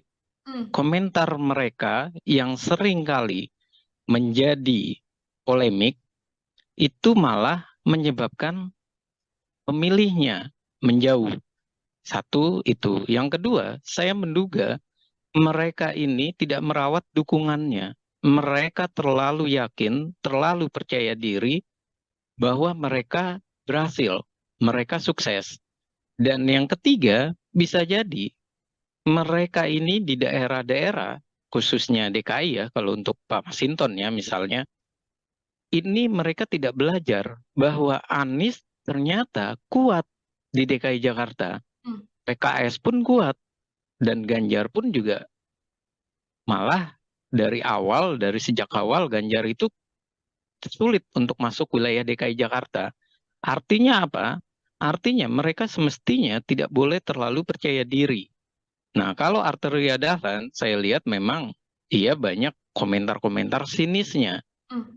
terhadap bagaimana pemerintahan maupun di lembaga-lembaga lainnya. Dan ketika ia melakukan komentar sinis, dan lagi-lagi yang saya ingin garis bawahi, ternyata eranya sekarang adalah era masyarakat yang menunjukkan sifat politik Indonesia.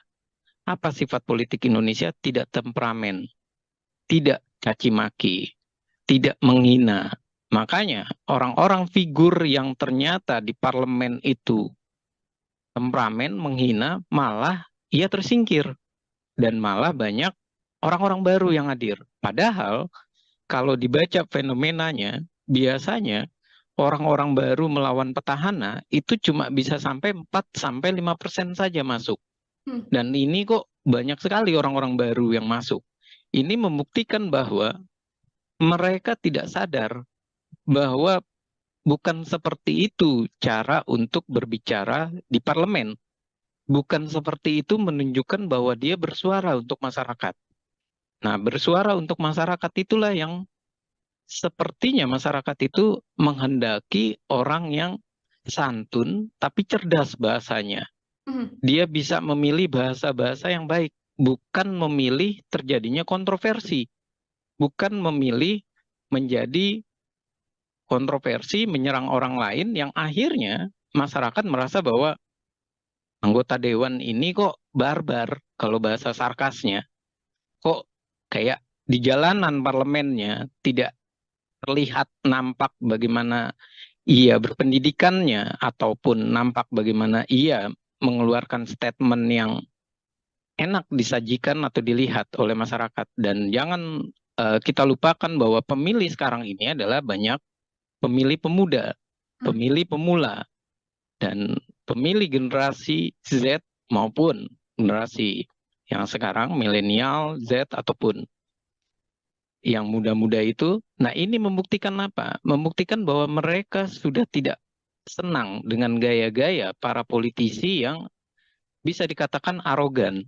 Jadi tampilan maskulin, tampilan ganteng, tampilan keren, itu tuh bukan lagi dalam posisi yang berjas terus arogan. Tapi ia harus menunjukkan bahasa dan kalimat-kalimat yang menarik. Dan bisa jadi media sosial yang menarik pula, yang dikemas dengan baik, yang melaporkan kinerjanya, dan itulah yang bisa terpilih. Seperti itu, Mbak.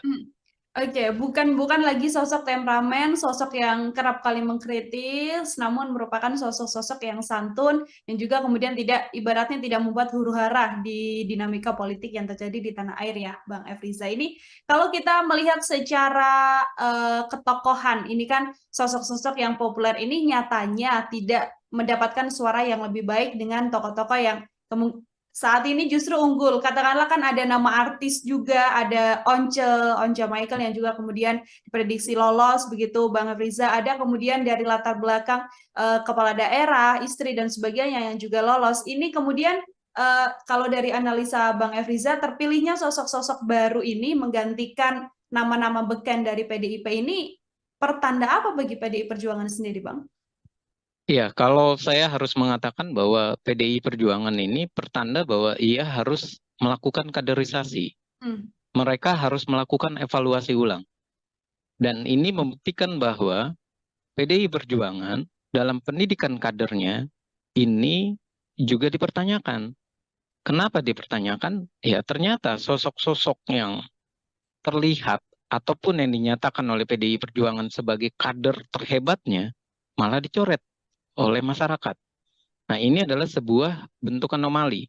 Dan jangan karena dicoret, akhirnya PDI Perjuangan nantinya prediksi saya membawa narasi yang terbalik. Ini karena pemilunya adalah pemilu langsung. Ini karena pemilunya daftar calon terbuka. Ini karena ada money politik. Ini karena adanya masyarakat yang tidak diberikan pendidikan politik. Kalau mereka membangun narasi-narasi seperti itu malah sebuah kesalahan. Nah, ini membuktikan bahwa sudah semestinya 1 atau 2 periode mereka dievaluasi secara hierarki, baik itu dari pimpinan paling bawah di tingkat anak ranting sampai di tingkat pusat. Jangan sampai mereka dianak emaskan. Dan ternyata anak emasnya PDI Perjuangan malah gagal semua. Nah, anak emas-emasnya ini gagal dan dimasukkan orang baru, ini menjadi sebuah anomali bagi PDI Perjuangan. Ia memasukkan orang baru, tapi ia malah menggagalkan anak-anak emasnya. Dan kemudian ia memakai narasi bahwa ini adalah sistem yang salah dengan daftar calon terbuka. Nah, sementara yang jadi pertanyaan atau kita balik adalah, kalau salah, kenapa orang-orang baru itu dimasukkan dia berhasil? Kenapa orang lama tidak dievaluasi dan mereka disingkirkan saja? Kalau ternyata mereka tidak akan berhasil. Dan ini juga fakta gitu loh. Di lapangan ternyata mereka harus membaca bahwa di lapangan ini mereka banyak yang sudah terlalu percaya diri, khususnya di DKI Jakarta. Mereka merasa bahwa 2 kali atau 3 periode mereka bisa terpilih dan mereka merasa bisa melenggang ke Senayan ataupun ke Kebun Sirih misalnya. Nyatanya kan yang orang-orang terkenal malah hilang. Bahkan bisa kita katakan ini adalah sebuah bentuk juga peringatan dari masyarakat, ideologi partai PDI Perjuangan. Jangan-jangan memang tidak bisa disuarakan oleh mereka yang berada di parlemen, si petahana ini. Ketika berbicara tidak bisa ideologi ini disuarakan oleh mereka, itu dibuktikan dengan masyarakat kok tidak semakin melekat dengan PDI Perjuangan, malah menjauh, malah terjadi penurunan 3%. Nah, pertanyaan berikutnya, kalau emang ideologi itu tidak melekat, yang menjadi kesalahan itu di mana? Sekolah kaderkah yang harus disalahkan? PDI Perjuangan punya sekolah kader yang ternyata tidak berhasil guna, atau memang perilaku mereka yang berubah? Perilakunya menjadi perilaku yang arogan, yang kasar, yang merasa bahwa ia sudah berkuasa 2 periode, ia melupakan konstituennya. Nah, hal-hal ini yang perlu menjadi catatan kalau saya bilang, jangan lagi ia membawa narasi ini kepada sikap pemilih masyarakat yang pragmatis. Karena pemilih masyarakat pragmatis, oke, kita bisa menyalahkan masyarakat. Tapi masyarakat juga tidak mendapatkan pendidikan politik. Lalu apa yang terjadi? Munculnya artis-artis, Once, berikutnya Melly Guslau, kemudian ada istrinya Kuya Kuya, Astrid Kuya, dan kemudian juga ada nama-nama baru seperti Komeng. Ini membuktikan bahwa terjadi pergeseran. Masyarakat awalnya sempat tidak percaya lagi artis, malah masyarakat kembali ke artis. Ini artinya jangan-jangan politik kita terlalu riuh, tapi isinya tidak menjamin kehidupan masyarakat, tidak menjamin kesejahteraan masyarakat. Akhirnya masyarakat berpikir, daripada memilih para politisi aktivis, lebih baik memilih para artis. Setidak-tidaknya kita bisa nonton sinetron di Senayan yang sinetronnya itu tidak caci maki, tapi sinetronnya bisa jadi lucu seperti Komeng. Oke, ingin melihat gambaran baru artinya ya, Bang Efriza ya, bagaimana kemudian parlemen atau dalam setiap agenda rapat tidak hanya diisi dengan kritik-kritik dan juga argumen-argumen yang kemudian menyerang satu dan juga dua pihak, namun kemudian menjadi suguhan yang lebih jenakah dalam tanda kutip begitu untuk mewarnai kontestasi politik di tanah air ini. Bang Efriza tadi sempat disinggung bagaimana PDIP meletakkan nama-nama baru begitu ya. Lalu nama-nama lama yang juga masih ikut dalam pencalekan di 2024 ini. Apakah selain memang gagal membuat strategi di Pilpres, langkah yang dilakukan oleh PDIP ini juga sebuah kegagalan di pemilihan legislatif, Bang Efriza? Iya, Kalau kita lihat, menarik pertanyaannya, Mbak. Yang menarik dari pertanyaan ini adalah kalau kita lihat sekitar Desember sampai Februari, PDI Perjuangan itu nomor satu. Dan ia bahkan diprediksi sampai 25%, minimal 23%. Artinya antusias masyarakat itu tinggi. Namun, kenapa dia malah merosot? Dan nggak ada yang memprediksi merosotnya sampai 3%. Dan ini membuktikan memang ada strategi yang salah dari PDI Perjuangan. Strategi yang salah ya tentu dari Pilpres. Efek elektoralnya juga salah. Tidak terdapat kan efek elektoral. Nah, yang kedua adalah juga sebuah kesalahan dari mereka memasukkan wajah-wajah baru, kemudian wajah-wajah baru ini bisa jadi tidak disinergikan dengan orang-orang lama. Jadi PDI Perjuangan itu mengalami satu sisi ia menghadapi kompetisi di luar dengan banyaknya kader-kader dari berbagai partai, ada 18 partai kan.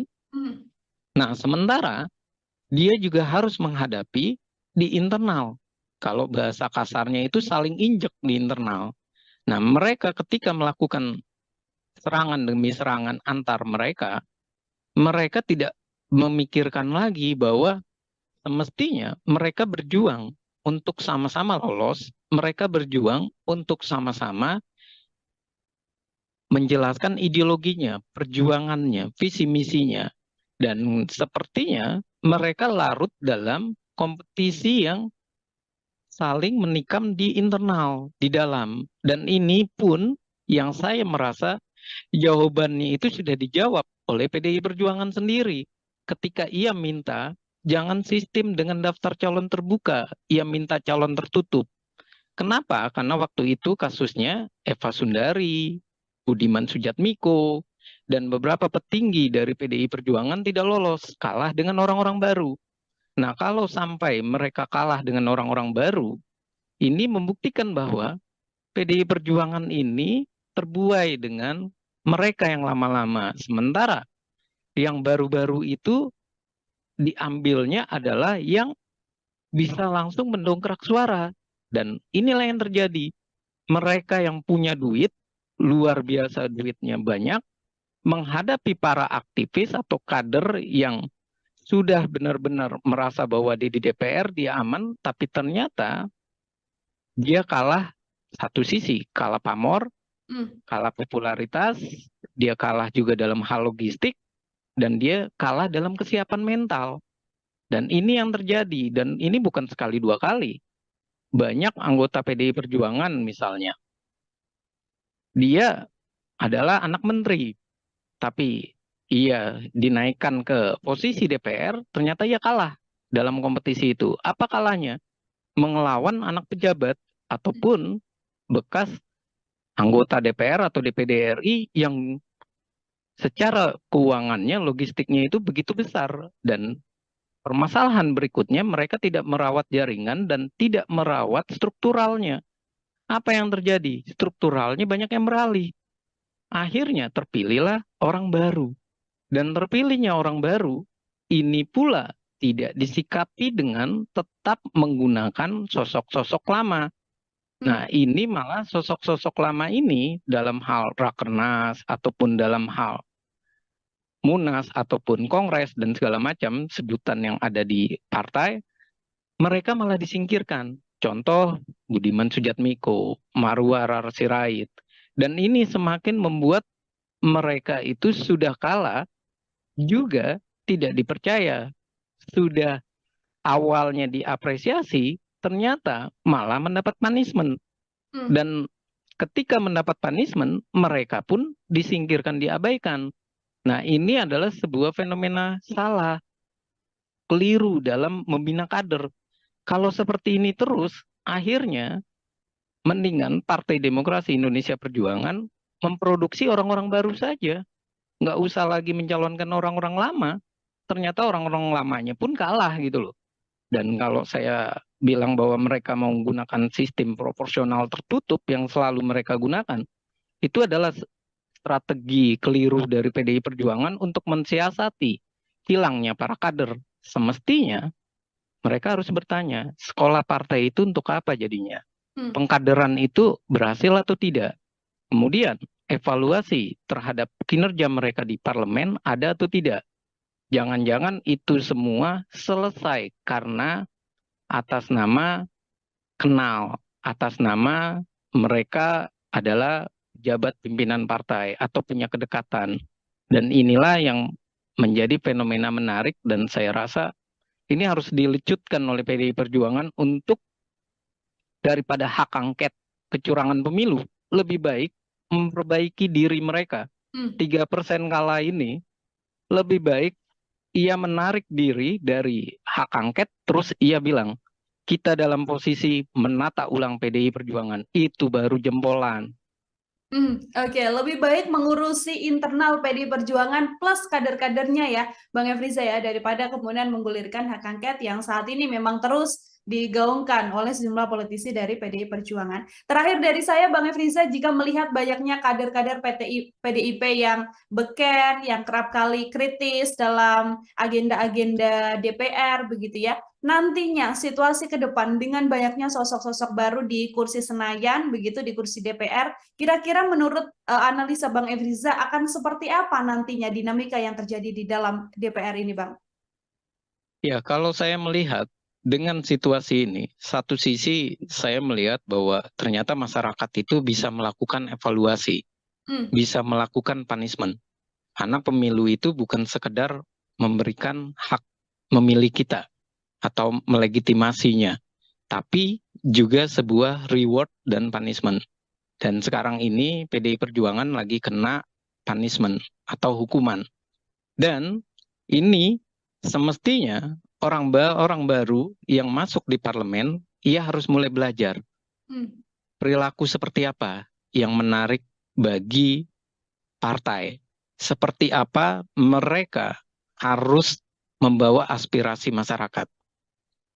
Seperti apa sikap mereka dalam rapat.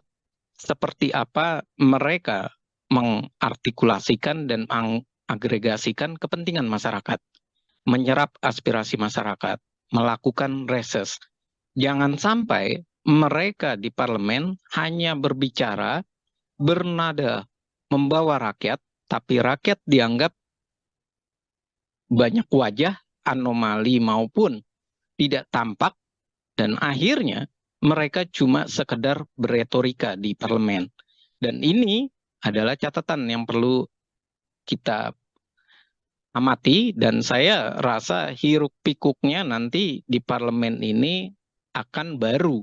Barunya dalam arti orang-orang lama di PDI Perjuangan yang bisa, yang sekarang ada di PDI Perjuangan, yang menandatangani hak angket misalnya, ini menjadi pertanyaan gitu loh. Hak angket ini mau lanjut atau tidak karena wajahnya sudah berganti.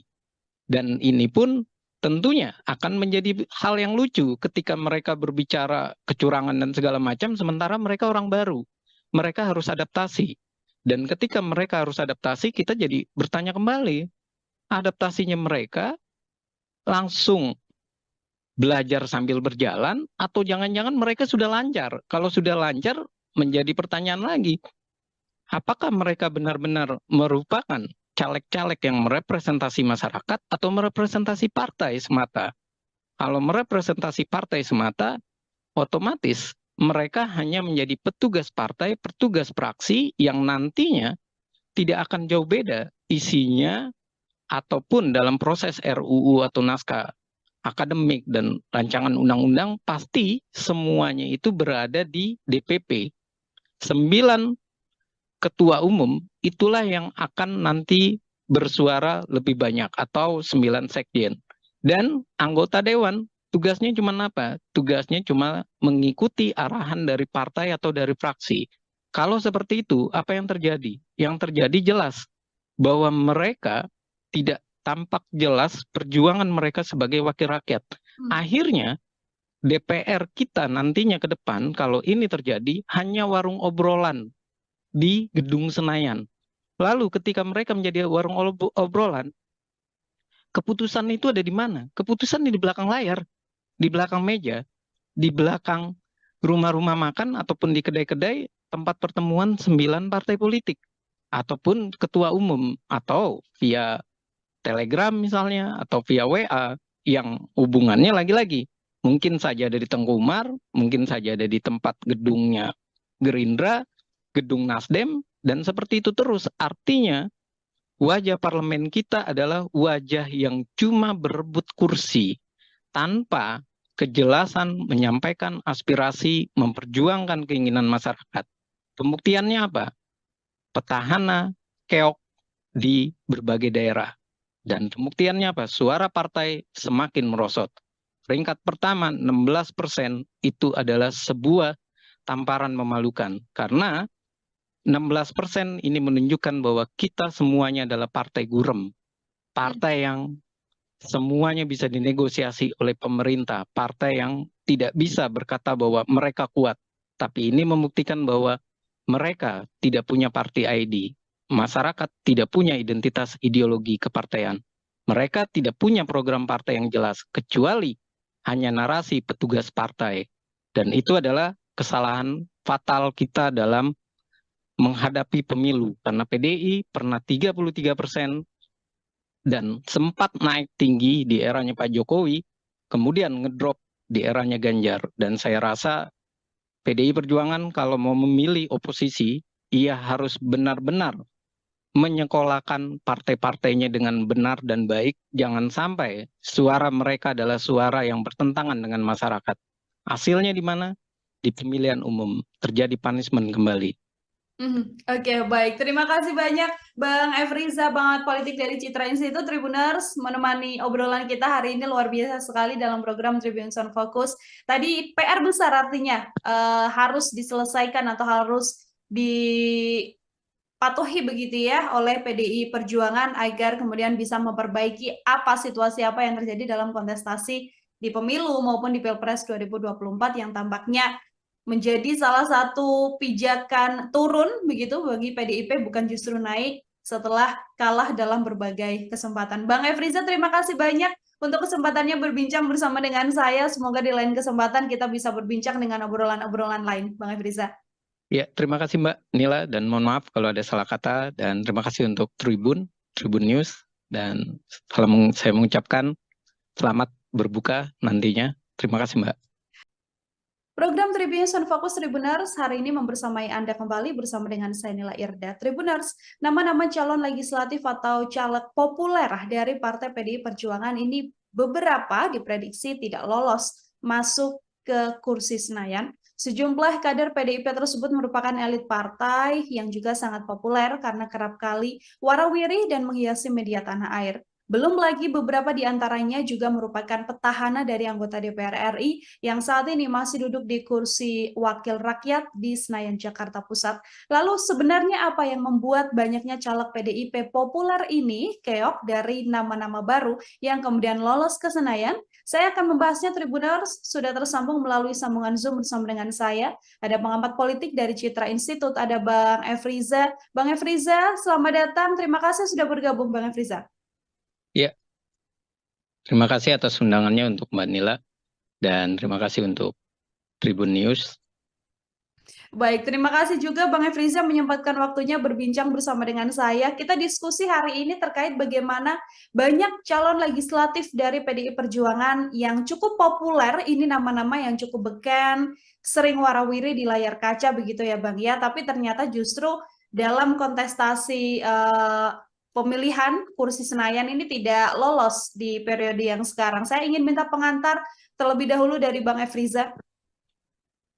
Ya, melihat fenomena saat ini, jelas Mbak, ada hal yang menarik. Yang pertama adalah ini membuktikan bahwa caleg-caleg ini bisa dikatakan, kita bisa mengasumsikan awal, ia tidak merawat dukungannya atau merawat dari konstituennya. Nah, yang kedua adalah kalau kita melihat fakta-fakta tersebut, bisa saja ini terjadi karena caleg-caleg ini merasa bahwa ia populer, ia akan terpilih kembali, dan ia dengan mudahnya tidak mempersiapkan diri dalam hal kampanye, ataupun ia benar-benar merasa bahwa tim suksesnya maupun struktur partai sudah pasti akan memilih dirinya. Dan berikutnya, ini yang ketiga adalah bisa jadi ini ada hubungannya dengan Pilpres yang menyebabkan mereka tidak terpilih, dan ini juga berkontribusi dalam hal ini ada dua partai yang semakin besar suaranya, yaitu PKB, kedua adalah Golkar, dan yang ketiga adalah PKS.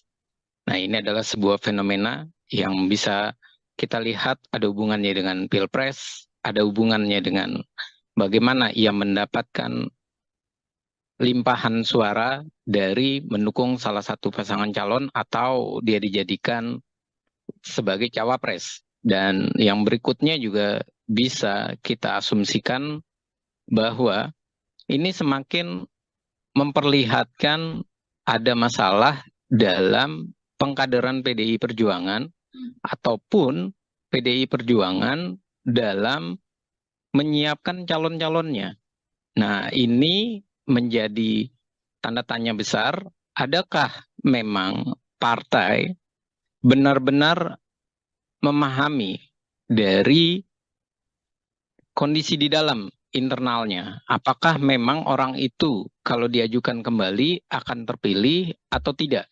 Dan ini adalah fakta yang saya rasa ini kesempatan untuk introspeksi bagi PDI Perjuangan, dan ini adalah momen yang pas dengan caleg populernya gagal.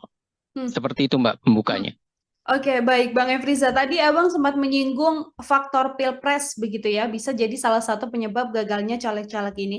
Apakah kemudian ini berkaitan soal perbedaan pilihan dari masyarakat yang memang memilih pasangan untuk Pilpres yang berbeda, lalu senada dengan tidak memilih caleg-caleg dari PDI Perjuangan, atau ini juga berkaitan bagaimana kemudian sosok-sosok populer ini kerap kali muncul ke publik dengan narasi yang juga mengkritisi pemerintahan, menggaungkan soal kecurangan dan lain sebagainya, Bang. Hal-hal apa yang menurut Bang Efriza ini menjadi faktor Pilpres juga berpengaruh?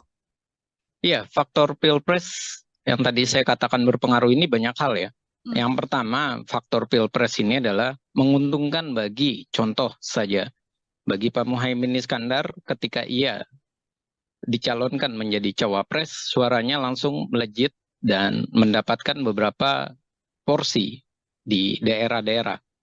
Nah, sementara PKS juga dengan mengusung Anies Baswedan, dengan kuatnya ia untuk mengkaitkan Anies Baswedan dengan PKS, mendapatkan hal yang sangat menguntungkan. Limpahan suara dan ia merajai DPRD DKI Jakarta misalnya. Nah, lalu bagaimana dengan PDI Perjuangan? Ini membuktikan yang pertama, asumsi kita adalah Pak Ganjar ini tidak punya efek elektoral ke partai. Dan yang kedua, momen perpisahan Pak Ganjar, momen perpisahannya PDI Perjuangan dengan Pak Joko Widodo, ini semakin membuktikan bahwa masyarakat juga melakukan hal yang sama. Ia tidak lagi merasa ia sangat dekat dengan PDI Perjuangan. Artinya, kalau seperti ini, berarti party ID atau ID party, ikatan secara kepartaian, secara ideologi, itu dipertanyakan, mendapatkan limpahan suara 19%.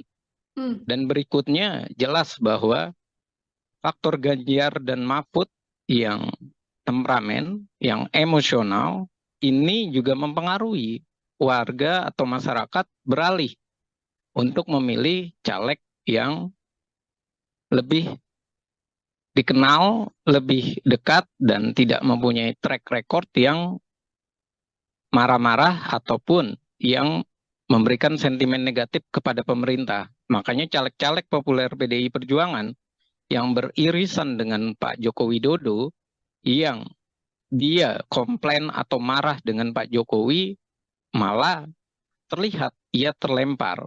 Dan ini adalah suatu fenomena menarik yang bisa dibaca. Mereka ternyata sibuk mengurusi Pilpres, tapi ia lupa merawat dukungan. Dan ia juga tidak melihat apakah masyarakat itu memang masih tertarik dengan dirinya atau jangan-jangan memang masyarakat sudah tidak tertarik dengan perilaku mereka di parlemen yang terlihat lebih emosional, yang terlihat lebih banyak melakukan serangan-serangan kepada Pak Presiden Jokowi. Dan saya juga melihat hasil Perpres ini untuk PDI Perjuangan ini adalah sebuah tanda tanya yang harusnya dievaluasi sama PDI Perjuangan, bukan soal kecurangan pemilu semata ya, Mhm. tapi ia harus mengevaluasi bahwa Ganjar ini adalah ternyata salah pilih PDI Perjuangan. Ganjar suaranya bagus karena ada Pak Jokowi. Dan fenomena Pak Jokowi 2 periode itu melihat atau memperlihatkan keuntungan bagi PDI Perjuangan naik. Sementara dengan mengusung Ganjar, malah PDI Perjuangan kurang Hmm. sekitar 2-3%. Dan ini adalah fenomena yang harus mereka akui bahwa Ganjar itu malah bikin PDI Perjuangan mengalami kemerosotan. Dan faktor ini harus dievaluasi nantinya bahwa strategi menyerang ala PDI Perjuangan yang dilakukan oleh Ganjar kayak sekarang, jangan nanti 2029 digunakan kembali. Malah yang ada kemerosotan nantinya. Seperti itu, Mbak. Hmm.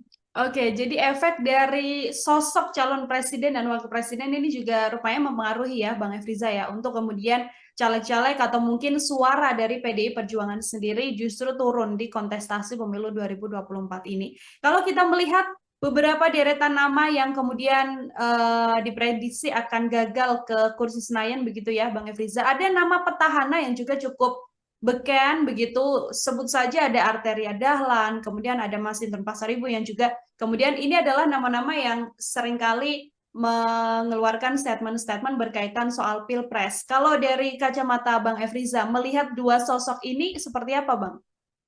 Iya, ini artinya membuktikan untuk Pak Masinton misalnya atau Atreya Dahlan, ini membuktikan kinerja mereka di dalam komisi yang mereka ada, itu mereka tidak mendapatkan nilai positif. Hmm. Komentar mereka yang sering kali menjadi polemik, itu malah menyebabkan pemilihnya menjauh. Satu itu. Yang kedua, saya menduga mereka ini tidak merawat dukungannya. Mereka terlalu yakin, terlalu percaya diri bahwa mereka berhasil, mereka sukses. Dan yang ketiga, bisa jadi mereka ini di daerah-daerah, khususnya DKI ya, kalau untuk Pak Masinton ya misalnya, ini mereka tidak belajar bahwa Anies ternyata kuat di DKI Jakarta. Hmm. PKS pun kuat, dan Ganjar pun juga malah dari sejak awal Ganjar itu sulit untuk masuk wilayah DKI Jakarta. Artinya apa? Artinya mereka semestinya tidak boleh terlalu percaya diri. Nah, kalau Arteria Dahlan, saya lihat memang ia banyak komentar-komentar sinisnya Hmm. terhadap bagaimana pemerintahan maupun di lembaga-lembaga lainnya. Dan ketika ia melakukan komentar sinis, dan lagi-lagi yang saya ingin garis bawahi, ternyata eranya sekarang adalah era masyarakat yang menunjukkan sifat politik Indonesia. Apa sifat politik Indonesia? Tidak temperamen, tidak caci maki, tidak menghina. Makanya orang-orang figur yang ternyata di parlemen itu temperamen, menghina, malah ia tersingkir. Dan malah banyak orang-orang baru yang hadir. Padahal kalau dibaca fenomenanya, biasanya orang-orang baru melawan petahana itu cuma bisa sampai 4-5% saja masuk. Hmm. Dan ini kok banyak sekali orang-orang baru yang masuk. Ini membuktikan bahwa mereka tidak sadar bahwa bukan seperti itu cara untuk berbicara di parlemen. Bukan seperti itu menunjukkan bahwa dia bersuara untuk masyarakat. Nah, bersuara untuk masyarakat itulah yang sepertinya masyarakat itu menghendaki orang yang santun tapi cerdas bahasanya. Hmm. Dia bisa memilih bahasa-bahasa yang baik, bukan memilih terjadinya kontroversi, bukan memilih menjadi kontroversi menyerang orang lain yang akhirnya masyarakat merasa bahwa anggota dewan ini kok barbar, kalau bahasa sarkasnya, kok kayak di jalanan parlemennya tidak terlihat nampak bagaimana ia berpendidikannya ataupun nampak bagaimana ia mengeluarkan statement yang enak disajikan atau dilihat oleh masyarakat. Dan jangan kita lupakan bahwa pemilih sekarang ini adalah banyak pemilih pemuda, pemilih pemula, dan pemilih generasi Z maupun generasi yang sekarang milenial, Z ataupun yang muda-muda itu. Nah, ini membuktikan apa? Membuktikan bahwa mereka sudah tidak senang dengan gaya-gaya para politisi yang bisa dikatakan arogan. Jadi tampilan maskulin, tampilan ganteng, tampilan keren, itu tuh bukan lagi dalam posisi yang berjas terus arogan. Tapi ia harus menunjukkan bahasa dan kalimat-kalimat yang menarik. Dan bisa jadi media sosial yang menarik pula, yang dikemas dengan baik, yang melaporkan kinerjanya, dan itulah yang bisa terpilih. Seperti itu, Mbak.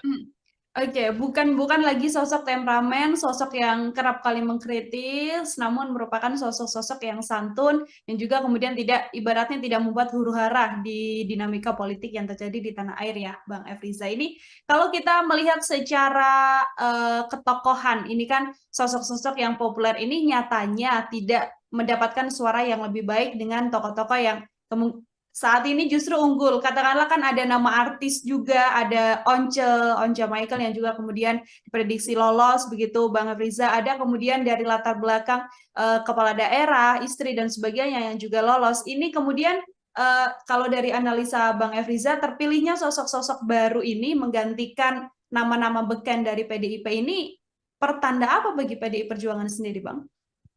Ya, kalau saya harus mengatakan bahwa PDI Perjuangan ini pertanda bahwa ia harus melakukan kaderisasi. Mereka harus melakukan evaluasi ulang. Dan ini membuktikan bahwa PDI Perjuangan dalam pendidikan kadernya ini juga dipertanyakan. Kenapa dipertanyakan? Ya, ternyata sosok-sosok yang terlihat ataupun yang dinyatakan oleh PDI Perjuangan sebagai kader terhebatnya malah dicoret oleh masyarakat. Nah, ini adalah sebuah bentuk anomali. Dan jangan karena dicoret, akhirnya PDI Perjuangan nantinya prediksi saya membawa narasi yang terbalik. Ini karena pemilunya adalah pemilu langsung. Ini karena pemilunya daftar calon terbuka. Ini karena ada money politik. Ini karena adanya masyarakat yang tidak diberikan pendidikan politik. Kalau mereka membangun narasi-narasi seperti itu malah sebuah kesalahan. Nah, ini membuktikan bahwa sudah semestinya 1 atau 2 periode mereka dievaluasi. Dievaluasi secara hierarki, baik itu dari pimpinan paling bawah di tingkat anak ranting, sampai di tingkat pusat. Jangan sampai mereka dianak emaskan. Dan ternyata anak emasnya PDI Perjuangan malah gagal semua. Nah, anak emas-emasnya ini gagal dan dimasukkan orang baru, ini menjadi sebuah anomali bagi PDI Perjuangan. Ia memasukkan orang baru, tapi ia malah menggagalkan anak-anak emasnya. Dan kemudian ia memakai narasi bahwa ini adalah sistem yang salah dengan daftar calon terbuka. Nah, sementara yang jadi pertanyaan atau kita balik adalah, kalau salah, kenapa orang-orang baru itu dimasukkan dia berhasil? Kenapa orang lama tidak dievaluasi dan mereka disingkirkan saja? Kalau ternyata mereka tidak akan berhasil. Dan ini juga fakta gitu loh. Di lapangan ternyata mereka harus membaca bahwa di lapangan ini mereka banyak yang sudah terlalu percaya diri, khususnya di DKI Jakarta. Mereka merasa bahwa 2 kali atau 3 periode mereka bisa terpilih. Dan mereka merasa bisa melenggang ke Senayan ataupun ke Kebun Sirih misalnya. Nyatanya kan yang orang-orang terkenal malah hilang. Bahkan bisa kita katakan ini adalah sebuah bentuk juga peringatan dari masyarakat ideologi partai PDI Perjuangan jangan-jangan memang tidak bisa disuarakan oleh mereka yang berada di parlemen, si petahana ini.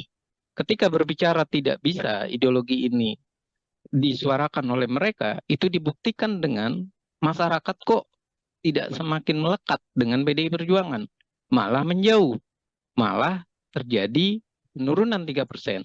Nah, pertanyaan berikutnya, kalau emang ideologi itu tidak melekat, yang menjadi kesalahan itu di mana? Sekolah kaderkah yang harus disalahkan?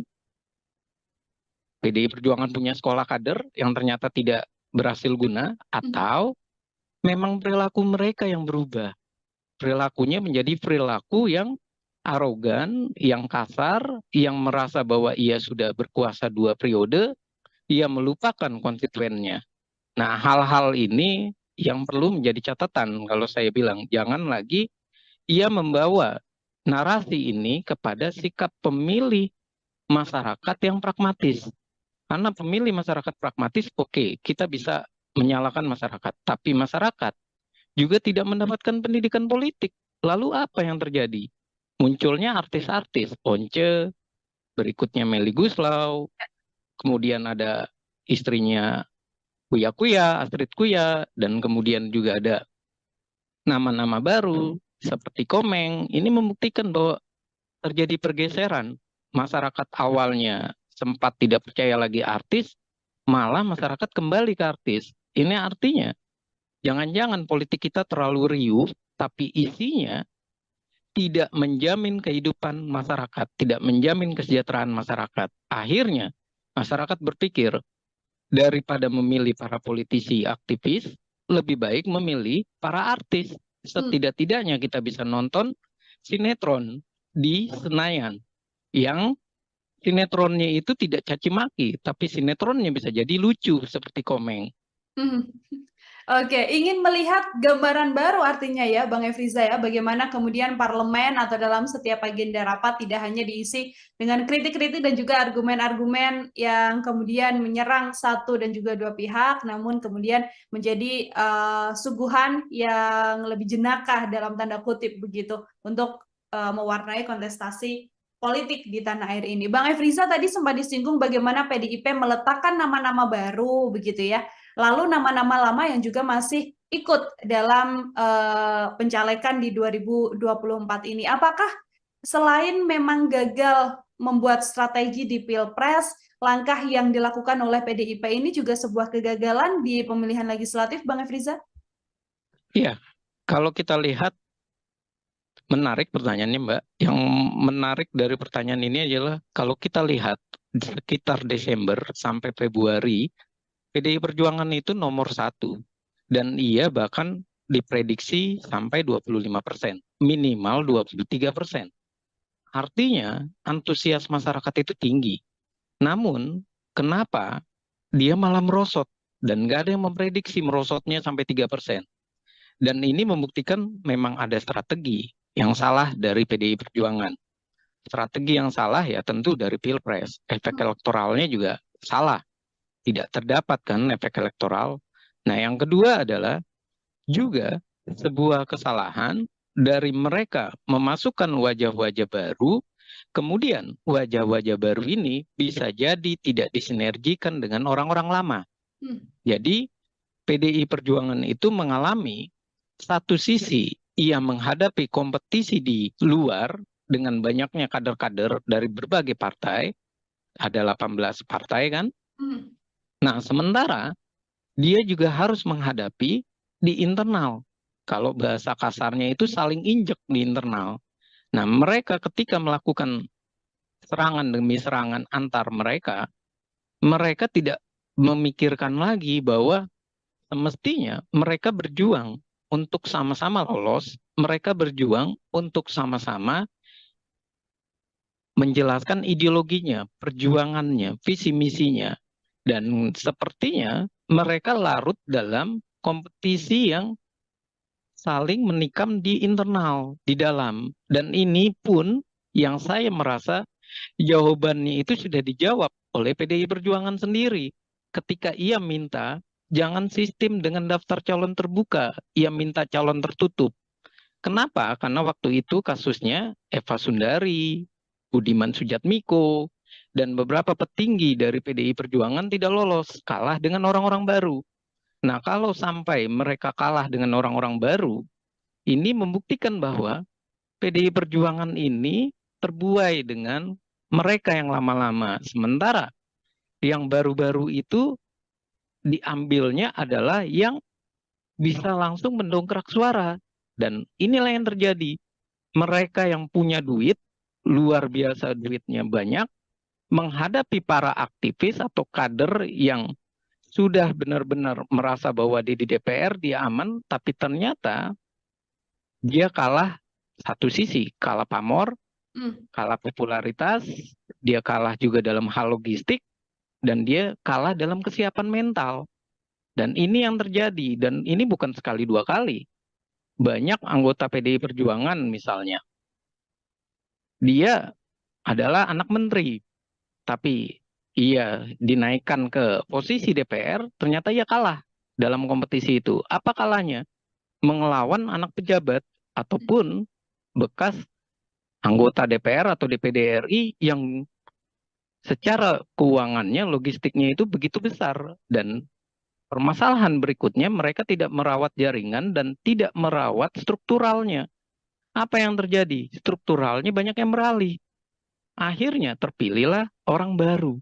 Dan terpilihnya orang baru, ini pula tidak disikapi dengan tetap menggunakan sosok-sosok lama.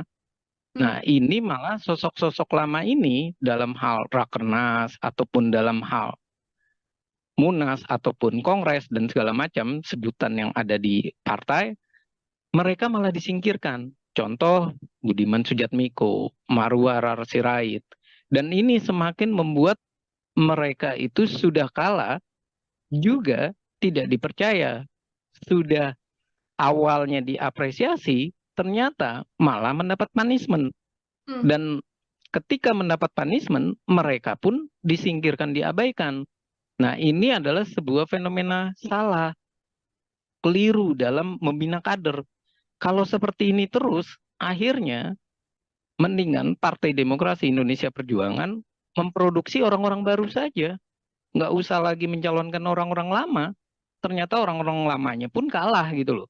Dan kalau saya bilang bahwa mereka mau menggunakan sistem proporsional tertutup yang selalu mereka gunakan, itu adalah strategi keliru dari PDI Perjuangan untuk mensiasati hilangnya para kader. Semestinya mereka harus bertanya, sekolah partai itu untuk apa jadinya? Pengkaderan itu berhasil atau tidak? Kemudian evaluasi terhadap kinerja mereka di parlemen ada atau tidak? Jangan-jangan itu semua selesai karena atas nama kenal, atas nama mereka adalah jabat pimpinan partai atau punya kedekatan. Dan inilah yang menjadi fenomena menarik dan saya rasa ini harus dilecutkan oleh PDI Perjuangan untuk daripada hak angket kecurangan pemilu, lebih baik memperbaiki diri mereka. 3% kalah ini lebih baik ia menarik diri dari hak angket, terus ia bilang, kita dalam posisi menata ulang PDI Perjuangan, itu baru jempolan. Oke, lebih baik mengurusi internal PDI Perjuangan plus kader-kadernya ya, Bang Efriza ya, daripada kemudian menggulirkan hak angket yang saat ini memang terus digaungkan oleh sejumlah politisi dari PDI Perjuangan. Terakhir dari saya, Bang Efriza, jika melihat banyaknya kader-kader PDIP yang beken, yang kerap kali kritis dalam agenda-agenda DPR, begitu ya, nantinya situasi ke depan dengan banyaknya sosok-sosok baru di kursi Senayan, begitu di kursi DPR, kira-kira menurut analisa Bang Efriza akan seperti apa nantinya dinamika yang terjadi di dalam DPR ini, Bang? Ya, kalau saya melihat dengan situasi ini, satu sisi saya melihat bahwa ternyata masyarakat itu bisa melakukan evaluasi, bisa melakukan punishment. Karena pemilu itu bukan sekedar memberikan hak memilih kita atau melegitimasinya, tapi juga sebuah reward dan punishment. Dan sekarang ini PDI Perjuangan lagi kena punishment atau hukuman. Dan ini semestinya orang baru yang masuk di parlemen, ia harus mulai belajar. Hmm. Perilaku seperti apa yang menarik bagi partai? Seperti apa mereka harus membawa aspirasi masyarakat? Seperti apa sikap mereka dalam rapat? Seperti apa mereka mengartikulasikan dan mengagregasikan kepentingan masyarakat, menyerap aspirasi masyarakat, melakukan reses. Jangan sampai mereka di parlemen hanya berbicara bernada membawa rakyat, tapi rakyat dianggap banyak wajah, anomali maupun tidak tampak, dan akhirnya mereka cuma sekedar beretorika di parlemen. Dan ini adalah catatan yang perlu kita amati, dan saya rasa hiruk pikuknya nanti di parlemen ini akan baru. Barunya dalam arti orang-orang lama di PDI Perjuangan yang bisa, yang sekarang ada di PDI Perjuangan, yang menandatangani hak angket misalnya, ini menjadi pertanyaan gitu loh. Hak angket ini mau lanjut atau tidak karena wajahnya sudah berganti. Dan ini pun tentunya akan menjadi hal yang lucu ketika mereka berbicara kecurangan dan segala macam, sementara mereka orang baru. Mereka harus adaptasi. Dan ketika mereka harus adaptasi, kita jadi bertanya kembali, adaptasinya mereka langsung belajar sambil berjalan, atau jangan-jangan mereka sudah lancar. Kalau sudah lancar, menjadi pertanyaan lagi, apakah mereka benar-benar merupakan caleg-caleg yang merepresentasi masyarakat atau merepresentasi partai semata? Kalau merepresentasi partai semata, otomatis mereka hanya menjadi petugas partai, petugas praksi yang nantinya tidak akan jauh beda isinya ataupun dalam proses RUU atau naskah akademik dan rancangan undang-undang, pasti semuanya itu berada di DPP. 9 ketua umum itulah yang akan nanti bersuara lebih banyak, atau 9 sekjen. Dan anggota dewan tugasnya cuma apa? Tugasnya cuma mengikuti arahan dari partai atau dari fraksi. Kalau seperti itu, apa yang terjadi? Yang terjadi jelas bahwa mereka tidak tampak jelas perjuangan mereka sebagai wakil rakyat. Akhirnya DPR kita nantinya ke depan, kalau ini terjadi, hanya warung obrolan di Gedung Senayan. Lalu ketika mereka menjadi warung obrolan, keputusan itu ada di mana? Keputusan di belakang layar, di belakang meja, di belakang rumah-rumah makan ataupun di kedai-kedai tempat pertemuan 9 partai politik, ataupun ketua umum, atau via Telegram misalnya, atau via WA, yang hubungannya lagi-lagi mungkin saja ada di Tengku Umar, mungkin saja ada di tempat gedungnya Gerindra, gedung Nasdem, dan seperti itu terus. Artinya wajah parlemen kita adalah wajah yang cuma berebut kursi tanpa kejelasan menyampaikan aspirasi, memperjuangkan keinginan masyarakat. Pembuktiannya apa? Petahana keok di berbagai daerah. Dan pembuktiannya apa? Suara partai semakin merosot. Peringkat pertama 16% itu adalah sebuah tamparan memalukan. Karena 16% ini menunjukkan bahwa kita semuanya adalah partai gurem. Partai yang semuanya bisa dinegosiasi oleh pemerintah. Partai yang tidak bisa berkata bahwa mereka kuat. Tapi ini membuktikan bahwa mereka tidak punya party ID. Masyarakat tidak punya identitas ideologi kepartaian. Mereka tidak punya program partai yang jelas, kecuali hanya narasi petugas partai. Dan itu adalah kesalahan fatal kita dalam menghadapi pemilu. Karena PDI pernah 33% dan sempat naik tinggi di eranya Pak Jokowi, kemudian ngedrop di eranya Ganjar. Dan saya rasa PDI Perjuangan kalau mau memilih oposisi, ia harus benar-benar menyekolahkan partai-partainya dengan benar dan baik. Jangan sampai suara mereka adalah suara yang bertentangan dengan masyarakat. Hasilnya di mana? Di pemilihan umum terjadi punishment kembali. Oke, baik. Terima kasih banyak Bang Efriza, Bangat Politik dari Citra Institute Tribuners, menemani obrolan kita hari ini luar biasa sekali dalam program Tribun Sound Focus. Tadi PR besar artinya harus diselesaikan atau harus di dipatuhi begitu ya oleh PDI Perjuangan agar kemudian bisa memperbaiki situasi apa yang terjadi dalam kontestasi di pemilu maupun di Pilpres 2024 yang tampaknya menjadi salah satu pijakan turun begitu bagi PDIP, bukan justru naik setelah kalah dalam berbagai kesempatan. Bang Efriza, terima kasih banyak untuk kesempatannya berbincang bersama dengan saya. Semoga di lain kesempatan kita bisa berbincang dengan obrolan-obrolan lain, Bang Efriza. Ya, terima kasih Mbak Nila, dan mohon maaf kalau ada salah kata, dan terima kasih untuk Tribun News, dan saya mengucapkan selamat berbuka nantinya. Terima kasih Mbak. Program Tribunnews on Fokus Tribuners hari ini membersamai Anda kembali bersama dengan saya Nila Irda. Tribuners, nama-nama calon legislatif atau caleg populer dari Partai PDI Perjuangan ini beberapa diprediksi tidak lolos masuk ke kursi Senayan. Sejumlah kader PDIP tersebut merupakan elit partai yang juga sangat populer karena kerap kali warawiri dan menghiasi media tanah air.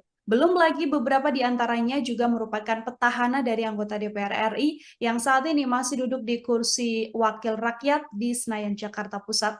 Lalu sebenarnya apa yang membuat banyaknya caleg PDIP populer ini keok dari nama-nama baru yang kemudian lolos ke Senayan? Saya akan membahasnya. Tribuners, sudah tersambung melalui sambungan Zoom bersama dengan saya. Ada pengamat politik dari Citra Institute, ada Bang Efriza. Bang Efriza, selamat datang. Terima kasih sudah bergabung, Bang Efriza. Ya, terima kasih atas undangannya untuk Mbak Nila, dan terima kasih untuk Tribun News. Baik, terima kasih juga Bang Efriza menyempatkan waktunya berbincang bersama dengan saya. Kita diskusi hari ini terkait bagaimana banyak calon legislatif dari PDI Perjuangan yang cukup populer, ini nama-nama yang cukup beken, sering warawiri di layar kaca begitu ya Bang ya, tapi ternyata justru dalam kontestasi pemilihan kursi Senayan ini tidak lolos di periode yang sekarang. Saya ingin minta pengantar terlebih dahulu dari Bang Efriza. Ya, melihat fenomena saat ini, jelas Mbak, ada hal yang menarik. Yang pertama adalah ini membuktikan bahwa caleg-caleg ini bisa dikatakan, kita bisa mengasumsikan awal, ia tidak merawat dukungannya atau merawat dari konstituennya. Nah, yang kedua adalah kalau kita melihat fakta-fakta tersebut, bisa saja ini terjadi karena caleg-caleg ini merasa bahwa ia populer, ia akan terpilih kembali, dan ia dengan mudahnya tidak mempersiapkan diri dalam hal kampanye, ataupun ia benar-benar merasa bahwa tim suksesnya maupun struktur partai sudah pasti akan memilih dirinya. Dan berikutnya, ini yang ketiga adalah bisa jadi ini ada hubungannya dengan Pilpres yang menyebabkan mereka tidak terpilih, dan ini juga berkontribusi. Dalam hal ini ada dua partai yang semakin besar suaranya, yaitu PKB, kedua adalah Golkar, dan yang ketiga adalah PKS. Nah, ini adalah sebuah fenomena yang bisa kita lihat ada hubungannya dengan Pilpres, ada hubungannya dengan bagaimana ia mendapatkan limpahan suara dari mendukung salah satu pasangan calon atau dia dijadikan sebagai cawapres. Dan yang berikutnya juga bisa kita asumsikan bahwa ini semakin memperlihatkan ada masalah dalam pengkaderan PDI Perjuangan ataupun PDI Perjuangan dalam menyiapkan calon-calonnya. Nah, ini menjadi tanda tanya besar, adakah memang partai benar-benar memahami dari kondisi di dalam internalnya? Apakah memang orang itu kalau diajukan kembali akan terpilih atau tidak? Dan ini adalah fakta yang saya rasa ini kesempatan untuk introspeksi bagi PDI Perjuangan, dan ini adalah momen yang pas dengan caleg populernya gagal. Seperti itu Mbak pembukanya. Oke, baik Bang Efriza. Tadi Abang sempat menyinggung faktor Pilpres begitu ya, bisa jadi salah satu penyebab gagalnya caleg-caleg ini. Apakah kemudian ini berkaitan soal perbedaan pilihan dari masyarakat yang memang memilih pasangan untuk pilpres yang berbeda, lalu senada dengan tidak memilih caleg-caleg dari PDI Perjuangan, atau ini juga berkaitan bagaimana kemudian sosok-sosok populer ini kerap kali muncul ke publik dengan narasi yang juga mengkritisi pemerintahan, menggaungkan soal kecurangan dan lain sebagainya, Bang. Hal-hal apa yang menurut Bang Efriza ini menjadi faktor pilpres juga berpengaruh? Iya, faktor pilpres yang tadi saya katakan berpengaruh ini banyak hal ya. Yang pertama, faktor pilpres ini adalah menguntungkan bagi, contoh saja, bagi Pak Muhaimin Iskandar ketika ia dicalonkan menjadi cawapres, suaranya langsung melejit dan mendapatkan beberapa porsi di daerah-daerah. Nah, sementara PKS juga dengan mengusung Anies Baswedan, dengan kuatnya ia untuk mengkaitkan Anies Baswedan dengan PKS, mendapatkan hal yang sangat menguntungkan. Limpahan suara dan ia merajai DPRD DKI Jakarta misalnya. Nah lalu, bagaimana dengan PDI Perjuangan? Ini membuktikan yang pertama, asumsi kita adalah Pak Ganjar ini tidak punya efek elektoral ke partai. Dan yang kedua, momen perpisahan Pak Ganjar, momen perpisahannya PDI Perjuangan dengan Pak Joko Widodo, ini semakin membuktikan bahwa masyarakat juga melakukan hal yang sama. Ia tidak lagi merasa ia sangat dekat dengan PDI Perjuangan. Artinya, kalau seperti ini, berarti party ID atau ID party, ikatan secara kepartean, secara ideologi, itu dipertanyakan, mendapatkan limpahan suara 19%. Dan berikutnya jelas bahwa faktor Ganjar dan Mahfud yang temperamen, yang emosional, ini juga mempengaruhi warga atau masyarakat beralih untuk memilih caleg yang lebih dikenal, lebih dekat, dan tidak mempunyai track record yang marah-marah ataupun yang memberikan sentimen negatif kepada pemerintah. Makanya caleg-caleg populer PDI Perjuangan yang beririsan dengan Pak Joko Widodo, yang dia komplain atau marah dengan Pak Jokowi, malah terlihat ia terlempar. Dan ini adalah suatu fenomena menarik yang bisa dibaca. Mereka ternyata sibuk mengurusi pilpres, tapi ia lupa merawat dukungan. Dan ia juga tidak melihat apakah masyarakat itu memang masih tertarik dengan dirinya, atau jangan-jangan memang masyarakat sudah tidak tertarik dengan perilaku mereka di parlemen yang terlihat lebih emosional, yang terlihat lebih banyak melakukan serangan-serangan kepada Pak Presiden Jokowi. Dan saya juga melihat hasil Pilpres ini untuk PDI Perjuangan ini adalah sebuah tanda tanya yang harusnya dievaluasi sama PDI Perjuangan, bukan soal kecurangan pemilu semata ya, tapi ia harus mengevaluasi bahwa Ganjar ini adalah ternyata salah pilih PDI Perjuangan. Ganjar suaranya bagus karena ada Pak Jokowi. Dan fenomena Pak Jokowi 2 periode itu melihat atau memperlihatkan keuntungan bagi PDI Perjuangan naik. Sementara dengan mengusung Ganjar, malah PDI Perjuangan kurang, sekitar 2-3%. Dan ini adalah fenomena yang harus mereka akui bahwa Ganjar itu malah bikin PDI Perjuangan mengalami kemerosotan. Dan faktor ini harus dievaluasi nantinya, bahwa strategi menyerang ala PDI Perjuangan yang dilakukan oleh Ganjar kayak sekarang, jangan nanti 2029 digunakan kembali. Malah yang ada kemerosotan nantinya. Seperti itu, Mbak. Oke, jadi efek dari sosok calon presiden dan wakil presiden ini juga rupanya mempengaruhi ya, Bang Efriza ya, untuk kemudian caleg-caleg atau mungkin suara dari PDI Perjuangan sendiri justru turun di kontestasi pemilu 2024 ini. Kalau kita melihat beberapa deretan nama yang kemudian diprediksi akan gagal ke kursi Senayan begitu ya, Bang Efriza, ada nama petahana yang juga cukup beken begitu, sebut saja ada Arteria Dahlan, kemudian ada Masinton Pasaribu yang juga kemudian ini adalah nama-nama yang seringkali mengeluarkan statement-statement berkaitan soal Pilpres. Kalau dari kacamata Bang Efriza, melihat dua sosok ini seperti apa, Bang?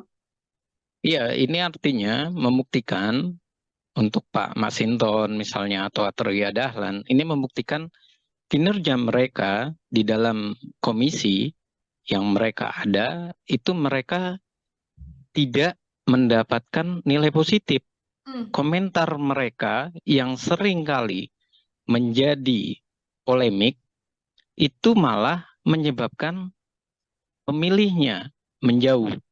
Satu, itu. Yang kedua, saya menduga mereka ini tidak merawat dukungannya. Mereka terlalu yakin, terlalu percaya diri bahwa mereka berhasil, mereka sukses. Dan yang ketiga, bisa jadi mereka ini di daerah-daerah, khususnya DKI ya, kalau untuk Pak Masinton ya misalnya, ini mereka tidak belajar bahwa Anies ternyata kuat di DKI Jakarta. Hmm. PKS pun kuat, dan Ganjar pun juga malah dari sejak awal Ganjar itu sulit untuk masuk wilayah DKI Jakarta. Artinya apa? Artinya mereka semestinya tidak boleh terlalu percaya diri.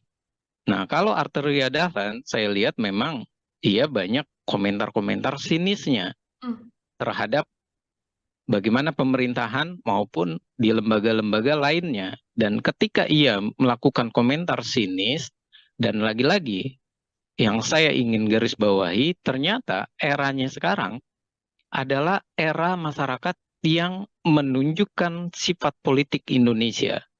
Apa sifat politik Indonesia? Tidak temperamen, tidak caci maki, tidak menghina. Makanya orang-orang figur yang ternyata di parlemen itu temperamen, menghina, malah ia tersingkir. Dan malah banyak orang-orang baru yang hadir. Padahal kalau dibaca fenomenanya, biasanya orang-orang baru melawan petahana itu cuma bisa sampai 4-5% saja masuk. Hmm. Dan ini kok banyak sekali orang-orang baru yang masuk. Ini membuktikan bahwa mereka tidak sadar bahwa bukan seperti itu cara untuk berbicara di parlemen. Bukan seperti itu menunjukkan bahwa dia bersuara untuk masyarakat. Nah, bersuara untuk masyarakat itulah yang sepertinya masyarakat itu menghendaki orang yang santun tapi cerdas bahasanya.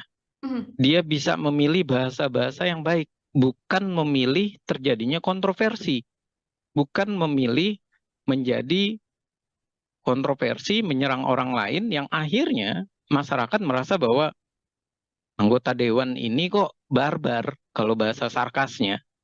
Kok kayak di jalanan parlemennya tidak terlihat nampak bagaimana ia berpendidikannya ataupun nampak bagaimana ia mengeluarkan statement yang enak disajikan atau dilihat oleh masyarakat. Dan jangan kita lupakan bahwa pemilih sekarang ini adalah banyak pemilih pemuda, Hmm. pemilih pemula, dan pemilih generasi Z maupun generasi yang sekarang milenial, Z ataupun yang muda-muda itu. Nah, ini membuktikan apa? Membuktikan bahwa mereka sudah tidak senang dengan gaya-gaya para politisi yang bisa dikatakan arogan.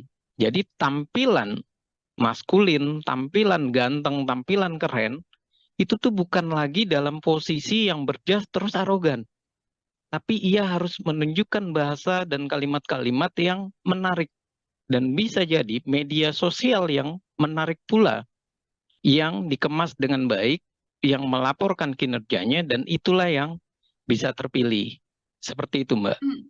Oke, bukan bukan lagi sosok temperamen, sosok yang kerap kali mengkritis, namun merupakan sosok-sosok yang santun yang juga kemudian tidak ibaratnya tidak membuat huru-hara di dinamika politik yang terjadi di tanah air ya, Bang Efriza. Ini kalau kita melihat secara ketokohan, ini kan sosok-sosok yang populer ini nyatanya tidak mendapatkan suara yang lebih baik dengan tokoh-tokoh yang saat ini justru unggul. Katakanlah kan ada nama artis juga, ada Once Michael yang juga kemudian diprediksi lolos begitu, Bang Riza. Ada kemudian dari latar belakang kepala daerah, istri dan sebagainya yang juga lolos. Ini kemudian kalau dari analisa Bang Efriza, terpilihnya sosok-sosok baru ini menggantikan nama-nama beken dari PDIP ini pertanda apa bagi PDI Perjuangan sendiri, Bang? Ya, kalau saya harus mengatakan bahwa PDI Perjuangan ini pertanda bahwa ia harus melakukan kaderisasi. Hmm. Mereka harus melakukan evaluasi ulang. Dan ini membuktikan bahwa PDI Perjuangan dalam pendidikan kadernya ini juga dipertanyakan.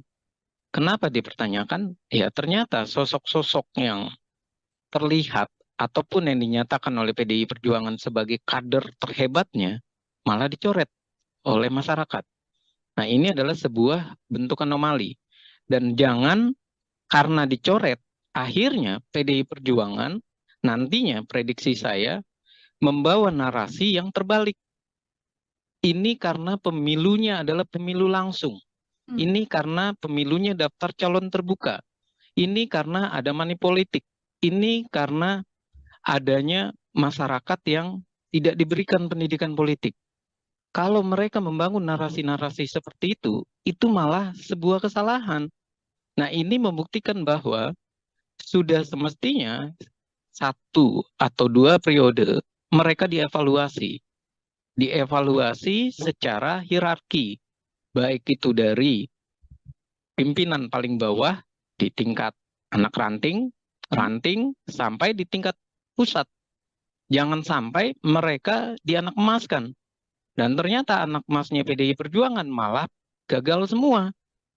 Nah, anak emas-emasnya ini gagal dan dimasukkan orang baru, ini menjadi sebuah anomali bagi PDI Perjuangan. Ia memasukkan orang baru, tapi ia malah menggagalkan anak-anak emasnya. Dan kemudian ia memakai narasi bahwa ini adalah sistem yang salah dengan daftar calon terbuka. Nah, sementara yang jadi pertanyaan atau kita balik adalah, kalau salah, kenapa orang-orang baru itu dimasukkan dia berhasil? Kenapa orang lama tidak dievaluasi dan mereka disingkirkan saja? Kalau ternyata mereka tidak akan berhasil.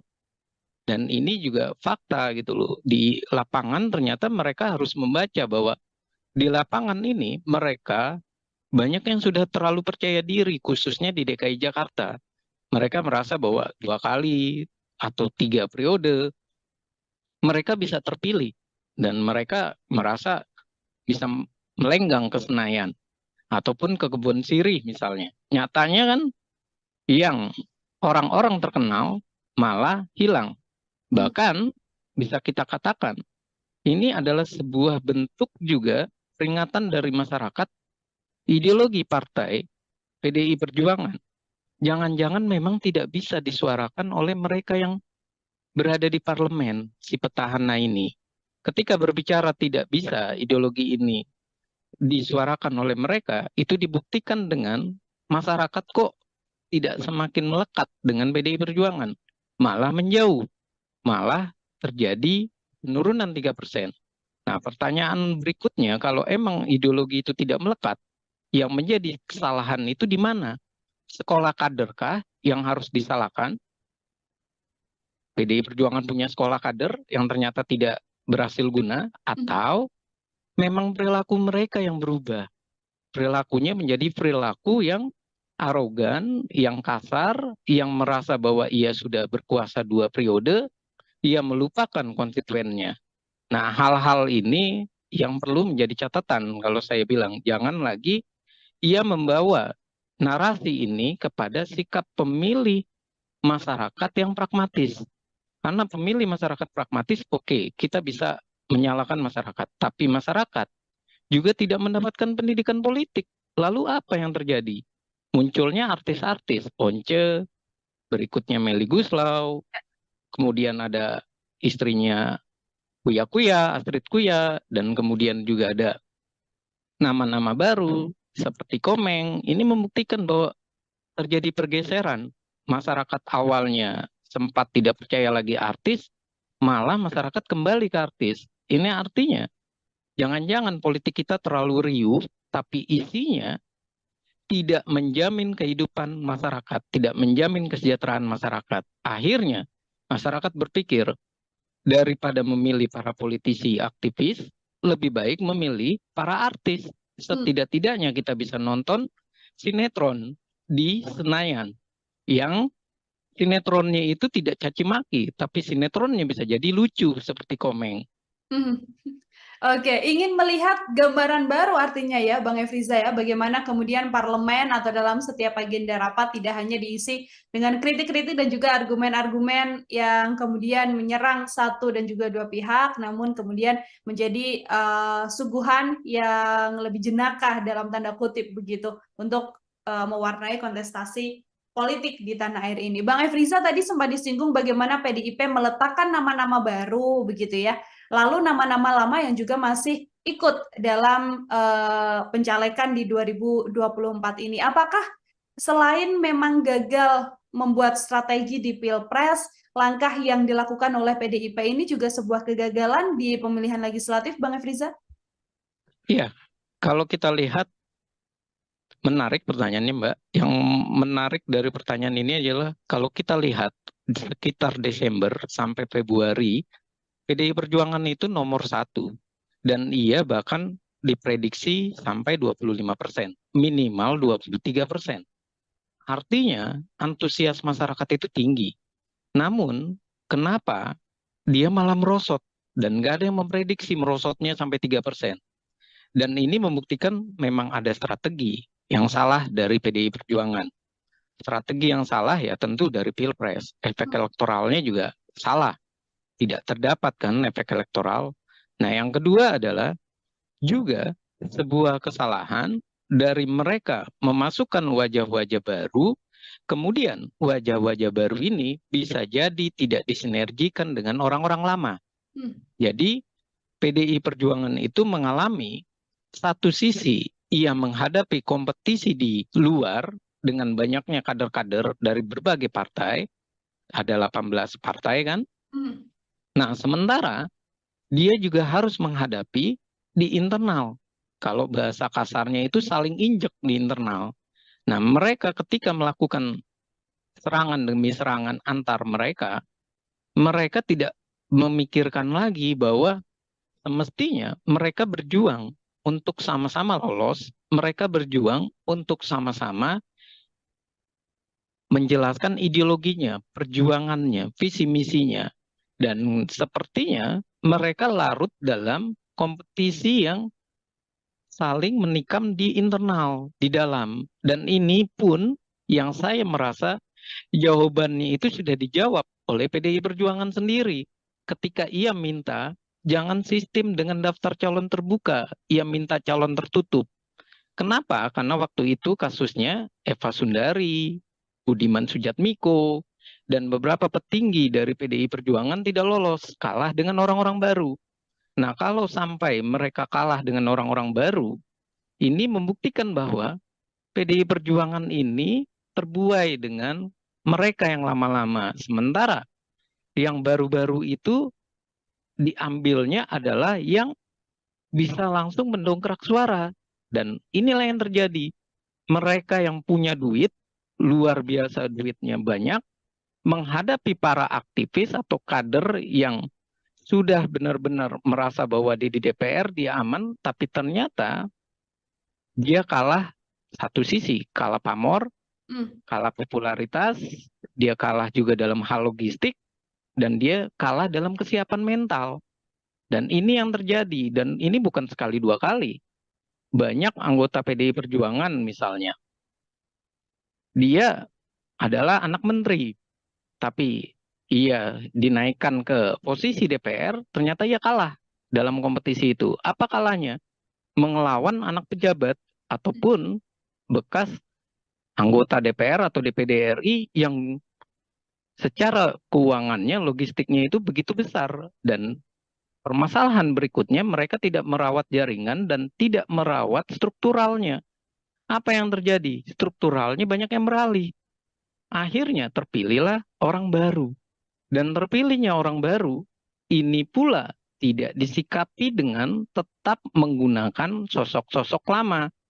Nah, ini malah sosok-sosok lama ini dalam hal rakernas ataupun dalam hal munas ataupun kongres dan segala macam sebutan yang ada di partai, mereka malah disingkirkan. Contoh Budiman Sujatmiko, Marwar Sirait. Dan ini semakin membuat mereka itu sudah kalah juga tidak dipercaya. Sudah awalnya diapresiasi, ternyata malah mendapat punishment. Dan ketika mendapat punishment, mereka pun disingkirkan, diabaikan. Nah, ini adalah sebuah fenomena salah, keliru dalam membina kader. Kalau seperti ini terus, akhirnya mendingan Partai Demokrasi Indonesia Perjuangan memproduksi orang-orang baru saja. Nggak usah lagi mencalonkan orang-orang lama. Ternyata orang-orang lamanya pun kalah gitu loh. Dan kalau saya bilang bahwa mereka mau menggunakan sistem proporsional tertutup yang selalu mereka gunakan, itu adalah strategi keliru dari PDI Perjuangan untuk mensiasati hilangnya para kader. Semestinya mereka harus bertanya, sekolah partai itu untuk apa jadinya? Pengkaderan itu berhasil atau tidak? Kemudian evaluasi terhadap kinerja mereka di parlemen ada atau tidak?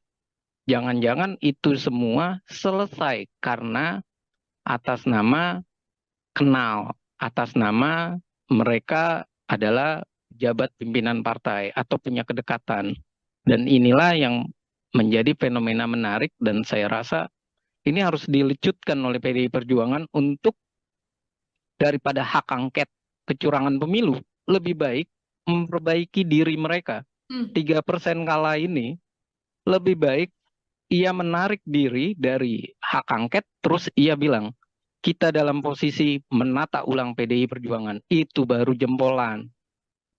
Oke, lebih baik mengurusi internal PDI Perjuangan plus kader-kadernya ya, Bang Efriza ya, daripada kemudian menggulirkan hak angket yang saat ini memang terus digaungkan oleh sejumlah politisi dari PDI Perjuangan. Terakhir dari saya, Bang Efriza, jika melihat banyaknya kader-kader PDIP yang beken, yang kerap kali kritis dalam agenda-agenda DPR, begitu ya, nantinya situasi ke depan dengan banyaknya sosok-sosok baru di kursi Senayan, begitu di kursi DPR, kira-kira menurut analisa Bang Efriza akan seperti apa nantinya dinamika yang terjadi di dalam DPR ini, Bang?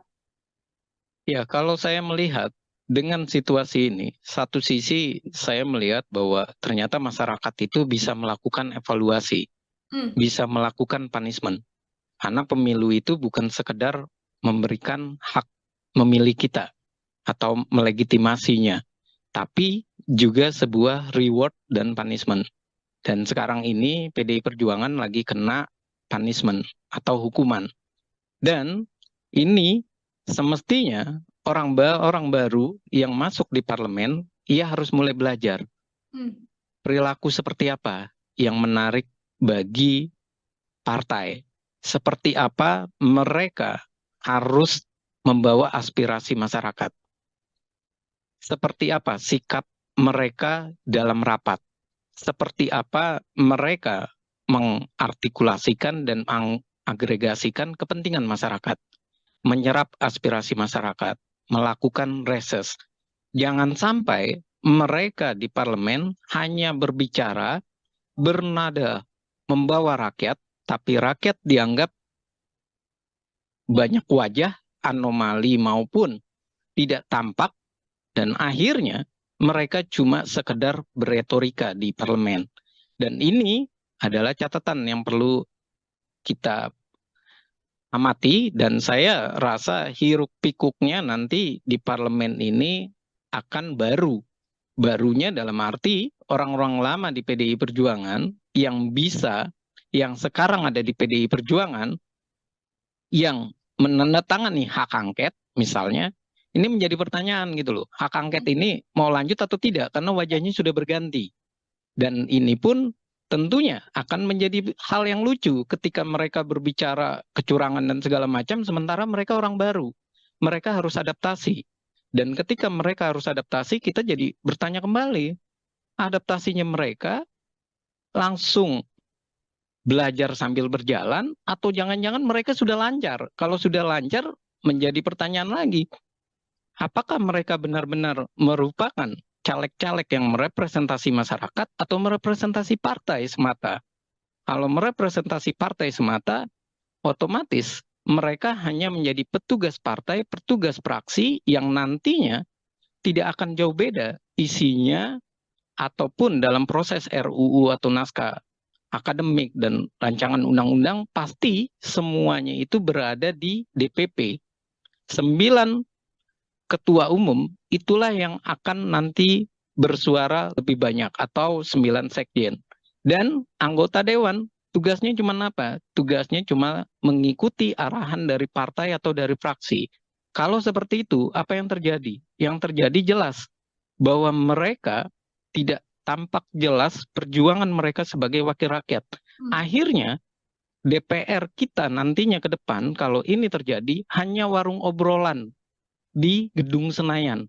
Lalu ketika mereka menjadi warung obrolan, keputusan itu ada di mana? Keputusan di belakang layar, di belakang meja, di belakang rumah-rumah makan ataupun di kedai-kedai tempat pertemuan 9 partai politik ataupun ketua umum atau via Telegram misalnya atau via WA yang hubungannya lagi-lagi mungkin saja ada di Tengku Umar, mungkin saja ada di tempat gedungnya Gerindra, gedung Nasdem, dan seperti itu terus. Artinya wajah parlemen kita adalah wajah yang cuma berebut kursi tanpa kejelasan menyampaikan aspirasi, memperjuangkan keinginan masyarakat.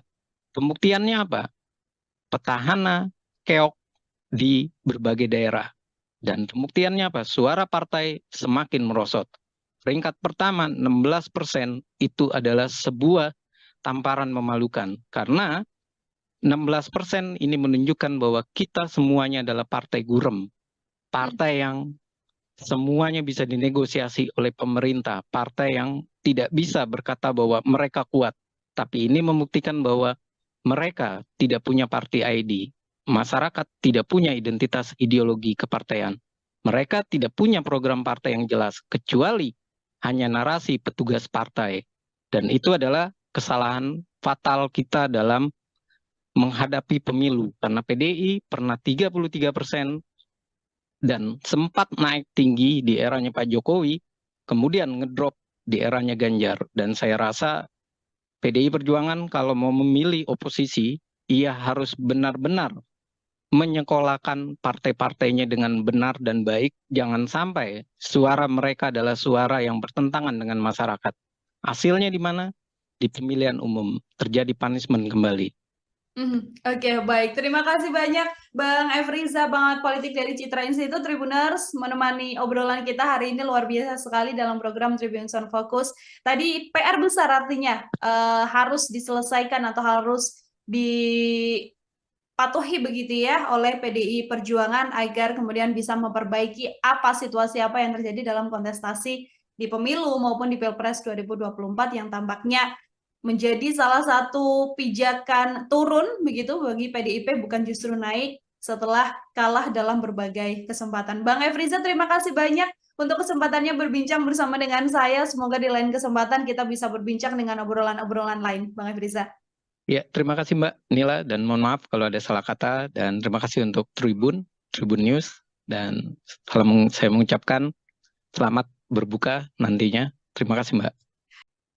Program Tribun Sound Focus Tribuners hari ini membersamai Anda kembali bersama dengan saya Nila Irda. Tribuners, nama-nama calon legislatif atau caleg populer dari Partai PDI Perjuangan ini beberapa diprediksi tidak lolos masuk ke kursi Senayan. Sejumlah kader PDIP tersebut merupakan elit partai yang juga sangat populer karena kerap kali warawiri dan menghiasi media tanah air. Belum lagi beberapa di antaranya juga merupakan petahana dari anggota DPR RI yang saat ini masih duduk di kursi wakil rakyat di Senayan, Jakarta Pusat. Lalu sebenarnya apa yang membuat banyaknya caleg PDIP populer ini keok dari nama-nama baru yang kemudian lolos ke Senayan? Saya akan membahasnya. Tribuners, sudah tersambung melalui sambungan Zoom bersama dengan saya.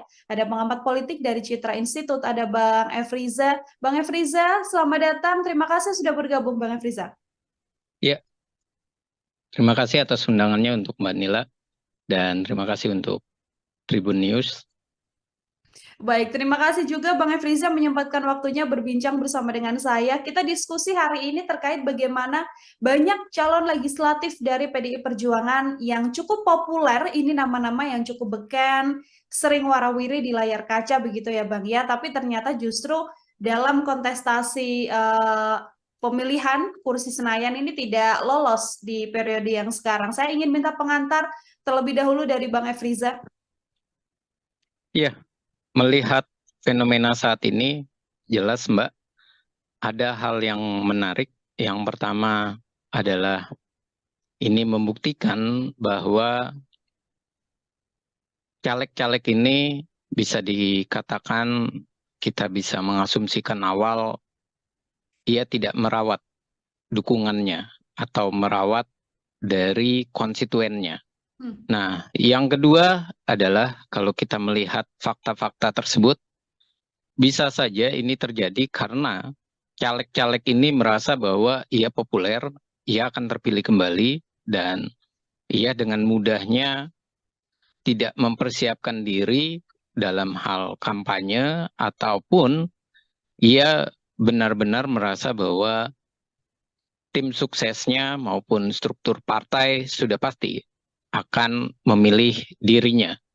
Dan berikutnya, ini yang ketiga adalah bisa jadi ini ada hubungannya dengan Pilpres yang menyebabkan mereka tidak terpilih, dan ini juga berkontribusi dalam hal ini ada dua partai yang semakin besar suaranya, yaitu PKB, kedua adalah Golkar, dan yang ketiga adalah PKS.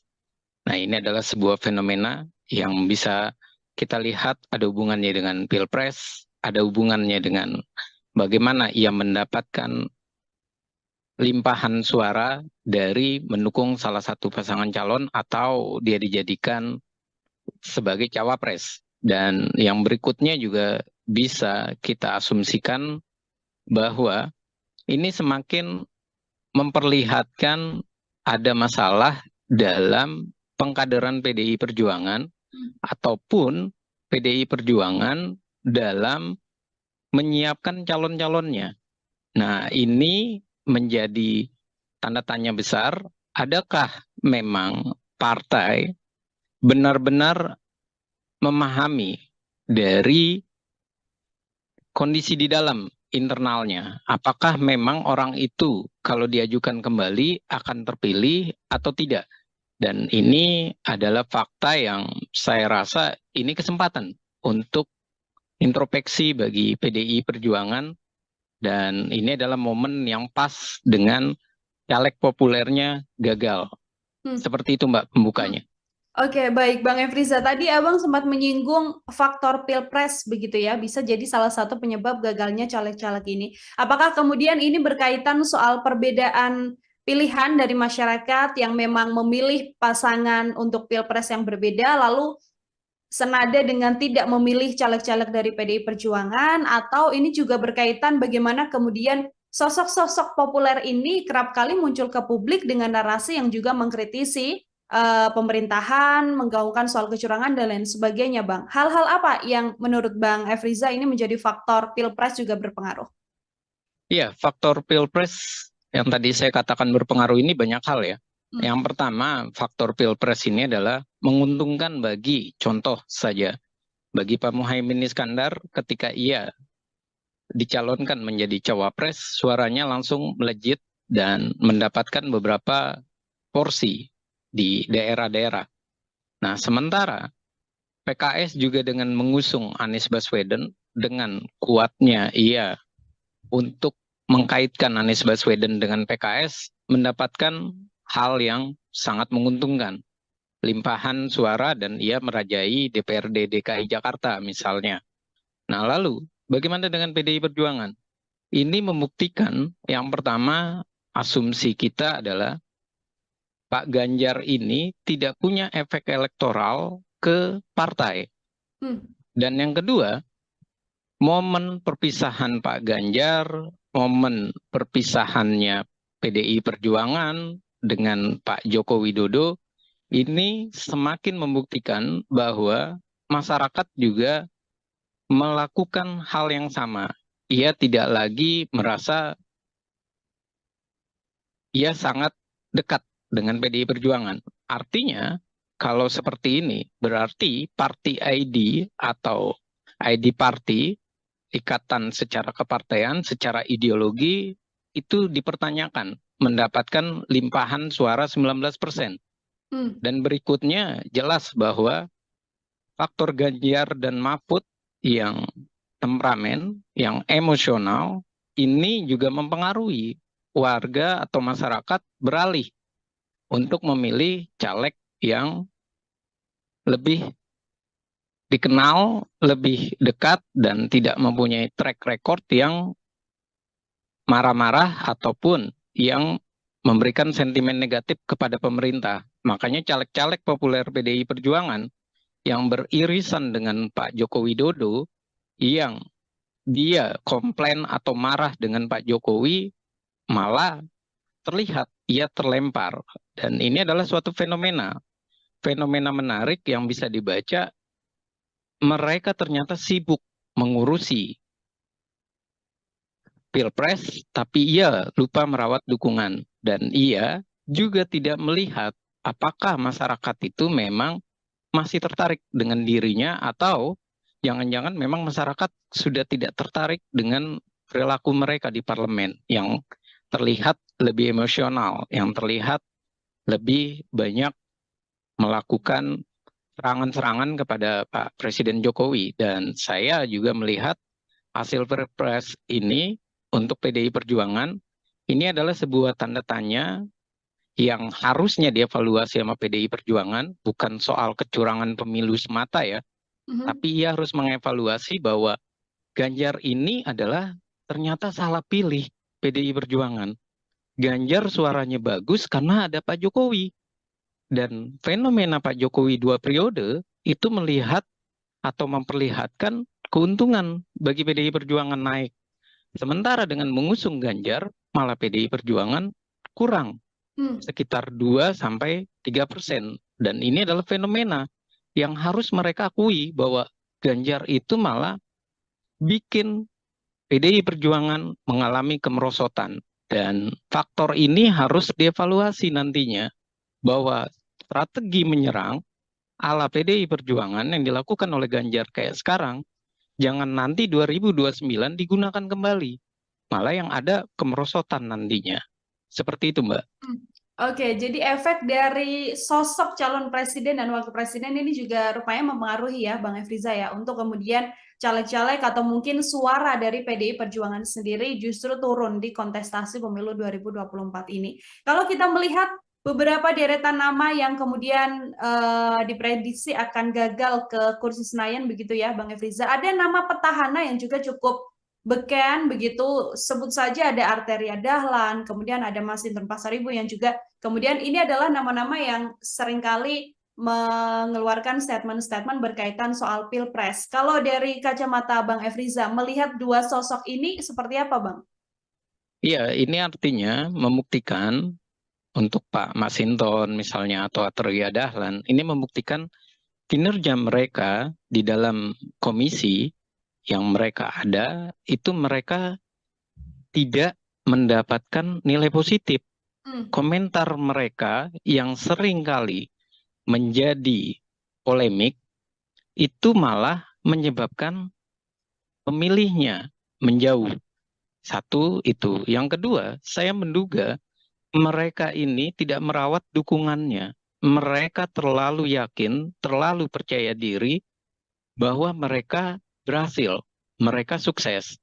Dan yang ketiga, bisa jadi mereka ini di daerah-daerah, khususnya DKI ya, kalau untuk Pak Masinton ya misalnya, ini mereka tidak belajar bahwa Anies ternyata kuat di DKI Jakarta. Hmm. PKS pun kuat, dan Ganjar pun juga malah dari sejak awal Ganjar itu sulit untuk masuk wilayah DKI Jakarta.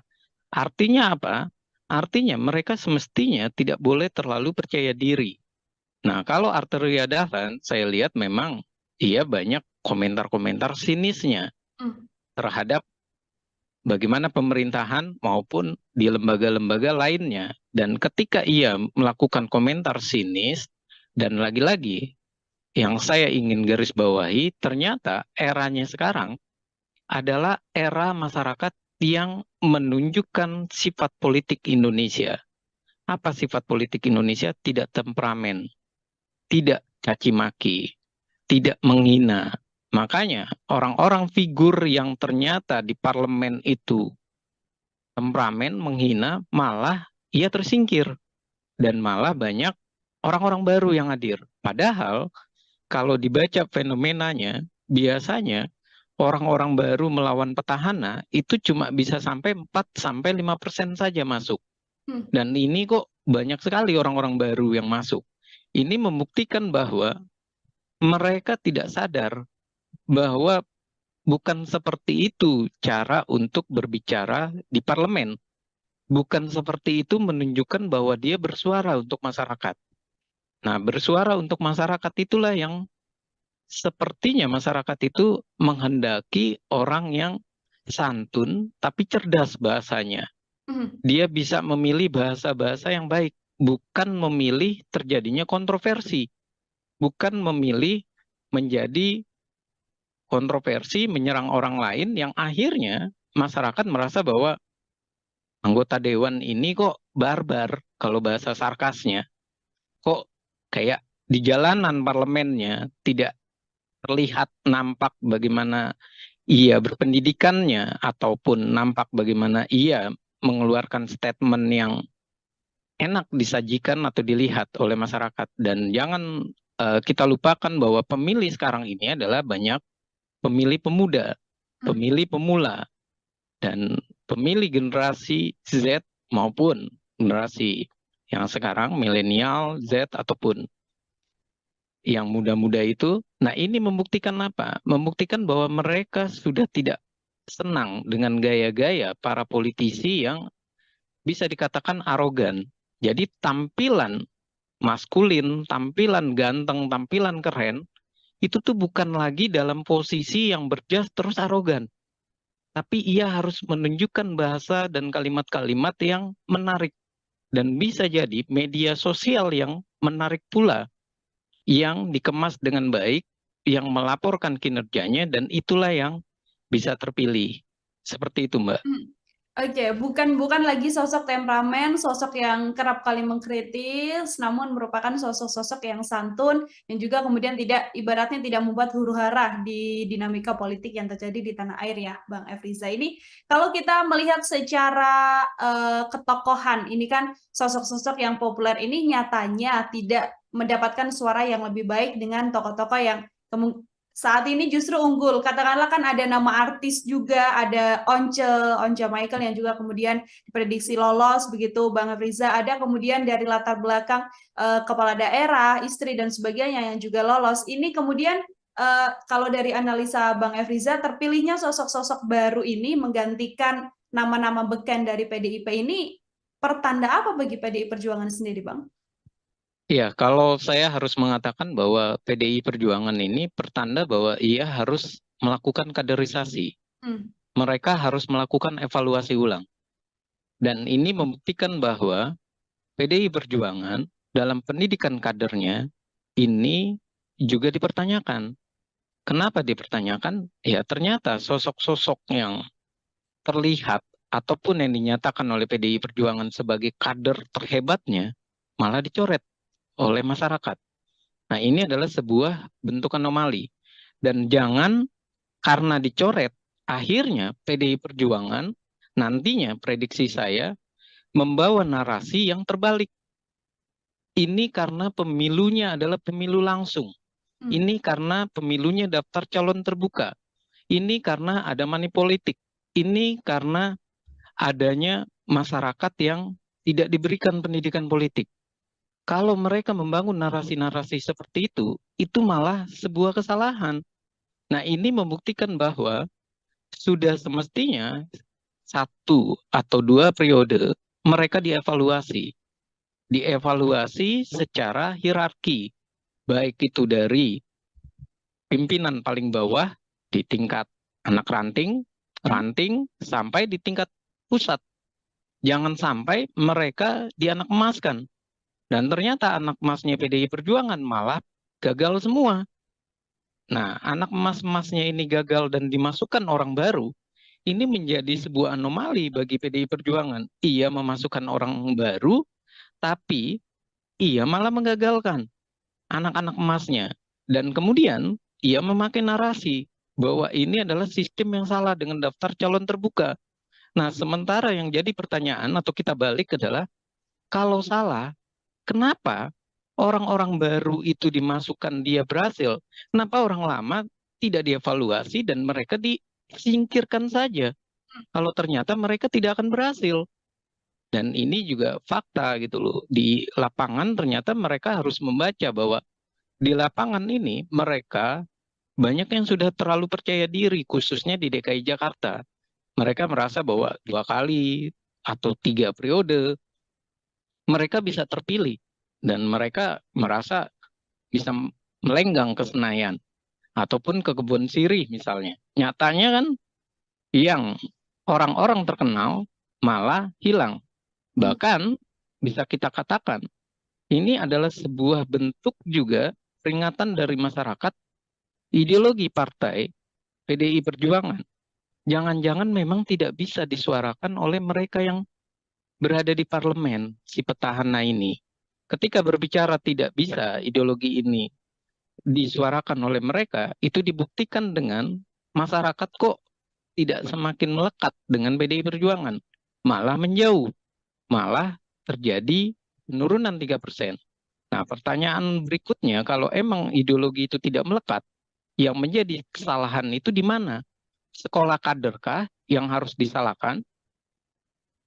PDI Perjuangan punya sekolah kader yang ternyata tidak berhasil guna, atau memang perilaku mereka yang berubah?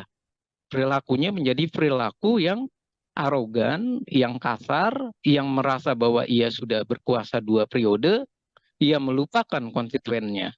Nah, hal-hal ini yang perlu menjadi catatan kalau saya bilang, jangan lagi ia membawa narasi ini kepada sikap pemilih masyarakat yang pragmatis.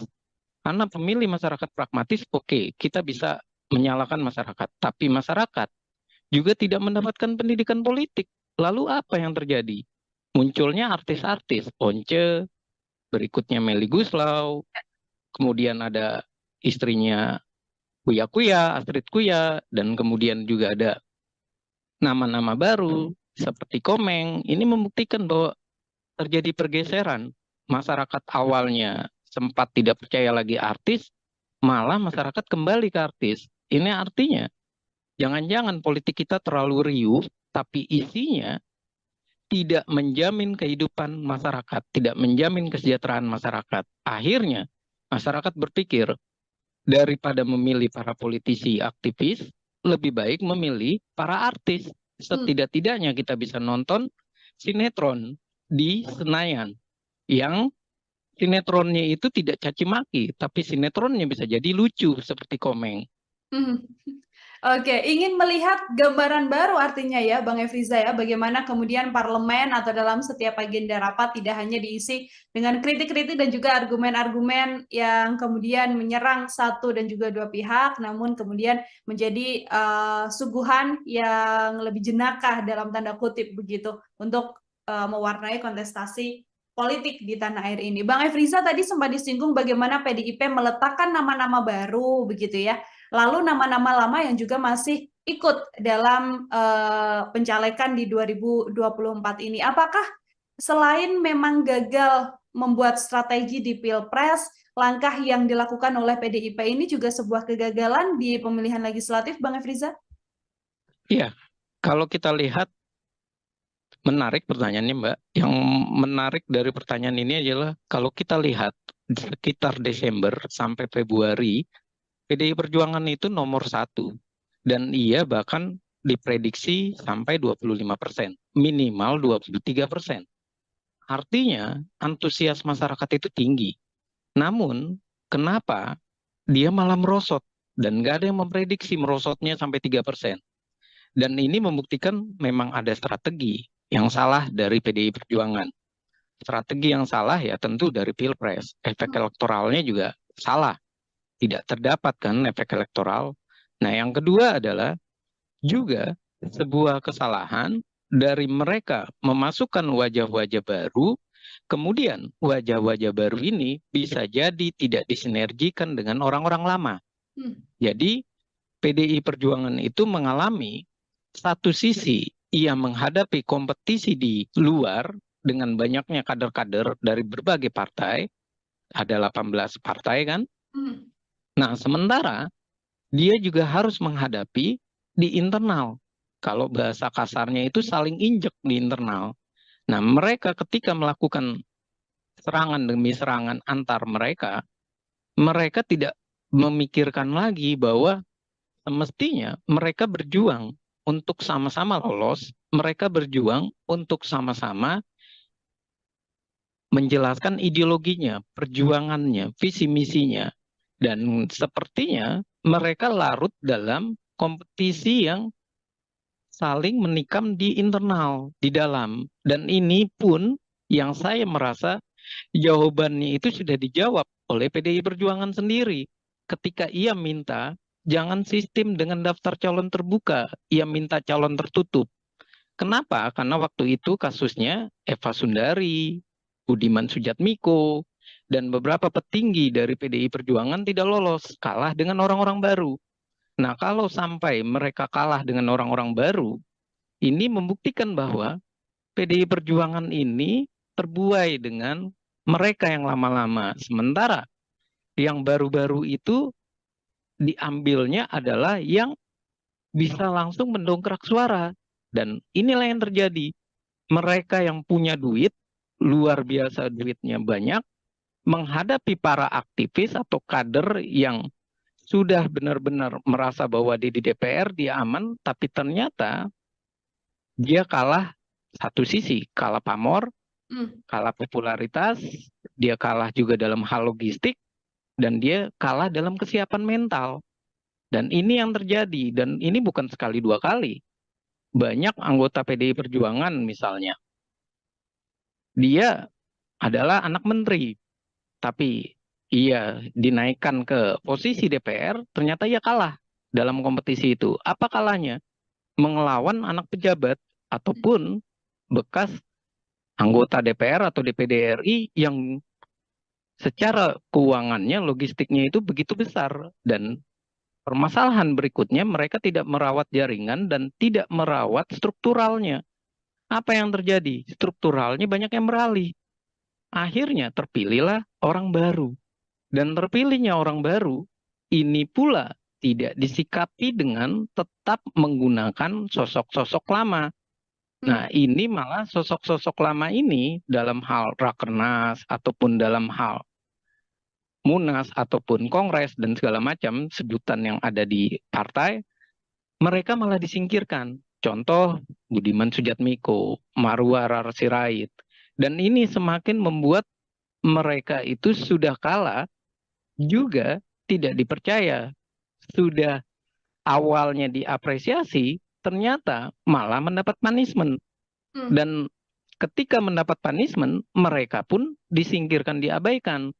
Nah, ini adalah sebuah fenomena salah, keliru dalam membina kader.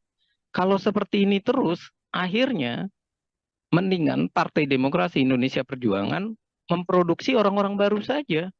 Nggak usah lagi mencalonkan orang-orang lama. Ternyata orang-orang lamanya pun kalah gitu loh. Dan kalau saya bilang bahwa mereka mau menggunakan sistem proporsional tertutup yang selalu mereka gunakan, itu adalah strategi keliru dari PDI Perjuangan untuk mensiasati hilangnya para kader. Semestinya mereka harus bertanya, sekolah partai itu untuk apa jadinya? Pengkaderan itu berhasil atau tidak? Kemudian evaluasi terhadap kinerja mereka di parlemen ada atau tidak? Jangan-jangan itu semua selesai karena atas nama kenal, atas nama mereka adalah jabat pimpinan partai atau punya kedekatan. Dan inilah yang menjadi fenomena menarik dan saya rasa ini harus dilecutkan oleh PDI Perjuangan untuk daripada hak angket kecurangan pemilu, lebih baik memperbaiki diri mereka. 3% kalah ini lebih baik ia menarik diri dari hak angket, terus ia bilang, kita dalam posisi menata ulang PDI Perjuangan, itu baru jempolan. Oke, lebih baik mengurusi internal PDI Perjuangan plus kader-kadernya ya, Bang Efriza ya, daripada kemudian menggulirkan hak angket yang saat ini memang terus digaungkan oleh sejumlah politisi dari PDI Perjuangan. Terakhir dari saya, Bang Efriza, jika melihat banyaknya kader-kader PDIP yang beken, yang kerap kali kritis dalam agenda-agenda DPR, begitu ya, nantinya situasi ke depan dengan banyaknya sosok-sosok baru di kursi Senayan, begitu di kursi DPR, kira-kira menurut analisa Bang Efriza akan seperti apa nantinya dinamika yang terjadi di dalam DPR ini, Bang? Ya, kalau saya melihat dengan situasi ini, satu sisi saya melihat bahwa ternyata masyarakat itu bisa melakukan evaluasi, Hmm. bisa melakukan punishment. Karena pemilu itu bukan sekedar memberikan hak memilih kita atau melegitimasinya, tapi juga sebuah reward dan punishment. Dan sekarang ini PDI Perjuangan lagi kena punishment atau hukuman. Dan ini semestinya orang baru yang masuk di parlemen, ia harus mulai belajar Hmm. perilaku seperti apa yang menarik bagi partai. Seperti apa mereka harus membawa aspirasi masyarakat. Seperti apa sikap mereka dalam rapat. Seperti apa mereka mengartikulasikan dan mengagregasikan kepentingan masyarakat. Menyerap aspirasi masyarakat, melakukan reses. Jangan sampai mereka di parlemen hanya berbicara, bernada, membawa rakyat, tapi rakyat dianggap banyak wajah, anomali maupun tidak tampak, dan akhirnya mereka cuma sekedar beretorika di parlemen. Dan ini adalah catatan yang perlu kita amati, dan saya rasa hiruk pikuknya nanti di parlemen ini akan baru. Barunya dalam arti orang-orang lama di PDI Perjuangan yang bisa, yang sekarang ada di PDI Perjuangan, yang menandatangani hak angket misalnya, ini menjadi pertanyaan gitu loh. Hak angket ini mau lanjut atau tidak karena wajahnya sudah berganti. Dan ini pun tentunya akan menjadi hal yang lucu ketika mereka berbicara kecurangan dan segala macam, sementara mereka orang baru. Mereka harus adaptasi. Dan ketika mereka harus adaptasi, kita jadi bertanya kembali, adaptasinya mereka langsung belajar sambil berjalan, atau jangan-jangan mereka sudah lancar. Kalau sudah lancar, menjadi pertanyaan lagi, apakah mereka benar-benar merupakan caleg-caleg yang merepresentasi masyarakat atau merepresentasi partai semata? Kalau merepresentasi partai semata, otomatis mereka hanya menjadi petugas partai, petugas praksi yang nantinya tidak akan jauh beda isinya ataupun dalam proses RUU atau naskah akademik dan rancangan undang-undang, pasti semuanya itu berada di DPP. 9 ketua umum itulah yang akan nanti bersuara lebih banyak, atau 9 sekjen. Dan anggota dewan tugasnya cuma apa? Tugasnya cuma mengikuti arahan dari partai atau dari fraksi. Kalau seperti itu, apa yang terjadi? Yang terjadi jelas bahwa mereka tidak tampak jelas perjuangan mereka sebagai wakil rakyat. Akhirnya DPR kita nantinya ke depan, kalau ini terjadi, hanya warung obrolan di gedung Senayan. Lalu ketika mereka menjadi warung obrolan, keputusan itu ada di mana? Keputusan di belakang layar, di belakang meja, di belakang rumah-rumah makan ataupun di kedai-kedai tempat pertemuan 9 partai politik. Ataupun ketua umum, atau via Telegram misalnya, atau via WA, yang hubungannya lagi-lagi mungkin saja ada di Tengku Umar, mungkin saja ada di tempat gedungnya Gerindra, gedung Nasdem, dan seperti itu terus. Artinya wajah parlemen kita adalah wajah yang cuma berebut kursi tanpa kejelasan menyampaikan aspirasi, memperjuangkan keinginan masyarakat. Pembuktiannya apa? Petahana keok di berbagai daerah. Dan pembuktiannya apa? Suara partai semakin merosot. Peringkat pertama 16% itu adalah sebuah tamparan memalukan. Karena 16% ini menunjukkan bahwa kita semuanya adalah partai gurem, partai yang semuanya bisa dinegosiasi oleh pemerintah, partai yang tidak bisa berkata bahwa mereka kuat, tapi ini membuktikan bahwa mereka tidak punya party ID, masyarakat tidak punya identitas ideologi kepartaian, mereka tidak punya program partai yang jelas, kecuali hanya narasi petugas partai, dan itu adalah kesalahan fatal kita dalam menghadapi pemilu, karena PDI pernah 33% dan sempat naik tinggi di eranya Pak Jokowi, kemudian ngedrop di eranya Ganjar. Dan saya rasa PDI Perjuangan kalau mau memilih oposisi, ia harus benar-benar menyekolahkan partai-partainya dengan benar dan baik. Jangan sampai suara mereka adalah suara yang bertentangan dengan masyarakat. Hasilnya di mana? Di pemilihan umum terjadi punishment kembali. Oke, baik. Terima kasih banyak Bang Efriza, Bangat Politik dari Citra Institute Tribuners, menemani obrolan kita hari ini luar biasa sekali dalam program Tribun Sound Focus. Tadi PR besar artinya harus diselesaikan atau harus dipatuhi begitu ya oleh PDI Perjuangan agar kemudian bisa memperbaiki situasi apa yang terjadi dalam kontestasi di pemilu maupun di Pilpres 2024 yang tampaknya menjadi salah satu pijakan turun begitu bagi PDIP, bukan justru naik setelah kalah dalam berbagai kesempatan. Bang Efriza, terima kasih banyak untuk kesempatannya berbincang bersama dengan saya. Semoga di lain kesempatan kita bisa berbincang dengan obrolan-obrolan lain, Bang Efriza. Ya, terima kasih Mbak Nila, dan mohon maaf kalau ada salah kata, dan terima kasih untuk Tribun News, dan saya mengucapkan selamat berbuka nantinya. Terima kasih Mbak.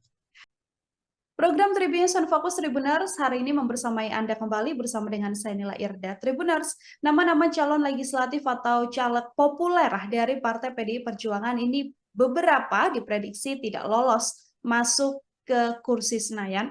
Sejumlah kader PDIP tersebut merupakan elit partai yang juga sangat populer karena kerap kali warawiri dan menghiasi media tanah air. Belum lagi beberapa di antaranya juga merupakan petahana dari anggota DPR RI yang saat ini masih duduk di kursi wakil rakyat di Senayan, Jakarta Pusat. Lalu sebenarnya apa yang membuat banyaknya caleg PDIP populer ini keok dari nama-nama baru yang kemudian lolos ke Senayan? Saya akan membahasnya. Tribuners, sudah tersambung melalui sambungan Zoom bersama dengan saya. Ada pengamat politik dari Citra Institute, ada Bang Efriza. Bang Efriza, selamat datang. Terima kasih sudah bergabung, Bang Efriza. Ya, terima kasih atas undangannya untuk Mbak Nila, dan terima kasih untuk Tribun News. Baik, terima kasih juga Bang Efriza menyempatkan waktunya berbincang bersama dengan saya. Kita diskusi hari ini terkait bagaimana banyak calon legislatif dari PDI Perjuangan yang cukup populer, ini nama-nama yang cukup beken, sering warawiri di layar kaca begitu ya Bang ya, tapi ternyata justru dalam kontestasi pemilihan kursi Senayan ini tidak lolos di periode yang sekarang. Saya ingin minta pengantar terlebih dahulu dari Bang Efriza. Ya, melihat fenomena saat ini, jelas Mbak, ada hal yang menarik. Yang pertama adalah ini membuktikan bahwa caleg-caleg ini bisa dikatakan kita bisa mengasumsikan awal ia tidak merawat dukungannya atau merawat dari konstituennya. Nah, yang kedua adalah kalau kita melihat fakta-fakta tersebut, bisa saja ini terjadi karena caleg-caleg ini merasa bahwa ia populer, ia akan terpilih kembali, dan ia dengan mudahnya tidak mempersiapkan diri dalam hal kampanye, ataupun ia benar-benar merasa bahwa tim suksesnya maupun struktur partai sudah pasti akan memilih dirinya. Dan berikutnya, ini yang ketiga adalah bisa jadi ini ada hubungannya dengan Pilpres yang menyebabkan mereka tidak terpilih, dan ini juga berkontribusi dalam hal ini. Ada dua partai yang semakin besar suaranya, yaitu PKB, kedua adalah Golkar, dan yang ketiga adalah PKS. Nah, ini adalah sebuah fenomena yang bisa kita lihat ada hubungannya dengan Pilpres, ada hubungannya dengan bagaimana ia mendapatkan limpahan suara dari mendukung salah satu pasangan calon atau dia dijadikan sebagai cawapres. Dan yang berikutnya juga bisa kita asumsikan bahwa ini semakin memperlihatkan ada masalah dalam pengkaderan PDI Perjuangan ataupun PDI Perjuangan dalam menyiapkan calon-calonnya. Nah, ini menjadi tanda tanya besar, adakah memang partai benar-benar memahami dari kondisi di dalam internalnya? Apakah memang orang itu kalau diajukan kembali akan terpilih atau tidak? Dan ini adalah fakta yang saya rasa ini kesempatan untuk introspeksi bagi PDI Perjuangan, dan ini adalah momen yang pas dengan caleg populernya gagal. Seperti itu Mbak pembukanya. Oke, baik Bang Efriza. Tadi Abang sempat menyinggung faktor pilpres begitu ya, bisa jadi salah satu penyebab gagalnya caleg-caleg ini.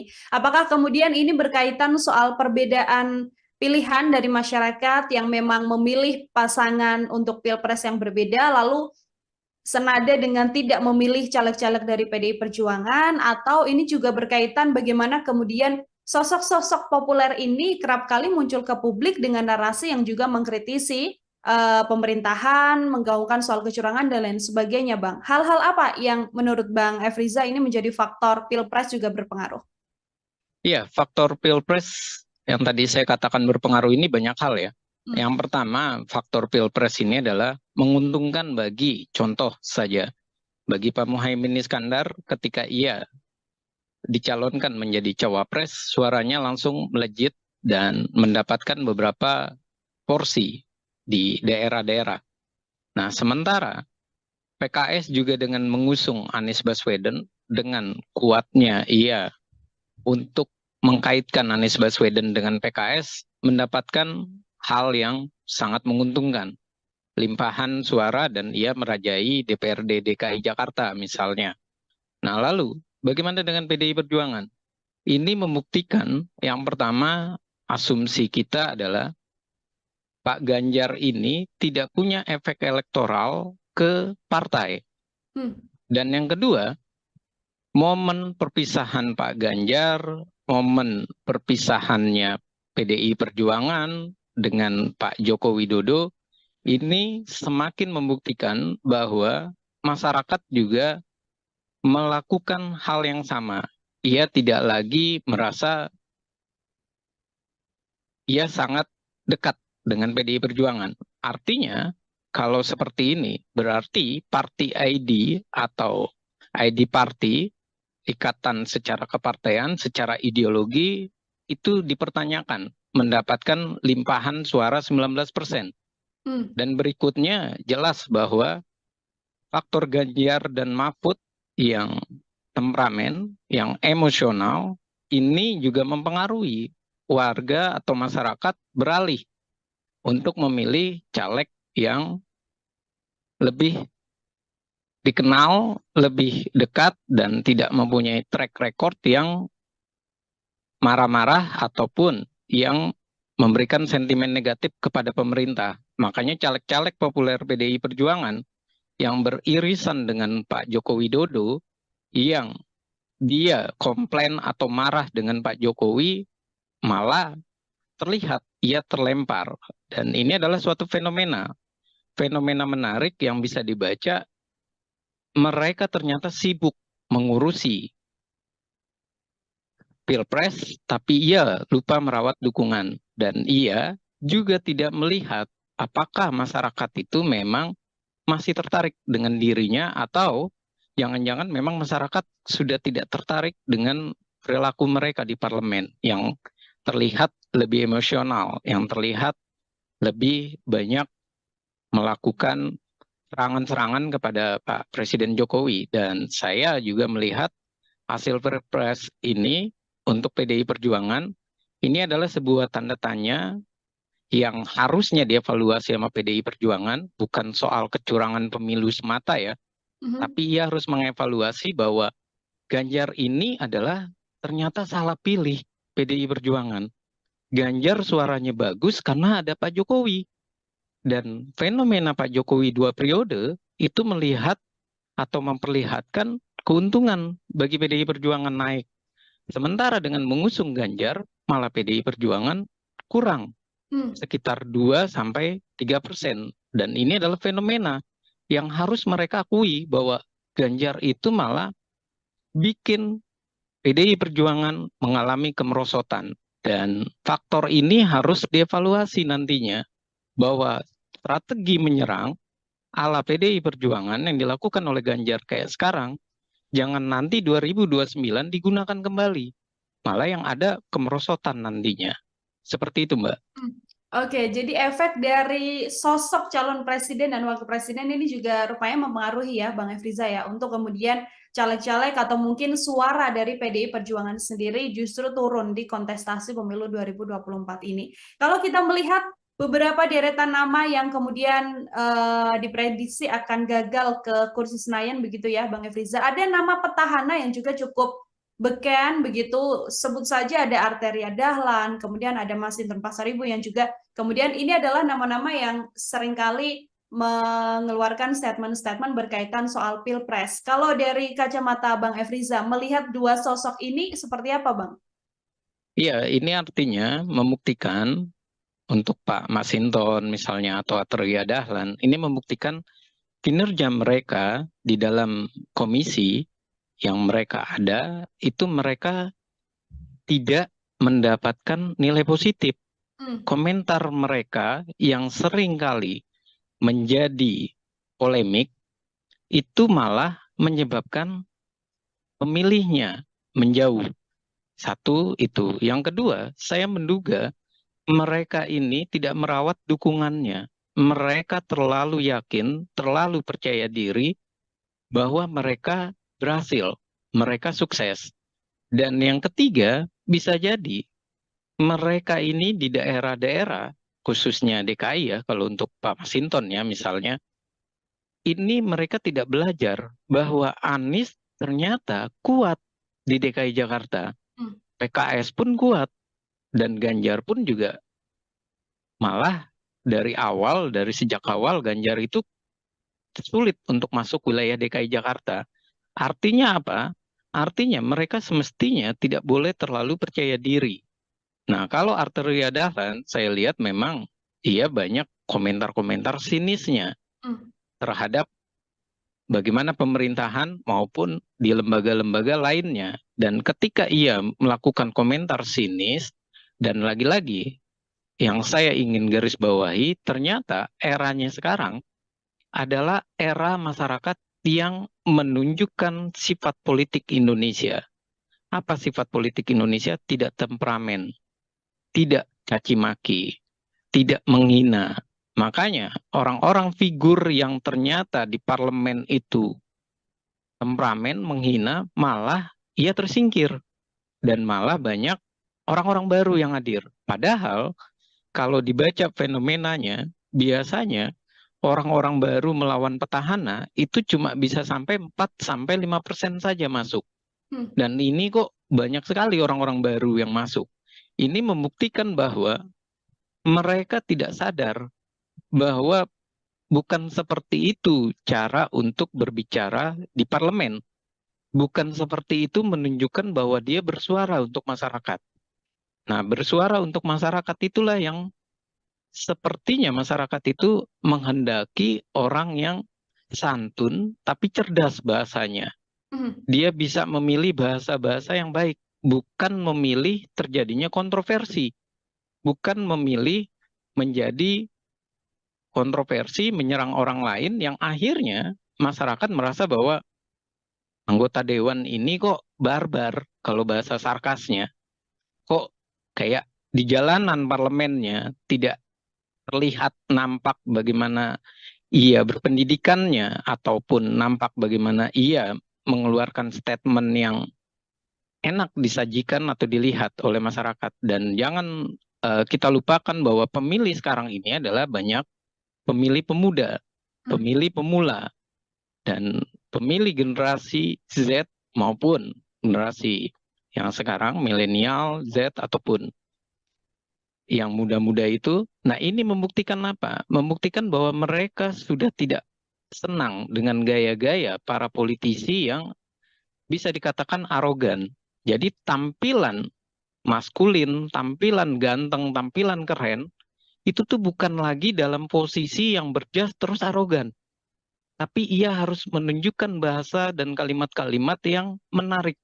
Dan bisa jadi media sosial yang menarik pula, yang dikemas dengan baik, yang melaporkan kinerjanya, dan itulah yang bisa terpilih. Seperti itu, Mbak.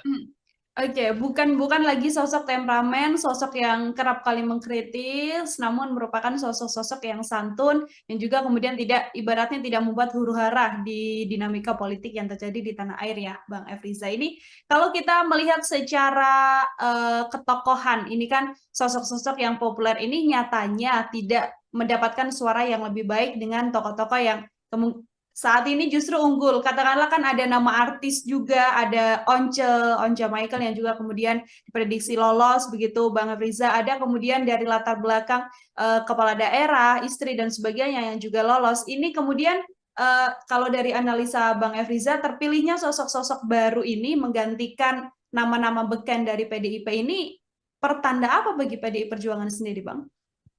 Ya, kalau saya harus mengatakan bahwa PDI Perjuangan ini pertanda bahwa ia harus melakukan kaderisasi. Mereka harus melakukan evaluasi ulang. Dan ini membuktikan bahwa PDI Perjuangan dalam pendidikan kadernya ini juga dipertanyakan.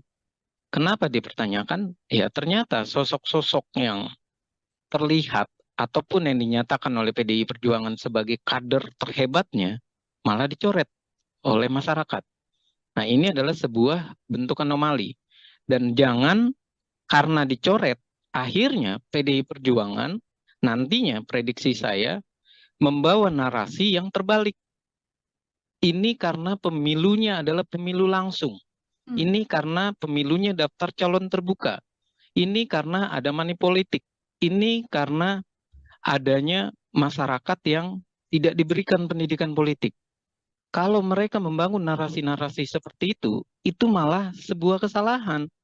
Nah, ini membuktikan bahwa sudah semestinya 1 atau 2 periode mereka dievaluasi. Dievaluasi secara hierarki, baik itu dari pimpinan paling bawah di tingkat anak ranting, sampai di tingkat pusat. Jangan sampai mereka dianak emaskan. Dan ternyata anak emasnya PDI Perjuangan malah gagal semua. Nah, anak emas-emasnya ini gagal dan dimasukkan orang baru, ini menjadi sebuah anomali bagi PDI Perjuangan. Ia memasukkan orang baru, tapi ia malah menggagalkan anak-anak emasnya. Dan kemudian ia memakai narasi bahwa ini adalah sistem yang salah dengan daftar calon terbuka. Nah, sementara yang jadi pertanyaan atau kita balik adalah, kalau salah, kenapa orang-orang baru itu dimasukkan dia berhasil? Kenapa orang lama tidak dievaluasi dan mereka disingkirkan saja? Kalau ternyata mereka tidak akan berhasil. Dan ini juga fakta gitu loh. Di lapangan ternyata mereka harus membaca bahwa di lapangan ini mereka banyak yang sudah terlalu percaya diri, khususnya di DKI Jakarta. Mereka merasa bahwa 2 kali atau 3 periode mereka bisa terpilih dan mereka merasa bisa melenggang ke Senayan ataupun ke Kebun Sirih misalnya. Nyatanya kan yang orang-orang terkenal malah hilang.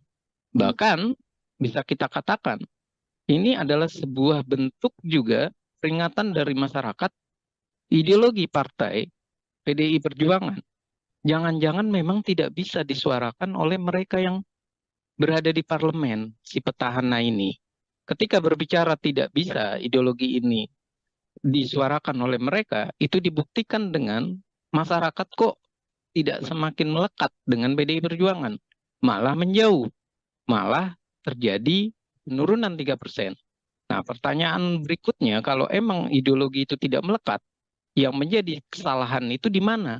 Sekolah kaderkah yang harus disalahkan? PDI Perjuangan punya sekolah kader yang ternyata tidak berhasil guna, atau memang perilaku mereka yang berubah. Perilakunya menjadi perilaku yang arogan, yang kasar, yang merasa bahwa ia sudah berkuasa 2 periode, ia melupakan konstituennya. Nah, hal-hal ini yang perlu menjadi catatan kalau saya bilang, jangan lagi ia membawa narasi ini kepada sikap pemilih masyarakat yang pragmatis. Karena pemilih masyarakat pragmatis, oke, kita bisa menyalahkan masyarakat. Tapi masyarakat juga tidak mendapatkan pendidikan politik. Lalu apa yang terjadi? Munculnya artis-artis, Once, berikutnya Melly Guslau, kemudian ada istrinya Kuya Kuya, Astrid Kuya, dan kemudian juga ada nama-nama baru seperti Komeng. Ini membuktikan bahwa terjadi pergeseran.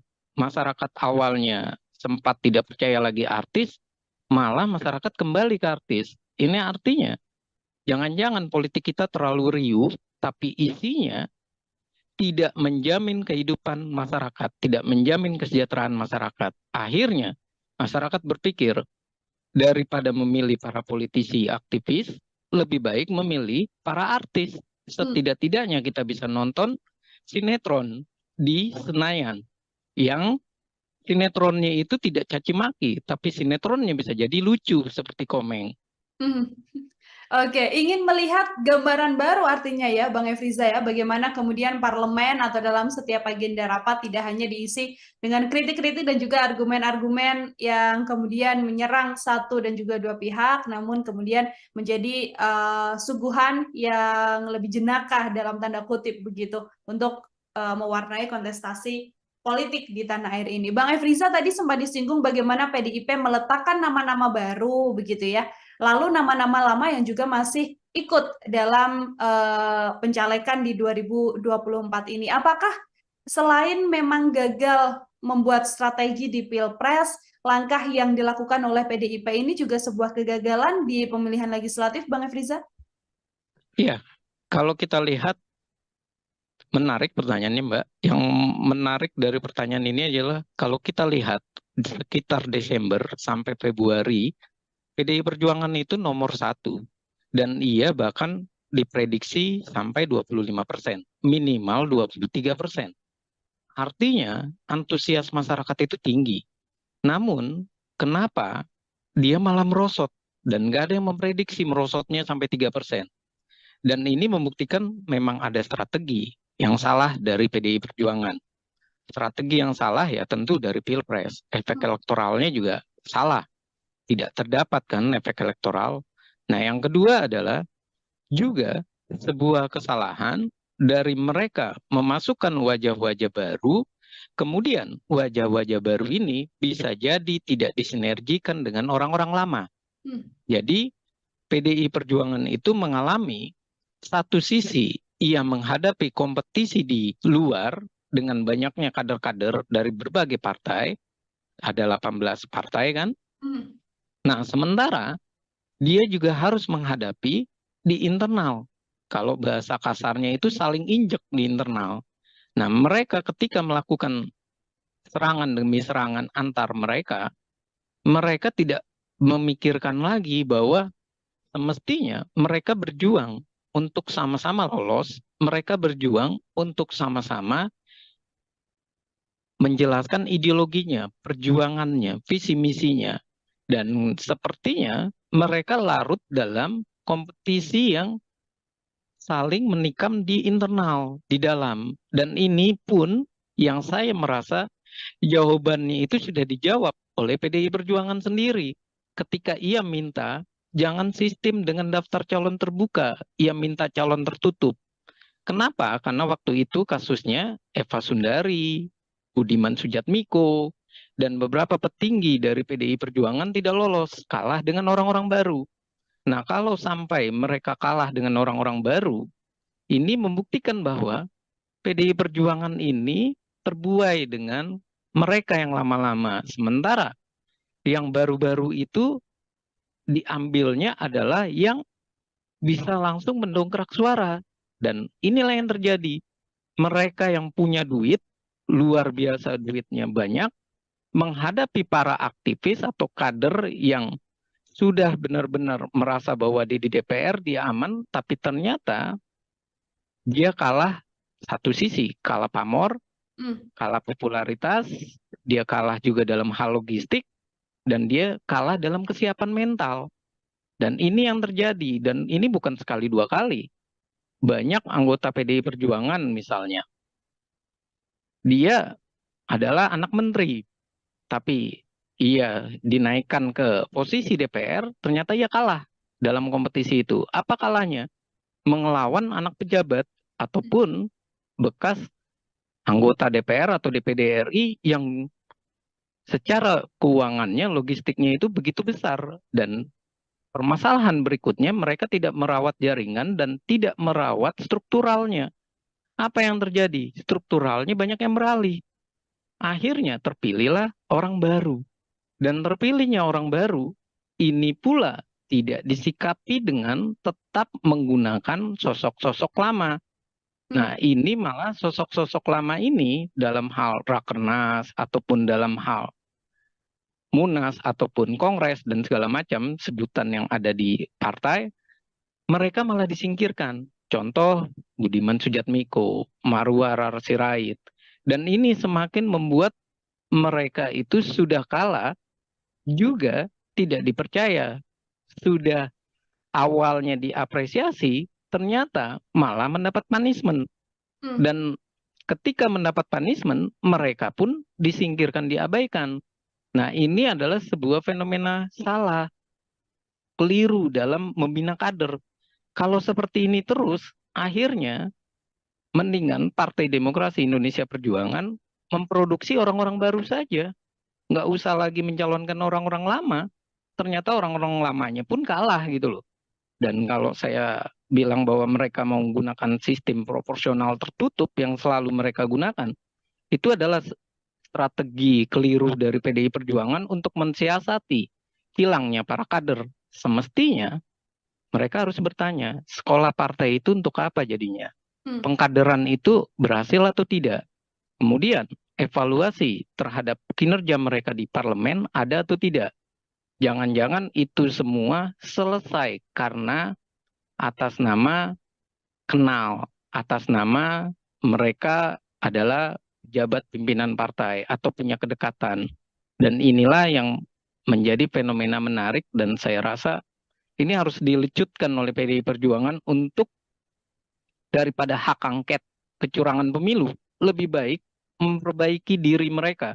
3% kalah ini, lebih baik ia menarik diri dari hak angket, terus ia bilang, kita dalam posisi menata ulang PDI Perjuangan, itu baru jempolan. Oke, lebih baik mengurusi internal PDI Perjuangan plus kader-kadernya ya, Bang Efriza ya, daripada kemudian menggulirkan hak angket yang saat ini memang terus digaungkan oleh sejumlah politisi dari PDI Perjuangan. Terakhir dari saya, Bang Efriza, jika melihat banyaknya kader-kader PDIP yang beken, yang kerap kali kritis dalam agenda-agenda DPR, begitu ya, nantinya situasi ke depan dengan banyaknya sosok-sosok baru di kursi Senayan, begitu di kursi DPR, kira-kira menurut analisa Bang Efriza akan seperti apa nantinya dinamika yang terjadi di dalam DPR ini, Bang? Ya, kalau saya melihat dengan situasi ini, satu sisi saya melihat bahwa ternyata masyarakat itu bisa melakukan evaluasi, bisa melakukan punishment. Karena pemilu itu bukan sekedar memberikan hak memilih kita atau melegitimasinya, tapi juga sebuah reward dan punishment. Dan sekarang ini PDI Perjuangan lagi kena punishment atau hukuman. Dan ini semestinya orang baru yang masuk di parlemen, ia harus mulai belajar perilaku seperti apa yang menarik bagi partai. Seperti apa mereka harus membawa aspirasi masyarakat. Seperti apa sikap mereka dalam rapat. Seperti apa mereka mengartikulasikan dan mengagregasikan kepentingan masyarakat. Menyerap aspirasi masyarakat, melakukan reses. Jangan sampai mereka di parlemen hanya berbicara, bernada, membawa rakyat, tapi rakyat dianggap banyak wajah, anomali maupun tidak tampak, dan akhirnya mereka cuma sekedar beretorika di parlemen. Dan ini adalah catatan yang perlu kita amati, dan saya rasa hiruk pikuknya nanti di parlemen ini akan baru. Barunya dalam arti orang-orang lama di PDI Perjuangan yang sekarang ada di PDI Perjuangan, yang menandatangani hak angket misalnya, ini menjadi pertanyaan gitu loh. Hak angket ini mau lanjut atau tidak karena wajahnya sudah berganti. Dan ini pun tentunya akan menjadi hal yang lucu ketika mereka berbicara kecurangan dan segala macam, sementara mereka orang baru. Mereka harus adaptasi. Dan ketika mereka harus adaptasi, kita jadi bertanya kembali, adaptasinya mereka langsung belajar sambil berjalan, atau jangan-jangan mereka sudah lancar? Kalau sudah lancar, menjadi pertanyaan lagi, apakah mereka benar-benar merupakan caleg-caleg yang merepresentasi masyarakat atau merepresentasi partai semata? Kalau merepresentasi partai semata, otomatis mereka hanya menjadi petugas partai, petugas praksi yang nantinya tidak akan jauh beda isinya ataupun dalam proses RUU atau naskah akademik dan rancangan undang-undang, pasti semuanya itu berada di DPP. 9 ketua umum itulah yang akan nanti bersuara lebih banyak, atau 9 sekjen. Dan anggota dewan tugasnya cuma apa? Tugasnya cuma mengikuti arahan dari partai atau dari fraksi. Kalau seperti itu, apa yang terjadi? Yang terjadi jelas bahwa mereka tidak tampak jelas perjuangan mereka sebagai wakil rakyat. Akhirnya DPR kita nantinya ke depan, kalau ini terjadi, hanya warung obrolan di Gedung Senayan. Lalu ketika mereka menjadi warung obrolan, keputusan itu ada di mana? Keputusan di belakang layar, di belakang meja, di belakang rumah-rumah makan ataupun di kedai-kedai tempat pertemuan 9 partai politik, ataupun ketua umum, atau via Telegram misalnya, atau via WA, yang hubungannya lagi-lagi mungkin saja ada di Tengku Umar, mungkin saja ada di tempat gedungnya Gerindra, gedung Nasdem, dan seperti itu terus. Artinya wajah parlemen kita adalah wajah yang cuma berebut kursi tanpa kejelasan menyampaikan aspirasi, memperjuangkan keinginan masyarakat. Pembuktiannya apa? Petahana keok di berbagai daerah. Dan pembuktiannya apa? Suara partai semakin merosot. Peringkat pertama 16% itu adalah sebuah tamparan memalukan. Karena 16% ini menunjukkan bahwa kita semuanya adalah partai gurem. Partai yang semuanya bisa dinegosiasi oleh pemerintah. Partai yang tidak bisa berkata bahwa mereka kuat. Tapi ini membuktikan bahwa mereka tidak punya party ID. Masyarakat tidak punya identitas ideologi kepartaian. Mereka tidak punya program partai yang jelas, kecuali hanya narasi petugas partai.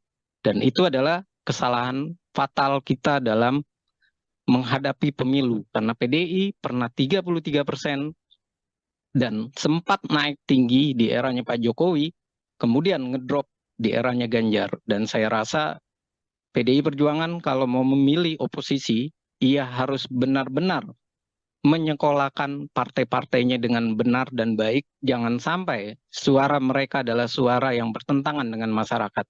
Hasilnya di mana? Di pemilihan umum terjadi punishment kembali.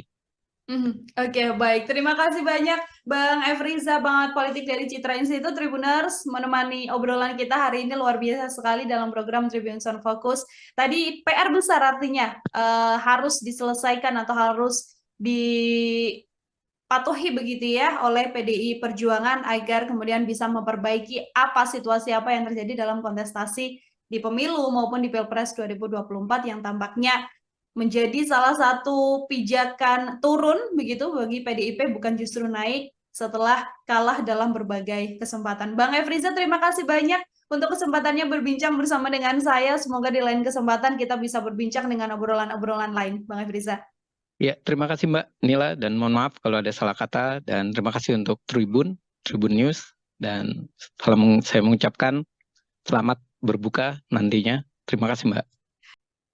Program Tribunnews on Fokus Tribuners hari ini membersamai Anda kembali bersama dengan saya Nila Irda. Tribuners, nama-nama calon legislatif atau caleg populer dari Partai PDI Perjuangan ini beberapa diprediksi tidak lolos masuk ke kursi Senayan. Sejumlah kader PDIP tersebut merupakan elit partai yang juga sangat populer karena kerap kali warawiri dan menghiasi media tanah air. Belum lagi beberapa di antaranya juga merupakan petahana dari anggota DPR RI yang saat ini masih duduk di kursi wakil rakyat di Senayan, Jakarta Pusat.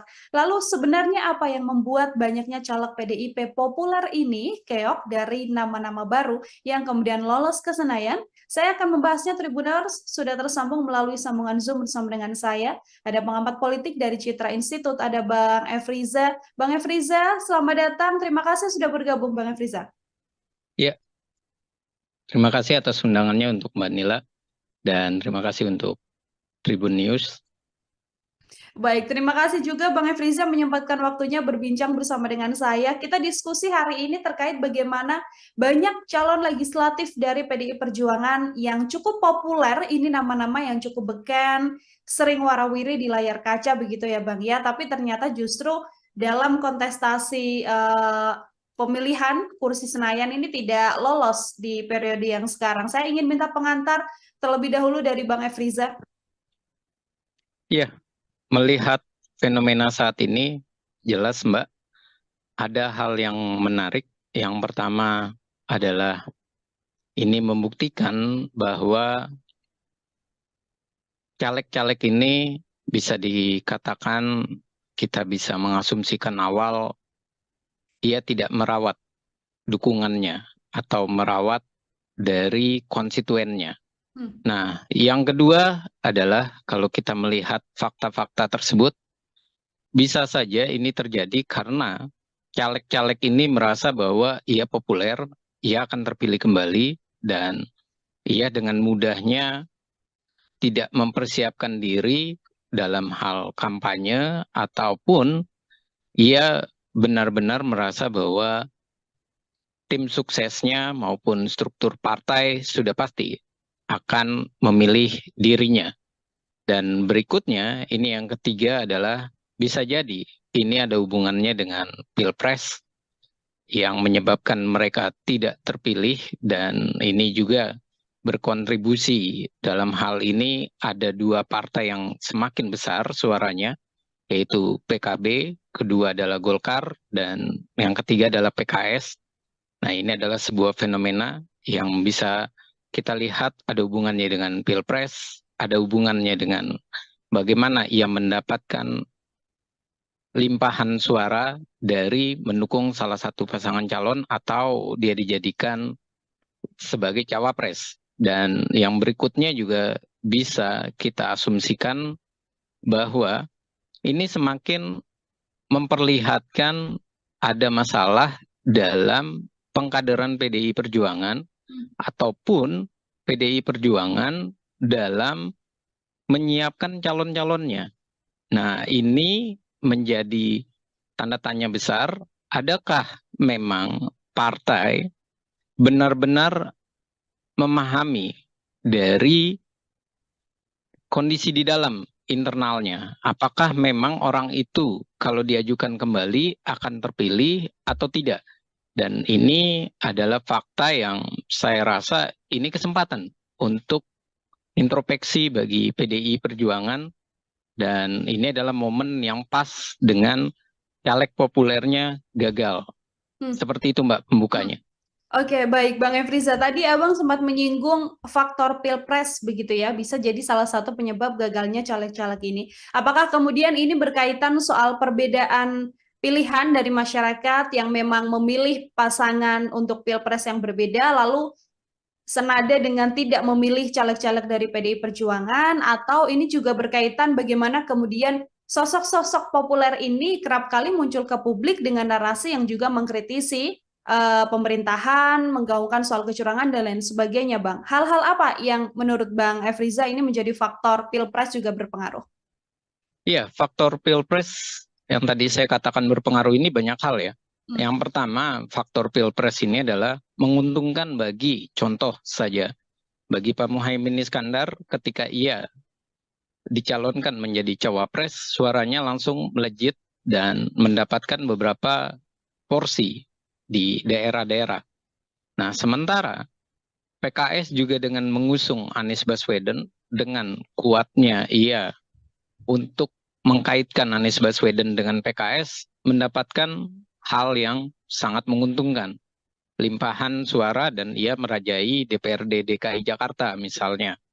Nah, lalu bagaimana dengan PDI Perjuangan? Ini membuktikan yang pertama asumsi kita adalah Pak Ganjar ini tidak punya efek elektoral ke partai.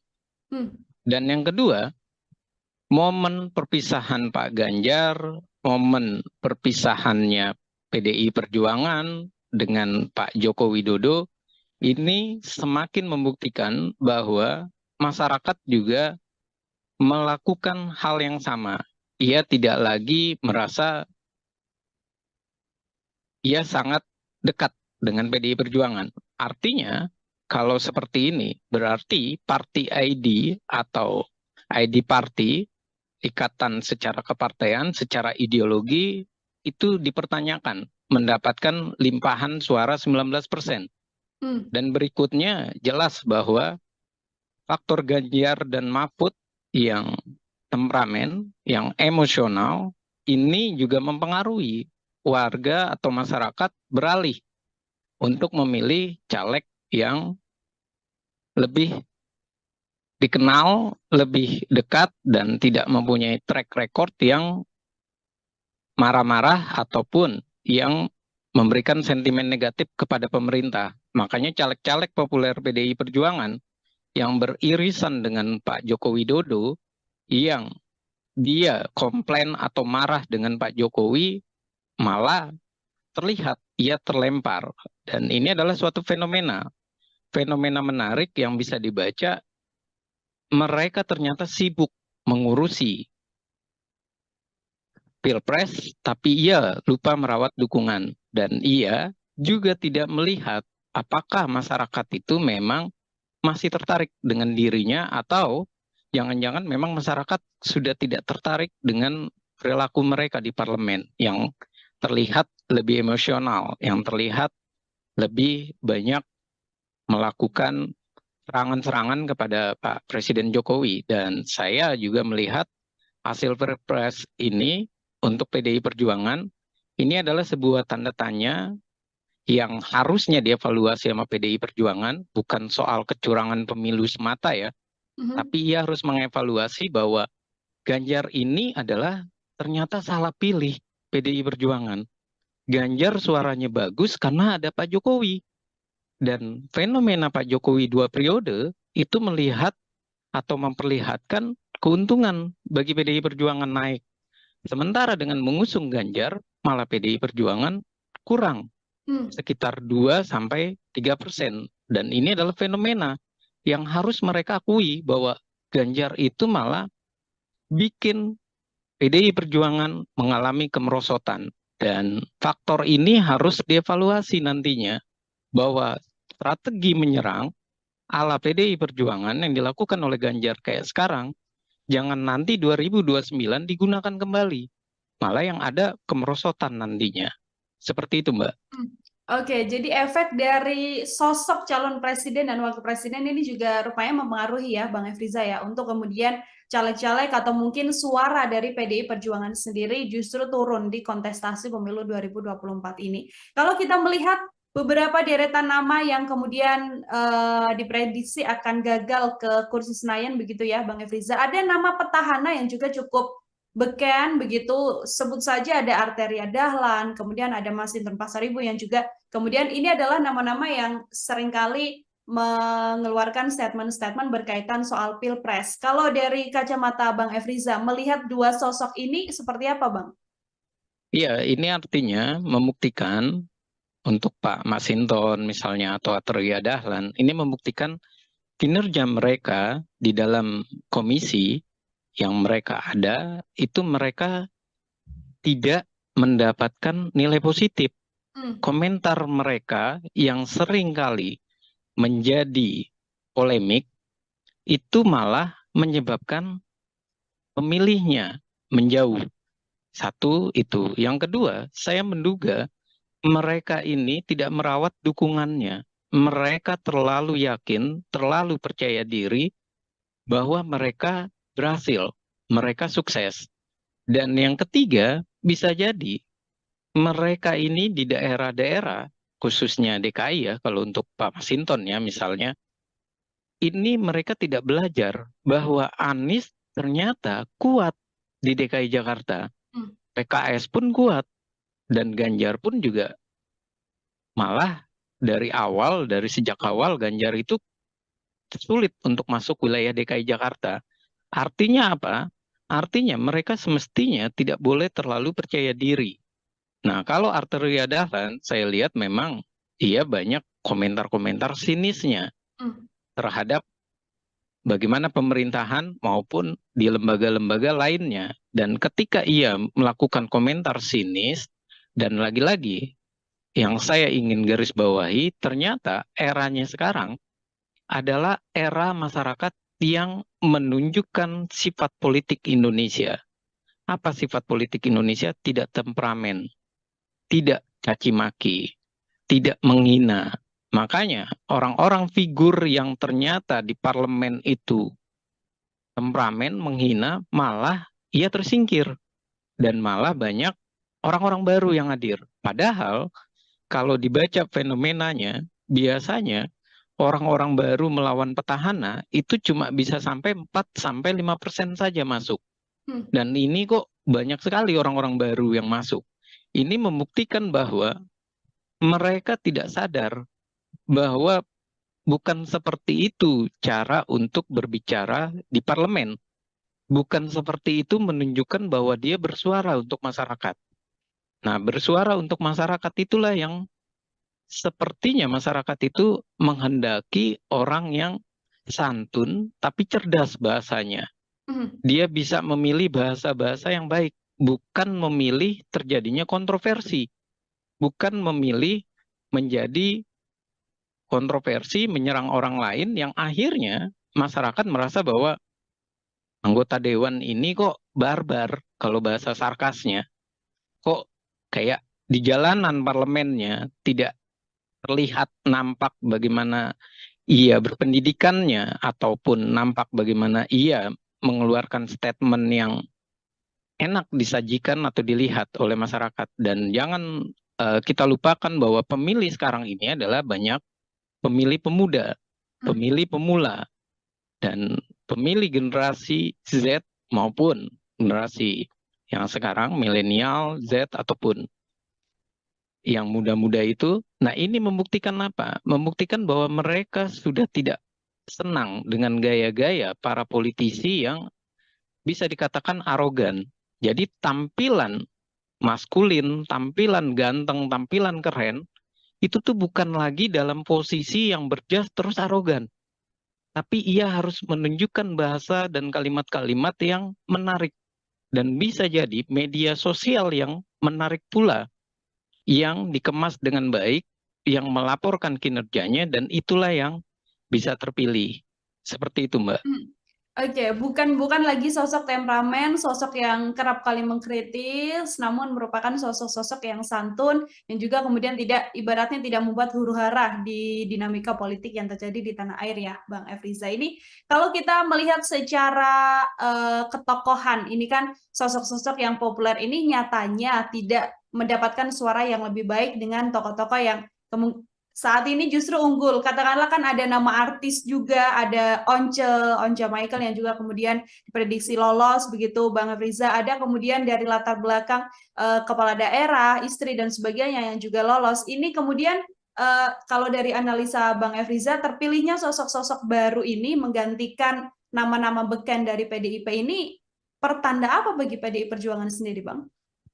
Ya, kalau saya harus mengatakan bahwa PDI Perjuangan ini pertanda bahwa ia harus melakukan kaderisasi. Hmm. Mereka harus melakukan evaluasi ulang. Dan ini membuktikan bahwa PDI Perjuangan dalam pendidikan kadernya ini juga dipertanyakan. Kenapa dipertanyakan? Ya, ternyata sosok-sosok yang terlihat ataupun yang dinyatakan oleh PDI Perjuangan sebagai kader terhebatnya malah dicoret oleh masyarakat. Nah, ini adalah sebuah bentuk anomali. Dan jangan karena dicoret, akhirnya PDI Perjuangan nantinya prediksi saya membawa narasi yang terbalik. Ini karena pemilunya adalah pemilu langsung. Ini karena pemilunya daftar calon terbuka. Ini karena ada money politik. Ini karena adanya masyarakat yang tidak diberikan pendidikan politik. Kalau mereka membangun narasi-narasi seperti itu malah sebuah kesalahan. Nah, ini membuktikan bahwa sudah semestinya 1 atau 2 periode mereka dievaluasi. Dievaluasi secara hierarki, baik itu dari pimpinan paling bawah di tingkat anak ranting, sampai di tingkat pusat. Jangan sampai mereka dianak emaskan. Dan ternyata anak emasnya PDI Perjuangan malah gagal semua. Nah, anak emas-emasnya ini gagal dan dimasukkan orang baru, ini menjadi sebuah anomali bagi PDI Perjuangan. Ia memasukkan orang baru, tapi ia malah menggagalkan anak-anak emasnya. Dan kemudian ia memakai narasi bahwa ini adalah sistem yang salah dengan daftar calon terbuka. Nah, sementara yang jadi pertanyaan atau kita balik adalah, kalau salah, kenapa orang-orang baru itu dimasukkan dia berhasil? Kenapa orang lama tidak dievaluasi dan mereka disingkirkan saja? Kalau ternyata mereka tidak akan berhasil. Dan ini juga fakta gitu loh. Di lapangan ternyata mereka harus membaca bahwa di lapangan ini mereka banyak yang sudah terlalu percaya diri, khususnya di DKI Jakarta. Mereka merasa bahwa 2 kali atau 3 periode mereka bisa terpilih dan mereka merasa bisa melenggang ke Senayan ataupun ke Kebun Sirih misalnya. Nyatanya kan yang orang-orang terkenal malah hilang. Bahkan bisa kita katakan ini adalah sebuah bentuk juga peringatan dari masyarakat ideologi partai PDI Perjuangan. Jangan-jangan memang tidak bisa disuarakan oleh mereka yang berada di parlemen, si petahana ini. Ketika berbicara tidak bisa ideologi ini disuarakan oleh mereka, itu dibuktikan dengan masyarakat kok tidak semakin melekat dengan PDI Perjuangan, malah menjauh, malah terjadi penurunan 3%. Nah, pertanyaan berikutnya, kalau emang ideologi itu tidak melekat, yang menjadi kesalahan itu di mana? Sekolah kaderkah yang harus disalahkan? PDI Perjuangan punya sekolah kader yang ternyata tidak berhasil guna, atau memang perilaku mereka yang berubah? Perilakunya menjadi perilaku yang arogan, yang kasar, yang merasa bahwa ia sudah berkuasa 2 periode, ia melupakan konstituennya. Nah, hal-hal ini yang perlu menjadi catatan kalau saya bilang, jangan lagi ia membawa narasi ini kepada sikap pemilih masyarakat yang pragmatis. Karena pemilih masyarakat pragmatis, oke, kita bisa menyalahkan masyarakat. Tapi masyarakat juga tidak mendapatkan pendidikan politik. Lalu apa yang terjadi? Munculnya artis-artis, Once, berikutnya Melly Guslau, kemudian ada istrinya Kuya Kuya, Astrid Kuya, dan kemudian juga ada nama-nama baru seperti Komeng. Ini membuktikan bahwa terjadi pergeseran. Masyarakat awalnya sempat tidak percaya lagi artis, malah masyarakat kembali ke artis. Ini artinya jangan-jangan politik kita terlalu riuh, tapi isinya tidak menjamin kehidupan masyarakat, tidak menjamin kesejahteraan masyarakat. Akhirnya masyarakat berpikir, daripada memilih para politisi aktivis, lebih baik memilih para artis. Setidak-tidaknya kita bisa nonton sinetron di Senayan yang sinetronnya itu tidak caci maki, tapi sinetronnya bisa jadi lucu seperti Komeng. Oke, ingin melihat gambaran baru artinya ya, Bang Efriza ya, bagaimana kemudian parlemen atau dalam setiap agenda rapat tidak hanya diisi dengan kritik-kritik dan juga argumen-argumen yang kemudian menyerang satu dan juga dua pihak, namun kemudian menjadi suguhan yang lebih jenakah dalam tanda kutip begitu untuk mewarnai kontestasi politik di tanah air ini. Bang Efriza tadi sempat disinggung bagaimana PDIP meletakkan nama-nama baru begitu ya.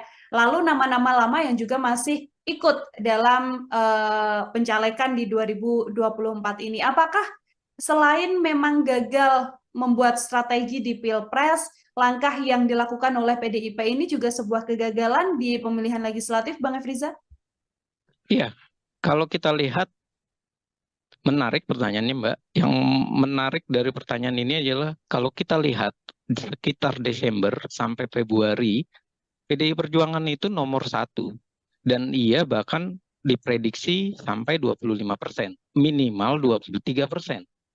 Artinya antusias masyarakat itu tinggi. Namun, kenapa dia malah merosot? Dan nggak ada yang memprediksi merosotnya sampai 3%. Dan ini membuktikan memang ada strategi yang salah dari PDI Perjuangan. Strategi yang salah ya tentu dari Pilpres. Efek elektoralnya juga salah. Tidak terdapat kan efek elektoral. Nah, yang kedua adalah juga sebuah kesalahan dari mereka memasukkan wajah-wajah baru, kemudian wajah-wajah baru ini bisa jadi tidak disinergikan dengan orang-orang lama. Jadi PDI Perjuangan itu mengalami satu sisi ia menghadapi kompetisi di luar dengan banyaknya kader-kader dari berbagai partai, ada 18 partai kan. Nah, sementara dia juga harus menghadapi di internal. Kalau bahasa kasarnya itu saling injek di internal. Nah, mereka ketika melakukan serangan demi serangan antar mereka, mereka tidak memikirkan lagi bahwa semestinya mereka berjuang untuk sama-sama lolos, mereka berjuang untuk sama-sama menjelaskan ideologinya, perjuangannya, visi misinya. Dan sepertinya mereka larut dalam kompetisi yang saling menikam di internal, di dalam. Dan ini pun yang saya merasa jawabannya itu sudah dijawab oleh PDI Perjuangan sendiri. Ketika ia minta jangan sistem dengan daftar calon terbuka, ia minta calon tertutup. Kenapa? Karena waktu itu kasusnya Eva Sundari, Budiman Sujatmiko, dan beberapa petinggi dari PDI Perjuangan tidak lolos, kalah dengan orang-orang baru. Nah, kalau sampai mereka kalah dengan orang-orang baru, ini membuktikan bahwa PDI Perjuangan ini terbuai dengan mereka yang lama-lama. Sementara yang baru-baru itu diambilnya adalah yang bisa langsung mendongkrak suara. Dan inilah yang terjadi. Mereka yang punya duit, luar biasa duitnya banyak, menghadapi para aktivis atau kader yang sudah benar-benar merasa bahwa di DPR dia aman, tapi ternyata dia kalah satu sisi, kalah pamor, kalah popularitas, dia kalah juga dalam hal logistik, dan dia kalah dalam kesiapan mental. Dan ini yang terjadi, dan ini bukan sekali dua kali. Banyak anggota PDI Perjuangan misalnya, dia adalah anak menteri, tapi ia dinaikkan ke posisi DPR, ternyata ia kalah dalam kompetisi itu. Apa kalahnya? Mengelawan anak pejabat ataupun bekas anggota DPR atau DPD RI yang secara keuangannya, logistiknya itu begitu besar. Dan permasalahan berikutnya, mereka tidak merawat jaringan dan tidak merawat strukturalnya. Apa yang terjadi? Strukturalnya banyak yang beralih. Akhirnya terpilihlah orang baru. Dan terpilihnya orang baru, ini pula tidak disikapi dengan tetap menggunakan sosok-sosok lama. Nah, ini malah sosok-sosok lama ini dalam hal rakernas ataupun dalam hal Munas ataupun Kongres dan segala macam sebutan yang ada di partai, mereka malah disingkirkan. Contoh Budiman Sujatmiko, Marwar Sirait. Dan ini semakin membuat mereka itu sudah kalah, juga tidak dipercaya. Sudah awalnya diapresiasi, ternyata malah mendapat punishment. Dan ketika mendapat punishment, mereka pun disingkirkan, diabaikan. Nah, ini adalah sebuah fenomena salah, keliru dalam membina kader. Kalau seperti ini terus, akhirnya mendingan Partai Demokrasi Indonesia Perjuangan memproduksi orang-orang baru saja, nggak usah lagi mencalonkan orang-orang lama. Ternyata orang-orang lamanya pun kalah gitu loh.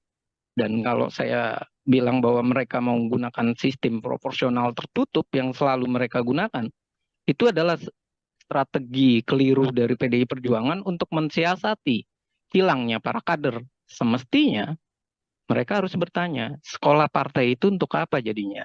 Pengkaderan itu berhasil atau tidak? Kemudian evaluasi terhadap kinerja mereka di parlemen ada atau tidak?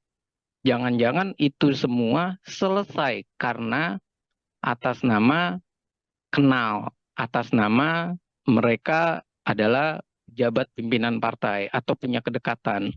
Dan inilah yang menjadi fenomena menarik dan saya rasa ini harus dilecutkan oleh PDI Perjuangan untuk daripada hak angket kecurangan pemilu, lebih baik memperbaiki diri mereka. 3% kalah ini lebih baik ia menarik diri dari hak angket, terus ia bilang, kita dalam posisi menata ulang PDI Perjuangan, itu baru jempolan. Oke, lebih baik mengurusi internal PDI Perjuangan plus kader-kadernya ya, Bang Efriza ya, daripada kemudian menggulirkan hak angket yang saat ini memang terus digaungkan oleh sejumlah politisi dari PDI Perjuangan. Terakhir dari saya, Bang Efriza, jika melihat banyaknya kader-kader PDIP yang beken, yang kerap kali kritis dalam agenda-agenda DPR, begitu ya, nantinya situasi ke depan dengan banyaknya sosok-sosok baru di kursi Senayan, begitu di kursi DPR, kira-kira menurut analisa Bang Efriza akan seperti apa nantinya dinamika yang terjadi di dalam DPR ini, Bang? Ya, kalau saya melihat dengan situasi ini, satu sisi saya melihat bahwa ternyata masyarakat itu bisa melakukan evaluasi, bisa melakukan punishment. Karena pemilu itu bukan sekedar memberikan hak memilih kita atau melegitimasinya, tapi juga sebuah reward dan punishment. Dan sekarang ini PDI Perjuangan lagi kena punishment atau hukuman.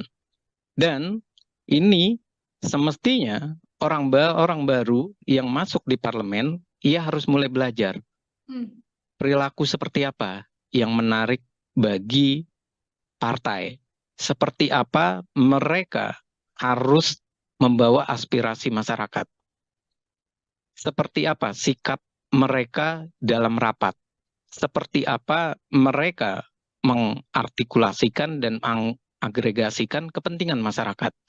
Menyerap aspirasi masyarakat. Melakukan reses. Jangan sampai mereka di parlemen hanya berbicara, bernada membawa rakyat, tapi rakyat dianggap banyak wajah, anomali maupun tidak tampak, dan akhirnya mereka cuma sekedar beretorika di parlemen. Dan ini adalah catatan yang perlu kita amati, dan saya rasa hiruk pikuknya nanti di parlemen ini akan baru. Barunya dalam arti orang-orang lama di PDI Perjuangan yang bisa, yang sekarang ada di PDI Perjuangan, yang menandatangani hak angket misalnya, ini menjadi pertanyaan gitu loh. Hak angket ini mau lanjut atau tidak karena wajahnya sudah berganti. Dan ini pun tentunya akan menjadi hal yang lucu ketika mereka berbicara kecurangan dan segala macam sementara mereka orang baru. Mereka harus adaptasi. Dan ketika mereka harus adaptasi, kita jadi bertanya kembali, adaptasinya mereka langsung belajar sambil berjalan atau jangan-jangan mereka sudah lancar. Kalau sudah lancar, menjadi pertanyaan lagi, apakah mereka benar-benar merupakan caleg-caleg yang merepresentasi masyarakat atau merepresentasi partai semata? Kalau merepresentasi partai semata, otomatis mereka hanya menjadi petugas partai, petugas praksi yang nantinya tidak akan jauh beda isinya ataupun dalam proses RUU atau naskah akademik dan rancangan undang-undang pasti semuanya itu berada di DPP. 9 ketua umum itulah yang akan nanti bersuara lebih banyak atau 9 sekjen. Dan anggota dewan tugasnya cuma apa? Tugasnya cuma mengikuti arahan dari partai atau dari fraksi. Kalau seperti itu, apa yang terjadi? Yang terjadi jelas bahwa mereka tidak tampak jelas perjuangan mereka sebagai wakil rakyat. Akhirnya DPR kita nantinya ke depan kalau ini terjadi hanya warung obrolan di Gedung Senayan. Lalu ketika mereka menjadi warung obrolan, keputusan itu ada di mana? Keputusan di belakang layar, di belakang meja, di belakang rumah-rumah makan ataupun di kedai-kedai tempat pertemuan 9 partai politik ataupun ketua umum atau via Telegram misalnya atau via WA yang hubungannya lagi-lagi mungkin saja ada di Tengku Umar, mungkin saja ada di tempat gedungnya Gerindra, gedung Nasdem, dan seperti itu terus. Artinya wajah parlemen kita adalah wajah yang cuma berebut kursi tanpa kejelasan menyampaikan aspirasi, memperjuangkan keinginan masyarakat. Pembuktiannya apa? Petahana keok di berbagai daerah. Dan pembuktiannya apa? Suara partai semakin merosot. Peringkat pertama 16% itu adalah sebuah tamparan memalukan. Karena 16% ini menunjukkan bahwa kita semuanya adalah partai gurem.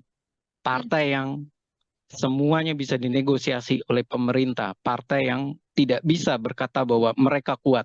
Tapi ini membuktikan bahwa mereka tidak punya party ID. Masyarakat tidak punya identitas ideologi kepartaian. Mereka tidak punya program partai yang jelas, kecuali hanya narasi petugas partai. Dan itu adalah kesalahan fatal kita dalam menghadapi pemilu. Karena PDI pernah 33% dan sempat naik tinggi di eranya Pak Jokowi, kemudian ngedrop di eranya Ganjar. Dan saya rasa PDI Perjuangan kalau mau memilih oposisi, ia harus benar-benar menyekolahkan partai-partainya dengan benar dan baik. Jangan sampai suara mereka adalah suara yang bertentangan dengan masyarakat. Hasilnya di mana? Di pemilihan umum terjadi punishment kembali. Oke, baik. Terima kasih banyak Bang Efriza, Bangat Politik dari Citra Institute Tribuners, menemani obrolan kita hari ini luar biasa sekali dalam program Tribun Sound Focus. Tadi PR besar artinya harus diselesaikan atau harus dipatuhi begitu ya oleh PDI Perjuangan agar kemudian bisa memperbaiki situasi apa yang terjadi dalam kontestasi di pemilu maupun di Pilpres 2024 yang tampaknya menjadi salah satu pijakan turun begitu bagi PDIP, bukan justru naik setelah kalah dalam berbagai kesempatan. Bang Efriza, terima kasih banyak untuk kesempatannya berbincang bersama dengan saya. Semoga di lain kesempatan kita bisa berbincang dengan obrolan-obrolan lain, Bang Efriza. Ya, terima kasih Mbak Nila, dan mohon maaf kalau ada salah kata, dan terima kasih untuk Tribun News, dan saya mengucapkan selamat berbuka nantinya. Terima kasih Mbak. Program Tribun Sound Focus Tribuners hari ini membersamai Anda kembali bersama dengan saya Nila Irda. Tribuners, nama-nama calon legislatif atau caleg populer dari Partai PDI Perjuangan ini beberapa diprediksi tidak lolos masuk ke kursi Senayan. Sejumlah kader PDIP tersebut merupakan elit partai yang juga sangat populer karena kerap kali warawiri dan menghiasi media tanah air. Belum lagi beberapa di antaranya juga merupakan petahana dari anggota DPR RI yang saat ini masih duduk di kursi wakil rakyat di Senayan, Jakarta Pusat. Lalu sebenarnya apa yang membuat banyaknya caleg PDIP populer ini keok dari nama-nama baru yang kemudian lolos ke Senayan? Saya akan membahasnya. Tribuners, sudah tersambung melalui sambungan Zoom bersama dengan saya. Ada pengamat politik dari Citra Institute, ada Bang Efriza. Bang Efriza, selamat datang. Terima kasih sudah bergabung, Bang Efriza. Ya, terima kasih atas undangannya untuk Mbak Nila, dan terima kasih untuk Tribun News. Baik, terima kasih juga Bang Efriza menyempatkan waktunya berbincang bersama dengan saya. Kita diskusi hari ini terkait bagaimana banyak calon legislatif dari PDI Perjuangan yang cukup populer, ini nama-nama yang cukup beken, sering warawiri di layar kaca begitu ya Bang ya, tapi ternyata justru dalam kontestasi pemilihan kursi Senayan ini tidak lolos di periode yang sekarang. Saya ingin minta pengantar terlebih dahulu dari Bang Efriza. Iya, melihat fenomena saat ini, jelas Mbak, ada hal yang menarik. Yang pertama adalah ini membuktikan bahwa caleg-caleg ini bisa dikatakan kita bisa mengasumsikan awal ia tidak merawat dukungannya atau merawat dari konstituennya. Hmm. Nah, yang kedua adalah kalau kita melihat fakta-fakta tersebut, bisa saja ini terjadi karena caleg-caleg ini merasa bahwa ia populer, ia akan terpilih kembali, dan ia dengan mudahnya tidak mempersiapkan diri dalam hal kampanye, ataupun ia benar-benar merasa bahwa tim suksesnya maupun struktur partai sudah pasti akan memilih dirinya. Dan berikutnya, ini yang ketiga adalah bisa jadi ini ada hubungannya dengan Pilpres yang menyebabkan mereka tidak terpilih, dan ini juga berkontribusi dalam hal ini ada dua partai yang semakin besar suaranya, yaitu PKB, kedua adalah Golkar, dan yang ketiga adalah PKS. Nah, ini adalah sebuah fenomena yang bisa kita lihat ada hubungannya dengan Pilpres, ada hubungannya dengan bagaimana ia mendapatkan limpahan suara dari mendukung salah satu pasangan calon atau dia dijadikan sebagai cawapres. Dan yang berikutnya juga bisa kita asumsikan bahwa ini semakin memperlihatkan ada masalah dalam pengkaderan PDI Perjuangan ataupun PDI Perjuangan dalam menyiapkan calon-calonnya. Nah, ini menjadi tanda tanya besar, adakah memang partai benar-benar memahami dari kondisi di dalam internalnya? Apakah memang orang itu kalau diajukan kembali akan terpilih atau tidak? Dan ini adalah fakta yang saya rasa ini kesempatan untuk introspeksi bagi PDI Perjuangan, dan ini adalah momen yang pas dengan caleg populernya gagal. Seperti itu Mbak pembukanya. Oke, baik Bang Efriza. Tadi Abang sempat menyinggung faktor Pilpres begitu ya, bisa jadi salah satu penyebab gagalnya caleg-caleg ini. Apakah kemudian ini berkaitan soal perbedaan pilihan dari masyarakat yang memang memilih pasangan untuk Pilpres yang berbeda, lalu senada dengan tidak memilih caleg-caleg dari PDI Perjuangan, atau ini juga berkaitan bagaimana kemudian sosok-sosok populer ini kerap kali muncul ke publik dengan narasi yang juga mengkritisi pemerintahan, menggaungkan soal kecurangan dan lain sebagainya, Bang. Hal-hal apa yang menurut Bang Efriza ini menjadi faktor Pilpres juga berpengaruh? Iya, faktor Pilpres yang tadi saya katakan berpengaruh ini banyak hal ya.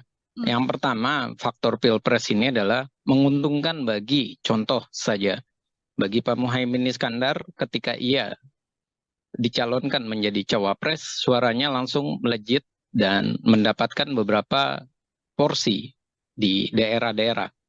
Nah, sementara PKS juga dengan mengusung Anies Baswedan, dengan kuatnya ia untuk mengkaitkan Anies Baswedan dengan PKS, mendapatkan hal yang sangat menguntungkan. Limpahan suara dan ia merajai DPRD DKI Jakarta misalnya. Nah, lalu bagaimana dengan PDI Perjuangan? Ini membuktikan yang pertama, asumsi kita adalah Pak Ganjar ini tidak punya efek elektoral ke partai. Dan yang kedua, momen perpisahan Pak Ganjar, momen perpisahannya PDI Perjuangan dengan Pak Joko Widodo, ini semakin membuktikan bahwa masyarakat juga melakukan hal yang sama. Ia tidak lagi merasa ia sangat dekat dengan PDI Perjuangan. Artinya, kalau seperti ini, berarti party ID atau ID party, ikatan secara kepartaian, secara ideologi, itu dipertanyakan, mendapatkan limpahan suara 19%. Dan berikutnya jelas bahwa faktor Ganjar dan Mahfud yang temperamen, yang emosional, ini juga mempengaruhi warga atau masyarakat beralih untuk memilih caleg yang lebih dikenal, lebih dekat, dan tidak mempunyai track record yang marah-marah ataupun yang memberikan sentimen negatif kepada pemerintah. Makanya caleg-caleg populer PDI Perjuangan yang beririsan dengan Pak Joko Widodo, yang dia komplain atau marah dengan Pak Jokowi, malah terlihat ia terlempar. Dan ini adalah suatu fenomena menarik yang bisa dibaca. Mereka ternyata sibuk mengurusi pilpres, tapi ia lupa merawat dukungan. Dan ia juga tidak melihat apakah masyarakat itu memang masih tertarik dengan dirinya, atau jangan-jangan memang masyarakat sudah tidak tertarik dengan perilaku mereka di parlemen yang terlihat lebih emosional, yang terlihat lebih banyak melakukan. Ternyata salah pilih PDI Perjuangan. Ganjar suaranya bagus karena ada Pak Jokowi. Dan fenomena Pak Jokowi 2 periode itu melihat atau memperlihatkan keuntungan bagi PDI Perjuangan naik. Sementara dengan mengusung Ganjar, malah PDI Perjuangan kurang, sekitar 2-3%. Dan ini adalah fenomena yang harus mereka akui, bahwa Ganjar itu malah bikin PDI Perjuangan mengalami kemerosotan. Dan faktor ini harus dievaluasi nantinya, bahwa strategi menyerang ala PDI Perjuangan yang dilakukan oleh Ganjar kayak sekarang, jangan nanti 2029 digunakan kembali. Malah yang ada kemerosotan nantinya. Seperti itu, Mbak.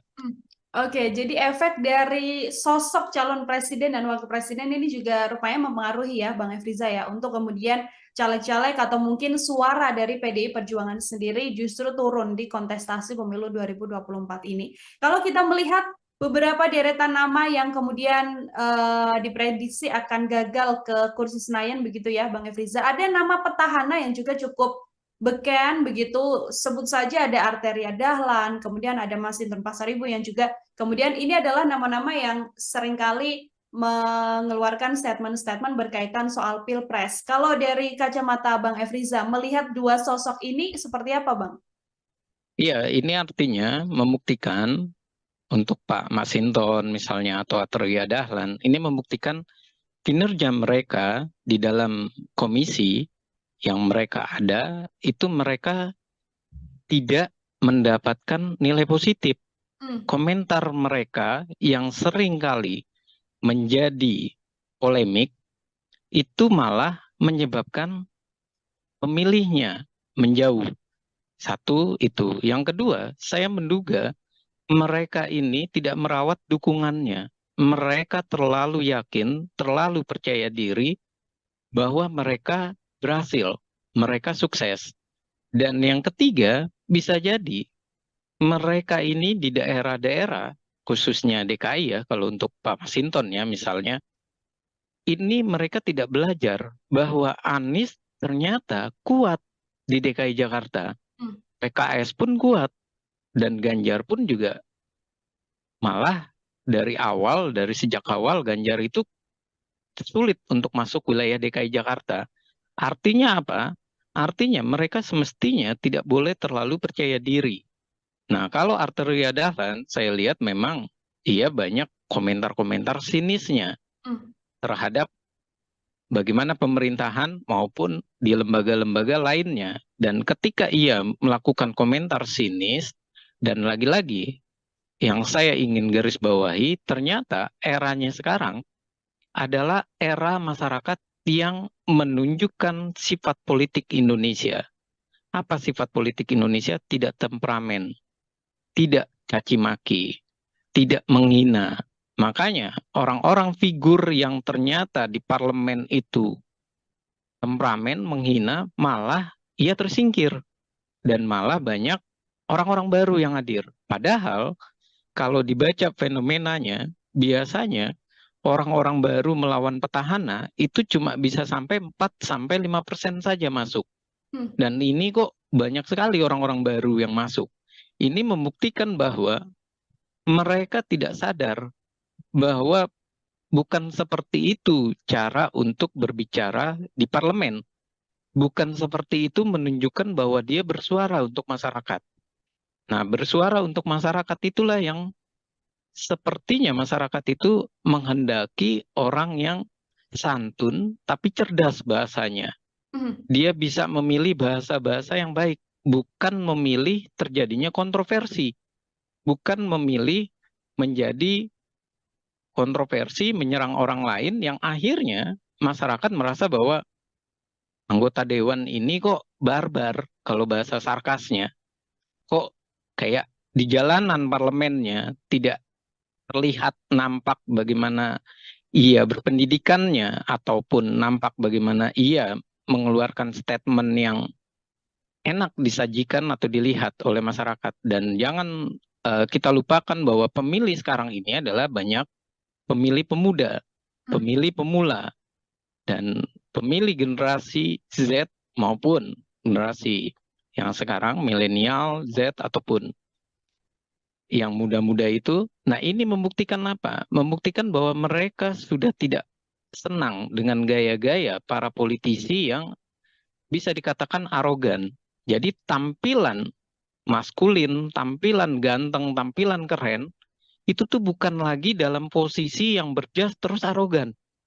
Tapi ia harus menunjukkan bahasa dan kalimat-kalimat yang menarik.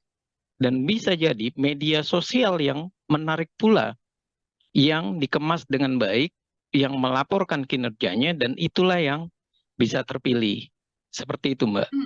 Oke, bukan lagi sosok temperamen, sosok yang kerap kali mengkritis, namun merupakan sosok-sosok yang santun yang juga kemudian tidak ibaratnya tidak membuat huru-hara di dinamika politik yang terjadi di tanah air ya, Bang Efriza. Ini kalau kita melihat secara ketokohan, ini kan sosok-sosok yang populer ini nyatanya tidak mendapatkan suara yang lebih baik dengan tokoh-tokoh yang saat ini justru unggul. Katakanlah kan ada nama artis juga, ada Once Michael yang juga kemudian diprediksi lolos begitu, Bang Riza. Ada kemudian dari latar belakang kepala daerah, istri dan sebagainya yang juga lolos. Ini kemudian kalau dari analisa Bang Efriza, terpilihnya sosok-sosok baru ini menggantikan nama-nama beken dari PDIP ini pertanda apa bagi PDI Perjuangan sendiri, Bang? Ya, kalau saya harus mengatakan bahwa PDI Perjuangan ini pertanda bahwa ia harus melakukan kaderisasi. Hmm. Mereka harus melakukan evaluasi ulang. Dan ini membuktikan bahwa PDI Perjuangan dalam pendidikan kadernya ini juga dipertanyakan.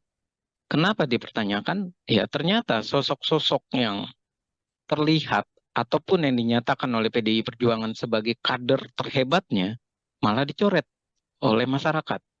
Nah, ini adalah sebuah bentuk anomali. Dan jangan karena dicoret, akhirnya PDI Perjuangan nantinya prediksi saya membawa narasi yang terbalik. Ini karena pemilunya adalah pemilu langsung. Ini karena pemilunya daftar calon terbuka. Ini karena ada money politik. Ini karena adanya masyarakat yang tidak diberikan pendidikan politik. Kalau mereka membangun narasi-narasi seperti itu malah sebuah kesalahan. Nah, ini membuktikan bahwa sudah semestinya satu atau dua periode mereka dievaluasi. Dievaluasi secara hierarki, baik itu dari pimpinan paling bawah di tingkat anak ranting, ranting, sampai di tingkat pusat. Jangan sampai mereka dianak emaskan. Dan ternyata anak emasnya PDI Perjuangan malah gagal semua. Nah, anak emas-emasnya ini gagal dan dimasukkan orang baru, ini menjadi sebuah anomali bagi PDI Perjuangan. Ia memasukkan orang baru, tapi ia malah menggagalkan anak-anak emasnya. Dan kemudian ia memakai narasi bahwa ini adalah sistem yang salah dengan daftar calon terbuka. Nah, sementara yang jadi pertanyaan atau kita balik adalah, kalau salah, kenapa orang-orang baru itu dimasukkan dia berhasil? Kenapa orang lama tidak dievaluasi dan mereka disingkirkan saja? Kalau ternyata mereka tidak akan berhasil. Dan ini juga fakta gitu loh. Di lapangan ternyata mereka harus membaca bahwa di lapangan ini mereka banyak yang sudah terlalu percaya diri, khususnya di DKI Jakarta. Mereka merasa bahwa 2 kali atau 3 periode mereka bisa terpilih dan mereka merasa bisa melenggang ke Senayan ataupun ke Kebun Sirih misalnya. Nyatanya kan yang orang-orang terkenal malah hilang. Bahkan bisa kita katakan ini adalah sebuah bentuk juga peringatan dari masyarakat ideologi partai PDI Perjuangan. Jangan-jangan memang tidak bisa disuarakan oleh mereka yang berada di parlemen, si petahana ini. Ketika berbicara tidak bisa ideologi ini disuarakan oleh mereka, itu dibuktikan dengan masyarakat kok tidak semakin melekat dengan PDI Perjuangan, malah menjauh, malah terjadi penurunan 3%. Nah, pertanyaan berikutnya, kalau emang ideologi itu tidak melekat, yang menjadi kesalahan itu di mana? Sekolah kaderkah yang harus disalahkan? PDI Perjuangan punya sekolah kader yang ternyata tidak berhasil guna, atau memang perilaku mereka yang berubah?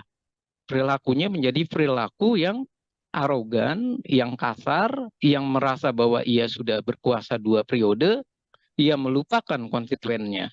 Nah, hal-hal ini yang perlu menjadi catatan kalau saya bilang, jangan lagi ia membawa narasi ini kepada sikap pemilih masyarakat yang pragmatis. Karena pemilih masyarakat pragmatis, oke, kita bisa menyalahkan masyarakat. Tapi masyarakat juga tidak mendapatkan pendidikan politik. Lalu apa yang terjadi? Munculnya artis-artis, Once, berikutnya Melly Guslau, kemudian ada istrinya Kuya Kuya, Astrid Kuya, dan kemudian juga ada nama-nama baru seperti Komeng. Ini membuktikan bahwa terjadi pergeseran. Masyarakat awalnya sempat tidak percaya lagi artis, malah masyarakat kembali ke artis. Ini artinya jangan-jangan politik kita terlalu riuh, tapi isinya tidak menjamin kehidupan masyarakat, tidak menjamin kesejahteraan masyarakat. Akhirnya masyarakat berpikir, daripada memilih para politisi aktivis, lebih baik memilih para artis. Setidak-tidaknya kita bisa nonton sinetron di Senayan yang sinetronnya itu tidak caci maki, tapi sinetronnya bisa jadi lucu seperti Komeng. Oke, ingin melihat gambaran baru artinya ya, Bang Efriza ya, bagaimana kemudian parlemen atau dalam setiap agenda rapat tidak hanya diisi dengan kritik-kritik dan juga argumen-argumen yang kemudian menyerang satu dan juga dua pihak, namun kemudian menjadi suguhan yang lebih jenakah dalam tanda kutip begitu untuk mewarnai kontestasi politik di tanah air ini. Bang Efriza tadi sempat disinggung bagaimana PDIP meletakkan nama-nama baru begitu ya. Lalu nama-nama lama yang juga masih ikut dalam pencalekan di 2024 ini. Apakah selain memang gagal membuat strategi di Pilpres, langkah yang dilakukan oleh PDIP ini juga sebuah kegagalan di pemilihan legislatif, Bang Efriza? Iya, kalau kita lihat, menarik pertanyaannya, Mbak. Yang menarik dari pertanyaan ini adalah kalau kita lihat sekitar Desember sampai Februari, PDI Perjuangan itu nomor 1. Dan ia bahkan diprediksi sampai 25%, minimal 23%. Artinya antusias masyarakat itu tinggi. Namun kenapa dia malah merosot? Dan nggak ada yang memprediksi merosotnya sampai 3%. Dan ini membuktikan memang ada strategi yang salah dari PDI Perjuangan. Strategi yang salah ya tentu dari Pilpres. Efek elektoralnya juga salah. Tidak terdapat kan efek elektoral. Nah, yang kedua adalah juga sebuah kesalahan dari mereka memasukkan wajah-wajah baru, kemudian wajah-wajah baru ini bisa jadi tidak disinergikan dengan orang-orang lama. Jadi PDI Perjuangan itu mengalami satu sisi ia menghadapi kompetisi di luar dengan banyaknya kader-kader dari berbagai partai, ada 18 partai kan. Nah, sementara dia juga harus menghadapi di internal. Kalau bahasa kasarnya itu saling injek di internal. Nah, mereka ketika melakukan serangan demi serangan antar mereka, mereka tidak memikirkan lagi bahwa semestinya mereka berjuang untuk sama-sama lolos, mereka berjuang untuk sama-sama menjelaskan ideologinya, perjuangannya, visi misinya. Dan sepertinya mereka larut dalam kompetisi yang saling menikam di internal, di dalam. Dan ini pun Yang saya merasa jawabannya itu sudah dijawab oleh PDI Perjuangan sendiri. Ketika ia minta jangan sistem dengan daftar calon terbuka, ia minta calon tertutup. Kenapa? Karena waktu itu kasusnya Eva Sundari, Budiman Sujatmiko, dan beberapa petinggi dari PDI Perjuangan tidak lolos, kalah dengan orang-orang baru. Nah, kalau sampai mereka kalah dengan orang-orang baru, ini membuktikan bahwa PDI Perjuangan ini terbuai dengan mereka yang lama-lama. Sementara yang baru-baru itu diambilnya adalah yang bisa langsung mendongkrak suara. Dan inilah yang terjadi. Mereka yang punya duit, luar biasa duitnya banyak, menghadapi para aktivis atau kader yang sudah benar-benar merasa bahwa di DPR dia aman, tapi ternyata dia kalah satu sisi, kalah pamor, kalah popularitas, dia kalah juga dalam hal logistik, dan dia kalah dalam kesiapan mental. Dan ini yang terjadi, dan ini bukan sekali dua kali. Banyak anggota PDI Perjuangan misalnya, dia adalah anak menteri, tapi ia dinaikkan ke posisi DPR, ternyata ia kalah dalam kompetisi itu. Apa kalahnya? Mengelawan anak pejabat ataupun bekas anggota DPR atau DPD RI yang secara keuangannya, logistiknya itu begitu besar. Dan permasalahan berikutnya, mereka tidak merawat jaringan dan tidak merawat strukturalnya. Apa yang terjadi? Strukturalnya banyak yang beralih. Akhirnya terpilihlah orang baru. Dan terpilihnya orang baru, ini pula tidak disikapi dengan tetap menggunakan sosok-sosok lama. Nah, ini malah sosok-sosok lama ini dalam hal rakernas ataupun dalam hal munas ataupun kongres dan segala macam sebutan yang ada di partai, mereka malah disingkirkan. Contoh Budiman Sujatmiko, Marwar Sirait. Dan ini semakin membuat mereka itu sudah kalah juga tidak dipercaya. Sudah awalnya diapresiasi, ternyata malah mendapat punishment. Dan ketika mendapat punishment, mereka pun disingkirkan, diabaikan. Nah, ini adalah sebuah fenomena salah, keliru dalam membina kader. Kalau seperti ini terus, akhirnya mendingan Partai Demokrasi Indonesia Perjuangan memproduksi orang-orang baru saja. Nggak usah lagi mencalonkan orang-orang lama. Ternyata orang-orang lamanya pun kalah gitu loh. Dan kalau saya bilang bahwa mereka mau menggunakan sistem proporsional tertutup yang selalu mereka gunakan, itu adalah strategi keliru dari PDI Perjuangan untuk mensiasati hilangnya para kader. Semestinya mereka harus bertanya, sekolah partai itu untuk apa jadinya? Pengkaderan itu berhasil atau tidak? Kemudian evaluasi terhadap kinerja mereka di parlemen ada atau tidak? Jangan-jangan itu semua selesai karena atas nama kenal, atas nama mereka adalah jabat pimpinan partai atau punya kedekatan.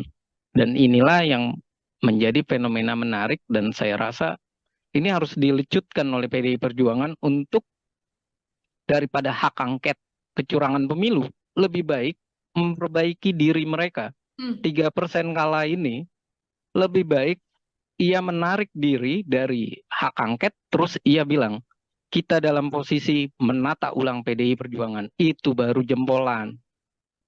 Oke, lebih baik mengurusi internal PDI Perjuangan plus kader-kadernya ya, Bang Efriza ya, daripada kemudian menggulirkan hak angket yang saat ini memang terus digaungkan oleh sejumlah politisi dari PDI Perjuangan. Terakhir dari saya, Bang Efriza, jika melihat banyaknya kader-kader PDIP yang beken, yang kerap kali kritis dalam agenda-agenda DPR, begitu ya, nantinya situasi ke depan dengan banyaknya sosok-sosok baru di kursi Senayan, begitu di kursi DPR, kira-kira menurut analisa Bang Efriza akan seperti apa nantinya dinamika yang terjadi di dalam DPR ini, Bang? Ya, kalau saya melihat dengan situasi ini, satu sisi saya melihat bahwa ternyata masyarakat itu bisa melakukan evaluasi, bisa melakukan punishment. Karena pemilu itu bukan sekedar memberikan hak memilih kita atau melegitimasinya, tapi juga sebuah reward dan punishment. Dan sekarang ini PDI Perjuangan lagi kena punishment atau hukuman. Dan ini semestinya orang baru yang masuk di parlemen, ia harus mulai belajar perilaku seperti apa yang menarik bagi partai. Seperti apa mereka harus membawa aspirasi masyarakat. Seperti apa sikap mereka dalam rapat. Seperti apa mereka mengartikulasikan dan mengagregasikan kepentingan masyarakat. Menyerap aspirasi masyarakat. Melakukan reses. Jangan sampai mereka di parlemen hanya berbicara, bernada, membawa rakyat, tapi rakyat dianggap banyak wajah, anomali maupun tidak tampak, dan akhirnya mereka cuma sekedar beretorika di parlemen. Dan ini adalah catatan yang perlu kita amati, dan saya rasa hiruk pikuknya nanti di parlemen ini akan baru. Barunya dalam arti orang-orang lama di PDI Perjuangan yang bisa, yang sekarang ada di PDI Perjuangan, yang menandatangani hak angket misalnya, ini menjadi pertanyaan gitu loh. Hak angket ini mau lanjut atau tidak karena wajahnya sudah berganti. Dan ini pun tentunya akan menjadi hal yang lucu ketika mereka berbicara kecurangan dan segala macam, sementara mereka orang baru. Mereka harus adaptasi. Dan ketika mereka harus adaptasi, kita jadi bertanya kembali, adaptasinya mereka langsung belajar sambil berjalan, atau jangan-jangan mereka sudah lancar. Kalau sudah lancar, menjadi pertanyaan lagi, apakah mereka benar-benar merupakan caleg-caleg yang merepresentasi masyarakat atau merepresentasi partai semata? Kalau merepresentasi partai semata, otomatis mereka hanya menjadi petugas partai, petugas praksi yang nantinya tidak akan jauh beda isinya ataupun dalam proses RUU atau naskah akademik dan rancangan undang-undang, pasti semuanya itu berada di DPP. 9 ketua umum itulah yang akan nanti bersuara lebih banyak, atau 9 sekjen. Dan anggota dewan tugasnya cuma apa? Tugasnya cuma mengikuti arahan dari partai atau dari fraksi. Kalau seperti itu, apa yang terjadi? Yang terjadi jelas bahwa mereka tidak tampak jelas perjuangan mereka sebagai wakil rakyat. Akhirnya DPR kita nantinya ke depan, kalau ini terjadi, hanya warung obrolan di Gedung Senayan. Lalu ketika mereka menjadi warung obrolan, keputusan itu ada di mana? Keputusan di belakang layar, di belakang meja, di belakang rumah-rumah makan ataupun di kedai-kedai tempat pertemuan 9 partai politik, ataupun ketua umum, atau via Telegram misalnya, atau via WA, yang hubungannya lagi-lagi mungkin saja ada di Tengku Umar, mungkin saja ada di tempat gedungnya Gerindra, gedung Nasdem, dan seperti itu terus. Artinya wajah parlemen kita adalah wajah yang cuma berebut kursi tanpa kejelasan menyampaikan aspirasi, memperjuangkan keinginan masyarakat. Pembuktiannya apa? Petahana keok di berbagai daerah. Dan pembuktiannya apa? Suara partai semakin merosot. Peringkat pertama 16% itu adalah sebuah tamparan memalukan. Karena 16% ini menunjukkan bahwa kita semuanya adalah partai gurem. Partai yang semuanya bisa dinegosiasi oleh pemerintah. Partai yang tidak bisa berkata bahwa mereka kuat. Tapi ini membuktikan bahwa mereka tidak punya party ID. Masyarakat tidak punya identitas ideologi kepartaian. Mereka tidak punya program partai yang jelas, kecuali hanya narasi petugas partai. Dan itu adalah kesalahan fatal kita dalam menghadapi pemilu, karena PDI pernah 33% dan sempat naik tinggi di eranya Pak Jokowi, kemudian ngedrop di eranya Ganjar. Dan saya rasa PDI Perjuangan kalau mau memilih oposisi, ia harus benar-benar menyekolahkan partai-partainya dengan benar dan baik. Jangan sampai suara mereka adalah suara yang bertentangan dengan masyarakat. Hasilnya di mana? Di pemilihan umum terjadi punishment kembali. Oke, baik. Terima kasih banyak Bang Efriza, pengamat politik dari Citra Institute Tribuners, menemani obrolan kita hari ini luar biasa sekali dalam program Tribun Sound Focus. Tadi PR besar artinya harus diselesaikan atau harus dipatuhi begitu ya oleh PDI Perjuangan agar kemudian bisa memperbaiki situasi apa yang terjadi dalam kontestasi di pemilu maupun di Pilpres 2024 yang tampaknya menjadi salah satu pijakan turun begitu bagi PDIP, bukan justru naik setelah kalah dalam berbagai kesempatan. Bang Efriza, terima kasih banyak untuk kesempatannya berbincang bersama dengan saya. Semoga di lain kesempatan kita bisa berbincang dengan obrolan-obrolan lain, Bang Efriza.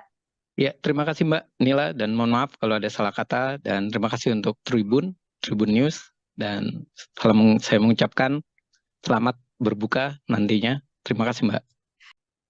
Program Tribun Sound Focus Tribuners hari ini membersamai Anda kembali bersama dengan saya Nila Irda. Tribuners, nama-nama calon legislatif atau caleg populer dari Partai PDI Perjuangan ini beberapa diprediksi tidak lolos masuk ke kursi Senayan.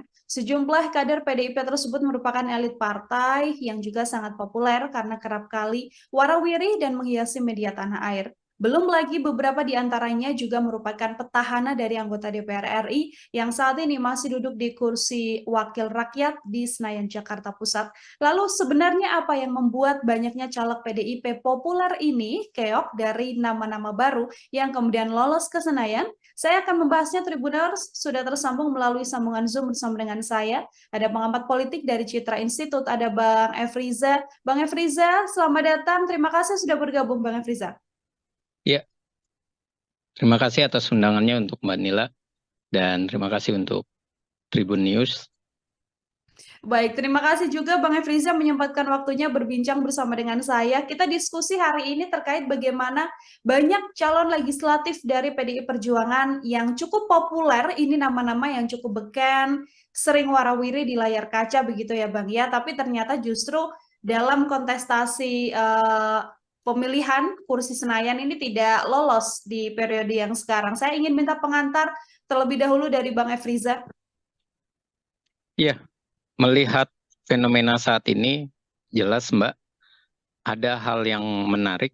Yang pertama adalah ini membuktikan bahwa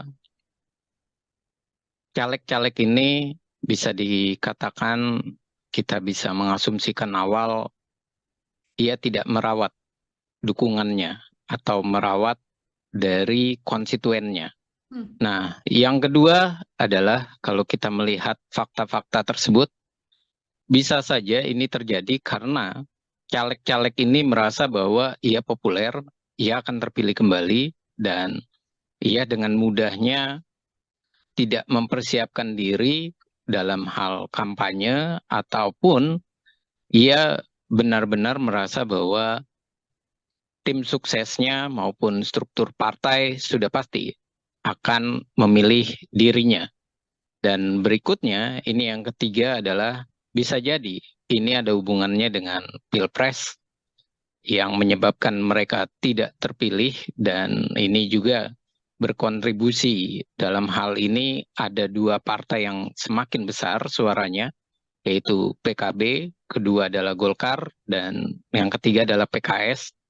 Nah, ini adalah sebuah fenomena yang bisa kita lihat ada hubungannya dengan Pilpres, ada hubungannya dengan bagaimana ia mendapatkan limpahan suara dari mendukung salah satu pasangan calon atau dia dijadikan sebagai cawapres. Dan yang berikutnya juga bisa kita asumsikan bahwa ini semakin memperlihatkan ada masalah dalam pengkaderan PDI Perjuangan ataupun PDI Perjuangan dalam menyiapkan calon-calonnya. Nah, ini menjadi tanda tanya besar, adakah memang partai benar-benar memahami dari kondisi di dalam internalnya? Apakah memang orang itu kalau diajukan kembali akan terpilih atau tidak? Dan ini adalah fakta yang saya rasa ini kesempatan untuk introspeksi bagi PDI Perjuangan Dan ini adalah momen yang pas dengan caleg populernya gagal. Seperti itu Mbak pembukanya. Oke, baik Bang Efriza. Tadi Abang sempat menyinggung faktor pilpres begitu ya, bisa jadi salah satu penyebab gagalnya caleg-caleg ini. Apakah kemudian ini berkaitan soal perbedaan pilihan dari masyarakat yang memang memilih pasangan untuk pilpres yang berbeda, lalu senada dengan tidak memilih caleg-caleg dari PDI Perjuangan, atau ini juga berkaitan bagaimana kemudian sosok-sosok populer ini kerap kali muncul ke publik dengan narasi yang juga mengkritisi pemerintahan, menggaungkan soal kecurangan dan lain sebagainya, Bang. Hal-hal apa yang menurut Bang Efriza ini menjadi faktor pilpres juga berpengaruh? Iya, faktor pilpres yang tadi saya katakan berpengaruh ini banyak hal ya. Yang pertama, faktor pilpres ini adalah menguntungkan bagi, contoh saja, bagi Pak Muhaimin Iskandar ketika ia dicalonkan menjadi cawapres, suaranya langsung melejit dan mendapatkan beberapa porsi di daerah-daerah. Nah, sementara PKS juga dengan mengusung Anies Baswedan dengan kuatnya ia untuk mengkaitkan Anies Baswedan dengan PKS mendapatkan hal yang sangat menguntungkan. Limpahan suara dan ia merajai DPRD DKI Jakarta misalnya. Nah lalu bagaimana dengan PDI Perjuangan? Ini membuktikan yang pertama asumsi kita adalah Pak Ganjar ini tidak punya efek elektoral ke partai. Dan yang kedua, momen perpisahan Pak Ganjar, momen perpisahannya PDI Perjuangan dengan Pak Joko Widodo, ini semakin membuktikan bahwa masyarakat juga melakukan hal yang sama. Ia tidak lagi merasa ia sangat dekat dengan PDI Perjuangan. Artinya, kalau seperti ini, berarti party ID atau ID party, ikatan secara kepartean, secara ideologi, itu dipertanyakan, mendapatkan limpahan suara 19%.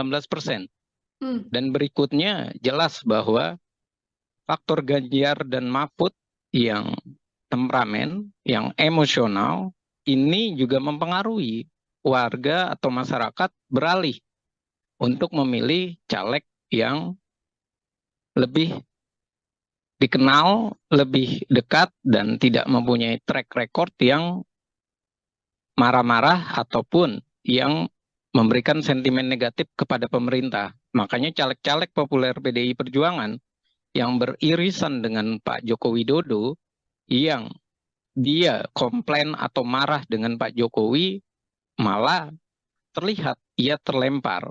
Dan ini adalah suatu fenomena menarik yang bisa dibaca. Mereka ternyata sibuk mengurusi pilpres, tapi ia lupa merawat dukungan. Dan ia juga tidak melihat apakah masyarakat itu memang masih tertarik dengan dirinya atau jangan-jangan memang masyarakat sudah tidak tertarik dengan perilaku mereka di parlemen yang terlihat lebih emosional, yang terlihat lebih banyak melakukan serangan-serangan kepada Pak Presiden Jokowi. Dan saya juga melihat hasil Perpres ini untuk PDI Perjuangan ini adalah sebuah tanda tanya yang harusnya dievaluasi sama PDI Perjuangan, bukan soal kecurangan pemilu semata ya, tapi ia harus mengevaluasi bahwa Ganjar ini adalah ternyata salah pilih PDI Perjuangan. Ganjar suaranya bagus karena ada Pak Jokowi. Dan fenomena Pak Jokowi 2 periode itu melihat atau memperlihatkan keuntungan bagi PDI Perjuangan naik. Sementara dengan mengusung Ganjar, malah PDI Perjuangan kurang, sekitar 2-3%. Dan ini adalah fenomena yang harus mereka akui bahwa Ganjar itu malah bikin PDI Perjuangan mengalami kemerosotan.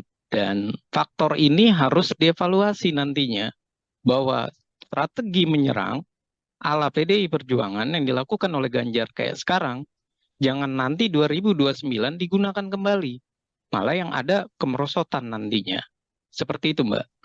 Oke, jadi efek dari sosok calon presiden dan wakil presiden ini juga rupanya mempengaruhi ya, Bang Efriza ya, untuk kemudian caleg-caleg atau mungkin suara dari PDI Perjuangan sendiri justru turun di kontestasi pemilu 2024 ini. Kalau kita melihat beberapa deretan nama yang kemudian diprediksi akan gagal ke kursi Senayan begitu ya, Bang Efriza, ada nama petahana yang juga cukup beken begitu, sebut saja ada Arteria Dahlan, kemudian ada Masinton Pasaribu yang juga kemudian ini adalah nama-nama yang seringkali mengeluarkan statement-statement berkaitan soal Pilpres. Kalau dari kacamata Bang Efriza, melihat dua sosok ini seperti apa, Bang? Iya, ini artinya membuktikan untuk Pak Masinton misalnya atau Atreya Dahlan, ini membuktikan kinerja mereka di dalam komisi yang mereka ada, itu mereka tidak mendapatkan nilai positif. Hmm. Komentar mereka yang sering kali menjadi polemik, itu malah menyebabkan pemilihnya menjauh. Satu itu. Yang kedua, saya menduga mereka ini tidak merawat dukungannya. Mereka terlalu yakin, terlalu percaya diri bahwa mereka berhasil, mereka sukses. Dan yang ketiga, bisa jadi mereka ini di daerah-daerah, khususnya DKI ya, kalau untuk Pak Masinton ya misalnya, ini mereka tidak belajar bahwa Anies ternyata kuat di DKI Jakarta. Hmm. PKS pun kuat, dan Ganjar pun juga malah dari sejak awal Ganjar itu sulit untuk masuk wilayah DKI Jakarta. Artinya apa? Artinya mereka semestinya tidak boleh terlalu percaya diri. Nah, kalau Arteria Dahlan, saya lihat memang ia banyak komentar-komentar sinisnya Hmm. terhadap bagaimana pemerintahan maupun di lembaga-lembaga lainnya. Dan ketika ia melakukan komentar sinis, dan lagi-lagi yang saya ingin garis bawahi, ternyata eranya sekarang adalah era masyarakat yang menunjukkan sifat politik Indonesia. Apa sifat politik Indonesia? Tidak temperamen, tidak caci maki, tidak menghina. Makanya orang-orang figur yang ternyata di parlemen itu temperamen, menghina, malah ia tersingkir. Dan malah banyak orang-orang baru yang hadir. Padahal kalau dibaca fenomenanya, biasanya orang-orang baru melawan petahana itu cuma bisa sampai 4-5% saja masuk. Hmm. Dan ini kok banyak sekali orang-orang baru yang masuk. Ini membuktikan bahwa mereka tidak sadar bahwa bukan seperti itu cara untuk berbicara di parlemen. Bukan seperti itu menunjukkan bahwa dia bersuara untuk masyarakat. Nah, bersuara untuk masyarakat itulah yang sepertinya masyarakat itu menghendaki orang yang santun tapi cerdas bahasanya. Hmm. Dia bisa memilih bahasa-bahasa yang baik, bukan memilih terjadinya kontroversi, bukan memilih menjadi kontroversi menyerang orang lain yang akhirnya masyarakat merasa bahwa anggota dewan ini kok barbar, kalau bahasa sarkasnya, kok kayak di jalanan parlemennya tidak terlihat nampak bagaimana ia berpendidikannya ataupun nampak bagaimana ia mengeluarkan statement yang enak disajikan atau dilihat oleh masyarakat. Dan jangan kita lupakan bahwa pemilih sekarang ini adalah banyak pemilih pemuda, Hmm. pemilih pemula, dan pemilih generasi Z maupun generasi yang sekarang milenial, Z ataupun yang muda-muda itu. Nah, ini membuktikan apa? Membuktikan bahwa mereka sudah tidak senang dengan gaya-gaya para politisi yang bisa dikatakan arogan. Jadi tampilan maskulin, tampilan ganteng, tampilan keren, itu tuh bukan lagi dalam posisi yang berjas terus arogan.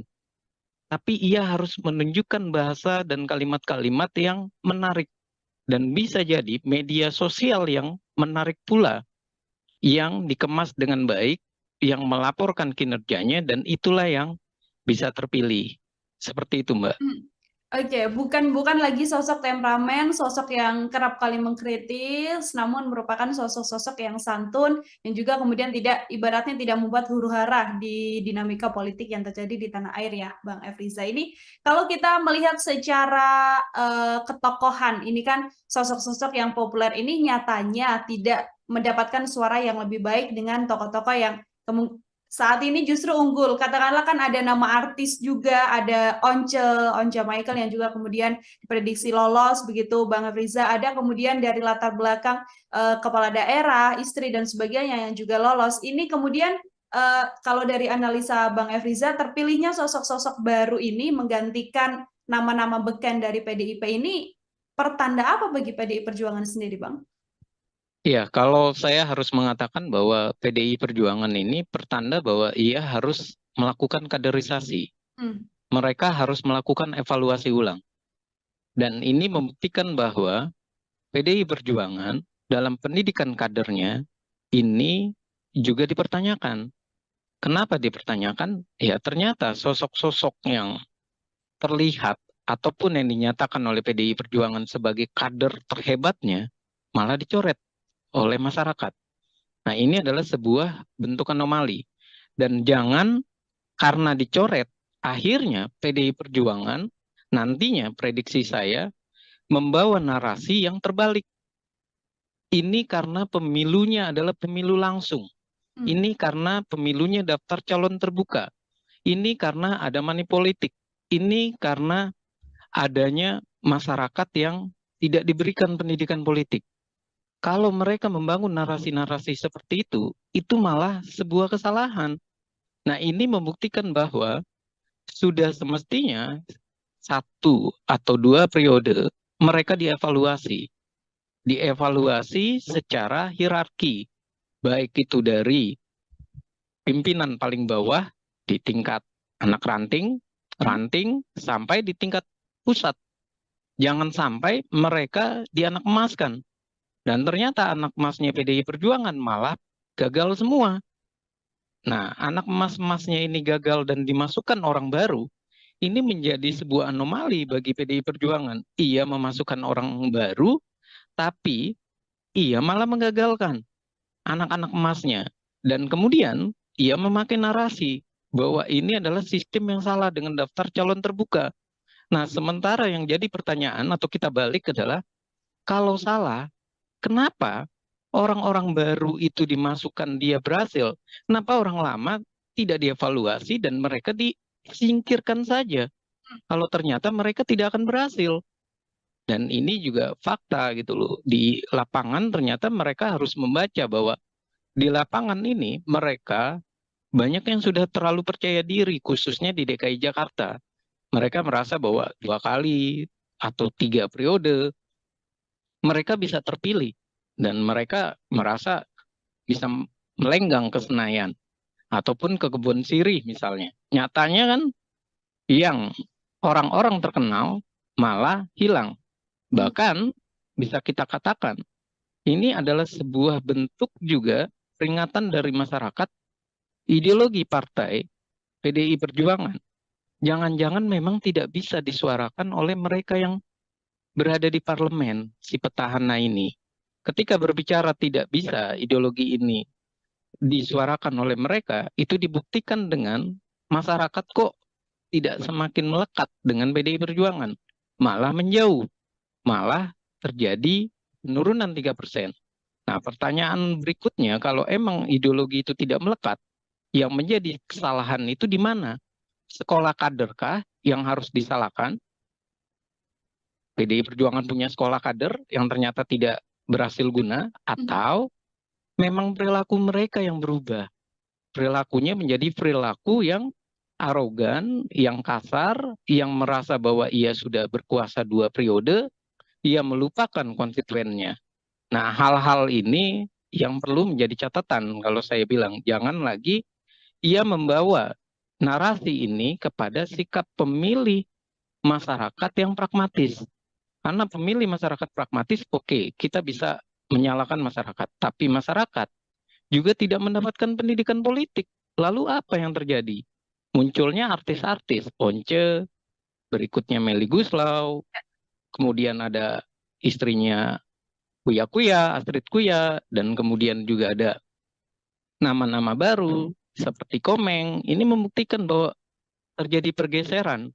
Masyarakat awalnya sempat tidak percaya lagi artis, malah masyarakat kembali ke artis. Ini artinya jangan-jangan politik kita terlalu riuh, tapi isinya tidak menjamin kehidupan masyarakat, tidak menjamin kesejahteraan masyarakat. Akhirnya masyarakat berpikir, daripada memilih para politisi aktivis, lebih baik memilih para artis. Setidak-tidaknya kita bisa nonton sinetron di Senayan yang sinetronnya itu tidak caci maki, tapi sinetronnya bisa jadi lucu seperti Komeng. Oke, ingin melihat gambaran baru artinya ya Bang Efriza ya, bagaimana kemudian parlemen atau dalam setiap agenda rapat tidak hanya diisi dengan kritik-kritik dan juga argumen-argumen yang kemudian menyerang satu dan juga dua pihak, namun kemudian menjadi suguhan yang lebih jenakah dalam tanda kutip begitu untuk mewarnai kontestasi politik di tanah air ini. Bang Efriza tadi sempat disinggung bagaimana PDIP meletakkan nama-nama baru begitu ya. Lalu nama-nama lama yang juga masih ikut dalam pencalekan di 2024 ini. Apakah selain memang gagal membuat strategi di Pilpres, langkah yang dilakukan oleh PDIP ini juga sebuah kegagalan di pemilihan legislatif, Bang Efriza? Iya, kalau kita lihat, menarik pertanyaannya Mbak. Yang menarik dari pertanyaan ini adalah kalau kita lihat sekitar Desember sampai Februari, PDI Perjuangan itu nomor 1. Dan ia bahkan diprediksi sampai 25%, minimal 23%. Artinya antusias masyarakat itu tinggi. Namun kenapa dia malah merosot? Dan nggak ada yang memprediksi merosotnya sampai 3%. Dan ini membuktikan memang ada strategi yang salah dari PDI Perjuangan. Strategi yang salah ya tentu dari Pilpres. Efek elektoralnya juga salah. Tidak terdapat kan efek elektoral. Nah yang kedua adalah juga sebuah kesalahan dari mereka memasukkan wajah-wajah baru, kemudian wajah-wajah baru ini bisa jadi tidak disinergikan dengan orang-orang lama.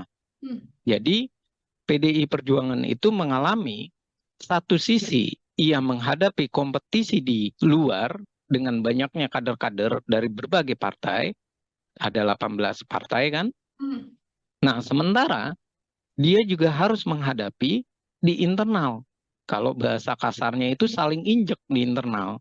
Nah, mereka ketika melakukan serangan demi serangan antar mereka, mereka tidak memikirkan lagi bahwa semestinya mereka berjuang untuk sama-sama lolos, mereka berjuang untuk sama-sama menjelaskan ideologinya, perjuangannya, visi misinya.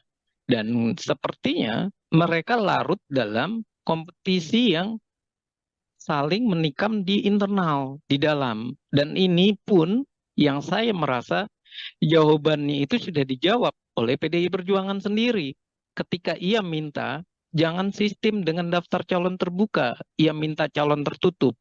Kenapa? Karena waktu itu kasusnya Eva Sundari, Budiman Sujatmiko, dan beberapa petinggi dari PDI Perjuangan tidak lolos, kalah dengan orang-orang baru. Nah, kalau sampai mereka kalah dengan orang-orang baru, ini membuktikan bahwa PDI Perjuangan ini terbuai dengan mereka yang lama-lama. Sementara yang baru-baru itu diambilnya adalah yang bisa langsung mendongkrak suara. Dan inilah yang terjadi. Mereka yang punya duit, luar biasa duitnya banyak, menghadapi para aktivis atau kader yang sudah benar-benar merasa bahwa di DPR dia aman, tapi ternyata dia kalah satu sisi, kalah pamor, kalah popularitas, dia kalah juga dalam hal logistik, dan dia kalah dalam kesiapan mental. Dan ini yang terjadi, dan ini bukan sekali dua kali. Banyak anggota PDI Perjuangan misalnya, dia adalah anak menteri, tapi ia dinaikkan ke posisi DPR, ternyata ia kalah dalam kompetisi itu. Apa kalahnya? Mengelawan anak pejabat ataupun bekas anggota DPR atau DPD RI yang secara keuangannya, logistiknya itu begitu besar. Dan permasalahan berikutnya, mereka tidak merawat jaringan dan tidak merawat strukturalnya. Apa yang terjadi? Strukturalnya banyak yang beralih. Akhirnya terpilihlah orang baru. Dan terpilihnya orang baru, ini pula tidak disikapi dengan tetap menggunakan sosok-sosok lama. Nah, ini malah sosok-sosok lama ini dalam hal rakernas ataupun dalam hal munas ataupun kongres dan segala macam sebutan yang ada di partai, mereka malah disingkirkan. Contoh Budiman Sujatmiko, Marwar Sirait. Dan ini semakin membuat mereka itu sudah kalah juga tidak dipercaya. Sudah awalnya diapresiasi, ternyata malah mendapat punishment. Dan ketika mendapat punishment, mereka pun disingkirkan, diabaikan. Nah, ini adalah sebuah fenomena salah, keliru dalam membina kader. Kalau seperti ini terus, akhirnya mendingan Partai Demokrasi Indonesia Perjuangan memproduksi orang-orang baru saja. Nggak usah lagi mencalonkan orang-orang lama. Ternyata orang-orang lamanya pun kalah gitu loh. Dan kalau saya bilang bahwa mereka mau menggunakan sistem proporsional tertutup yang selalu mereka gunakan, itu adalah strategi keliru dari PDI Perjuangan untuk mensiasati hilangnya para kader. Semestinya mereka harus bertanya, sekolah partai itu untuk apa jadinya? Pengkaderan itu berhasil atau tidak? Kemudian evaluasi terhadap kinerja mereka di parlemen ada atau tidak? Jangan-jangan itu semua selesai karena atas nama kenal, atas nama mereka adalah jabat pimpinan partai atau punya kedekatan. Dan inilah yang menjadi fenomena menarik dan saya rasa ini harus dilecutkan oleh PDI Perjuangan untuk daripada hak angket kecurangan pemilu, lebih baik memperbaiki diri mereka. 3% kalah ini lebih baik ia menarik diri dari hak angket, terus ia bilang, kita dalam posisi menata ulang PDI Perjuangan, itu baru jempolan.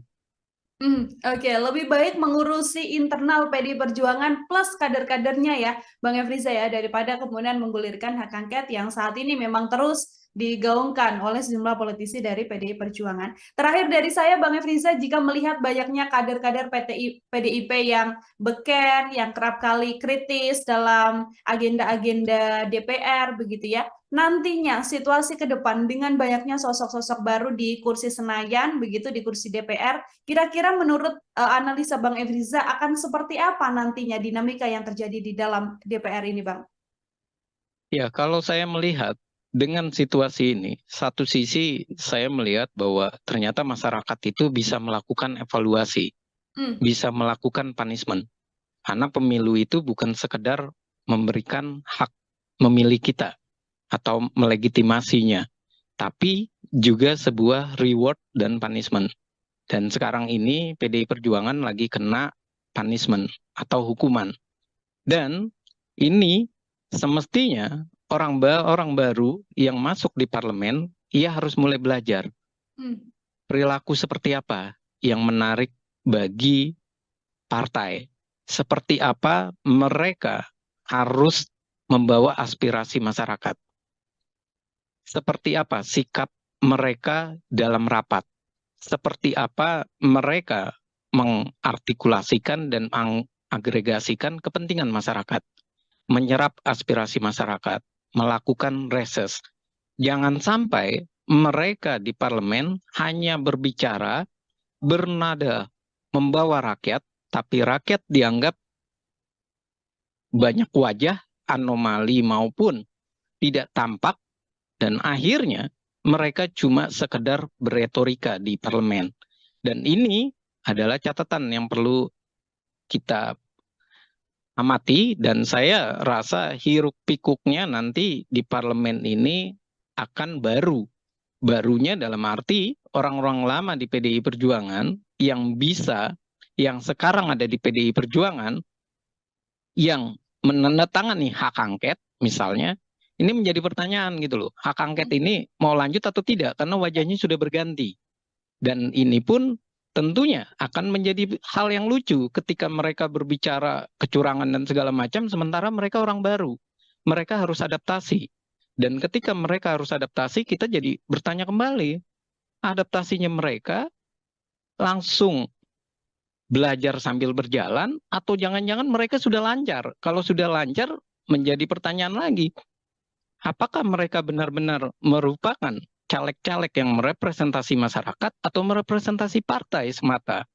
Kalau merepresentasi partai semata, otomatis mereka hanya menjadi petugas partai, petugas praksi yang nantinya tidak akan jauh beda isinya ataupun dalam proses RUU atau naskah akademik dan rancangan undang-undang, pasti semuanya itu berada di DPP. 9 ketua umum itulah yang akan nanti bersuara lebih banyak, atau 9 sekjen. Dan anggota dewan tugasnya cuma apa? Tugasnya cuma mengikuti arahan dari partai atau dari fraksi. Kalau seperti itu, apa yang terjadi? Yang terjadi jelas bahwa mereka tidak tampak jelas perjuangan mereka sebagai wakil rakyat. Akhirnya DPR kita nantinya ke depan, kalau ini terjadi, hanya warung obrolan di Gedung Senayan. Lalu ketika mereka menjadi warung obrolan, keputusan itu ada di mana? Keputusan di belakang layar, di belakang meja, di belakang rumah-rumah makan ataupun di kedai-kedai tempat pertemuan 9 partai politik, ataupun ketua umum, atau via Telegram misalnya, atau via WA, yang hubungannya lagi-lagi mungkin saja ada di Tengku Umar, mungkin saja ada di tempat gedungnya Gerindra, gedung Nasdem, dan seperti itu terus. Artinya wajah parlemen kita adalah wajah yang cuma berebut kursi tanpa kejelasan menyampaikan aspirasi, memperjuangkan keinginan masyarakat. Pembuktiannya apa? Petahana keok di berbagai daerah. Dan pembuktiannya apa? Suara partai semakin merosot. Peringkat pertama 16% itu adalah sebuah tamparan memalukan. Karena 16% ini menunjukkan bahwa kita semuanya adalah partai gurem. Partai yang semuanya bisa dinegosiasi oleh pemerintah. Partai yang tidak bisa berkata bahwa mereka kuat. Tapi ini membuktikan bahwa mereka tidak punya party ID. Masyarakat tidak punya identitas ideologi kepartaian. Mereka tidak punya program partai yang jelas, kecuali hanya narasi petugas partai. Dan itu adalah kesalahan fatal kita dalam menghadapi pemilu. Karena PDI pernah 33% dan sempat naik tinggi di eranya Pak Jokowi, kemudian ngedrop di eranya Ganjar. Dan saya rasa PDI Perjuangan kalau mau memilih oposisi, ia harus benar-benar menyekolahkan partai-partainya dengan benar dan baik. Jangan sampai suara mereka adalah suara yang bertentangan dengan masyarakat. Hasilnya di mana? Di pemilihan umum terjadi punishment kembali. Oke, baik. Terima kasih banyak Bang Efriza, Bangat Politik dari Citra Institute, Tribuners, menemani obrolan kita hari ini. Luar biasa sekali dalam program Tribun Sound Focus.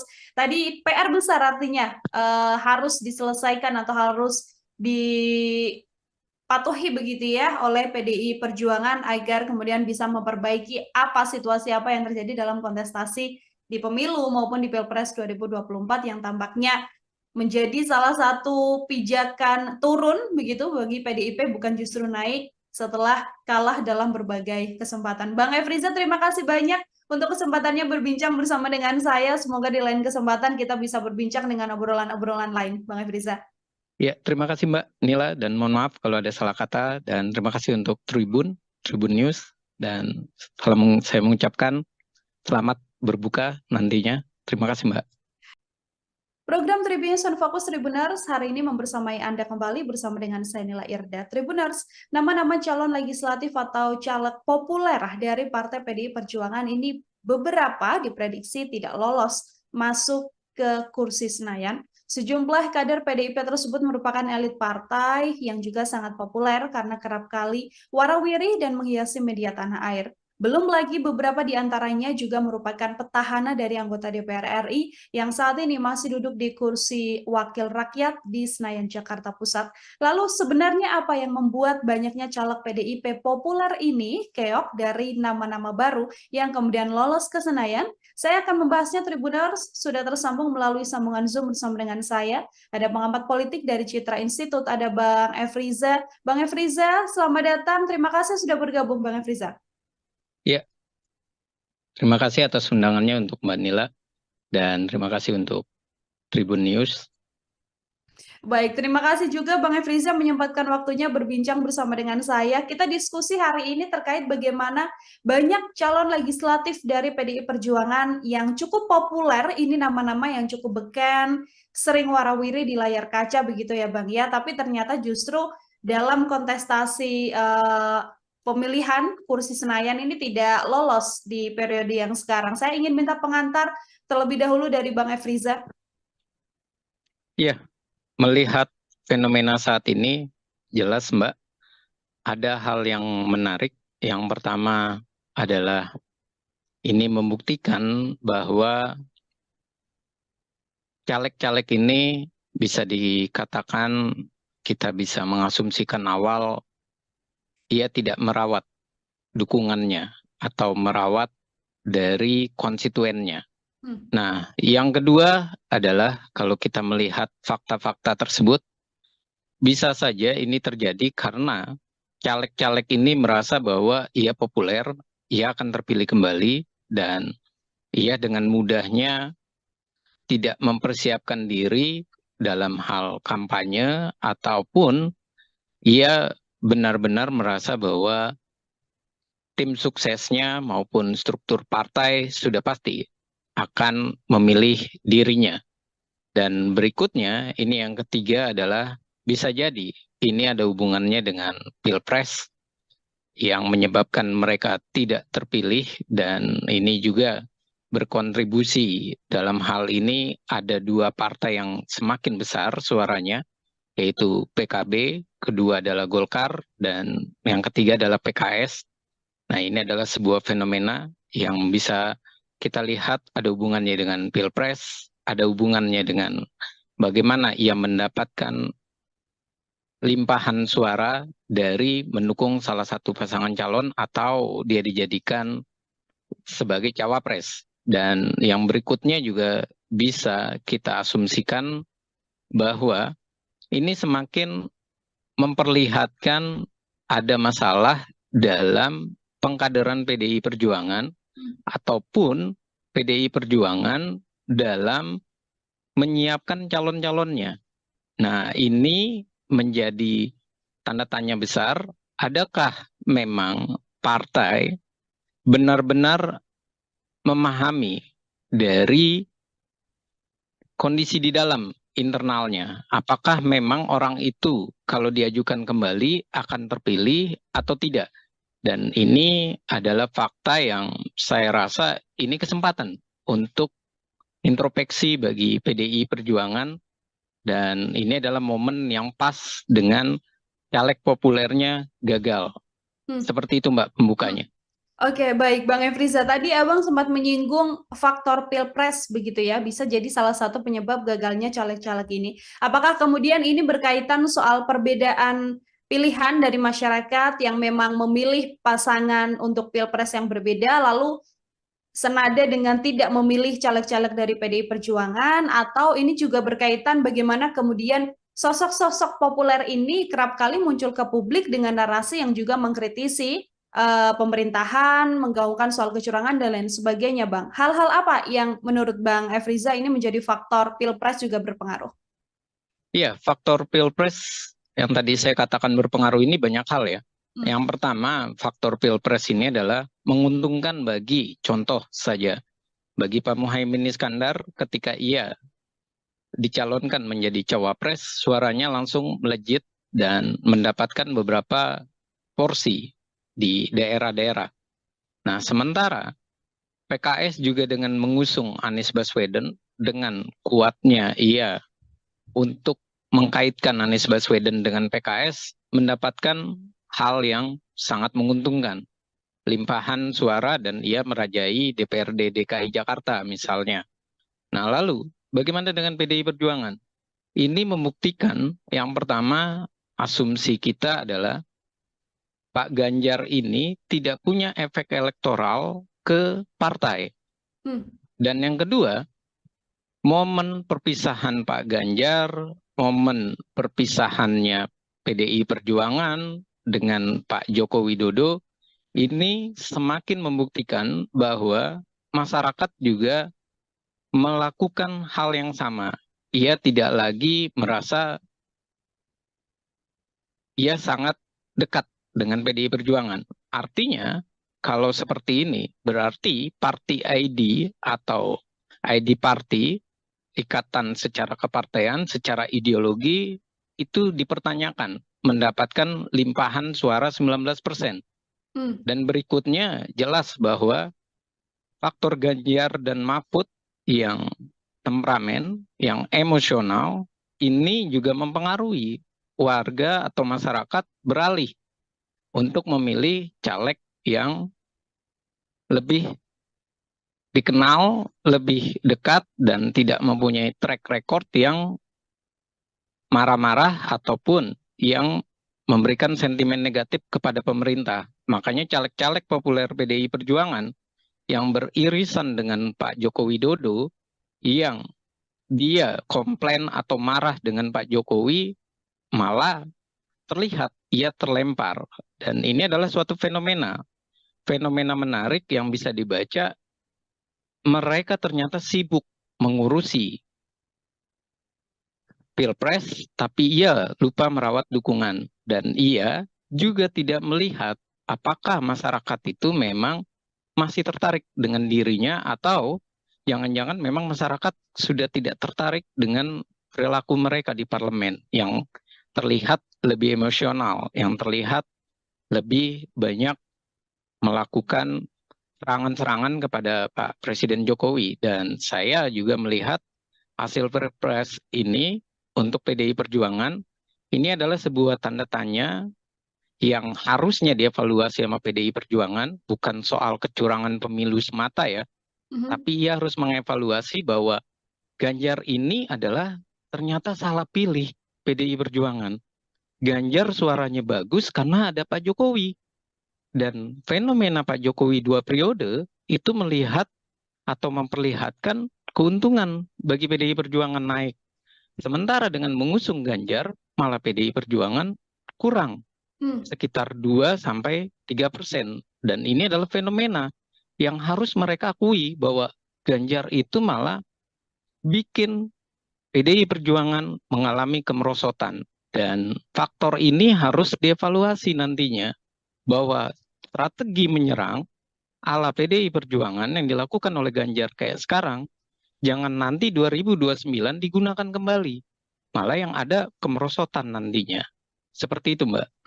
Oke, jadi efek dari sosok calon presiden dan wakil presiden ini juga rupanya mempengaruhi ya, Bang Efriza ya, untuk kemudian caleg-caleg atau mungkin suara dari PDI Perjuangan sendiri justru turun di kontestasi pemilu 2024 ini. Kalau kita melihat beberapa deretan nama yang kemudian diprediksi akan gagal ke kursi Senayan begitu ya, Bang Efriza, ada nama petahana yang juga cukup beken begitu, sebut saja ada Arteria Dahlan, kemudian ada Masinton Pasaribu yang juga kemudian ini adalah nama-nama yang seringkali mengeluarkan statement-statement berkaitan soal Pilpres. Kalau dari kacamata Bang Efriza, melihat dua sosok ini seperti apa, Bang? Iya, ini artinya membuktikan untuk Pak Masinton misalnya atau Arteria Dahlan, ini membuktikan kinerja mereka di dalam komisi yang mereka ada, itu mereka tidak mendapatkan nilai positif. Komentar mereka yang seringkali menjadi polemik, itu malah menyebabkan pemilihnya menjauh. Satu, itu. Yang kedua, saya menduga mereka ini tidak merawat dukungannya. Mereka terlalu yakin, terlalu percaya diri bahwa mereka berhasil, mereka sukses. Dan yang ketiga, bisa jadi mereka ini di daerah-daerah khususnya DKI ya, kalau untuk Pak Masinton ya misalnya, ini mereka tidak belajar bahwa Anies ternyata kuat di DKI Jakarta. Hmm. PKS pun kuat, dan Ganjar pun juga malah dari sejak awal Ganjar itu sulit untuk masuk wilayah DKI Jakarta. Artinya apa? Artinya mereka semestinya tidak boleh terlalu percaya diri.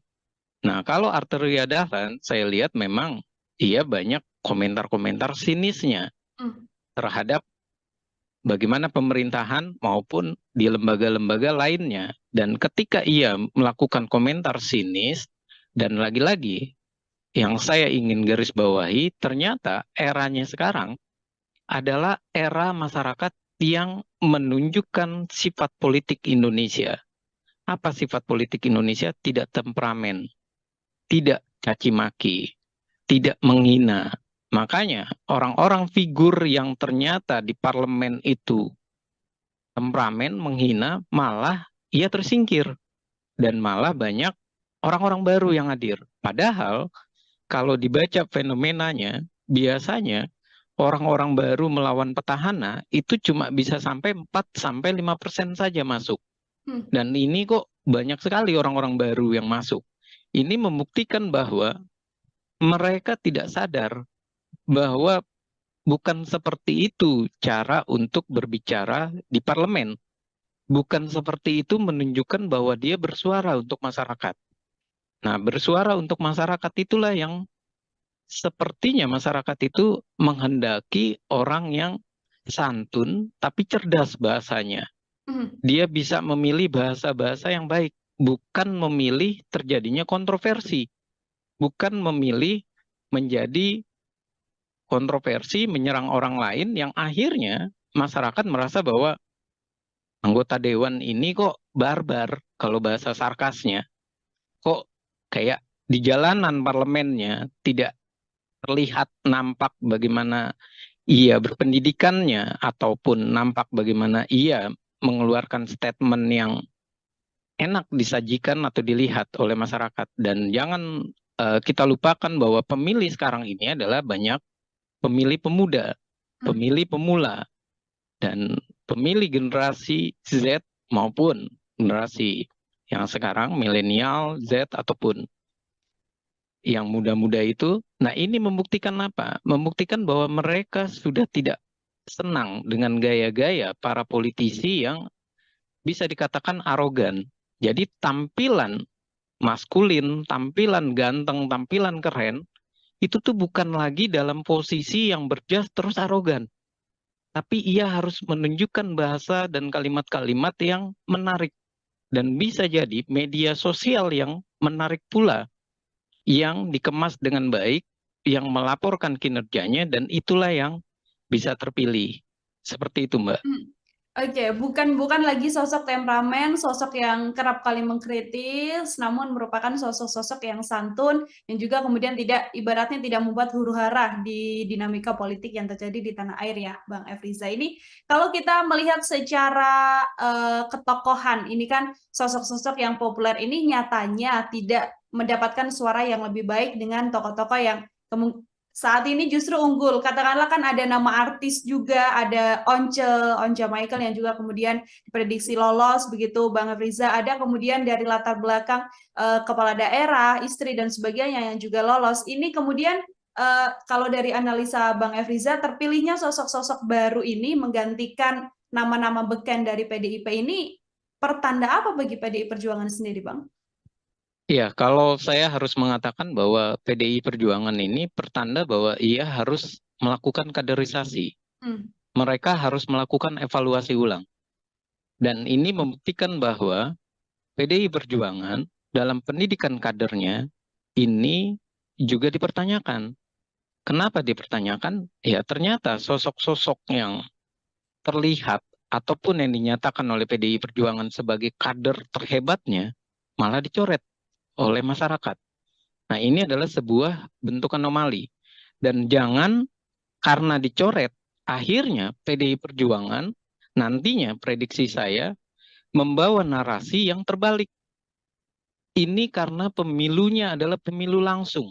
Ini karena pemilunya daftar calon terbuka. Ini karena ada money politik.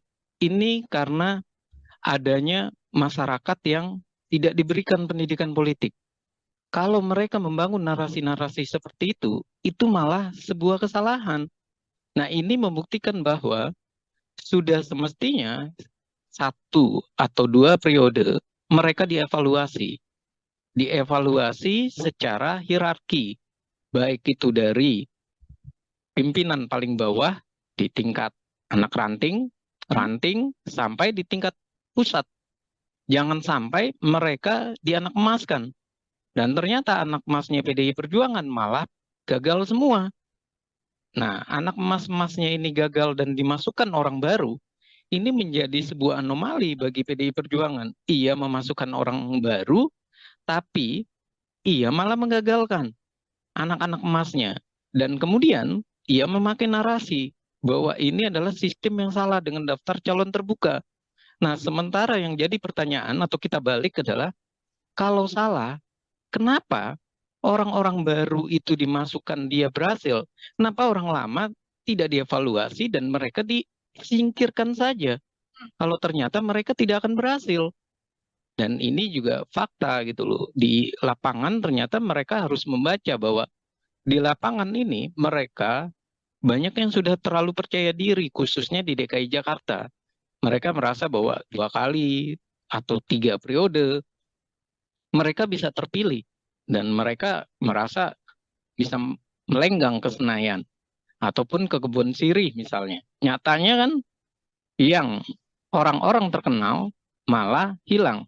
Bahkan bisa kita katakan ini adalah sebuah bentuk juga peringatan dari masyarakat ideologi partai PDI Perjuangan.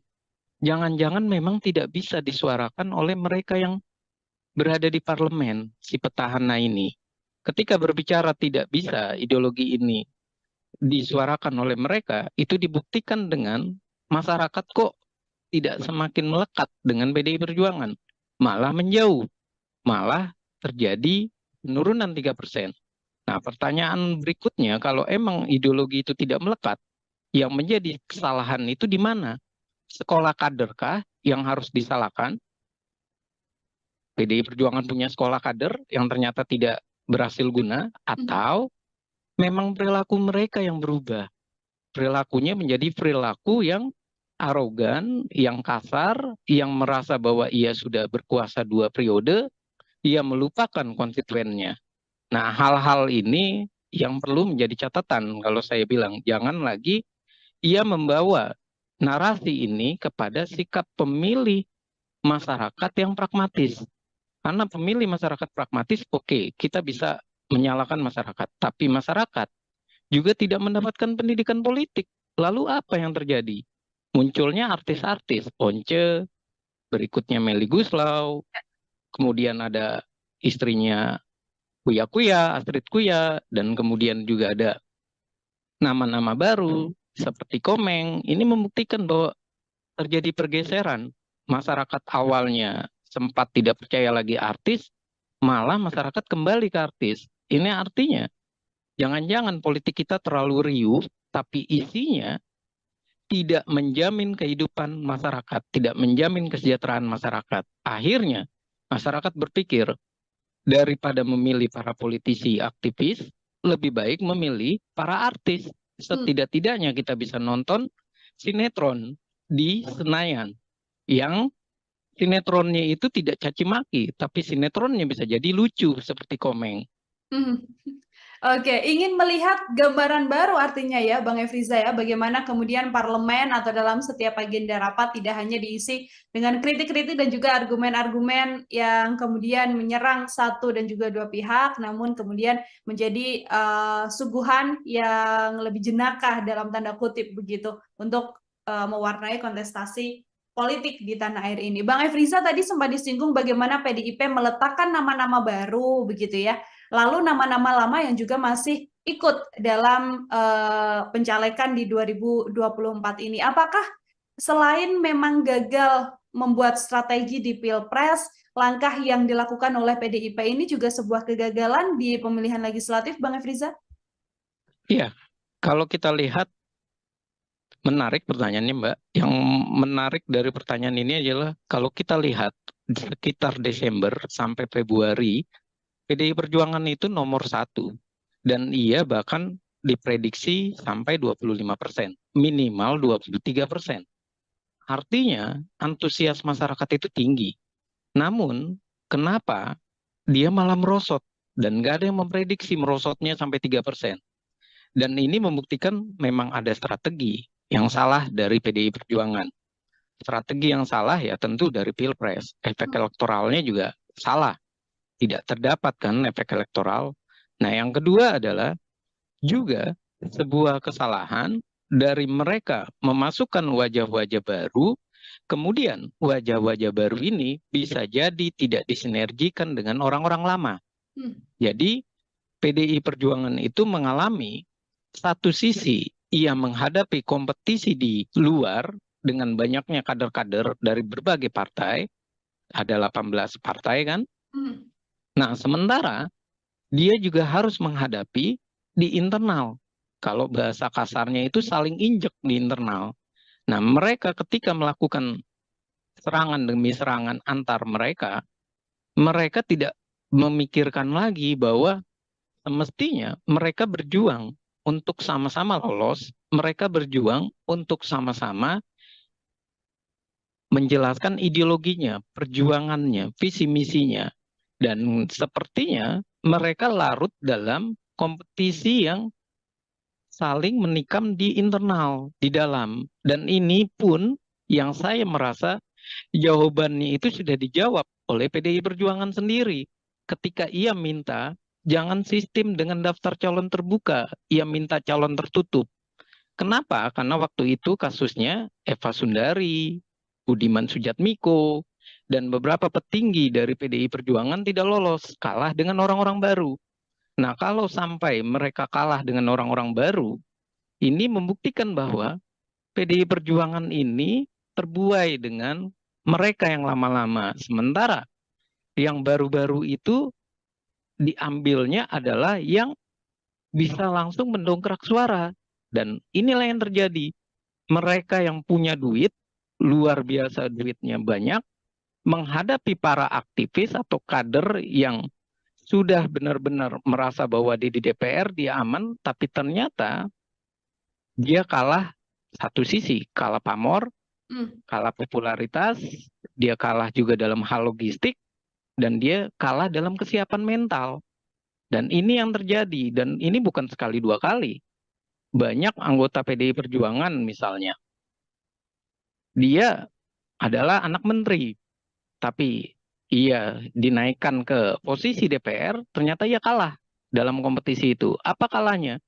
Mengelawan anak pejabat ataupun bekas anggota DPR atau DPD RI yang secara keuangannya, logistiknya itu begitu besar. Dan permasalahan berikutnya, mereka tidak merawat jaringan dan tidak merawat strukturalnya. Apa yang terjadi? Strukturalnya banyak yang beralih. Akhirnya terpilihlah orang baru. Dan terpilihnya orang baru, ini pula tidak disikapi dengan tetap menggunakan sosok-sosok lama. Nah, ini malah sosok-sosok lama ini dalam hal rakernas ataupun dalam hal munas ataupun kongres dan segala macam sebutan yang ada di partai, mereka malah disingkirkan. Contoh Budiman Sujatmiko, Marwar Sirait. Dan ini semakin membuat mereka itu sudah kalah juga tidak dipercaya. Sudah awalnya diapresiasi, ternyata malah mendapat punishment. Dan ketika mendapat punishment, mereka pun disingkirkan, diabaikan. Nah, ini adalah sebuah fenomena salah, keliru dalam membina kader. Kalau seperti ini terus, akhirnya mendingan Partai Demokrasi Indonesia Perjuangan memproduksi orang-orang baru saja. Nggak usah lagi mencalonkan orang-orang lama. Ternyata orang-orang lamanya pun kalah gitu loh. Dan kalau saya bilang bahwa mereka mau menggunakan sistem proporsional tertutup yang selalu mereka gunakan, itu adalah strategi keliru dari PDI Perjuangan untuk mensiasati hilangnya para kader. Semestinya Mereka harus bertanya, sekolah partai itu untuk apa jadinya? Hmm. Pengkaderan itu berhasil atau tidak? Kemudian, evaluasi terhadap kinerja mereka di parlemen ada atau tidak? Jangan-jangan itu semua selesai karena atas nama kenal, atas nama mereka adalah jabat pimpinan partai atau punya kedekatan. Dan inilah yang menjadi fenomena menarik dan saya rasa ini harus dilecutkan oleh PDI Perjuangan untuk daripada hak angket kecurangan pemilu, lebih baik memperbaiki diri mereka. 3% kalah ini lebih baik ia menarik diri dari hak angket, terus ia bilang, kita dalam posisi menata ulang PDI Perjuangan, itu baru jempolan. Oke, lebih baik mengurusi internal PDI Perjuangan plus kader-kadernya ya, Bang Efriza ya, daripada kemudian menggulirkan hak angket yang saat ini memang terus digaungkan oleh sejumlah politisi dari PDI Perjuangan. Terakhir dari saya, Bang Efriza, jika melihat banyaknya kader-kader PDIP yang beken, yang kerap kali kritis dalam agenda-agenda DPR, begitu ya, nantinya situasi ke depan dengan banyaknya sosok-sosok baru di kursi Senayan, begitu di kursi DPR, kira-kira menurut analisa Bang Efriza akan seperti apa nantinya dinamika yang terjadi di dalam DPR ini, Bang? Ya, kalau saya melihat dengan situasi ini, satu sisi saya melihat bahwa ternyata masyarakat itu bisa melakukan evaluasi, bisa melakukan punishment. Karena pemilu itu bukan sekedar memberikan hak memilih kita atau melegitimasinya, tapi juga sebuah reward dan punishment. Dan sekarang ini PDI Perjuangan lagi kena punishment atau hukuman. Dan ini semestinya orang baru yang masuk di parlemen, ia harus mulai belajar perilaku seperti apa yang menarik bagi partai. Seperti apa mereka harus membawa aspirasi masyarakat. Seperti apa sikap mereka dalam rapat. Seperti apa mereka mengartikulasikan dan mengagregasikan kepentingan masyarakat. Menyerap aspirasi masyarakat. Melakukan reses. Jangan sampai mereka di parlemen hanya berbicara, bernada, membawa rakyat, tapi rakyat dianggap banyak wajah, anomali maupun tidak tampak, dan akhirnya mereka cuma sekedar beretorika di parlemen. Dan ini adalah catatan yang perlu kita amati, dan saya rasa hiruk pikuknya nanti di parlemen ini akan baru. Barunya dalam arti orang-orang lama di PDI Perjuangan yang bisa, yang sekarang ada di PDI Perjuangan, yang menandatangani hak angket misalnya, ini menjadi pertanyaan gitu loh. Hak angket ini mau lanjut atau tidak karena wajahnya sudah berganti. Dan ini pun tentunya akan menjadi hal yang lucu ketika mereka berbicara kecurangan dan segala macam sementara mereka orang baru. Mereka harus adaptasi. Dan ketika mereka harus adaptasi, kita jadi bertanya kembali, adaptasinya mereka langsung belajar sambil berjalan atau jangan-jangan mereka sudah lancar. Kalau sudah lancar, menjadi pertanyaan lagi, apakah mereka benar-benar merupakan caleg-caleg yang merepresentasi masyarakat atau merepresentasi partai semata? Kalau merepresentasi partai semata, otomatis mereka hanya menjadi petugas partai, petugas praksi yang nantinya tidak akan jauh beda isinya ataupun dalam proses RUU atau naskah akademik dan rancangan undang-undang pasti semuanya itu berada di DPP. 9 ketua umum itulah yang akan nanti bersuara lebih banyak atau 9 sekjen. Dan anggota dewan tugasnya cuma apa? Tugasnya cuma mengikuti arahan dari partai atau dari fraksi. Kalau seperti itu, apa yang terjadi? Yang terjadi jelas bahwa mereka tidak tampak jelas perjuangan mereka sebagai wakil rakyat. Akhirnya DPR kita nantinya ke depan kalau ini terjadi hanya warung obrolan di gedung Senayan. Lalu ketika mereka menjadi warung obrolan, keputusan itu ada di mana? Keputusan di belakang layar, di belakang meja, di belakang rumah-rumah makan ataupun di kedai-kedai tempat pertemuan 9 partai politik.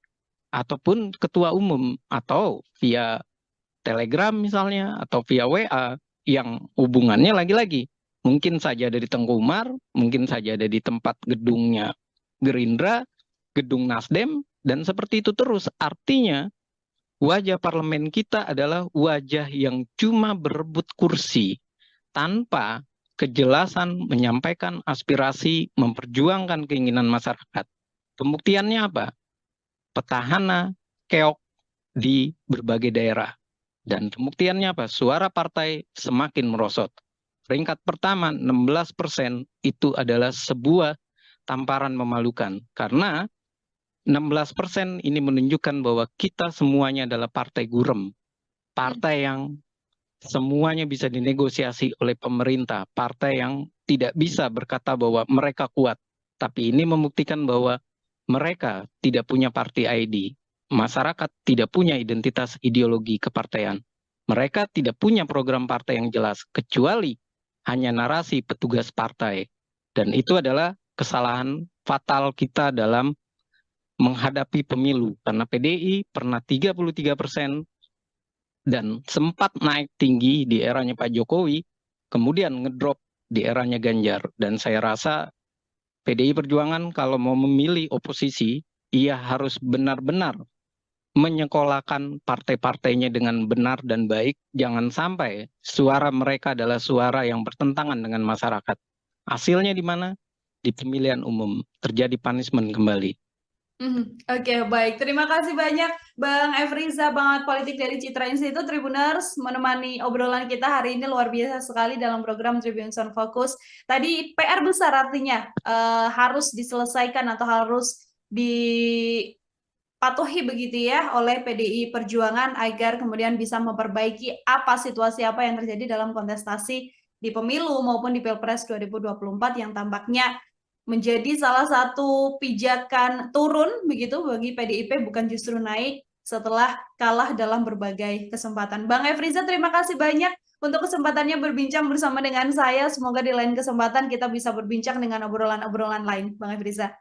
Ya, terima kasih Mbak Nila, dan mohon maaf kalau ada salah kata, dan terima kasih untuk Tribun News, dan saya mengucapkan selamat berbuka nantinya. Terima kasih Mbak.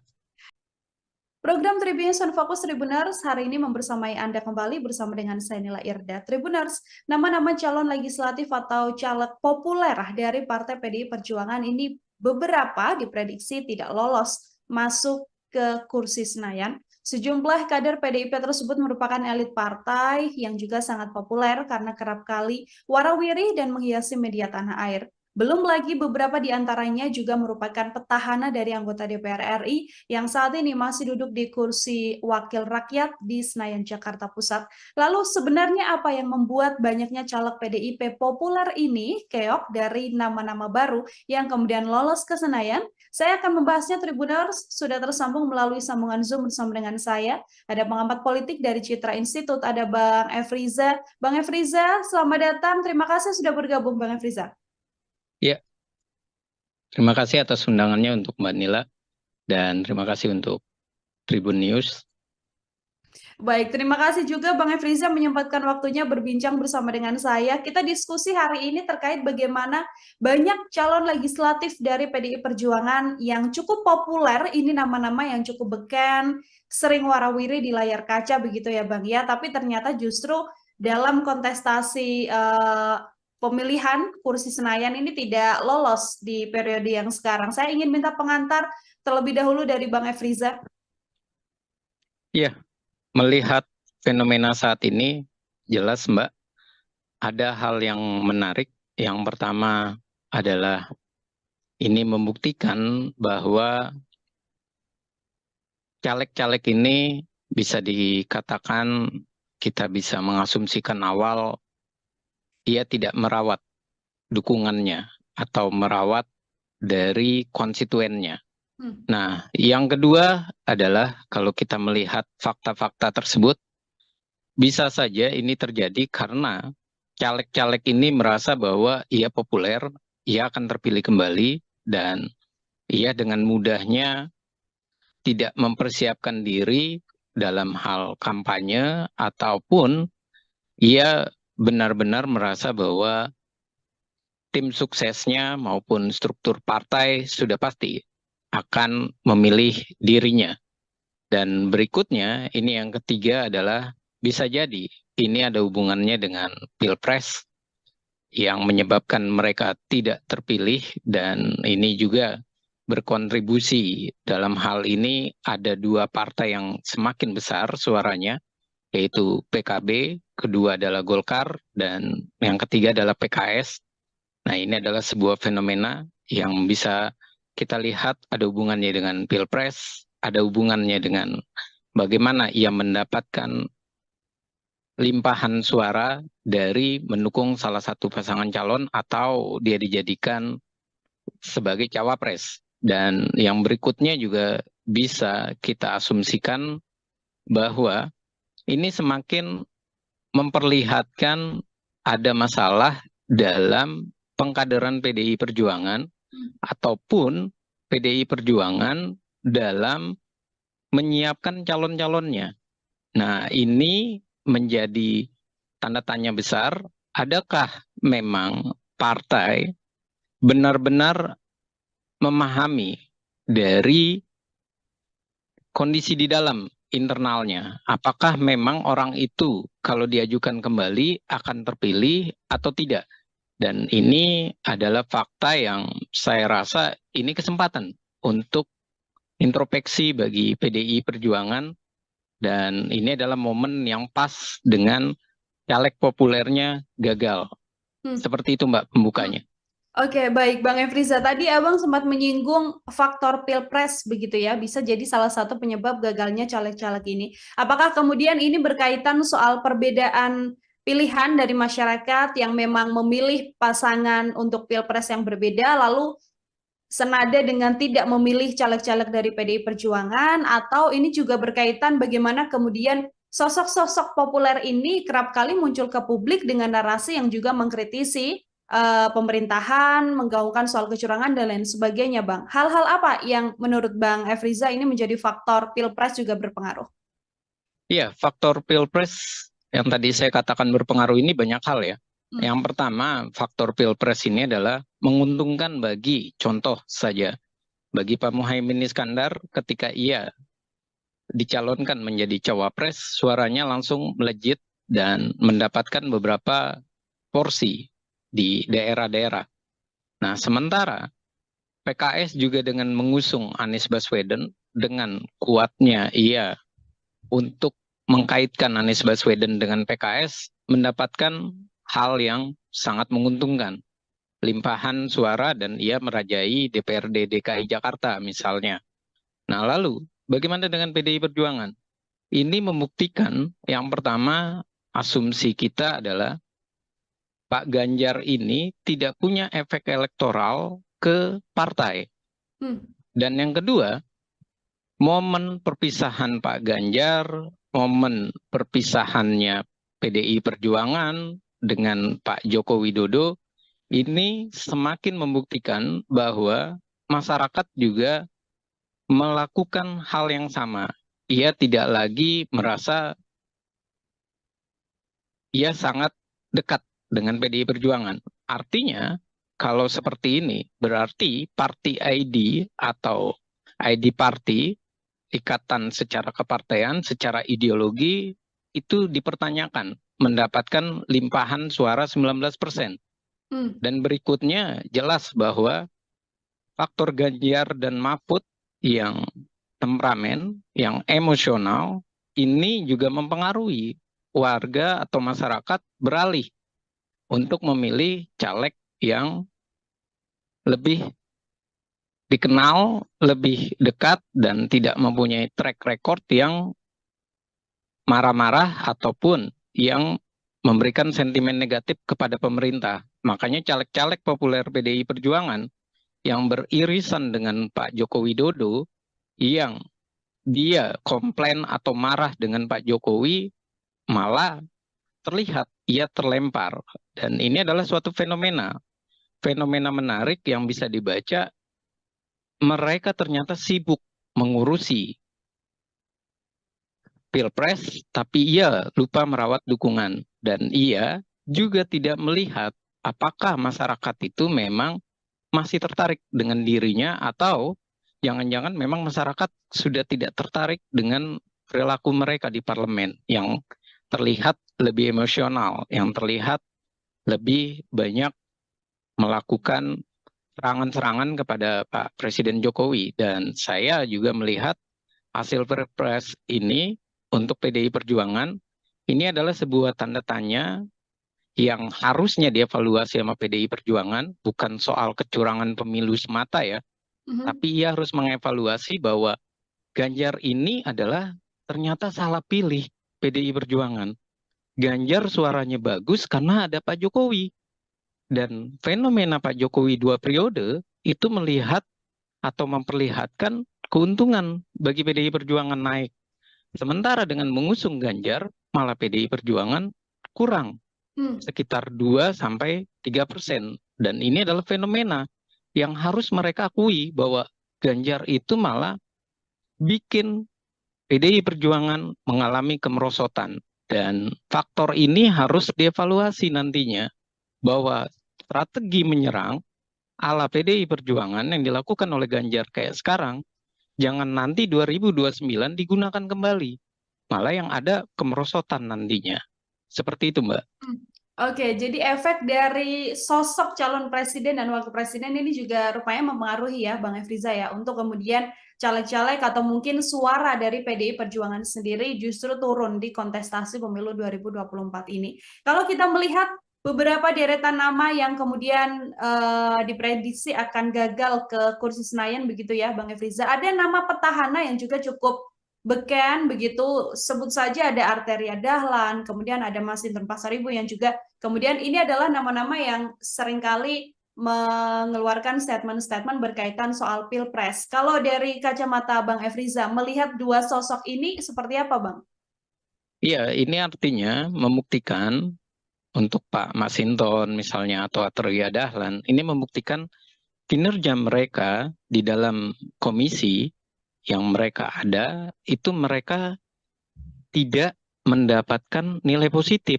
Hmm. Komentar mereka yang sering kali menjadi polemik, itu malah menyebabkan pemilihnya menjauh. Satu itu. Yang kedua, saya menduga mereka ini tidak merawat dukungannya. Mereka terlalu yakin, terlalu percaya diri bahwa mereka berhasil, mereka sukses.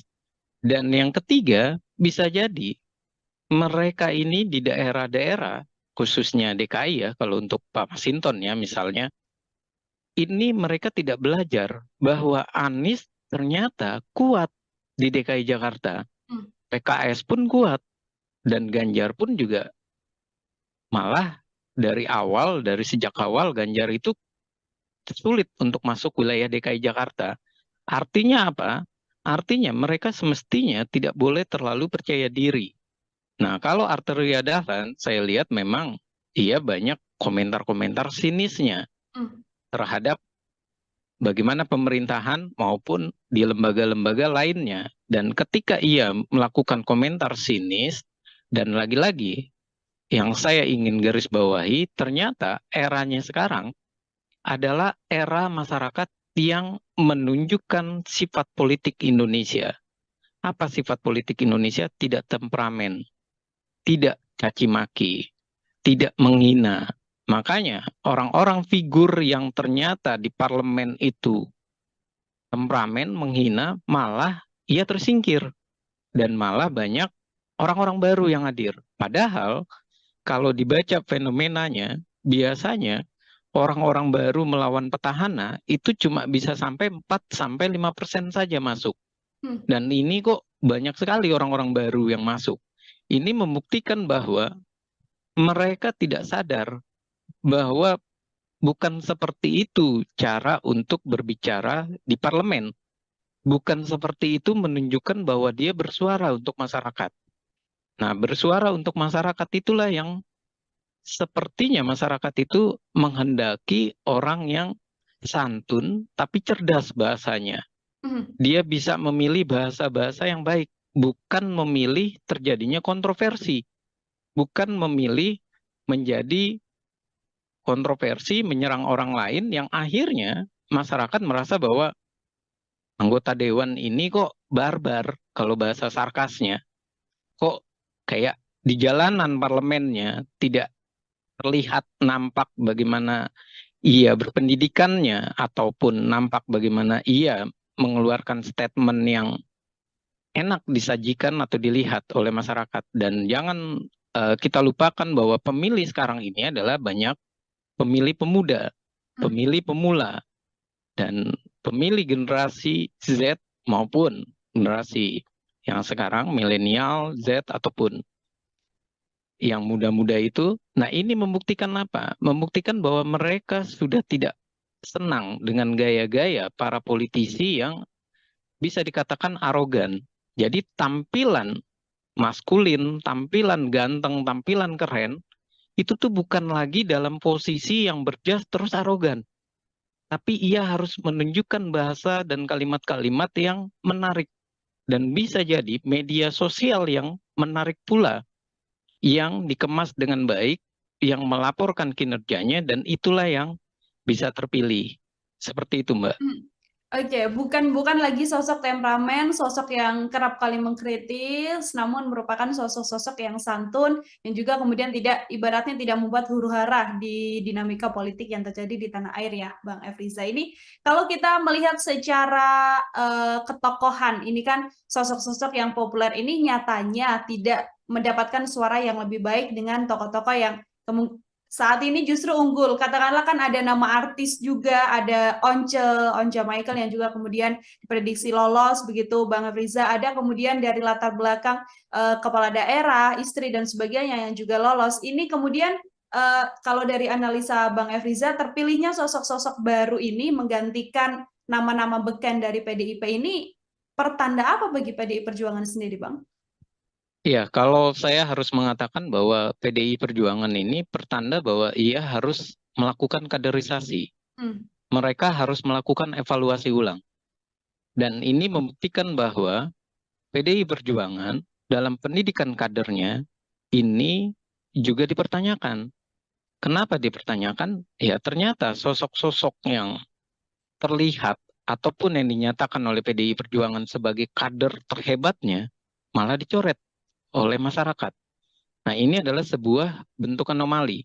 Dan jangan karena dicoret, akhirnya PDI Perjuangan nantinya prediksi saya membawa narasi yang terbalik. Ini karena pemilunya adalah pemilu langsung. Ini karena pemilunya daftar calon terbuka. Ini karena ada money politik. Ini karena adanya masyarakat yang tidak diberikan pendidikan politik. Kalau mereka membangun narasi-narasi seperti itu malah sebuah kesalahan. Nah, ini membuktikan bahwa sudah semestinya 1 atau 2 periode mereka dievaluasi secara hierarki, baik itu dari pimpinan paling bawah di tingkat anak ranting, sampai di tingkat pusat. Jangan sampai mereka dianak emaskan. Dan ternyata anak emasnya PDI Perjuangan malah gagal semua. Nah, anak emas-emasnya ini gagal dan dimasukkan orang baru, ini menjadi sebuah anomali bagi PDI Perjuangan. Ia memasukkan orang baru, tapi ia malah menggagalkan anak-anak emasnya. Dan kemudian ia memakai narasi bahwa ini adalah sistem yang salah dengan daftar calon terbuka. Nah, sementara yang jadi pertanyaan atau kita balik adalah, kalau salah, kenapa orang-orang baru itu dimasukkan dia berhasil? Kenapa orang lama tidak dievaluasi dan mereka disingkirkan saja? Kalau ternyata mereka tidak akan berhasil. Dan ini juga fakta gitu loh. Di lapangan ternyata mereka harus membaca bahwa di lapangan ini mereka banyak yang sudah terlalu percaya diri, khususnya di DKI Jakarta.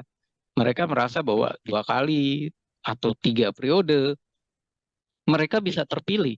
Dan mereka merasa bisa melenggang ke Senayan ataupun ke Kebun Sirih misalnya. Nyatanya kan yang orang-orang terkenal malah hilang. Bahkan bisa kita katakan ini adalah sebuah bentuk juga peringatan dari masyarakat ideologi partai PDI Perjuangan jangan-jangan memang tidak bisa disuarakan oleh mereka yang berada di parlemen, si petahana ini. Ketika berbicara tidak bisa ideologi ini disuarakan oleh mereka, itu dibuktikan dengan masyarakat kok tidak semakin melekat dengan PDI Perjuangan, malah menjauh, malah terjadi penurunan 3%. Nah, pertanyaan berikutnya, kalau emang ideologi itu tidak melekat, yang menjadi kesalahan itu di mana? Sekolah kaderkah yang harus disalahkan? PDI Perjuangan punya sekolah kader yang ternyata tidak berhasil guna, atau memang perilaku mereka yang berubah? Perilakunya menjadi perilaku yang arogan, yang kasar, yang merasa bahwa ia sudah berkuasa 2 periode, ia melupakan konstituennya. Nah, hal-hal ini yang perlu menjadi catatan kalau saya bilang, jangan lagi ia membawa narasi ini kepada sikap pemilih masyarakat yang pragmatis.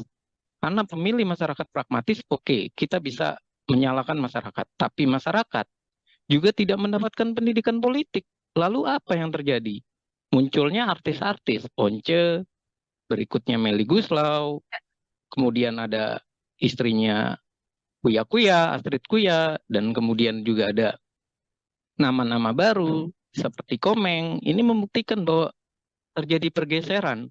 Masyarakat awalnya sempat tidak percaya lagi artis, malah masyarakat kembali ke artis. Ini artinya jangan-jangan politik kita terlalu riuh, tapi isinya tidak menjamin kehidupan masyarakat, tidak menjamin kesejahteraan masyarakat. Akhirnya masyarakat berpikir, daripada memilih para politisi aktivis, lebih baik memilih para artis.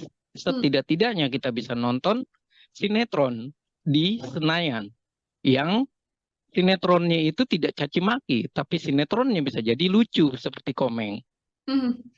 Oke, ingin melihat gambaran baru artinya ya, Bang Efriza ya, bagaimana kemudian parlemen atau dalam setiap agenda rapat tidak hanya diisi dengan kritik-kritik dan juga argumen-argumen yang kemudian menyerang satu dan juga dua pihak, namun kemudian menjadi suguhan yang lebih jenakah dalam tanda kutip begitu untuk mewarnai kontestasi politik di tanah air ini. Bang Efriza tadi sempat disinggung bagaimana PDIP meletakkan nama-nama baru begitu ya.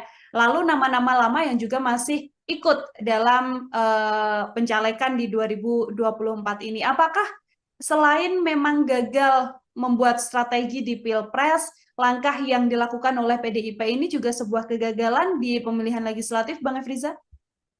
Iya, kalau kita lihat, menarik pertanyaannya, Mbak. Yang menarik dari pertanyaan ini adalah kalau kita lihat sekitar Desember sampai Februari, PDI Perjuangan itu nomor 1. Dan ia bahkan diprediksi sampai 25%, minimal 23%. Artinya antusias masyarakat itu tinggi. Namun kenapa dia malah merosot? Dan nggak ada yang memprediksi merosotnya sampai 3%. Dan ini membuktikan memang ada strategi yang salah dari PDI Perjuangan. Strategi yang salah ya tentu dari Pilpres. Efek elektoralnya juga salah. Tidak terdapat kan efek elektoral. Nah, yang kedua adalah juga sebuah kesalahan dari mereka memasukkan wajah-wajah baru, kemudian wajah-wajah baru ini bisa jadi tidak disinergikan dengan orang-orang lama. Jadi PDI Perjuangan itu mengalami satu sisi ia menghadapi kompetisi di luar dengan banyaknya kader-kader dari berbagai partai, ada 18 partai kan. Nah, sementara dia juga harus menghadapi di internal. Kalau bahasa kasarnya itu saling injek di internal. Nah, mereka ketika melakukan serangan demi serangan antar mereka, mereka tidak memikirkan lagi bahwa semestinya mereka berjuang untuk sama-sama lolos, mereka berjuang untuk sama-sama menjelaskan ideologinya, perjuangannya, visi misinya. Dan sepertinya mereka larut dalam kompetisi yang saling menikam di internal, di dalam. Dan ini pun yang saya merasa jawabannya itu sudah dijawab oleh PDI Perjuangan sendiri. Ketika ia minta jangan sistem dengan daftar calon terbuka, ia minta calon tertutup. Kenapa? Karena waktu itu kasusnya Eva Sundari, Budiman Sujatmiko, dan beberapa petinggi dari PDI Perjuangan tidak lolos, kalah dengan orang-orang baru. Nah, kalau sampai mereka kalah dengan orang-orang baru, ini membuktikan bahwa PDI Perjuangan ini terbuai dengan mereka yang lama-lama. Sementara yang baru-baru itu diambilnya adalah yang bisa langsung mendongkrak suara. Dan inilah yang terjadi.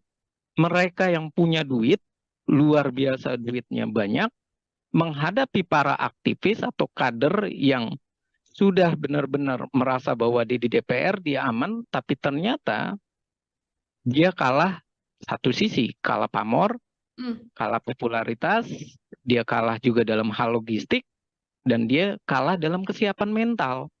Dan ini yang terjadi, dan ini bukan sekali dua kali. Banyak anggota PDI Perjuangan misalnya, dia adalah anak menteri, tapi ia dinaikkan ke posisi DPR, ternyata ia kalah dalam kompetisi itu. Apa kalahnya? Mengelawan anak pejabat ataupun bekas anggota DPR atau DPD RI yang secara keuangannya, logistiknya itu begitu besar. Dan permasalahan berikutnya, mereka tidak merawat jaringan dan tidak merawat strukturalnya. Apa yang terjadi? Strukturalnya banyak yang beralih. Akhirnya terpilihlah orang baru. Dan terpilihnya orang baru, ini pula tidak disikapi dengan tetap menggunakan sosok-sosok lama. Nah, ini malah sosok-sosok lama ini dalam hal rakernas ataupun dalam hal munas ataupun kongres dan segala macam sebutan yang ada di partai, mereka malah disingkirkan. Contoh Budiman Sujatmiko, Marwar Sirait. Dan ini semakin membuat mereka itu sudah kalah juga tidak dipercaya. Sudah awalnya diapresiasi, ternyata malah mendapat punishment. Dan ketika mendapat punishment, mereka pun disingkirkan, diabaikan. Nah, ini adalah sebuah fenomena salah, keliru dalam membina kader. Kalau seperti ini terus, akhirnya mendingan Partai Demokrasi Indonesia Perjuangan memproduksi orang-orang baru saja. Nggak usah lagi mencalonkan orang-orang lama. Ternyata orang-orang lamanya pun kalah gitu loh.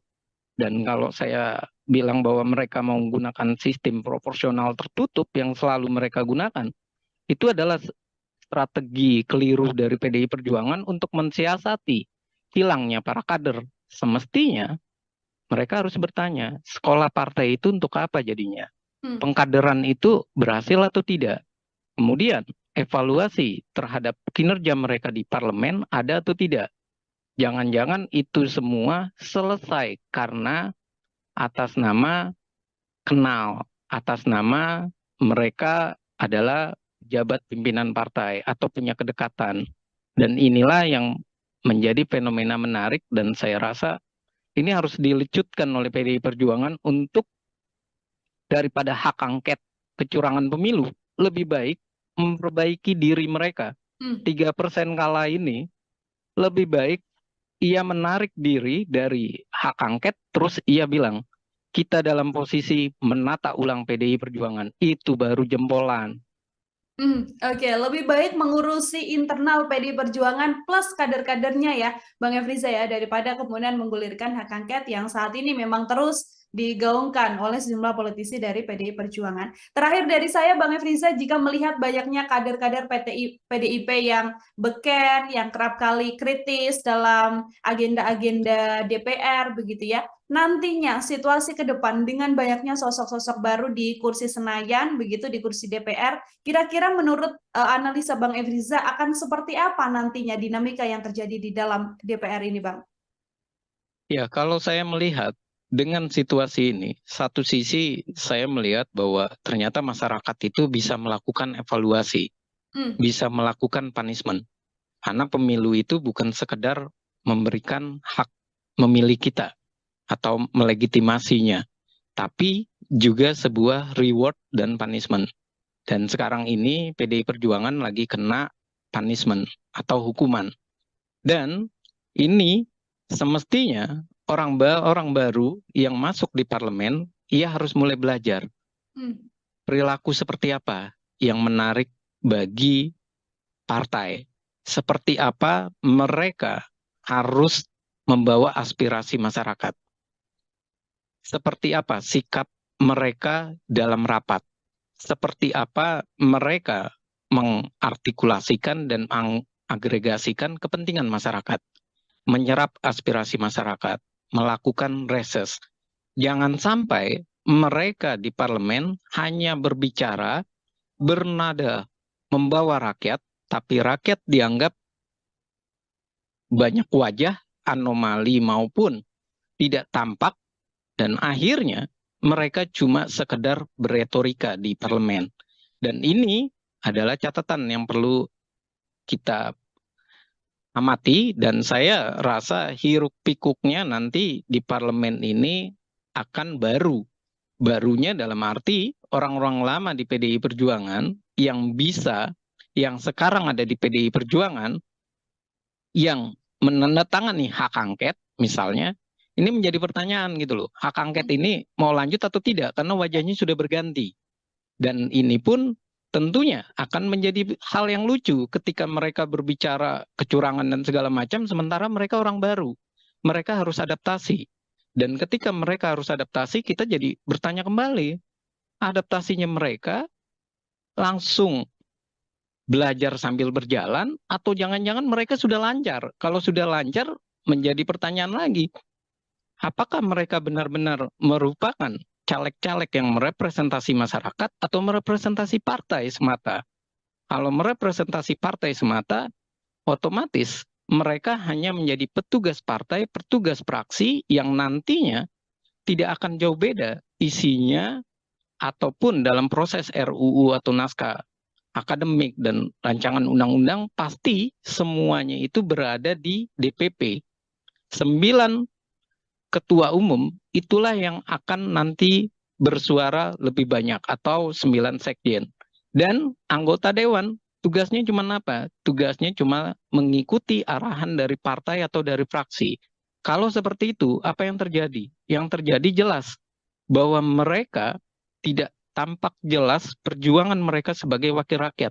Akhirnya DPR kita nantinya ke depan, kalau ini terjadi, hanya warung obrolan di Gedung Senayan.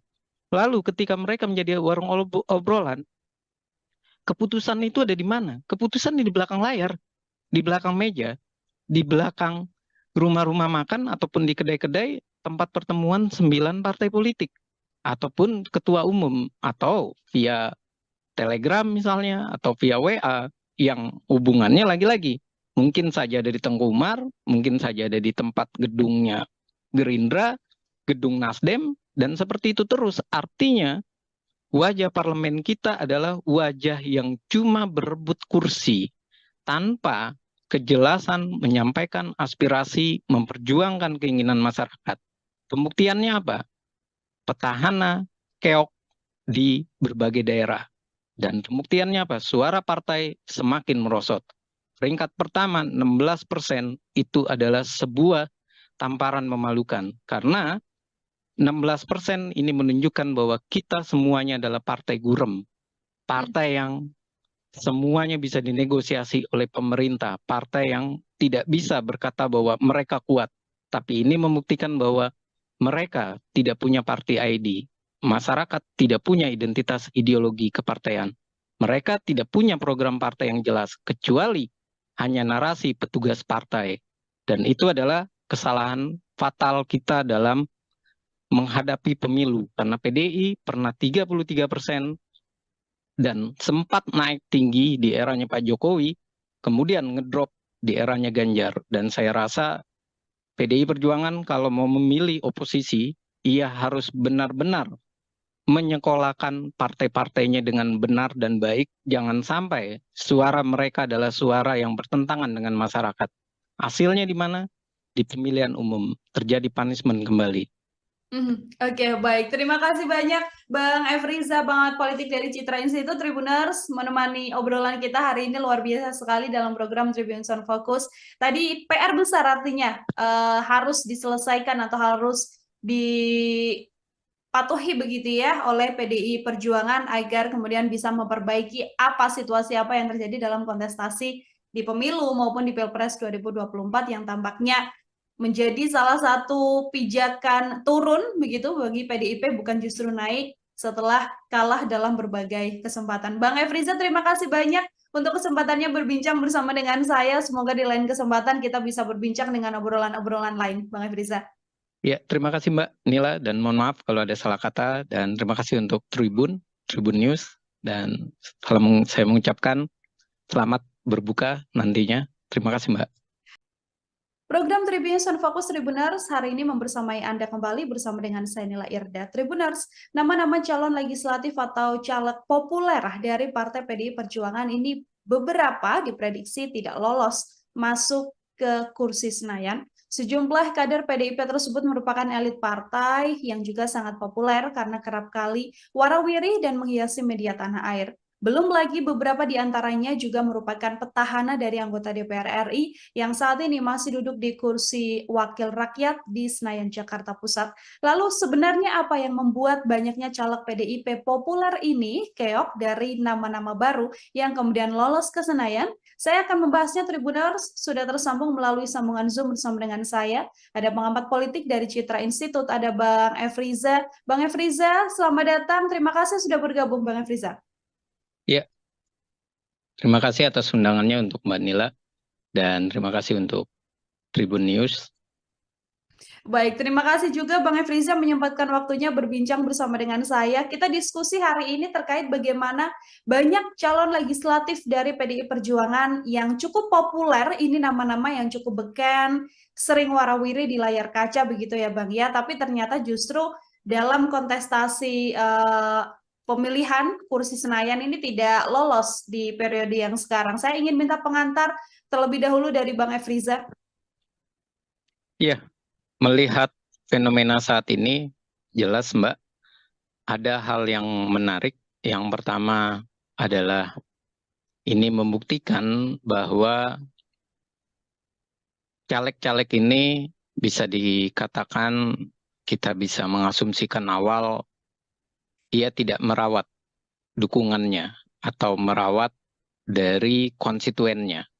Nah, yang kedua adalah kalau kita melihat fakta-fakta tersebut, bisa saja ini terjadi karena caleg-caleg ini merasa bahwa ia populer, ia akan terpilih kembali, dan ia dengan mudahnya tidak mempersiapkan diri dalam hal kampanye, ataupun ia benar-benar merasa bahwa tim suksesnya maupun struktur partai sudah pasti akan memilih dirinya. Dan berikutnya, ini yang ketiga adalah bisa jadi ini ada hubungannya dengan Pilpres yang menyebabkan mereka tidak terpilih, dan ini juga berkontribusi. Dalam hal ini ada dua partai yang semakin besar suaranya, yaitu PKB, kedua adalah Golkar, dan yang ketiga adalah PKS.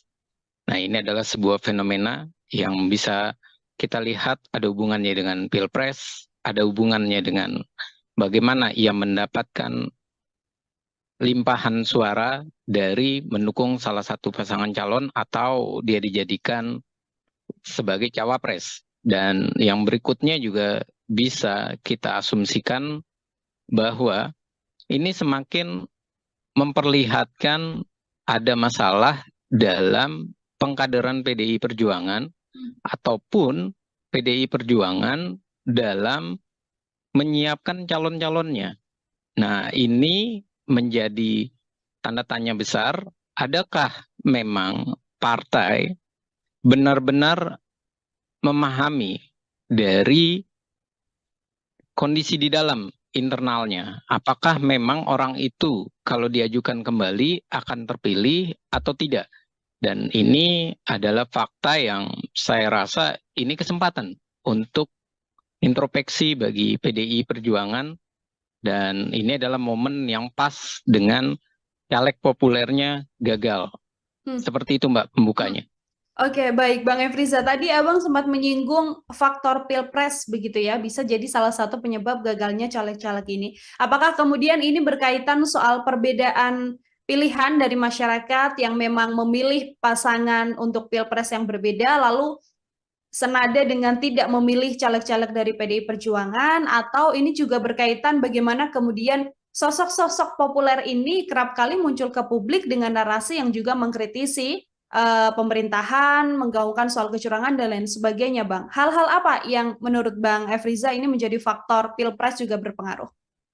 Iya, faktor pilpres yang tadi saya katakan berpengaruh ini banyak hal ya. Yang pertama, faktor pilpres ini adalah menguntungkan bagi, contoh saja, bagi Pak Muhaimin Iskandar ketika ia dicalonkan menjadi cawapres, suaranya langsung melejit dan mendapatkan beberapa porsi di daerah-daerah.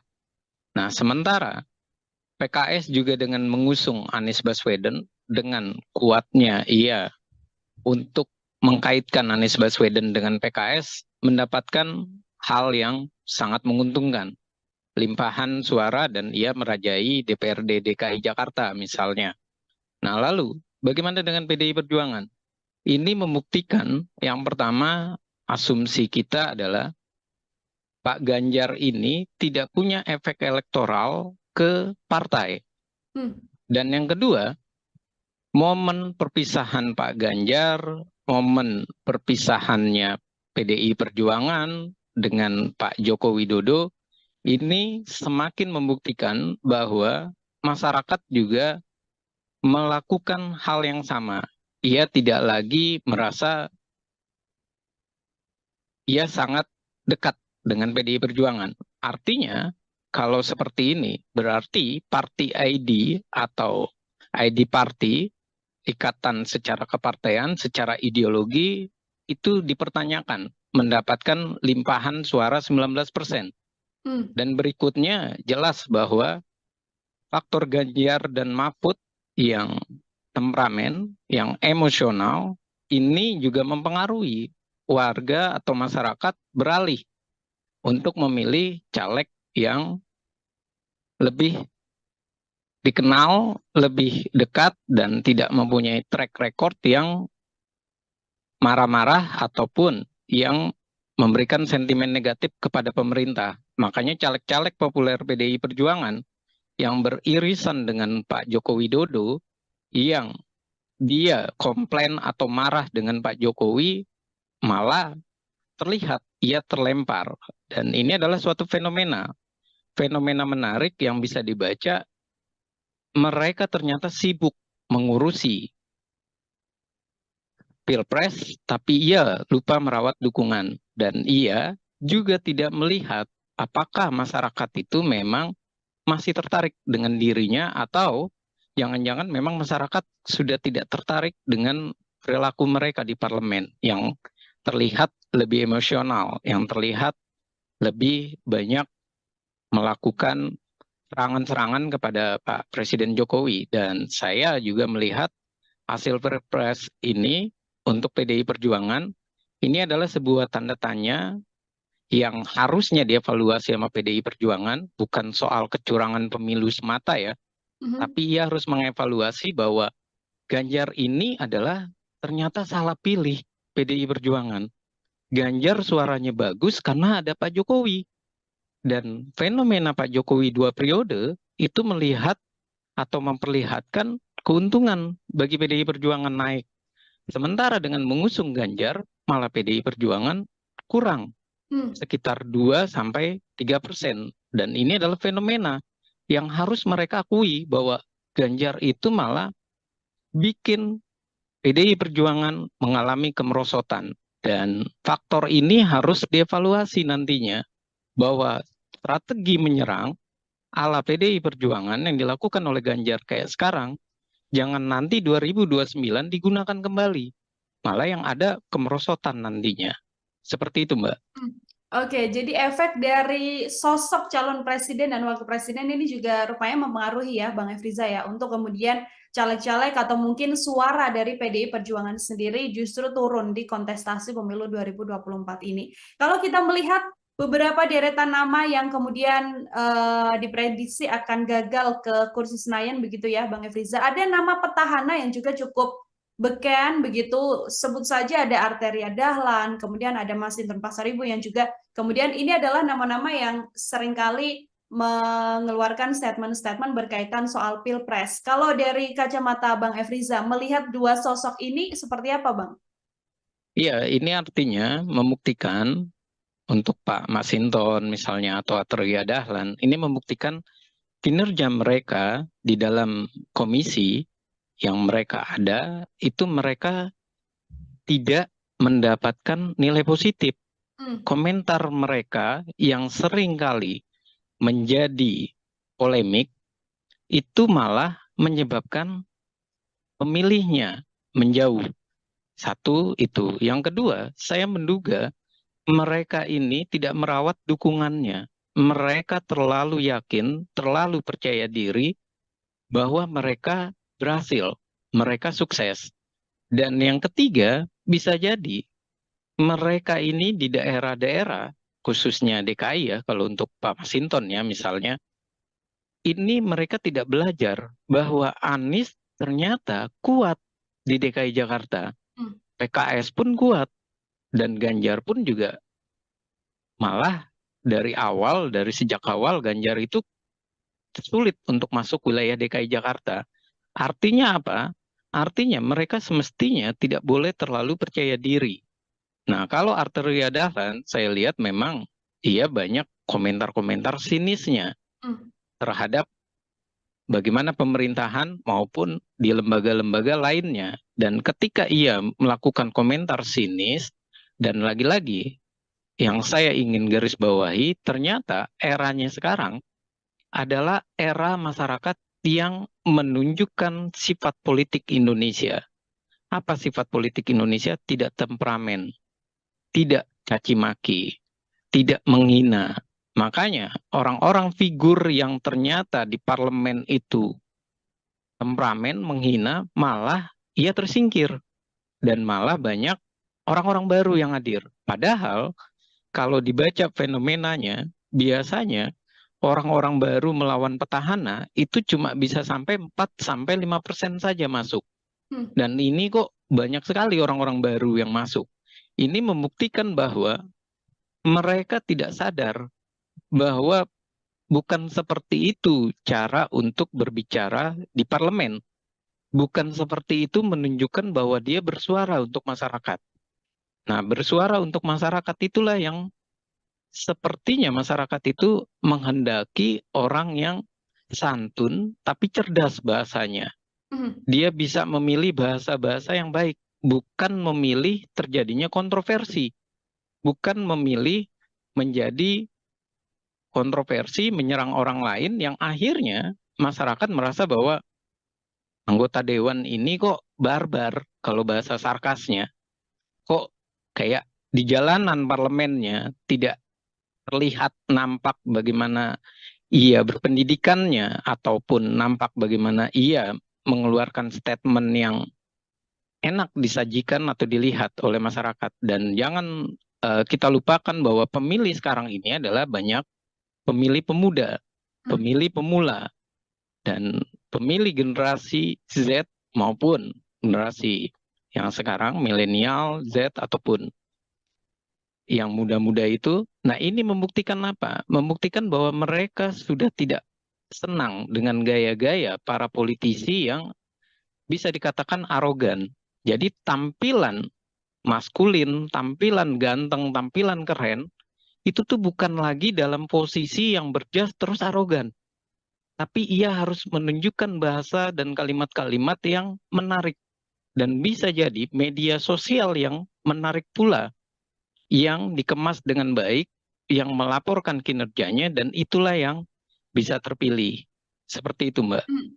Oke, bukan lagi sosok temperamen, sosok yang kerap kali mengkritis, namun merupakan sosok-sosok yang santun yang juga kemudian tidak ibaratnya tidak membuat huru-hara di dinamika politik yang terjadi di tanah air ya, Bang Efriza. Ini kalau kita melihat secara ketokohan, ini kan sosok-sosok yang populer ini nyatanya tidak mendapatkan suara yang lebih baik dengan tokoh-tokoh yang saat ini justru unggul. Katakanlah kan ada nama artis juga, ada Once Michael yang juga kemudian diprediksi lolos begitu, Bang Riza. Ada kemudian dari latar belakang kepala daerah, istri dan sebagainya yang juga lolos. Ini kemudian kalau dari analisa Bang Efriza, terpilihnya sosok-sosok baru ini menggantikan nama-nama beken dari PDIP ini pertanda apa bagi PDI Perjuangan sendiri, Bang?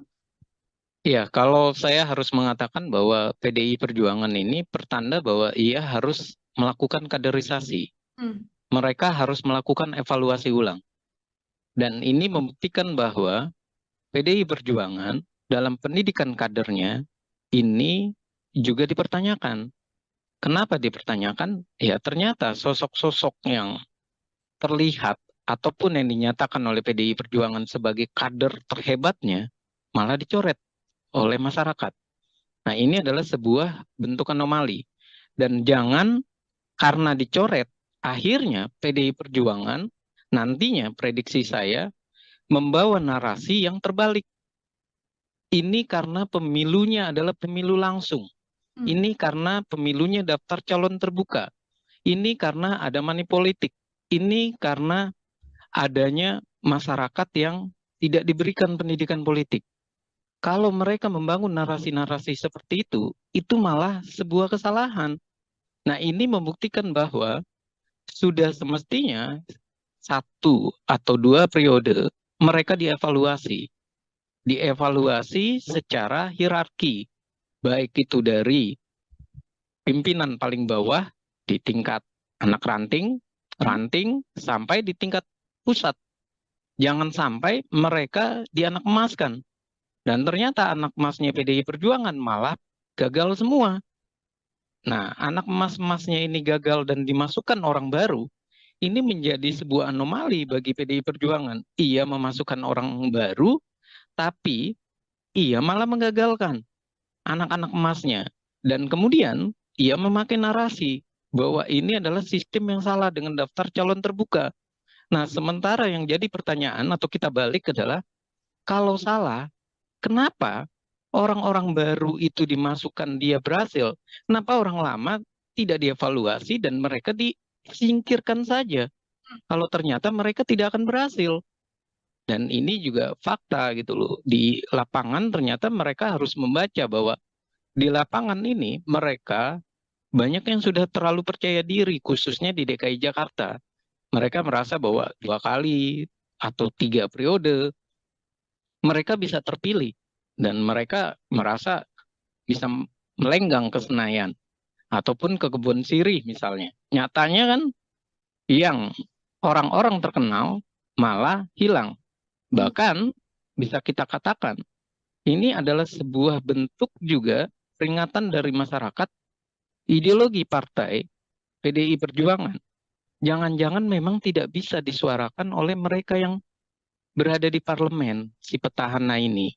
Ketika berbicara tidak bisa ideologi ini disuarakan oleh mereka, itu dibuktikan dengan masyarakat kok tidak semakin melekat dengan PDI Perjuangan. Malah menjauh, malah terjadi penurunan 3%. Nah, pertanyaan berikutnya, kalau emang ideologi itu tidak melekat, yang menjadi kesalahan itu di mana? Sekolah kaderkah yang harus disalahkan? PDI Perjuangan punya sekolah kader yang ternyata tidak berhasil guna, atau memang perilaku mereka yang berubah? Perilakunya menjadi perilaku yang arogan, yang kasar, yang merasa bahwa ia sudah berkuasa 2 periode, ia melupakan konstituennya. Nah, hal-hal ini yang perlu menjadi catatan kalau saya bilang, jangan lagi ia membawa narasi ini kepada sikap pemilih masyarakat yang pragmatis. Karena pemilih masyarakat pragmatis, oke, kita bisa menyalahkan masyarakat. Tapi masyarakat juga tidak mendapatkan pendidikan politik. Lalu apa yang terjadi? Munculnya artis-artis, Once, berikutnya Melly Guslau, kemudian ada istrinya Kuya Kuya, Astrid Kuya, dan kemudian juga ada nama-nama baru seperti Komeng. Ini membuktikan bahwa terjadi pergeseran. Masyarakat awalnya sempat tidak percaya lagi artis, malah masyarakat kembali ke artis. Ini artinya jangan-jangan politik kita terlalu riuh, tapi isinya tidak menjamin kehidupan masyarakat, tidak menjamin kesejahteraan masyarakat. Akhirnya masyarakat berpikir, daripada memilih para politisi aktivis, lebih baik memilih para artis. Setidak-tidaknya kita bisa nonton sinetron di Senayan yang sinetronnya itu tidak caci maki, tapi sinetronnya bisa jadi lucu seperti Komeng.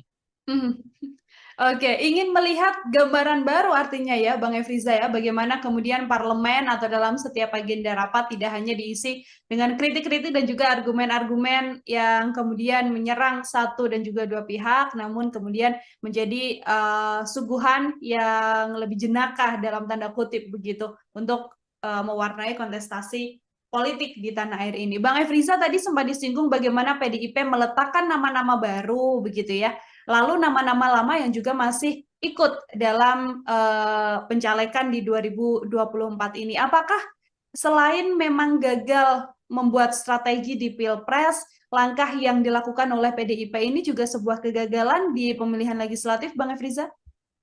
Iya, kalau kita lihat, menarik pertanyaannya Mbak. Yang menarik dari pertanyaan ini adalah kalau kita lihat sekitar Desember sampai Februari, PDI Perjuangan itu nomor 1. Dan ia bahkan diprediksi sampai 25%, minimal 23%. Artinya antusias masyarakat itu tinggi. Namun kenapa dia malah merosot? Dan nggak ada yang memprediksi merosotnya sampai 3%. Dan ini membuktikan memang ada strategi yang salah dari PDI Perjuangan. Strategi yang salah ya tentu dari Pilpres. Efek elektoralnya juga salah. Tidak terdapat kan efek elektoral.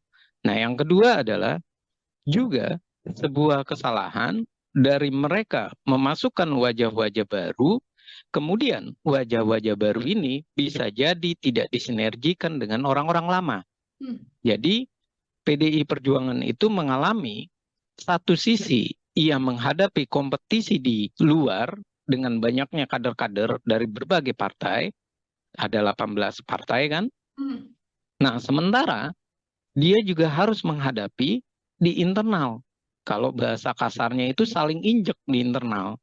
Nah, mereka ketika melakukan serangan demi serangan antar mereka, mereka tidak memikirkan lagi bahwa semestinya mereka berjuang untuk sama-sama lolos, mereka berjuang untuk sama-sama menjelaskan ideologinya, perjuangannya, visi misinya. Dan sepertinya mereka larut dalam kompetisi yang saling menikam di internal, di dalam. Dan ini pun yang saya merasa jawabannya itu sudah dijawab oleh PDI Perjuangan sendiri. Ketika ia minta jangan sistem dengan daftar calon terbuka, ia minta calon tertutup. Kenapa? Karena waktu itu kasusnya Eva Sundari, Budiman Sujatmiko, dan beberapa petinggi dari PDI Perjuangan tidak lolos, kalah dengan orang-orang baru. Nah, kalau sampai mereka kalah dengan orang-orang baru, ini membuktikan bahwa PDI Perjuangan ini terbuai dengan mereka yang lama-lama. Sementara yang baru-baru itu diambilnya adalah yang bisa langsung mendongkrak suara. Dan inilah yang terjadi. Mereka yang punya duit, luar biasa duitnya banyak, menghadapi para aktivis atau